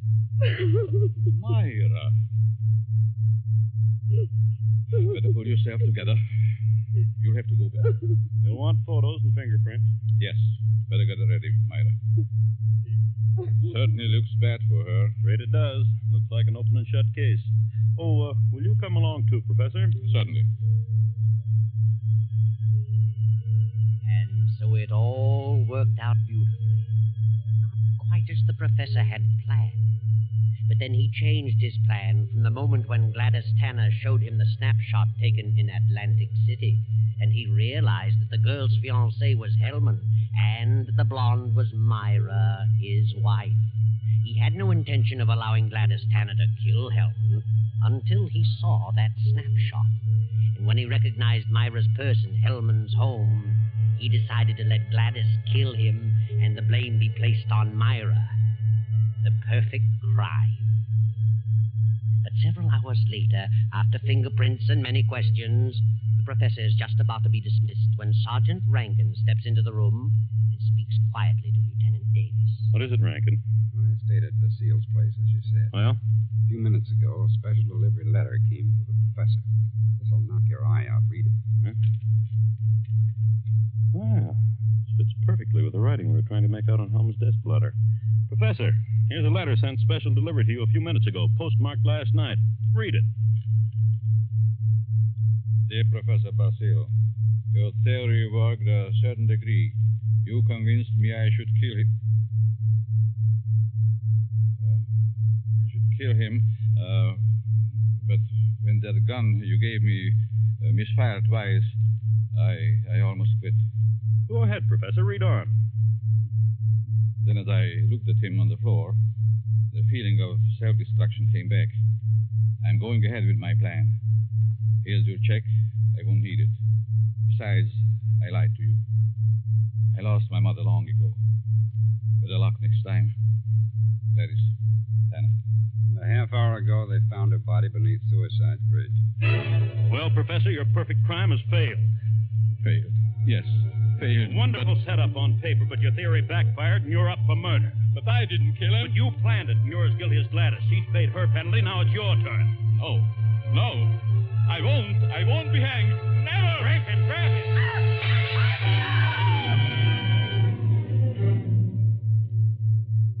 And now the doctor lies on the sidewalk 17 stories below.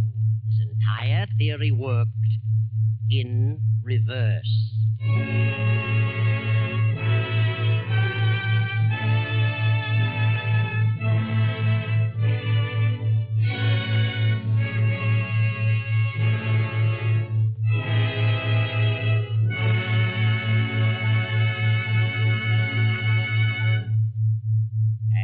So closes the doctor-prescribed death, starring Bela Lugosi. Tonight's story of Suspense. It came to you from Columbia Square in Hollywood.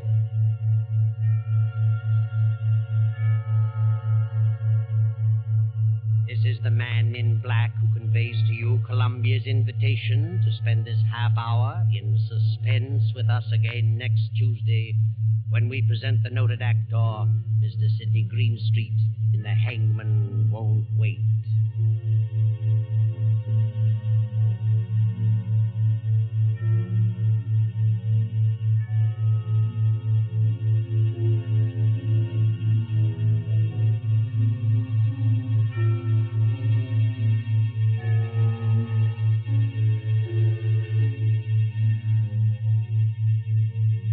Spear, the producer, Ted Bliss, the director, Lud Gluskin, the musical director, Lucian Mahowick, the composer, and J. Donald Wilson, the author, collaborated on tonight's Suspense.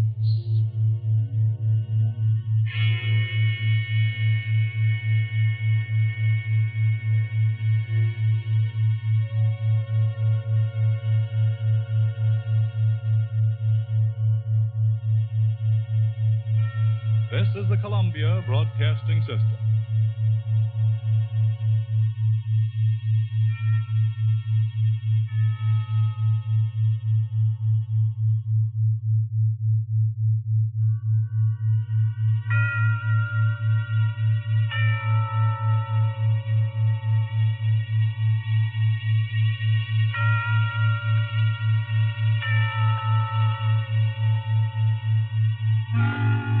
Suspense.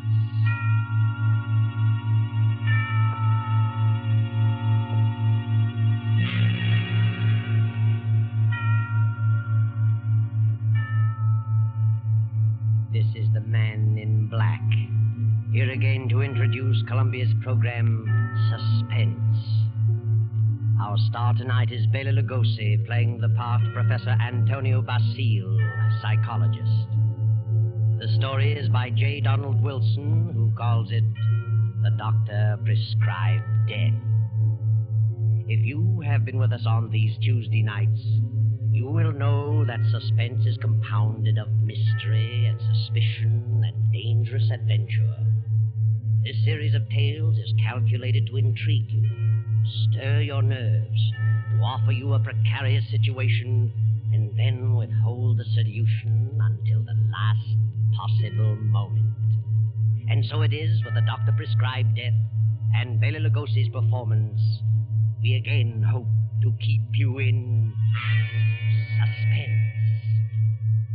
Professor Antonio Basile has a theory, but let him tell you about it. As a psychologist, I have worked out a theory I know to be sound. I contend that a person who has decided to kill himself can very easily be turned from this desire to the desire of taking the life of another. I can prove my theory, and if necessary, that is exactly what I will do.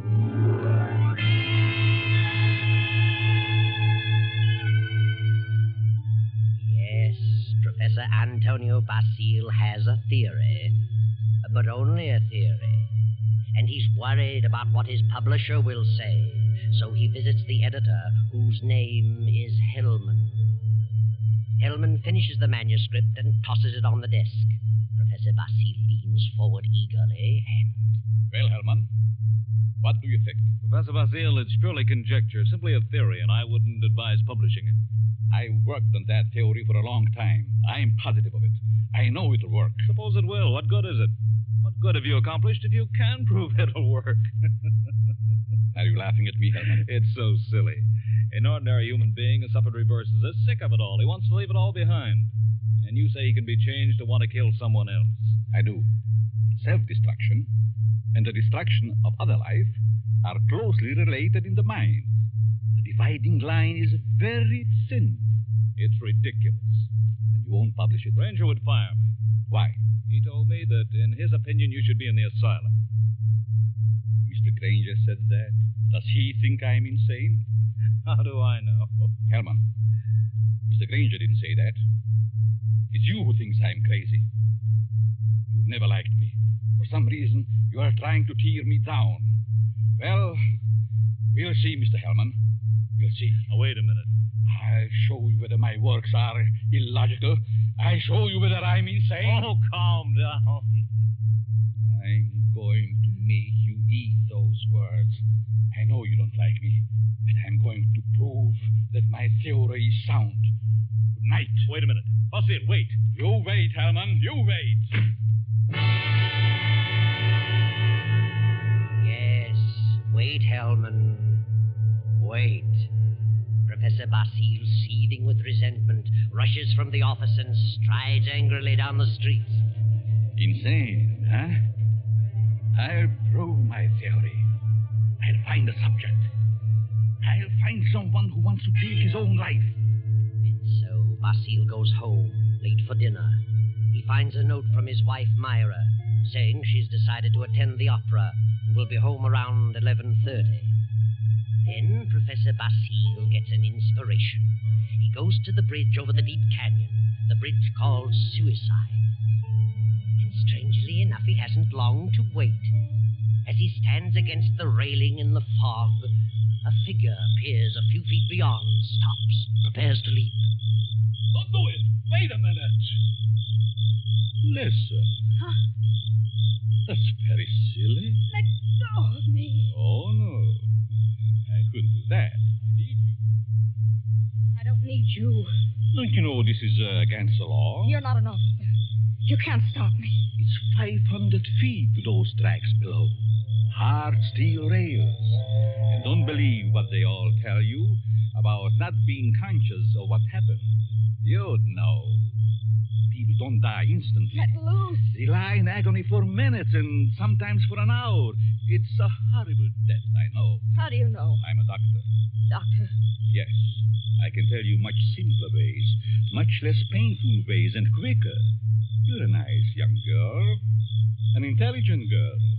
You wouldn't want it to happen this way. Maybe after I talk to you a while, you wouldn't want to do this at all. No. No. But come on. Let's talk it over. Maybe a few minutes' talk will change the entire picture for you. What could you do to help me? If you'll come, I'll tell you. There's a motive bag of your wanting to do this, and I'd like to know what it is. Nothing doing. Haven't you any relatives? Any loved ones you'd like to do something for? Yes? Then if you talk with me for a while, maybe I can find my way clear to help those people. You sound crazy. Oh, no. All right, Where? My apartment. Let's go.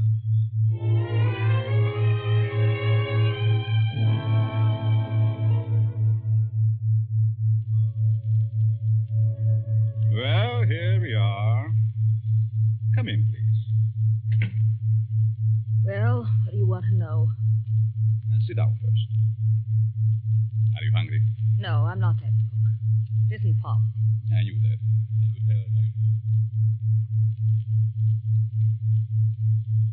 Now first, why did you come here? Why? Why, because you talked me into it. I see. You're not afraid of me? Afraid? In my frame of mind.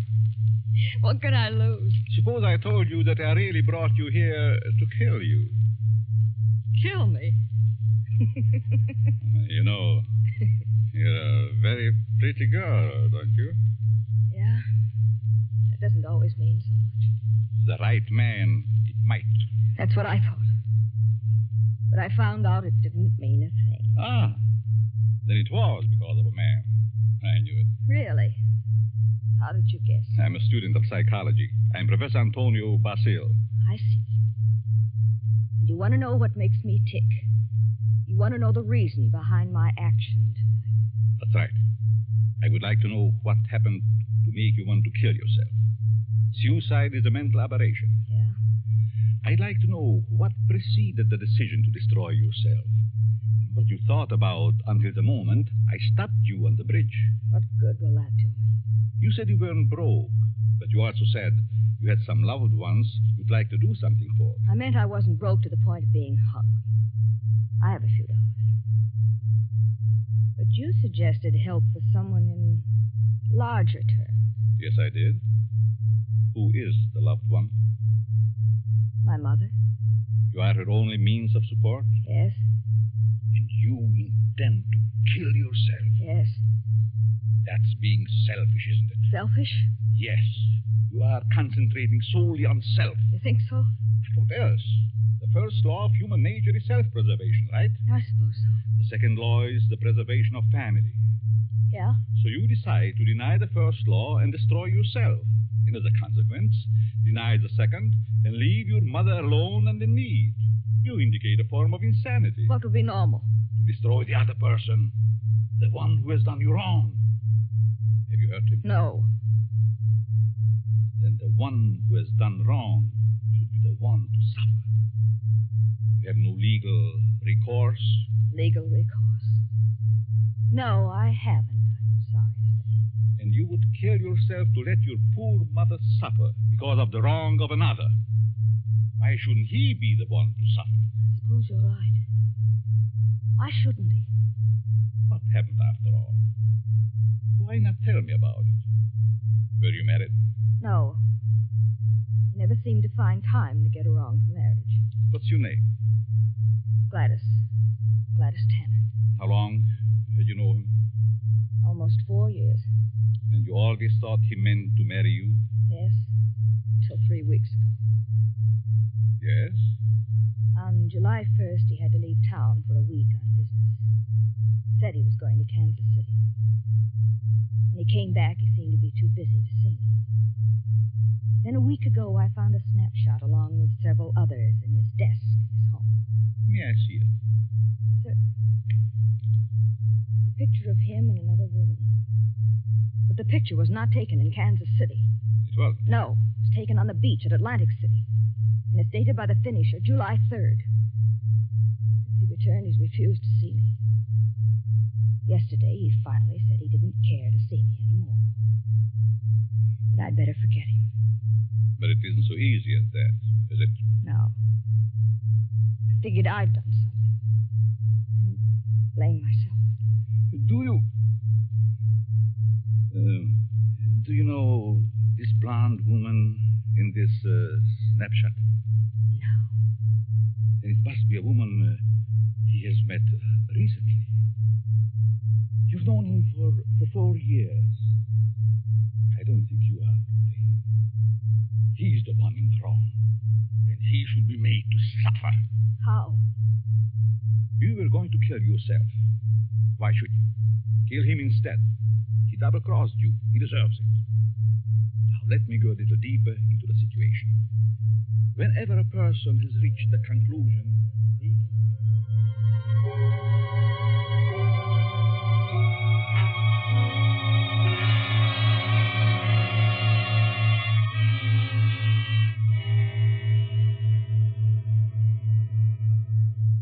You are sure you have made up your mind, Miss Tanner? Positive.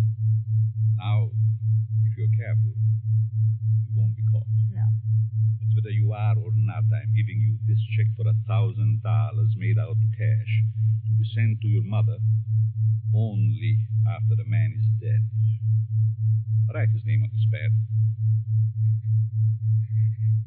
There you are. I will know what has happened by the newspapers. And I will be told payment until I learn that you have gone through with it. It'll happen tonight. Very well. You are sure? You are determined? Absolutely. Nothing could stop me. Very good. But just what would happen if I did get caught? You won't get caught if you follow my instructions. I know.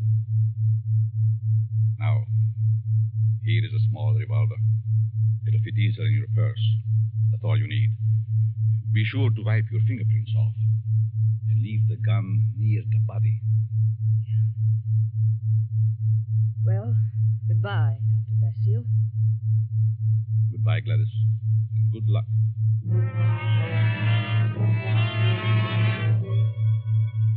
Professor Basile watches Gladys as she crosses the street to the dimly lighted bus stop. Then he rushes to his car and drives away. A few minutes later, he comes to a stop at Hellman's house. Hellman, the editor who ridiculed his theory. Just a minute. Oh. Hello, Basile. Good evening, Herman. Thought I'd drop out to have a little chat with you. Well, why this time of night? It's kind of late, isn't it? 11. Didn't think that was late for you. No? Come in. Thanks. Sit down. What's on your mind? I want to talk to you about my theory you ridicule so definitely. My theory about suicide. Oh. Well, I just don't believe it, that's all. And I said I'd prove it, didn't I? Yes, but what are you getting at? It's going to be proved. My theory is going to be proved tonight. Well, that's fine. Go right ahead and prove it. I don't like you, Hellman. I never liked you. And I know you don't like me. I can't help that, Basil. What are you staring at? Is there someone here with you? Certainly not. Why? That's a woman's purse on the davenport. Oh, my secretary dropped by earlier this evening with the manuscript. She must have forgotten it. She's not here now? Of course not. Then I'll continue. I found a subject. A girl who was ready to commit suicide because a man jilted her. In a few hours, I was successful in changing her thoughts from suicide to homicide, and she is going to kill the man tonight. What do you think of that? There may be a dozen murders tonight. Ah, but you'll know which one I mean. You'll know about this murder. What do you mean? Because I'm going to tell you who the victim is going to be. You know who the intended victim is? Why don't you stop it? But then I wouldn't have proved my theory. If you put this girl up to it, you're as guilty as she is. You're insane, Basil. Hopelessly insane. You think so, Herman? The whole idea is mad. Too utterly ridiculous for words. No sane man would ever think of such a useless, senseless idea. And for heaven's sake, stop laughing. I'm thinking about the victim when he learned. Who is the victim? Martin Hellman. Me? Yes, you. I don't believe you. You will this time. Who is this girl? I know no girl who'd want to kill me. This one does. Now. Oh, nonsense. However, I wouldn't put it past you to hire someone to do something like this. No, this girl is no fake. This girl is serious, deadly serious. You probably hypnotized some poor woman, figuring she'd never remember what happened. Oh, Hellman, you underestimate me. Maybe I do underestimate your evil mind. But believe Put up me... your hands, Hellman. Get away from the desk. I'll just take care of that gun, Hellman. That's better. Well, since when did you start carrying a gun, Basil? A gun? Don't be silly. This isn't a gun in my pocket. It's just my pipe. See? Well, what do you hear, Herman? Nothing. Oh, yes, you do. I heard it, too. The sound on the porch. I leave now. The back way.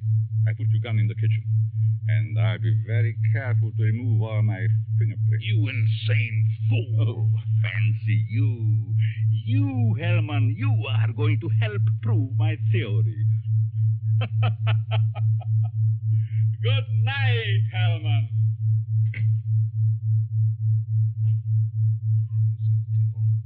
I'll have him locked up before he gets across town. Good evening, Mr. Hellman. Huh? How did you get in here? Through the patio door. What do you want? I wanted to talk to you. Very strangely.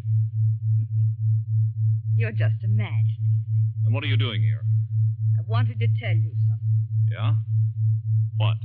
When you first indicated to me that you were through with me, I was terribly hurt. I thought all along that we were to be married. I couldn't understand. I tried and tried to think of something I'd done to cause our breakup.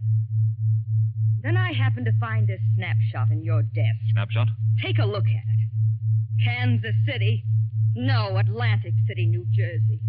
You and a blonde. And the date is stamped on the back. A business trip. Ha! Well, what about it? I just wanted you to know that you weren't so slick. I wanted you to know that I knew about the blonde. That I knew you'd lied. Now that you've told me, what good does it do you? A lot of good. First, I thought you came here for money. How could you think such a thing? Well, I think you'd better go now. I'm going. Goodbye, Morton. And good luck in your new venture. What venture? This one. Gladys! Gladys! And wish me luck in mine.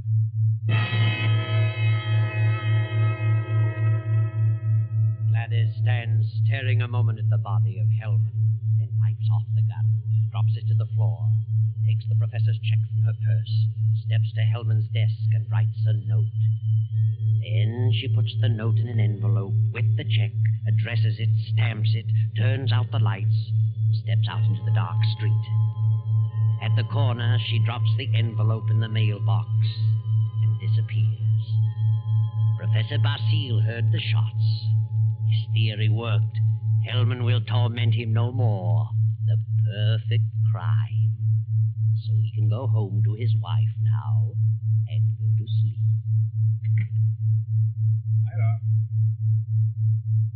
Myra. Huh? What? Oh, Antonio. What are you doing asleep on the Davenport? Do you know what time it is? It must be after midnight. I've been waiting for you. How was opera?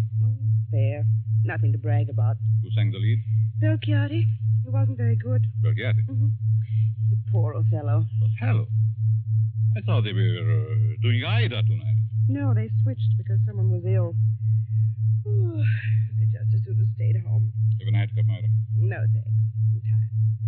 I think I'll go to bed. I'll be along presently. Good night.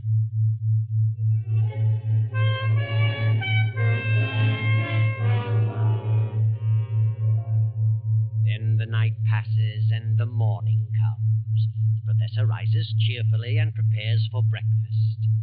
Then... I'll get it, Myra. Yes? You Professor Basile? Yes. May we come in? We'd like to talk with you. Of course. What is it you want? Is your wife in? Yes. We'd like to see her, too. What? Oh, I'm Lieutenant Davis. Well, what do you want? Will you call your wife? Why, certainly. Myra! But what's this all about? What is it, Antonio? These men are from detective headquarters. They want to talk to us. Really? What about? May I ask where you were last night, Mrs. Basile? Certainly. I went to the opera. What time did you get home? Oh, I imagine it was around 11 or shortly after. Mm-hmm.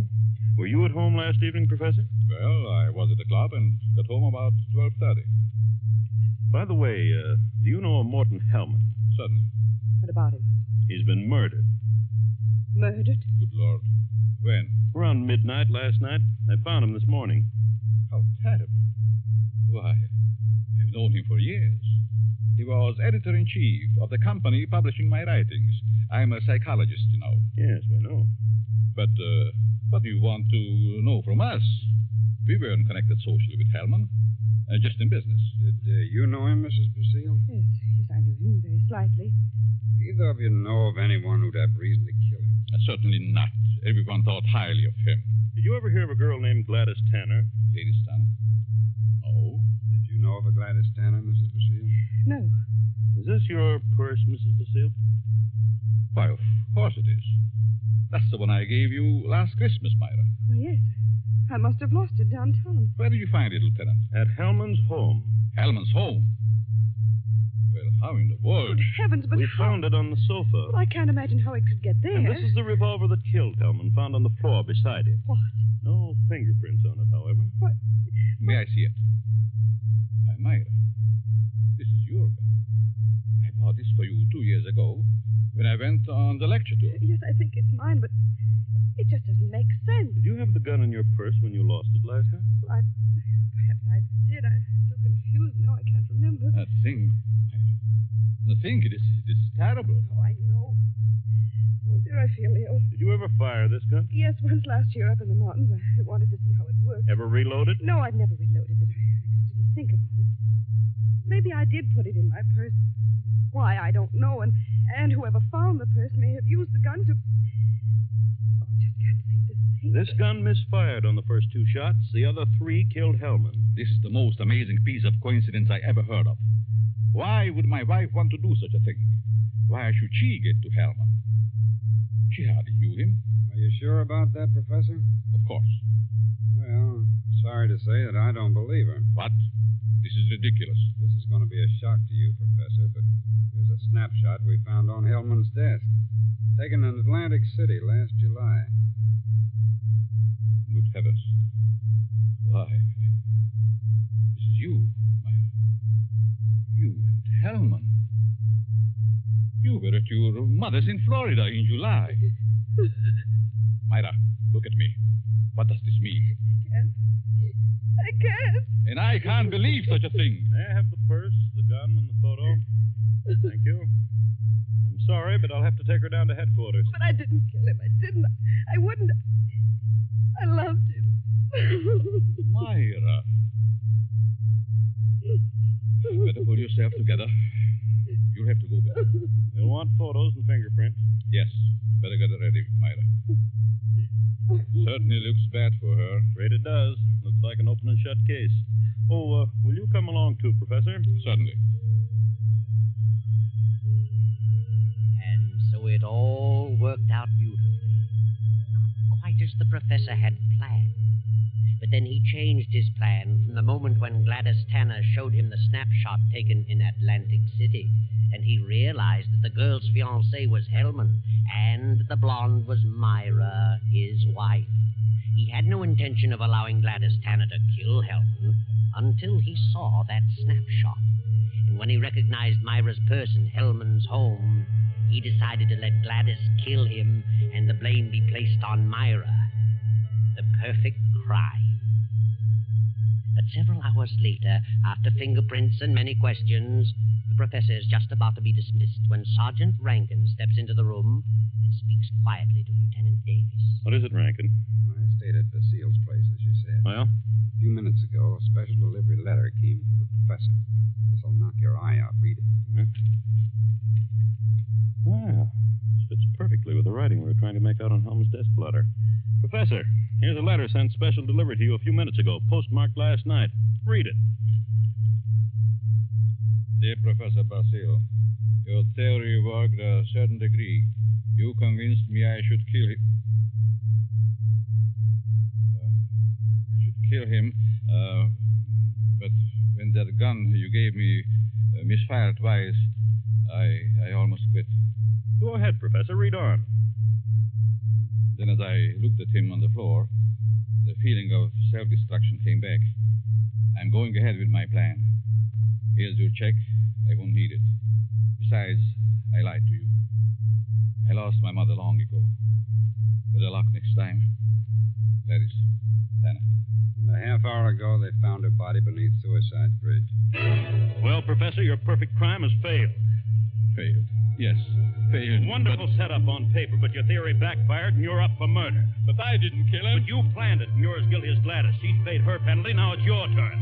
No. I won't be hanged. Never! Rankin, grab him!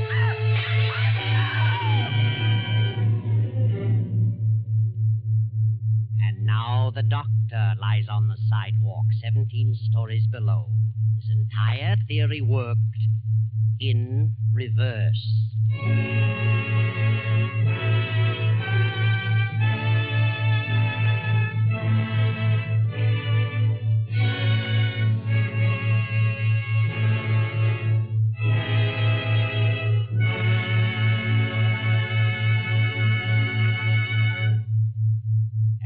So closes the doctor-prescribed death, starring Bela Lugosi. Tonight's story of Suspense. It came to you from Columbia Square in Hollywood.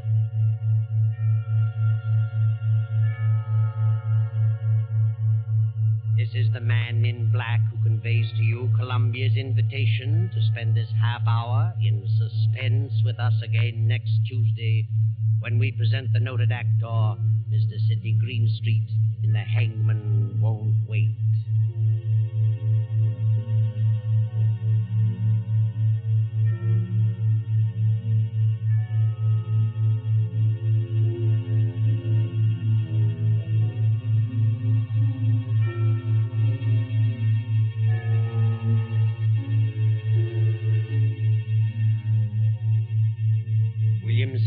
the producer, Ted Bliss, the director, Lud Gluskin, the musical director, Lucian Mahuik, the composer, and J. Donald Wilson, the author, collaborated on tonight's Suspense.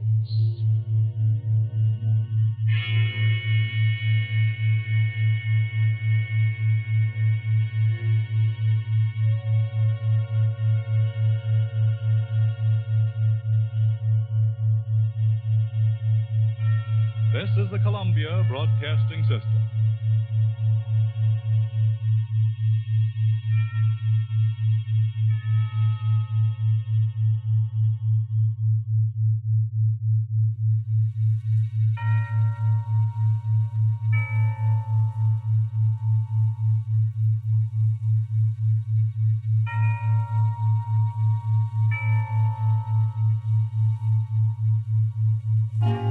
Suspense.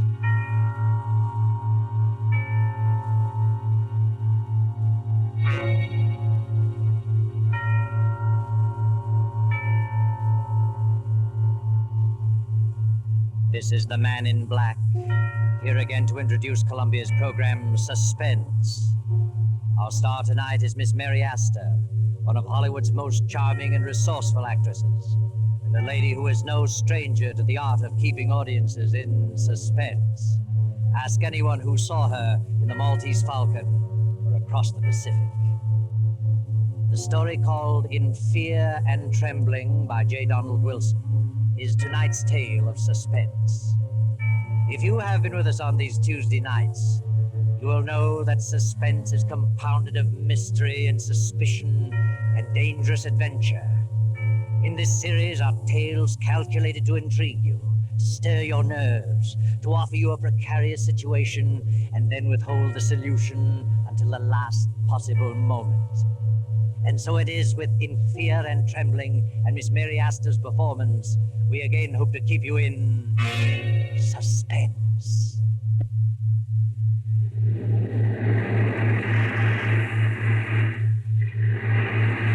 At the edge of the cliff, overlooking the sea, sits a gray stone mansion, weather-beaten by the storms of several decades. To this mansion, Gilbert Durant brought his bride, Lucia. That was 4 years ago. Gilbert and Lucia were quite happy until a year ago, when Lucia's half-sister Beverly came to live with them. Gradually, something began to happen. Lucia felt that some insidious horror was beginning to gnaw at her happiness. She began to know that Gilbert's ardor was beginning to cool. He became more absorbed in his writing. Then she felt the cold clamminess of the great stone structure creeping about her, clutching at her heart. Anyone who saw her could tell that fear was growing in her mind, a fear of something which she could not or would not explain. One evening, Lucia, having excused herself at dinner, tossed on her bed in a fretful sleep. No. Don't! Get away from me! Mrs. Durant! Mrs. Durant, what's wrong? Oh, Benson, come in.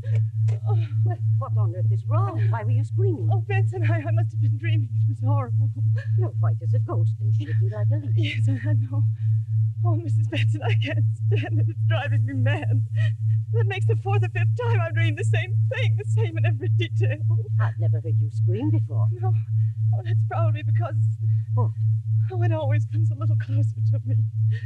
Tonight it almost reached me. It? What do you mean? I don't know what it is. It's a figure. A human figure, but I can't tell whether it's a man or a woman. It comes through that door and walks slowly across the room with its arms outstretched, reaching for me. Are you sure you were dreaming? Now that I think of it, it isn't like a dream, an ordinary dream. Its reality seems to carry over even after I'm awake. That's what's made you so ill. This dream, if it is a dream, means something? Is that what you think? It's a premonition? Perhaps. What time is it? 9 o'clock. Where's Gilbert? Your husband went horseback riding over an hour ago. Did he go alone? Your sister went with him. Beverly? Why didn't he ask me to go? Well, you've not been yourself lately. Not been feeling well. Yes, of course. Well, if you're feeling better, I'll go back to my room. Oh, yes, I'll be all right. Thank you, Miss Benson. Good night. Good night.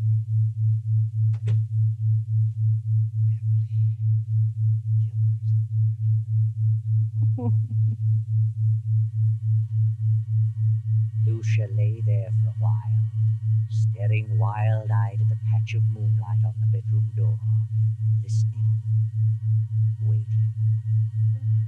Then, as the clock struck 10:30, the door opened, and a figure stepped into the room and moved noiselessly through the moonlight to Lucia's bed. Suddenly, Lucia opened her eyes. Gilbert, don't! Lucia, what's wrong with you? What are you doing in my room? I just wanted to know how you felt. How long have you been standing there? Oh, just a few seconds. I was dreaming, I guess. When I woke up, you startled me. Why were you yelling, don't? I don't know. I haven't the slightest idea. I talked with Dr. Hendy about you today.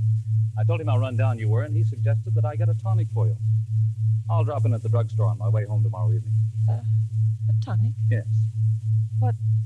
What is it? Oh, I don't remember. Something in strychnine. Strychnine? Yes, he said it would give you an appetite.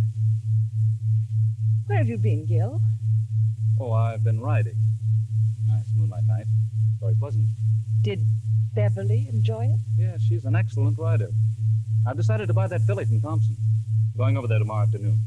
Is Beverly going with you? Yes. She's a good judge of horseflesh. Why? Nothing. I just asked. Well, good night, Lucia. See you at breakfast? Yes. Good night.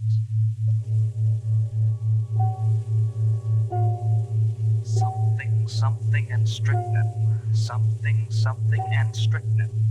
Lucia jumps from her bed, rushes down to the library, snaps on the light, and steps to the shelf holding the encyclopedia. She runs her fingers down the long line of books, LMNOPR, and then she stops and stares.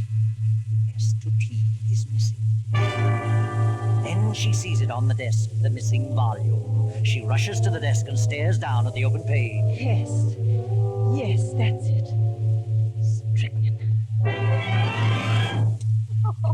I'll tell you what, Beverly, I'll leave the deal entirely up to you. Up to me? Oh, Gil, that's not fair. Why not? Well, suppose she turns out to be a lemon. I don't think she will, because you're going to have the job of training her. Oh, you certainly flatter me.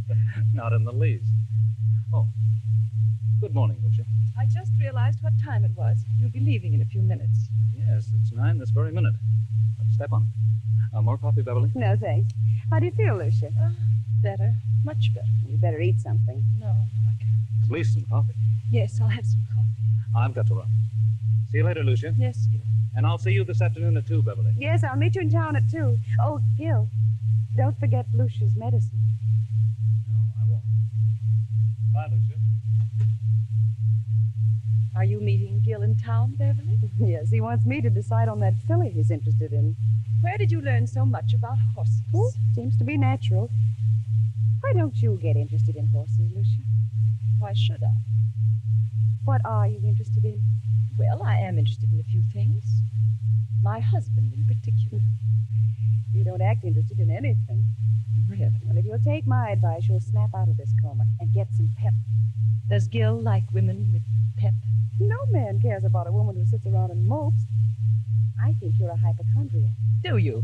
You should do something about it. I intend to.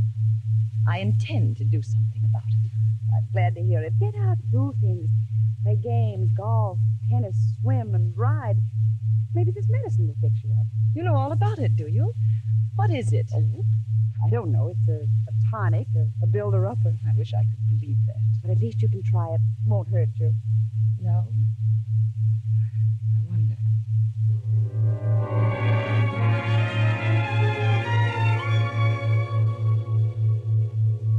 Oh, come in, Dr. Handy. Well, Lucia, why did you call me out here? What's wrong? I just couldn't make it into town. Oh, it can't be as bad as all that. Did Gilbert talk to you about me yesterday? I saw Gil for a few moments at the club during lunch. Said you were run down. Did you give him a prescription for me? Oh, never do that until I've examined the patient. You didn't give him a prescription. Well, no. What did you suggest for me? Oh, I don't know. Mentioned a few tonics he might get for you. Spoke of beef iron and wine and sherry and egg and... I don't remember what else. Then you mentioned nothing specifically. I don't think so. I see. Now, what seems to be wrong with you, Lucia? I don't know exactly, but something has been happening to me that, well, frankly, I'm afraid I'm losing my mind. We all feel that way at times. I'm serious. Things happen to me in the night. What sort of thing? At first I thought they were just nightmares, but when you have a nightmare, you wake up and the fear is gone. You realize the truth. But this vision that comes to me haunts me through the waking hours as well. Vision?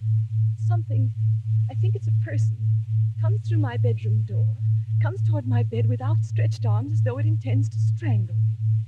Each time it comes a little closer.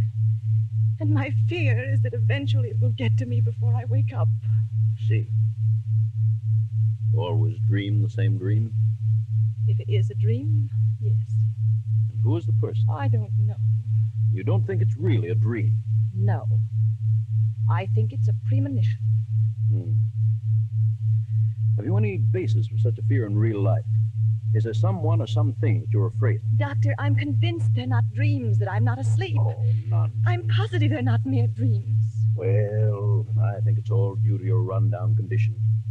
You probably don't sleep as soundly as you should, so you transfer sounds in the night to dreams at night. That's exactly what I mean. If I'm only half asleep, I may be transferring actual movements and sounds into dreams. In other words, if someone slams a door in the night, I may half hear it and attribute it to a dream. Yeah. Oh, But then perhaps I'm not dreaming. Don't you see? I think you'd better come into town and have a thorough physical. You mean a checkup by a psychiatrist? Oh, I may have someone help me. It's the usual thing, you know. Oh, Dr. Henry, I'm so frightened. Now. Everything's going to be all right. I'm afraid that I'm going to die. That someone is trying to kill me. Oh, you're not going to die. That's ridiculous. I'll call you and make an appointment. That's better. Very well. In the meantime, try not to think about it. Keep your mind on the brighter side.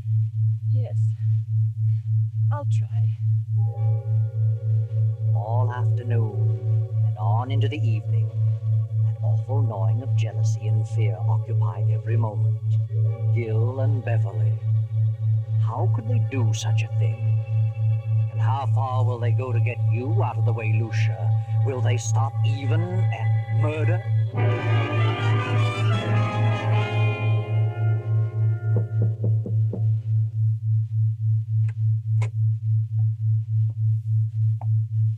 Are you asleep, Lucia? No, I'm not asleep.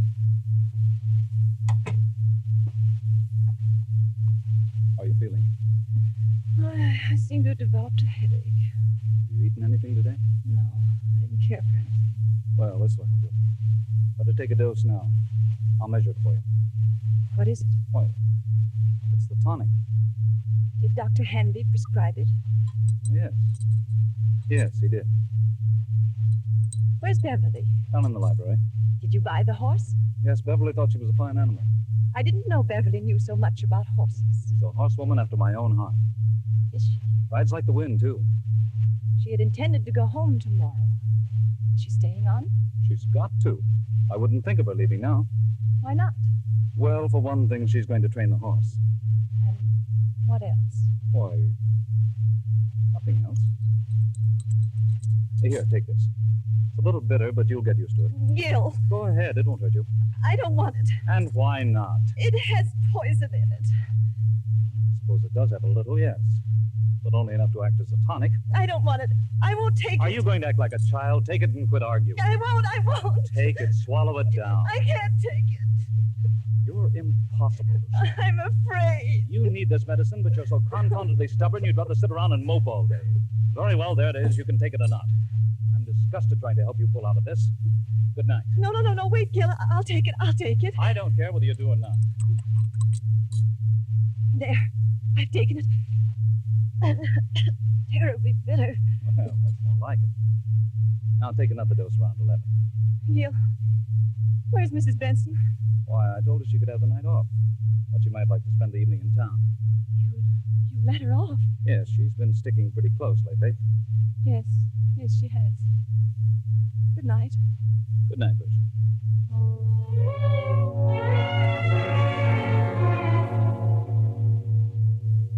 What's wrong, Gil? You look upset.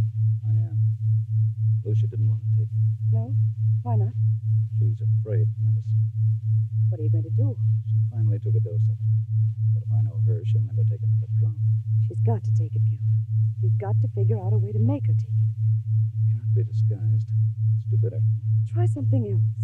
I'll try and coax her into it again. Isn't there something that tastes more pleasant, or something you could put in milk or orange juice? I don't know. But I'll find something. Of course you will. You've got to. She's... Wait a minute. There's someone listening outside the door. Oh, sir. Well, Benson, what are you doing standing here in the dark? Why, I was just going upstairs to see if Mrs. Durant wanted anything before I went out. I see. By the way, I'm staying home for a couple of days, and I thought that since you've been staying so close to the job, you'd welcome a few days' leave. Leave? Why, yes. But Mrs. Durant may prefer that I stay. I think you'd better take a little rest yourself. You needn't come back till Friday. But I don't need a rest. You come back Friday. Yes, very well. But that night, for once, the good Mrs. Benson disobeys orders. A few minutes before 12, she returns to the mansion. No lights are burning, so she makes her way quietly through the back entrance, slips up the stairs, and taps lightly on Lucia's bedroom door. Mrs. Durant? Mrs. Durant? Then she turns the knob, opens the door, and snaps on the light. Mrs. Durant, are you here? Then Benson steps quickly toward the bed. The bed is empty, but a horrible sight meets her eyes. Ah, blood. Blood all over the bed. Oh.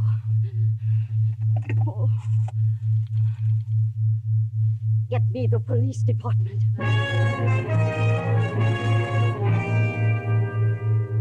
All right, Mrs. Benson. Now, just calm down and tell us what happened this evening. Well, earlier in the evening, Mr. Durant told me that I could have the night off since I'd been staying close to Mrs. Durant for some time.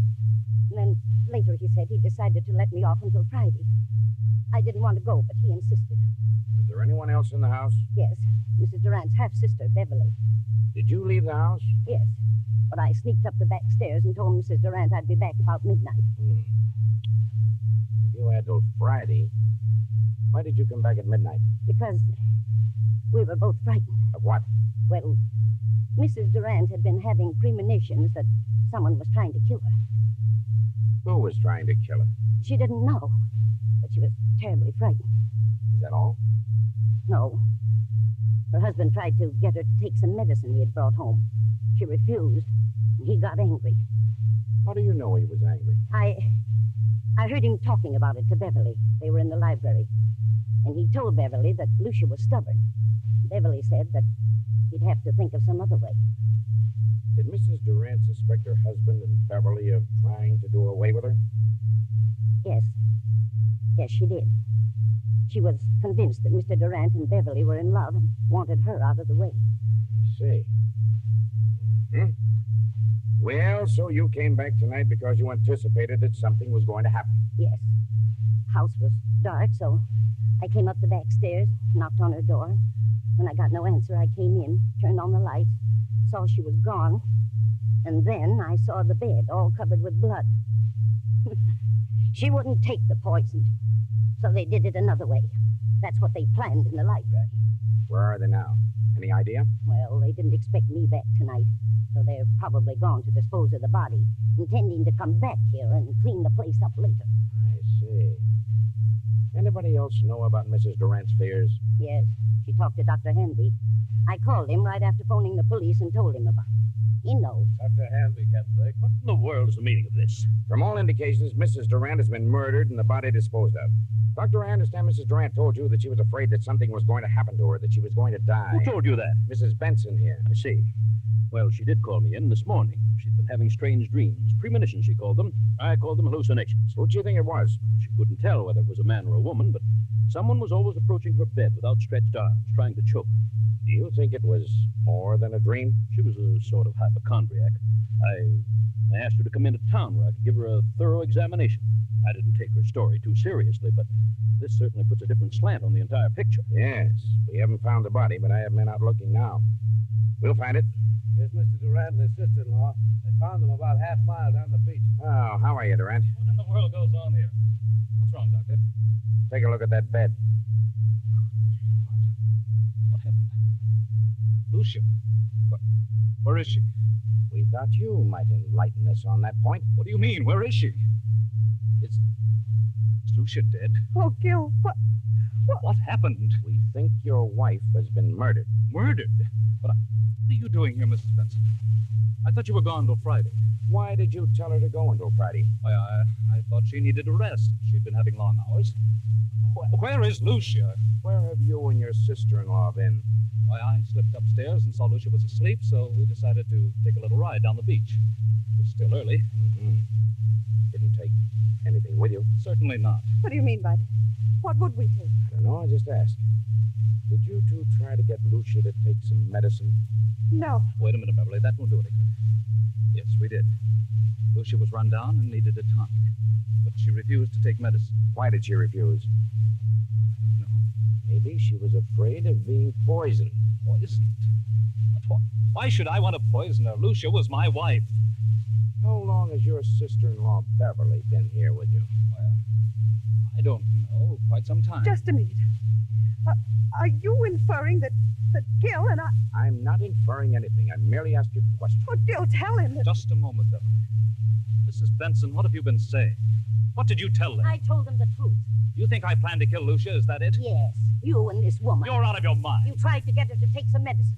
She knew you were in love with her sister and that you were trying to poison her. And how did she come to that conclusion? She had premonition. That means nothing. And besides, I heard you talking, you and Beverly, planning the whole thing. What? She's lying. I heard you. When you realized Lucia wouldn't take the medicine, Beverly said you'd have to think of some other way. Some other way to what? To get rid of her. To kill her. There must be some...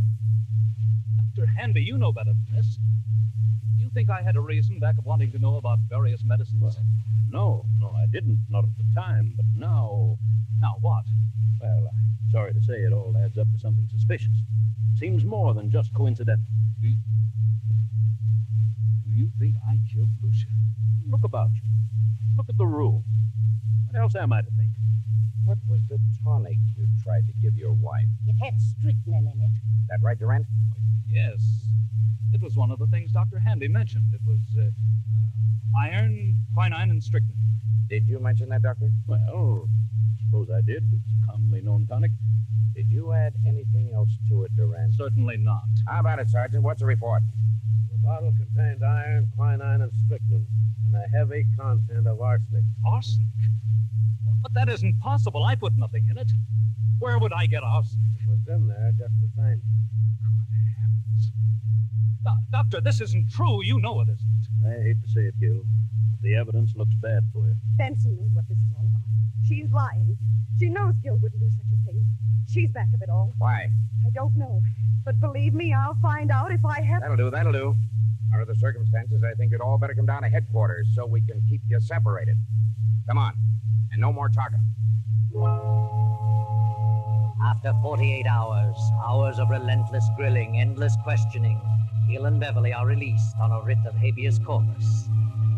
Weeks go by, and Lucia's body has not been discovered, so the district attorney makes a public announcement that no murder charges can be preferred against them due to lack of corpus delicti, the failure to produce the body, Lucia's body. Then one evening, Beverly and Gil talked in the library. Beverly, I want you to know how wonderful I think you've been. Stuck right beside me, never lost your nerve, and, well, you're one girl in a million. Oh, thanks, Gil, but it isn't over yet. They won't stop their search for Lucia's body, and if they find it, we haven't a chance. I know, but what can we do about it? Well, why couldn't we leave the country? Together? Not necessarily. They'd be sure to follow us. But we could go separately in different ways, and meet someplace later on? Is that what you mean? yes, that's what I mean. It seems a bit mad. It would be equal to an out-and-out confession. Oh, but Gil, if they find Lucia's body, we haven't a chance. It's too strong against us. We could never come back, Beverly. What of it? I don't want to die, Gil. And I don't want anything to happen to you. Beverly, I don't know what to say. I'm frightened, Gil. I can't stay here with such horrible fear hanging over me. I'll go mad. If you don't go, then I will. I'll leave tonight. Please, Beverly, I need you more than ever now. Please don't go. Don't worry, Gilbert. She won't leave you. Lucia. Heavens, Lucia. I won't let her leave you. I'll see that you both go together and stay together for a long, long time. Lucia, what? Lucia. We thought you were dead. Disappointed, aren't you? Where have you been? What are you going to do with that gun? You thought I was dead. Well, I'm not. I'm live enough to pull this trigger. I've been hiding for weeks, and I've been behind those curtains for the last 20 minutes. I heard every word. Now I know you're in love with each other. Now I know you wanted to do away with me. In love? Beverly and I? From the day she came here. She took you away from me. I did not. We never thought of such a thing. Never. Never entered our mind. Why lie about it? You've let your imagination run away with you, Lucia. You're insane. You think so? Well, if I am, it's your fault. Yours and Beverly's. You've driven me insane, both of you. I had a plan to get even with you, to make you pay for what you've done, but it failed. What plan? You see, I didn't know about the law of corpus delicti, but I do now. And this time there will be a body. 2 bodies. Yours and Beverly's. You're a suspicious-minded devil, Lucia. I planned to trap you on a murder charge. My murder. But it's going to be your murder now. You were convinced that Beverly and I were in love? Of course. I never needed a dream nor a premonition. I cut myself and smeared blood on the bed and disappeared. When I found they couldn't touch you without the corpus delicti, I came back to kill you. Lucia, you fool, you vicious-minded fool. I'm going to tell you something. Then go ahead and shoot me if you will. Lucia, not until now, this very moment, has the thought of loving Beverly ever occurred to me. You never loved Beverly? No. But I can tell you this, Lucia. Now that I've seen you as you really are, I could never love you again. Never. Gil. Wait, Beverly. But I was sure. I was convinced that you were Beverly. You were sure only because your warped, jealous mind convinced you that there was something between us. You mean You certainly made a sorry mess of your life, Lucia. Then all I've done is killed your love. Oh, Gil. Yes, Lucia. And you've no one to blame. No one but your own miserable self. Gil! Lucia, don't, Lucia!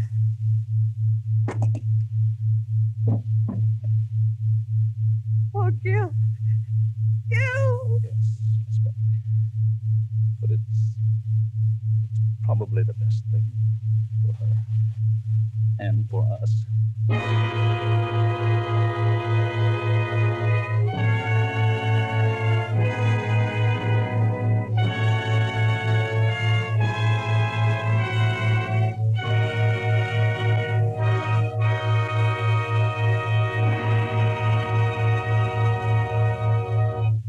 And so closes In Fear and Trembling, starring Metro-Goldwyn-Mayer's Mary Astor, tonight's tale of Suspense.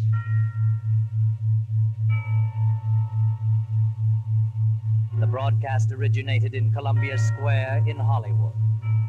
This is your narrator, the Man in Black, who conveys to you Columbia's invitation to spend this half hour in suspense with us again next Tuesday, when another of the screen's lovelier leading ladies, Geraldine Fitzgerald, will star in the uneasy drama called Will You Walk Into My Parlor? William Spear, the producer, Ted Bliss, the director, Bud Gluskin, the musical director, Lucian Morowick, the composer, and J. Donald Wilson, the author, collaborated on tonight's Suspense.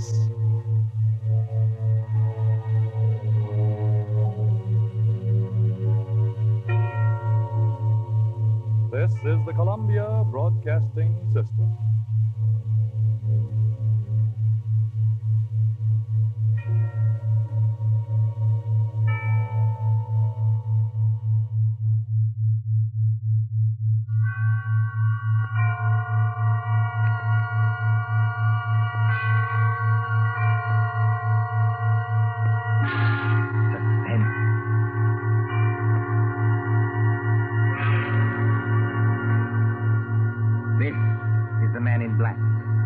Here again to introduce Columbia's program, Suspense.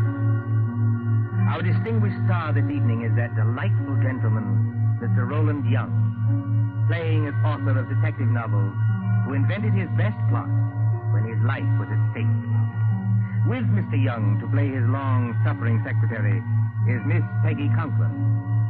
A story by John Dickson Carr in a somewhat lighter mood than is our habit, and called The Customers Like Murder, is tonight's tale of suspense. If you've been with us on these Tuesday nights, you will know that suspense is compounded of mystery and suspicion and dangerous adventure. In this series are tales calculated to intrigue you, to stir your nerves, to offer you a precarious situation, and then withhold the solution until the last possible moment. And so with The Customers Like Murder and the performance of Roland Young, we again hope to keep you in suspense. On a hot summer night in a village on the east coast of England, a famous writer of detective stories is dictating to his secretary.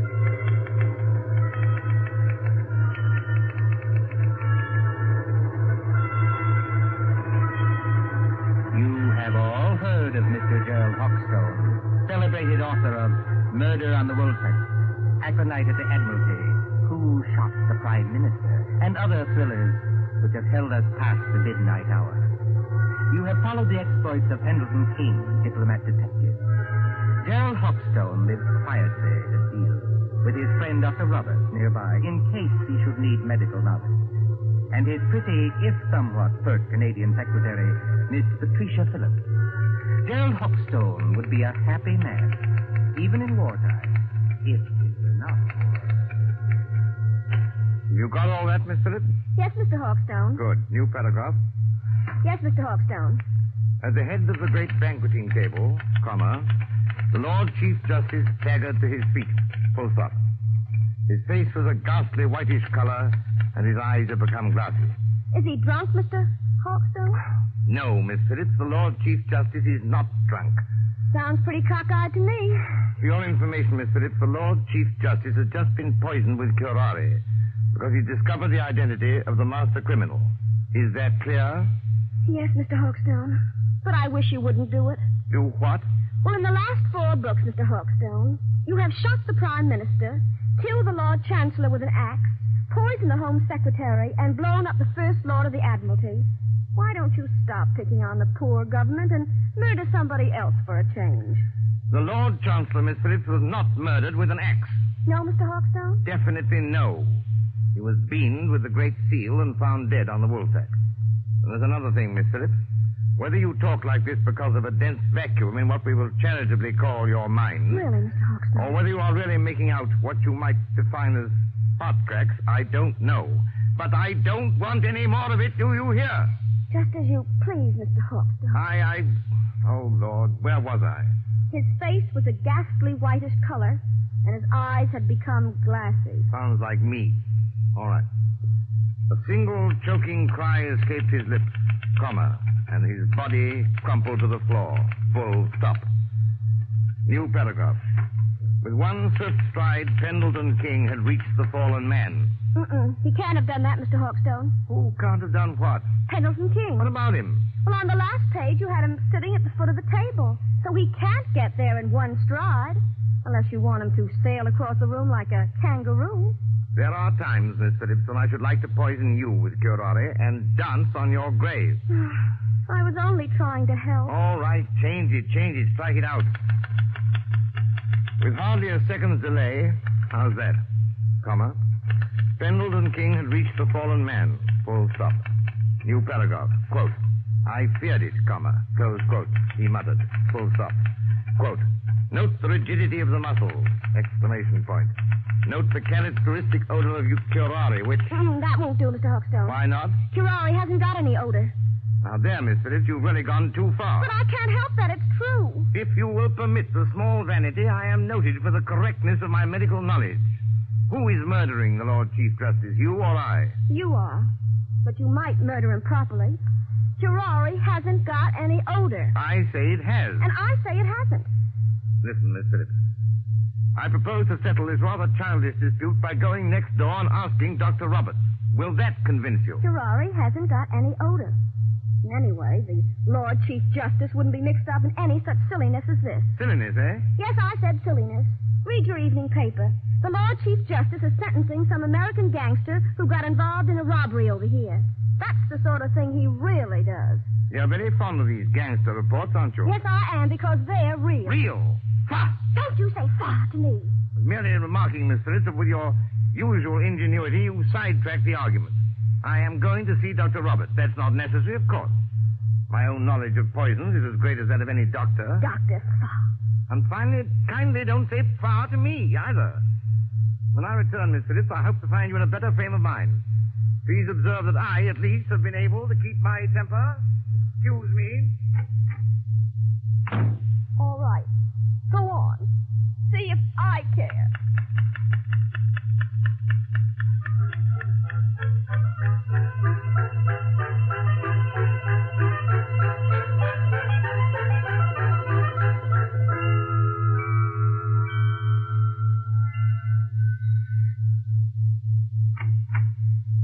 Oh, excuse me, but... Good evening, Mr. Hawkstone.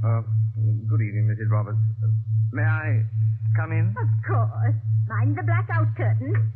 My, isn't it hot and stuffy tonight? Rather close, yes. Is the doctor in? I'm afraid he isn't, Mr. Hawkstone, but I expect him back any minute. Oh, out on a call? No, I'm almost certain he isn't, because that's his medicine case and stethoscope there on the table. I think he's just gone up the road to get some tobacco. Do you mind if I wait? Not at all. But you will excuse me if I run along. I promised Mrs. Anderson I'd drop in there. It's her neuralgia again, and I'm terribly late already. Don't let me detain you, Mrs. Roberts. Go right ahead. I'm afraid you'll have to wait in George's consulting room. I've got most of the house dark so I could keep the windows open. You know which room it is? Yes, I could find it blindfolded. Oh, and I wonder if you'd take the medicine case and stethoscope and drop them in the consulting room.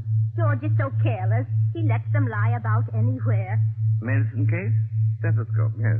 As a matter of fact, I've always wanted to hang one of these things around my neck like this. Look almost like a doctor, don't I? Good night, Mrs. Roberts. Good night, Mr. Hawkstone. See you later.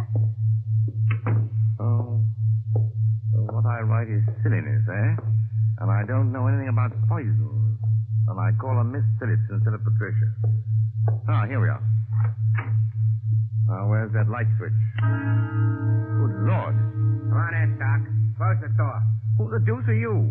You want to keep healthy, Doc? Just do what you're told. Come in and close the door. Is that by any chance a revolver you're pointing at me? Ain't no cigarette case. I'm warning you. Oh, I'm hanged.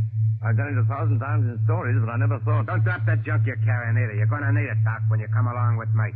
Come along with you? Where? Just to see a guy, that's all. To see a... Oh, wait a minute. You don't think I'm the doctor? Now, look, Doc. I ain't got any time for gags, see? The boss says to bring you, so I bring you.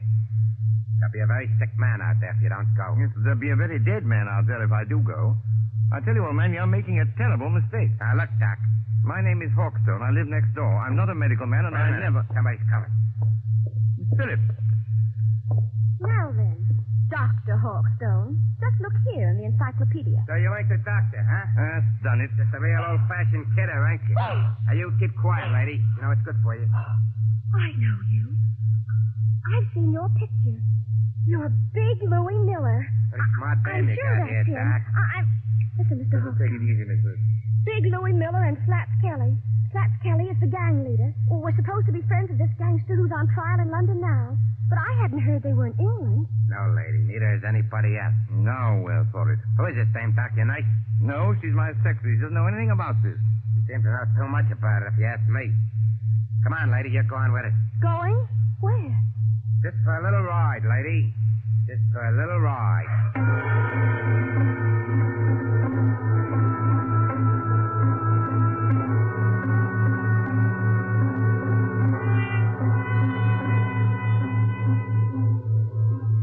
Far out from the village, in flat and miry swampland where pools of stagnant water gleam under the moon, stands the old Rutherford house. It is a desolate place, on the track of Field Marshal Goering's bombers when they crossed the coastline. But there are no searchlights here, and no guns.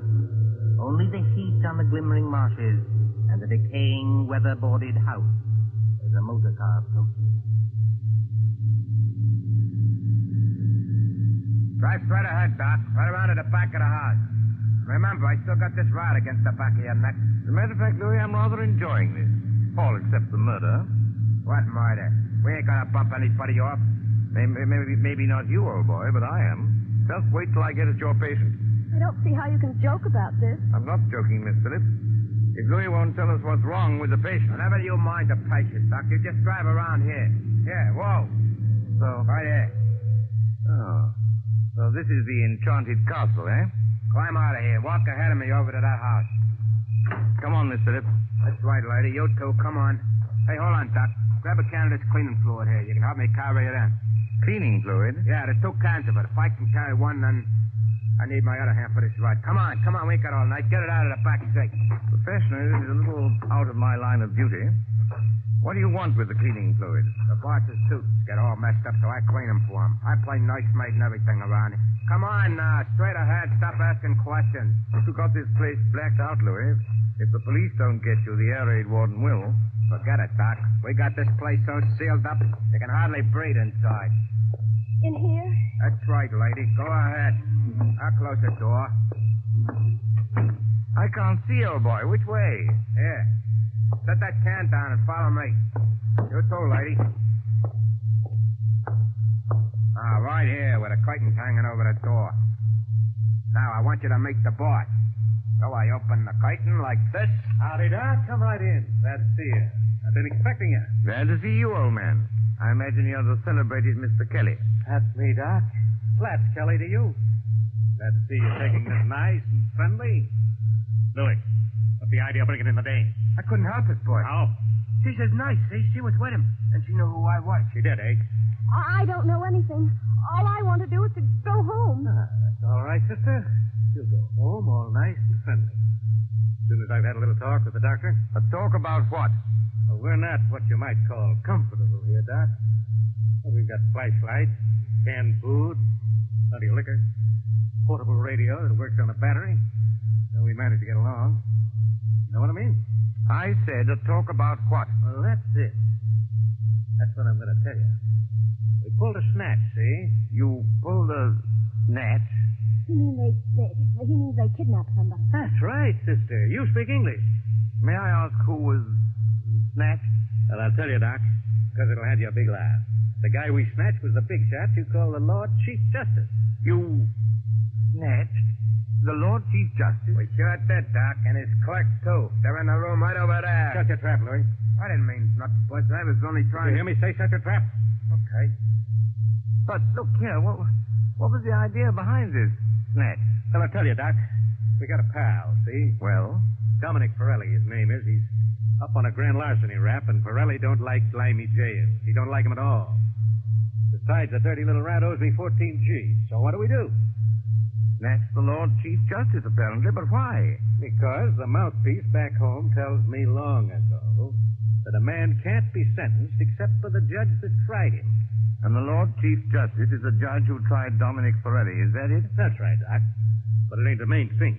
This Chief Justice is a pretty important guy, see? So, what do? We write to the cops and say, now, look, we got the old bird in a place where you'll never find him, and if you want to keep things nice and friendly, just spring Dominic Pirelli. Bring him? Turn him loose. Sure. Bring Pirelli, and you'll get the old judge back in one piece. If you don't do it, you'll get him back with his head as full of holes as a Swiss cheese. And we're not kidding. This is horrible.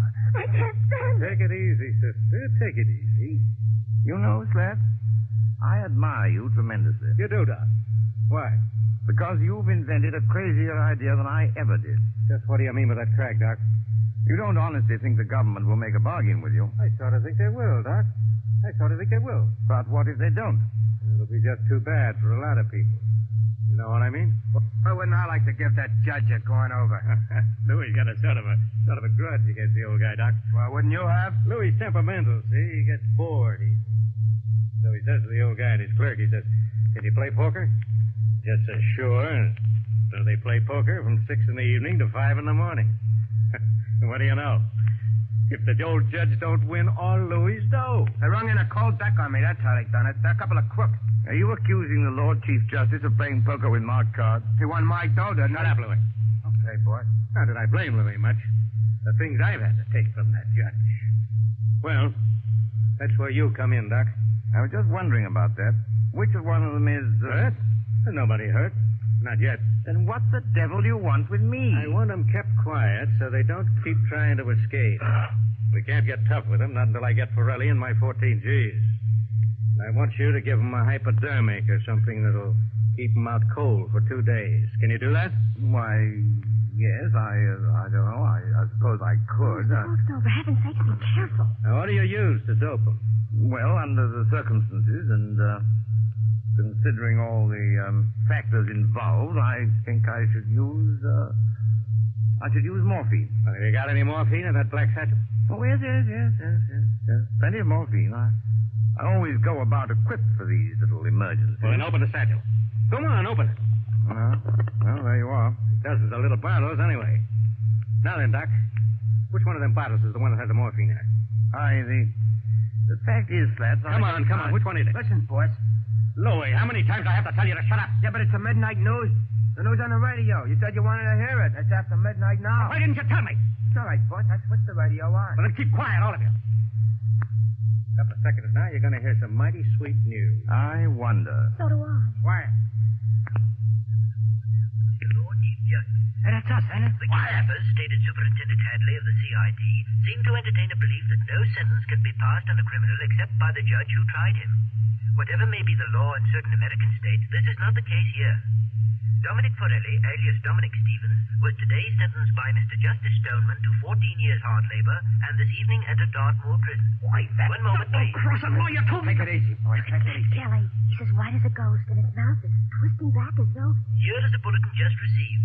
Scotland Yard flying squad cars, assisted by the constabulary of the county, which for obvious reasons cannot be named, are closing in on the 2 kidnappers, believed to be men already wanted in the United States for murder. That's us. Will anyone who has any further information about these men, whose descriptions follow, communicate with New Scotland Yard, telephone number Whitehall 121... Wait till I get my hands on it. That's all right, boss. Everything's all right now. I turned it off. Can't do more than turn it off, Louis. I'll fix that thing. Hey, what are you going to do, boss? Hey, don't bust the radio. Hey. Oh, you hadn't on the bust of the radio, boss. Now we can't get any news. We've had our news lately. Come on, put that light out. I want to look out the window. Oh, they're closing in. Tricia, you see, I can call you that. Why couldn't you have called me that weeks ago? Oh, well, putting that aside, I started it as half a joke. But I'm not joking now. I intend to get that rat-faced Slats if it's the last thing I ever do. It probably will be.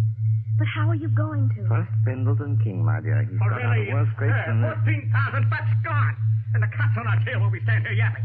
You heard what that radio said, Louis. Yeah, I heard it, all right. Look, boss, we better lamb out of here while it's we will, Louis. Before we go, we settle things with the old guy in the other room. You can't get away with it, Louis. This is England. They'll hang you. So what? We got a murder rap for facing the States, ain't we? And I just as soon hang as fry. What about you, Louis? You said it, boss. Let me take this rod of mine, stick it against the back of the old guy's neck, and... No. No rod. That's too easy. Easy? Sure. One slug and it's all over. This guy rates special treatment. And that's where the doctor comes in. You know anything about poisons, Doc? I know a good deal about poisons. The customers like murder. What's that? Oh, nothing. Just a slogan in my profession. Look, Louis, do you remember the time Johnny Presco was running the old 3rd Avenue Social Club? Yeah. And Mike Delaney talks out of turn? And they feed him some white stuff called strychnine? Oh, yeah. And sit around and light cigarettes and watch him die. It took 4 hours, Doc, and you could hear the rats screaming as far as 81st Street. Now, wait a minute. That's you, Carl. I can't, huh? We'll see. You got any of that white stuff, Doc? Well, Come on, now, you've got something in that bag that'll make the old guy squeal now, haven't you? Why, yes, I suppose I have, but... Listen, get this sure. You can do it the hard way, Doc, or you can do it the easy way. Louis gets to work on you. Maybe you'd be smarter to hand the stuff over right now. What do you say? Listen, boy. Listen. What's the matter, Pat? Trouble by the heat? It is hot in here with all the windows sealed up. That sounds like planes. It is planes. British planes going over to put the heat on Germany? No such luck, old boy. German planes coming to bomb us. About a dozen Heinkels, flying 20,000 feet up. Mm-hmm. Very keen here, Miss Phillips. I'd say not over 15. That's the first wave set. There'll be another wave in a minute or two. But you needn't be alarmed. They're going somewhere else. They only... Louis, the way I heard you forced them under the table already. Only a little visiting card set and fully a quarter of a mile away. Put out that light, Louis, and pull that curtain back off the window. Yeah, but what's it? See what you can see. Okay. Do what I tell you, big luck. All right. They can't see a thing. The sky's as black as pitch. Oh, look over there. Well, what is it? It's a light, boy. Funny kind of a white light. Up there over the trees. Not very steady. It starts and then dims, and then it starts and dims. Only a basket of incendiary bombs, Louis. Incendiaries, eh? What is it, Jerry? You got an idea? Louis, this is just what we've been waiting for. Those Scotland Yard cars are going to get held up until we can settle things with those guys in the other room. Come along with me. Why don't you two lugs get smart? Jerry. What's that? You don't want to have your neck cracked on a rope, do you? Or burn in the electric chair back home? What are you getting at? Why not take advice from somebody who's been killing people in a professional way for 15 years? I'm not in the mood for gags, Doc, but keep on talking. This Lord Chief Justice and his clerk, what do they look like? Well, the judge is a little guy with a bald head like me. And the other one is a big guy with a punch-drunk pan like Louis. Why? I thought so. I've seen their photographs. When the next wave of planes comes over, and it will, why shouldn't an incendiary bomb hit this house? You mean you think it ain't too safe here? Be quiet, Louis. Go ahead, Doc. In other words, you leave the Lord Chief Justice and his clerk tied up in the other room. Then all you have to do is to set fire to the place. Justice cheated, Medlington gangsters die and blaze. Jerry Hawkstone, have you gone crazy? They may catch you eventually, yes. But it'll give you a few days' start. Hey, maybe you got something there, Doc. And it's got to look good. This house must go up like a piece of paper in a furnace, past any possibility of being put out. Yeah, and that's the catch. Why so? As this house is in the middle of a swamp, see? It's as damp as your own climate. You couldn't make it burn with a blowtorch. Oh, yes, you could. Aren't you forgetting the cleaning fluid? Cleaning fluid? In that other room, you've got 2 gallons of cleaning fluid. That's benzene, a derivative of petrol. Soak every inch of the floor of that room with it, every inch of it, mind, and the place will go up like tinder. It's worth a try, Louis. Turn on your flashlight. Okay, boss. And, what about you two, Doc? Afterwards? We're accessories, aren't we? Are we likely to talk? Better put a couple of slugs in them, Port. Drop them on the road. What's 1 or 2 more bumps in a spot like this? Maybe you're right at that. Well, anyway, Doc, thanks for a swell idea. You heard what the doc said, Louis. Get going with that cleaning stuff. Both of you had better do it. I'm warning you. Oh, why? Hear that? Because there isn't much time. Here they come. You can't have a fire start after the last wave of planes has gone over. Well, maybe you got something there, too. But I'll just take a little precaution first. What are you going to do? These are handcuffs, sister. 2 of the neatest pair of cuffs we ever swiped off a dumb cop. Oh, well, just lock your arms around the back of the chair, like this. And the doc's arms around the back of his chair, like this. And we'll get going. Come on, Louis, through the curtain. Okay, I'm coming, Foot. Bye-bye, Mr. Hawkstone. And your lady friend. Be seeing you in the funny papers. Or in the morgue.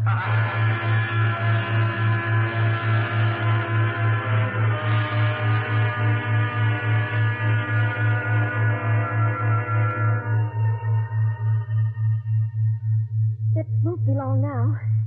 They must have everything in there soaked with that benzene by now.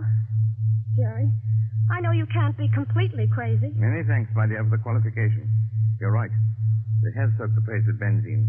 And if they strike a match before... I know you've got some kind of a scheme, but do you think it'll work? I don't know, my dear. I thought of it once for a story. Oh, you and your story. Me and my stories, as Louis will put it, may save our hides yet. But suppose it doesn't work. Then we're done for. What are you trying to do? There's a place to miss, boss. Listen. It's not working. But it's got to work. What's got to work? 5 minutes. At least that. They've been pouring out that benzene an inch at a time all over the... What's the matter? Listen. What's the matter, you big lad? Get fed up? It's working, Patricia. I think our friends are licked. No, they're not. Slats is coming back. What the heck are you? Trying to pull, Doc? What's the matter with Louis? What's the matter with me? You've lost the game, Slats. You're finished. Oh, I'm finished, am I? It's the benzene fumes, old man. To pour out a lot of cleaning fluid in an airtight room like that one is practically certain death. You know, Slats, you ought to learn more about crime. No, you won't, Slats. You can't reach your gun. The fumes have got you. You can't move your arms or legs. Your eyesight's going. In 1 second more, you'll be... Got him. Dead to the world. You mean... It works, Patricia. It's practical. It works. Are you trying to tell me that you killed those 2 men? Not necessary. Listen. That sounds like cars. Probably police cars. We're just about to be sensationally rescued, just like fiction. Jerry. Come on in and get us, you lug. Don't talk like Louis or we'll get a bullet through the head yet. Yes, that is a thought. We're prisoners. We're victims. This way, please.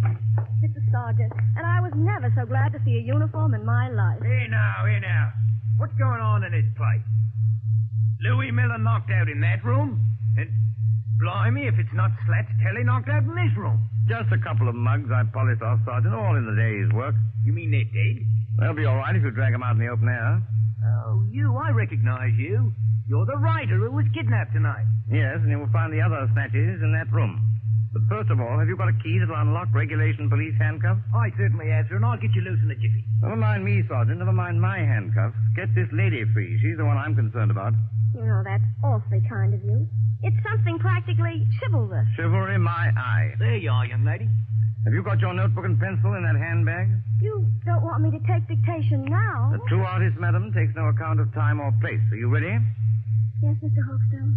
Well, you admit now that my plot is practical. Yes, Mr. Hawkstone. Now then, The Income Tax Murder by Gerald Hawkstone, Chapter 1. But Mr. Hawkstone... Just as Big Ben was striking midnight, a hooded face looked in at the window of the luxurious study occupied by the Chancellor of the Exchequer. Full stop. The hooded figure chuckled as it softly lowered inside the window a large tin of cleaning fluid. New paragraph. The Chancellor himself was hard at work devising a new scale of income tax. But Mr. Hawkstone, that's a completely different story. I thought you were going to murder the Lord Chief Justice. Haven't you any professional taste? How can I murder the Lord Chief Justice? I just saved his life.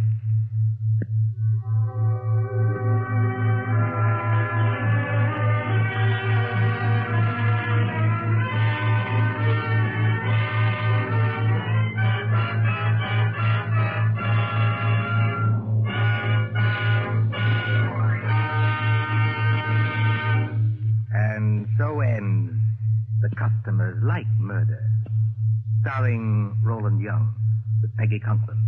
Tonight's tale of suspense. This is your narrator, the man in black, who conveys to you Columbia's invitation to spend this half hour in suspense with us again next Tuesday, same time, when our story will be The Dead Sleep Lightly.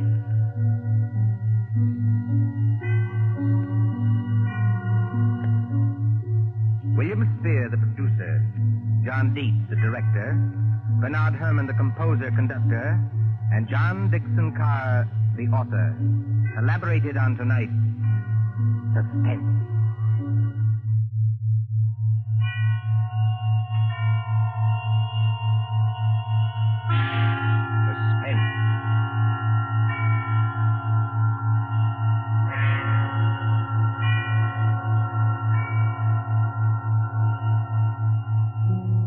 This is the Man in Black, here again to introduce Columbia's program, Suspense. Our stars this evening are three. The order of their appearance, they are Walter Hampton, one of the theater's proudest names for 2 generations, and Susan Hayward and Lee Bowman, 2 of Hollywood's brightest younger stars. The story called The Dead Sleep Lightly by John Dixon Carr is tonight's tale of suspense. If you've been with us on these Tuesday nights, you will know that suspense is compounded of mystery and suspicion and dangerous adventure. In this series are tales calculated to intrigue you, to stir your nerves, to offer you a precarious situation, and then withhold the solution until the last possible moment. And so, with The Dead Sleep Lightly, and with the performances of Walter Hampden, Susan Hayward, and Lee Bowman, we again hope to keep you in suspense. Ashes to ashes, and dust to dust. Meadowvale Cemetery, not far from New York. Meadowvale Cemetery, on a dim gray morning in early April, when rain forms a mist across leafless trees and white gravestones. You see over there the group of silk-hatted gentlemen, each with his protecting umbrella, gathered around an open grave. You see the clay soil freshly dug. You can hear perhaps the creaking of support as the coffin is lowered into its everlasting house, and the droning voice of the clergyman. I am the resurrection and the life, saith the Lord. He that believeth on me, though he were dead, yet shall he live. Live? Quiet, Mr. Templeton, please. What's wrong with old Templeton? Please, sir, remember where you are. She's not alive, I tell you. She's not alive.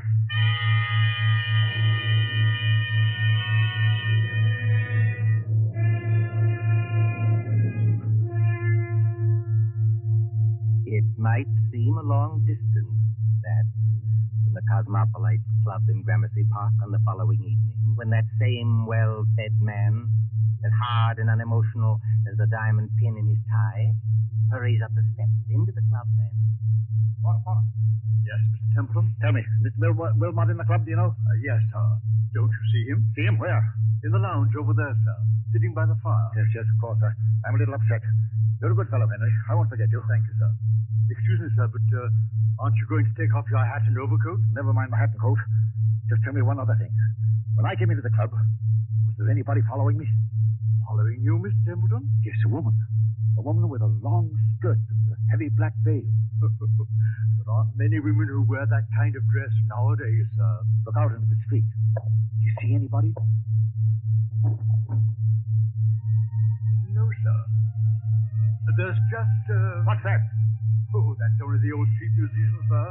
He doesn't mean any harm. I won't have that tune played, you hear? I'm used to getting my orders obeyed, and I'm going to have this one obeyed. Here's some money. Go out and tell him to go away. Yes, sir, if you insist, but, Do as you're told and don't ask questions. If anybody wants me, I shall be with Mr. Wilmot. Very good, sir.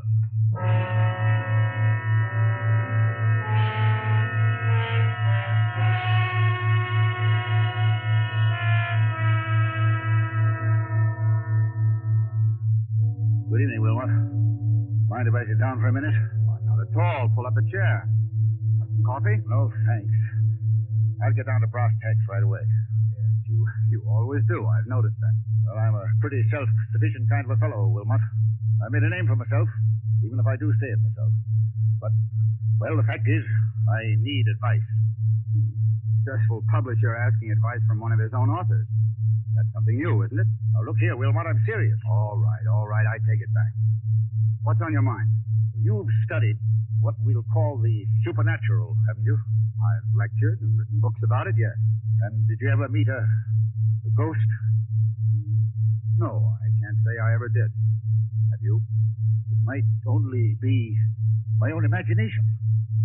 Yes, that's what scares me. You get on in years, and your arteries harden, and you don't take enough exercise, and you think something ought to be done about your waistline, but you never bother. You see, Wilmot, I went to a funeral yesterday. You did? Whose funeral was it? The person who died has nothing to do with this. It was old Simpson of Harley and Sons. We thought it was only decent to make up a party and go to the funeral. I took my secretary along, a girl named Molly Carroll. I'm leaving for Washington tomorrow. Besides, I'm moving house, so there was a lot of work to do. What I couldn't stand was that infernal cemetery in the rain. We must have gone in by the wrong gate, because we were in a neglected, desolate part of the cemetery where the rank grass grew over the grave.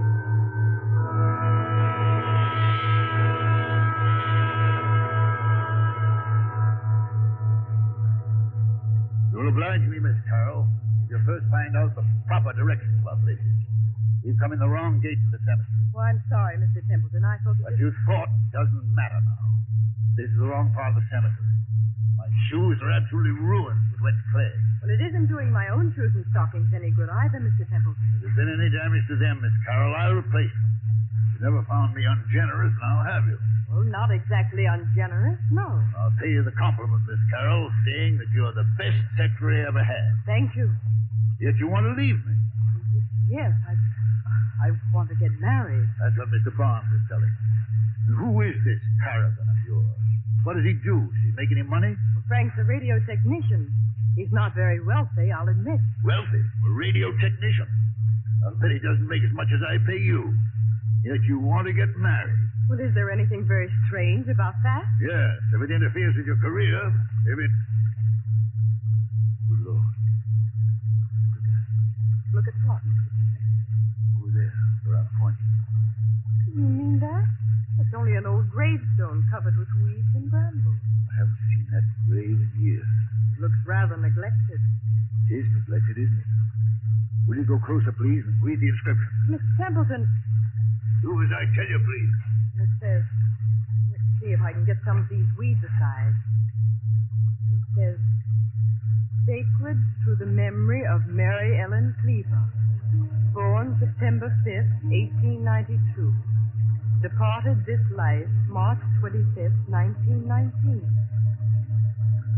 Thou shouldst still be adored as this moment thou art. Let thy loveliness fade as it will. If you lower that umbrella, Mr. Templeton, you'll get soaking wet. Sentimental trash. But she always liked it. She always liked it? Mary Ellen Cleaver. Did you know her? Very well indeed. She was my wife. Your wife? But I never knew you were married. Neither does anybody else. Where's my flask of brandy? What have I done with it? It's in your hip pocket, Mr. Templeton, but do you think that's very wise? You've already had more than enough. Whatever I do is wise, Miss Carroll. Well, we were married very young. She was a nice little thing. I was fond of her, yes. But she couldn't have helped me. I'm not a snob, but she wasn't in my class. No style, you know, no manners, no education. Indeed. Could I have introduced her to the friends I was making? No.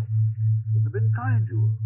She didn't even want to go to the places where I was invited. She'd sit at home and say, what was it like? Did you have a nice time? What was Mrs. So-and-so wearing? And she loved me. I'll put that to her credit. But... You left her? I thought it was the kindest thing to do, yes. She went away. Then I heard she'd had... Had what? Nothing. Doesn't matter. Well, there was a war on. I attended the peace conference in Europe. Never even knew she was dead until I heard some friends had buried her. I always promised to call her up. She said she'd come back to me if I did. You couldn't call her up now, Mr. Templeton, even if you wanted to. No, I suppose not. But I was fond of her. I wish there was something I could do. Well, you could have her grave cared for. Have some flowers put on it. That's it. That's an idea. She'd have liked that. Can you take care of that for me? I'll look after it tomorrow morning, Mr. Templeton. But how will they ever be able to locate the grave? There must be thousands in this cemetery. Well, each grave has a number, you know, cut into the stone so you can identify it. This is number 1212. 1212. Sounds like a telephone number, doesn't it? Yes, doesn't it? Meadowvale 1212. Poor girl. I was fond of her. Please, Mr. Templeton, come along and please, no more brandy. You've got a funeral to attend.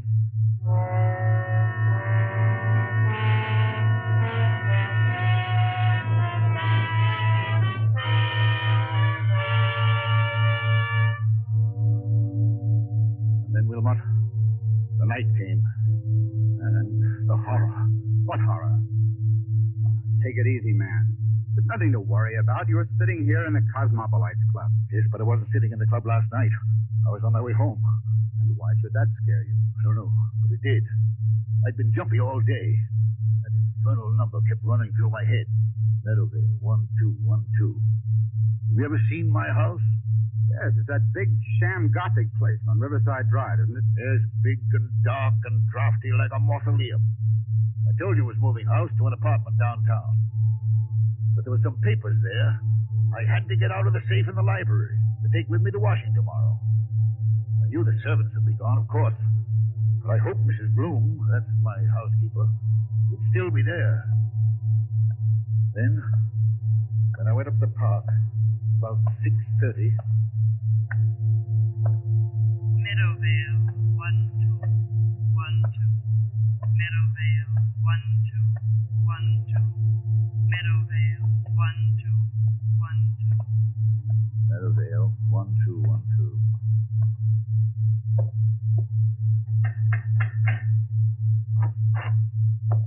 Mr. Templeton, this is a surprise. Sorry to trouble you, Mrs. Bloom. I seem to have mislaid my key. The other could have sworn I had it on my key ring this morning. It's no trouble, Mr. Templeton. Only, I hope you're not planning to spend the night here. No, I'm going to a hotel. Why do you ask? Because they've disconnected everything except the electricity and taken away most of the furniture. I haven't touched anything in the library. No, sir. I told them you said to leave that. But it does seem a pity in a way. What seems a pity? To break up a lovely home like this after all these years. Home? This big, ugly picture gallery? It's been a home to me, sir. I've treated you generously, haven't I? Yes, sir. I'm sorry. I've got several hours' work to do, Mrs. Bloom. A whole safe full of papers to sort over. I'm going to the library and... What's that you're hiding behind your back? I'm not hiding anything, sir. All the same, what is it?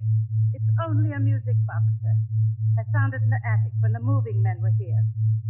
If I hadn't known there were, well, no ladies in your life, I'd have said it belonged to one of them. I love to hear them, sir. May I?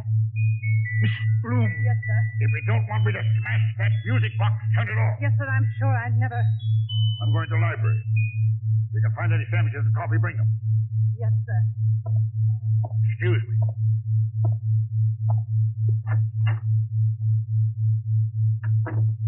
Same old library. Same old clawfoot desk. There's the Venetian mirror she bought for you. Look at yourself in the mirror, Templeton. Admit you can't face it. Admit you can't work here tonight. Admit you've got to have lights and music and... That's it. Go out for dinner. Telephone Wilmot. If they've left the phone... Oh, yes, good. Here it is. Hello, hello. Yes, sir. Number, please. Number, please. I want, Meadowvale 1212. Meadowvale 1212. Wait, what the devil's name am I saying? Change that, I want... Hello, my darling. I knew you'd call me when you needed me. Who's that speaking? Who are you? It's Mary Ellen, dear. Don't you recognize my voice? You're not Mary Ellen. The strict Mary Ellen is dead. Yes, dear. But the dead sleep lightly, and they can be lonely, too. And now that you do need me... I don't need you. I don't need anybody. I'm coming back to join you, dear. It's not easy, but I'll be there by the time the clock strikes 7. I'll wear a veil because I don't look very pretty. I won't have this. I won't listen to you. I won't... Goodbye, my dear. Remember, when the clock strikes 7... Mrs. Bloom, Mrs. Bloom! Mr. Templeton, what on earth is the matter? Who's been playing tricks on me? Dick, sir, I don't understand. Who spoke to me on this phone? But, sir, nobody could have spoken to you on that phone. Nobody could have. What are you talking about? That phone's disconnected, sir. Disconnected? Yes, sir. The man came here this afternoon and took that little metal box off the wall and rolled all the wires up and put everything on the desk there. Said he'd be back tomorrow to take it away. Mrs. Bloom, that's impossible. Look for yourself, sir. You're standing in the middle of the room holding that phone, and the wires don't lead anywhere. That's true. So you couldn't very well have talked to anybody on the phone that wasn't connected? Now, could you? I tell you, I got the operator. I heard it ring. I talked to someone else. Oh? And what did that person say? She said she'd be here to visit me When...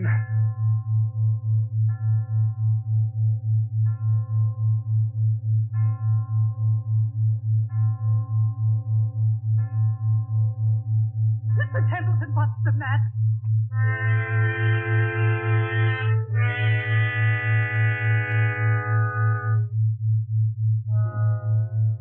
Sir Wilmot, that's what happened last night. The phone was disconnected. It was Mary Ellen's voice. There's no doubt about that.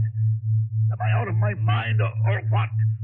Before I say anything about that, my friend, Well, let's hear the end of your story. What did happen when the clock struck 7? I don't know. You don't know? No, I lost my head. Ran out of that house as though the devil were after me. Maybe he was. And since then? I spent the night at the hotel. Today, I've walked past that house 50 times, 100 times, trying to muster up enough nerve to go in. I couldn't do it, but I've got to go in there. Why? It's those papers I've got to take to Washington. Send somebody else to get them. I can't do that, Wilmot. It's confidential information for the government. I've thought of everything. I've even bought a revolver, see? For the love of heaven, man, put that gun away. You want the other club members to think you have gone insane? Then I thought of you. You know all the tricks of fake spiritualists. You've written about it and lectured about it. Which reminds me, by the way, that I'm lecturing before the Acropolis Club in about 20 minutes. You've got to break that engagement, Wilmot. Why? Because you're going with me to my house tonight, now. It's impossible, old man. Now sit quietly and listen to me.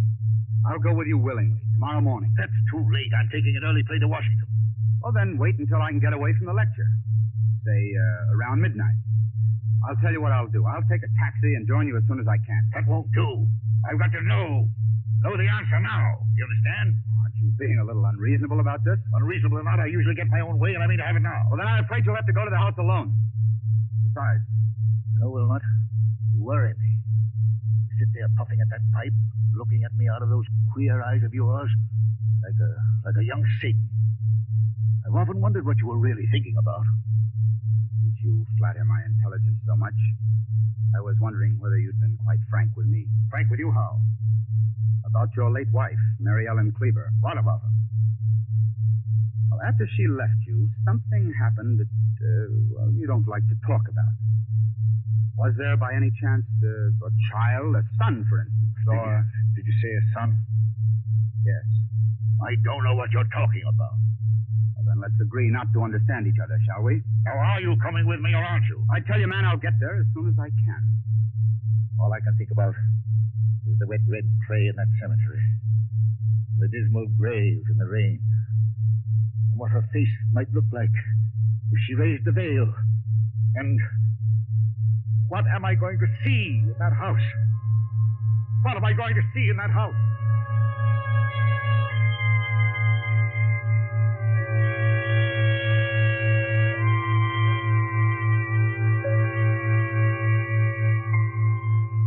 So the clocks chime, the hours dwindle, the traffic roar of the city sinks to a low growl behind twinkling lights. It is midnight, when a taxi moves along a certain street towards a certain house out of a bygone age. Lightless, black against the stars, surrounded by iron railings and with a path bordered by fir trees leading to the front door. Look, too, with the face of Mr. Patrick Wilmot when that taxi draws near. All right, driver. This is the place. I'll be in wait for you, sir. No, you needn't wait. Keep the change. Thank you, sir. Good night.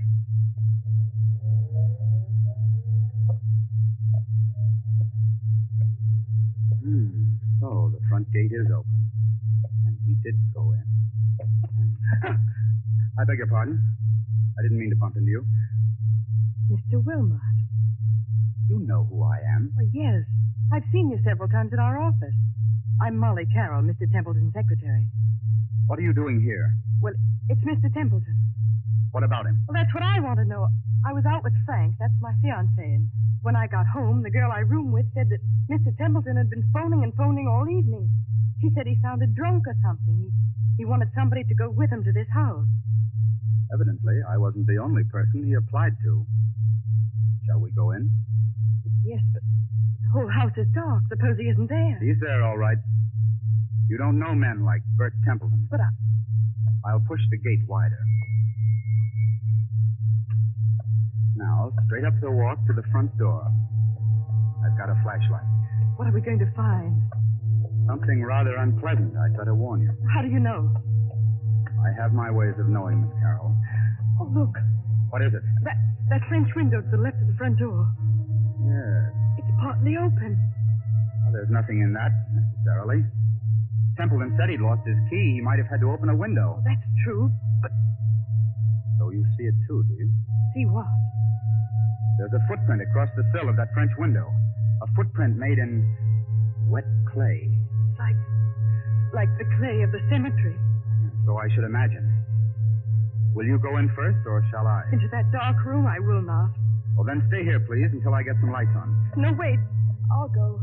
Let me take your arm. All right, be careful now. Yes, I thought so. This room is the library.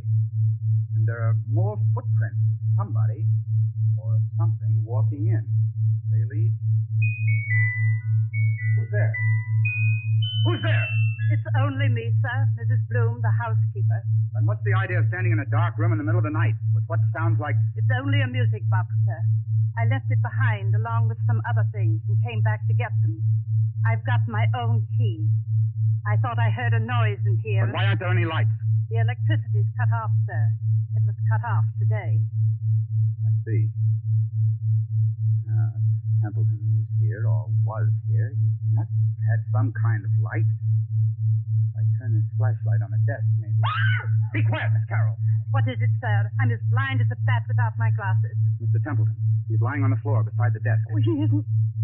No, he isn't dead. His face is the color of putty. I think he's had some kind of stroke. We'd better not take any chances. Mrs. Bloom? Yes, sir. Get outside to the nearest telephone and call for an ambulance. Tell him it's an emergency case. You're Mr. Wilmot, aren't you? But what's happened to him? Ask a dead woman. I beg your pardon. Never mind. Hurry. Of course I'll hurry, Mr. Wilmot. What are we going to do? Let's have a look around.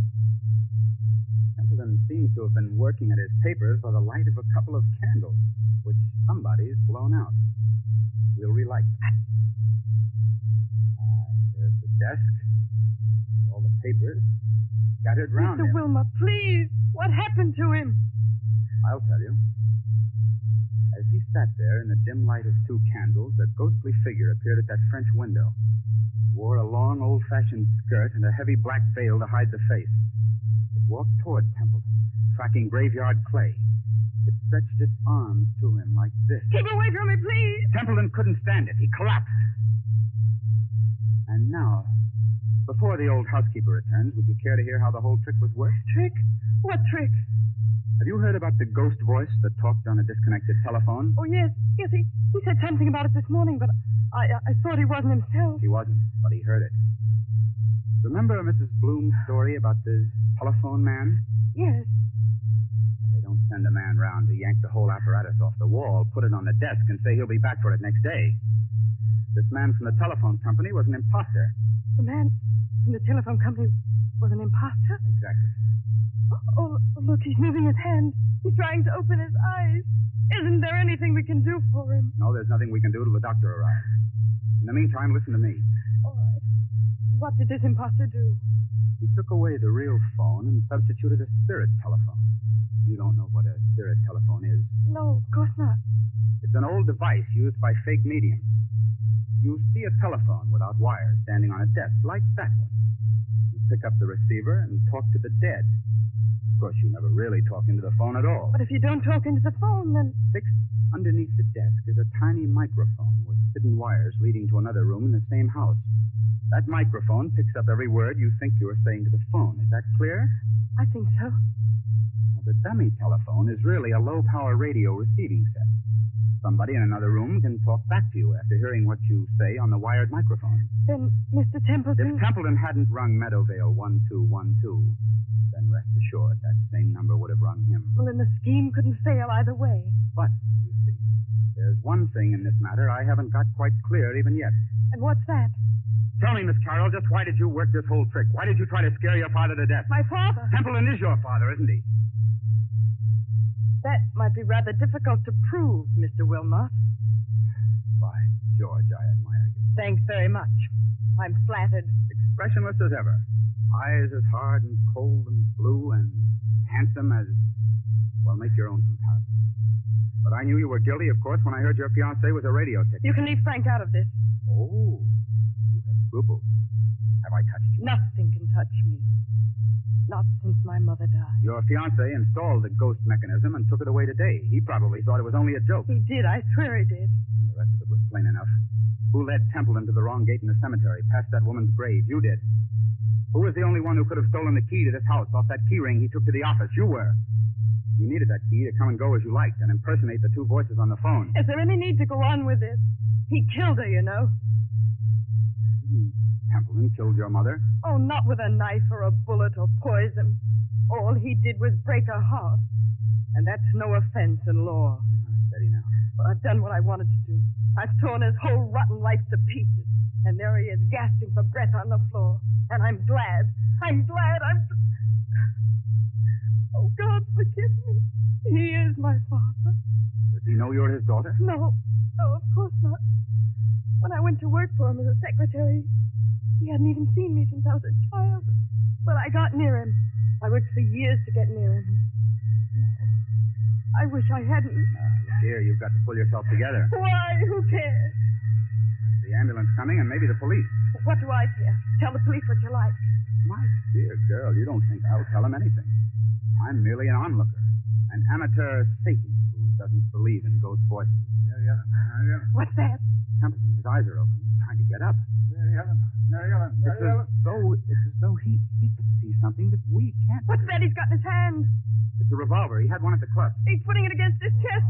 I'll stop him. Look out! Look out! Oh, he did love her after all.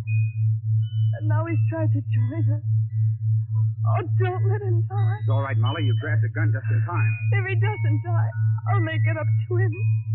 I swear I'll make it up to him. I tell you now, he's not going to die. But... Mary Ellen. What? Mary Ellen. But what? But what? Mary Ellen. I was just wondering. Is there a ghost in this room tonight?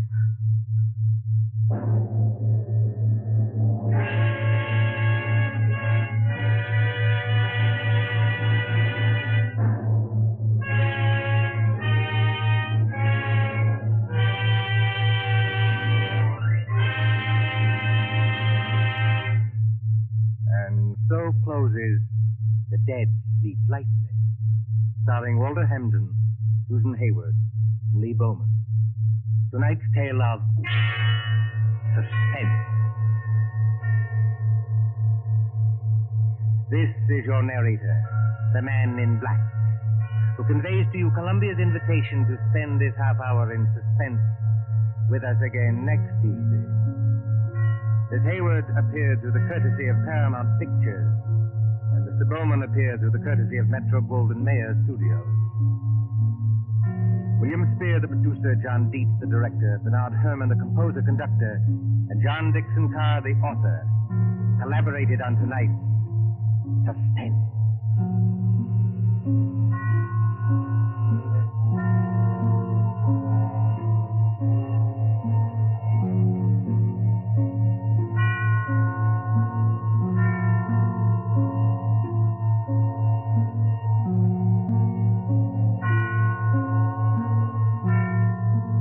This is the Columbia Broadcasting System.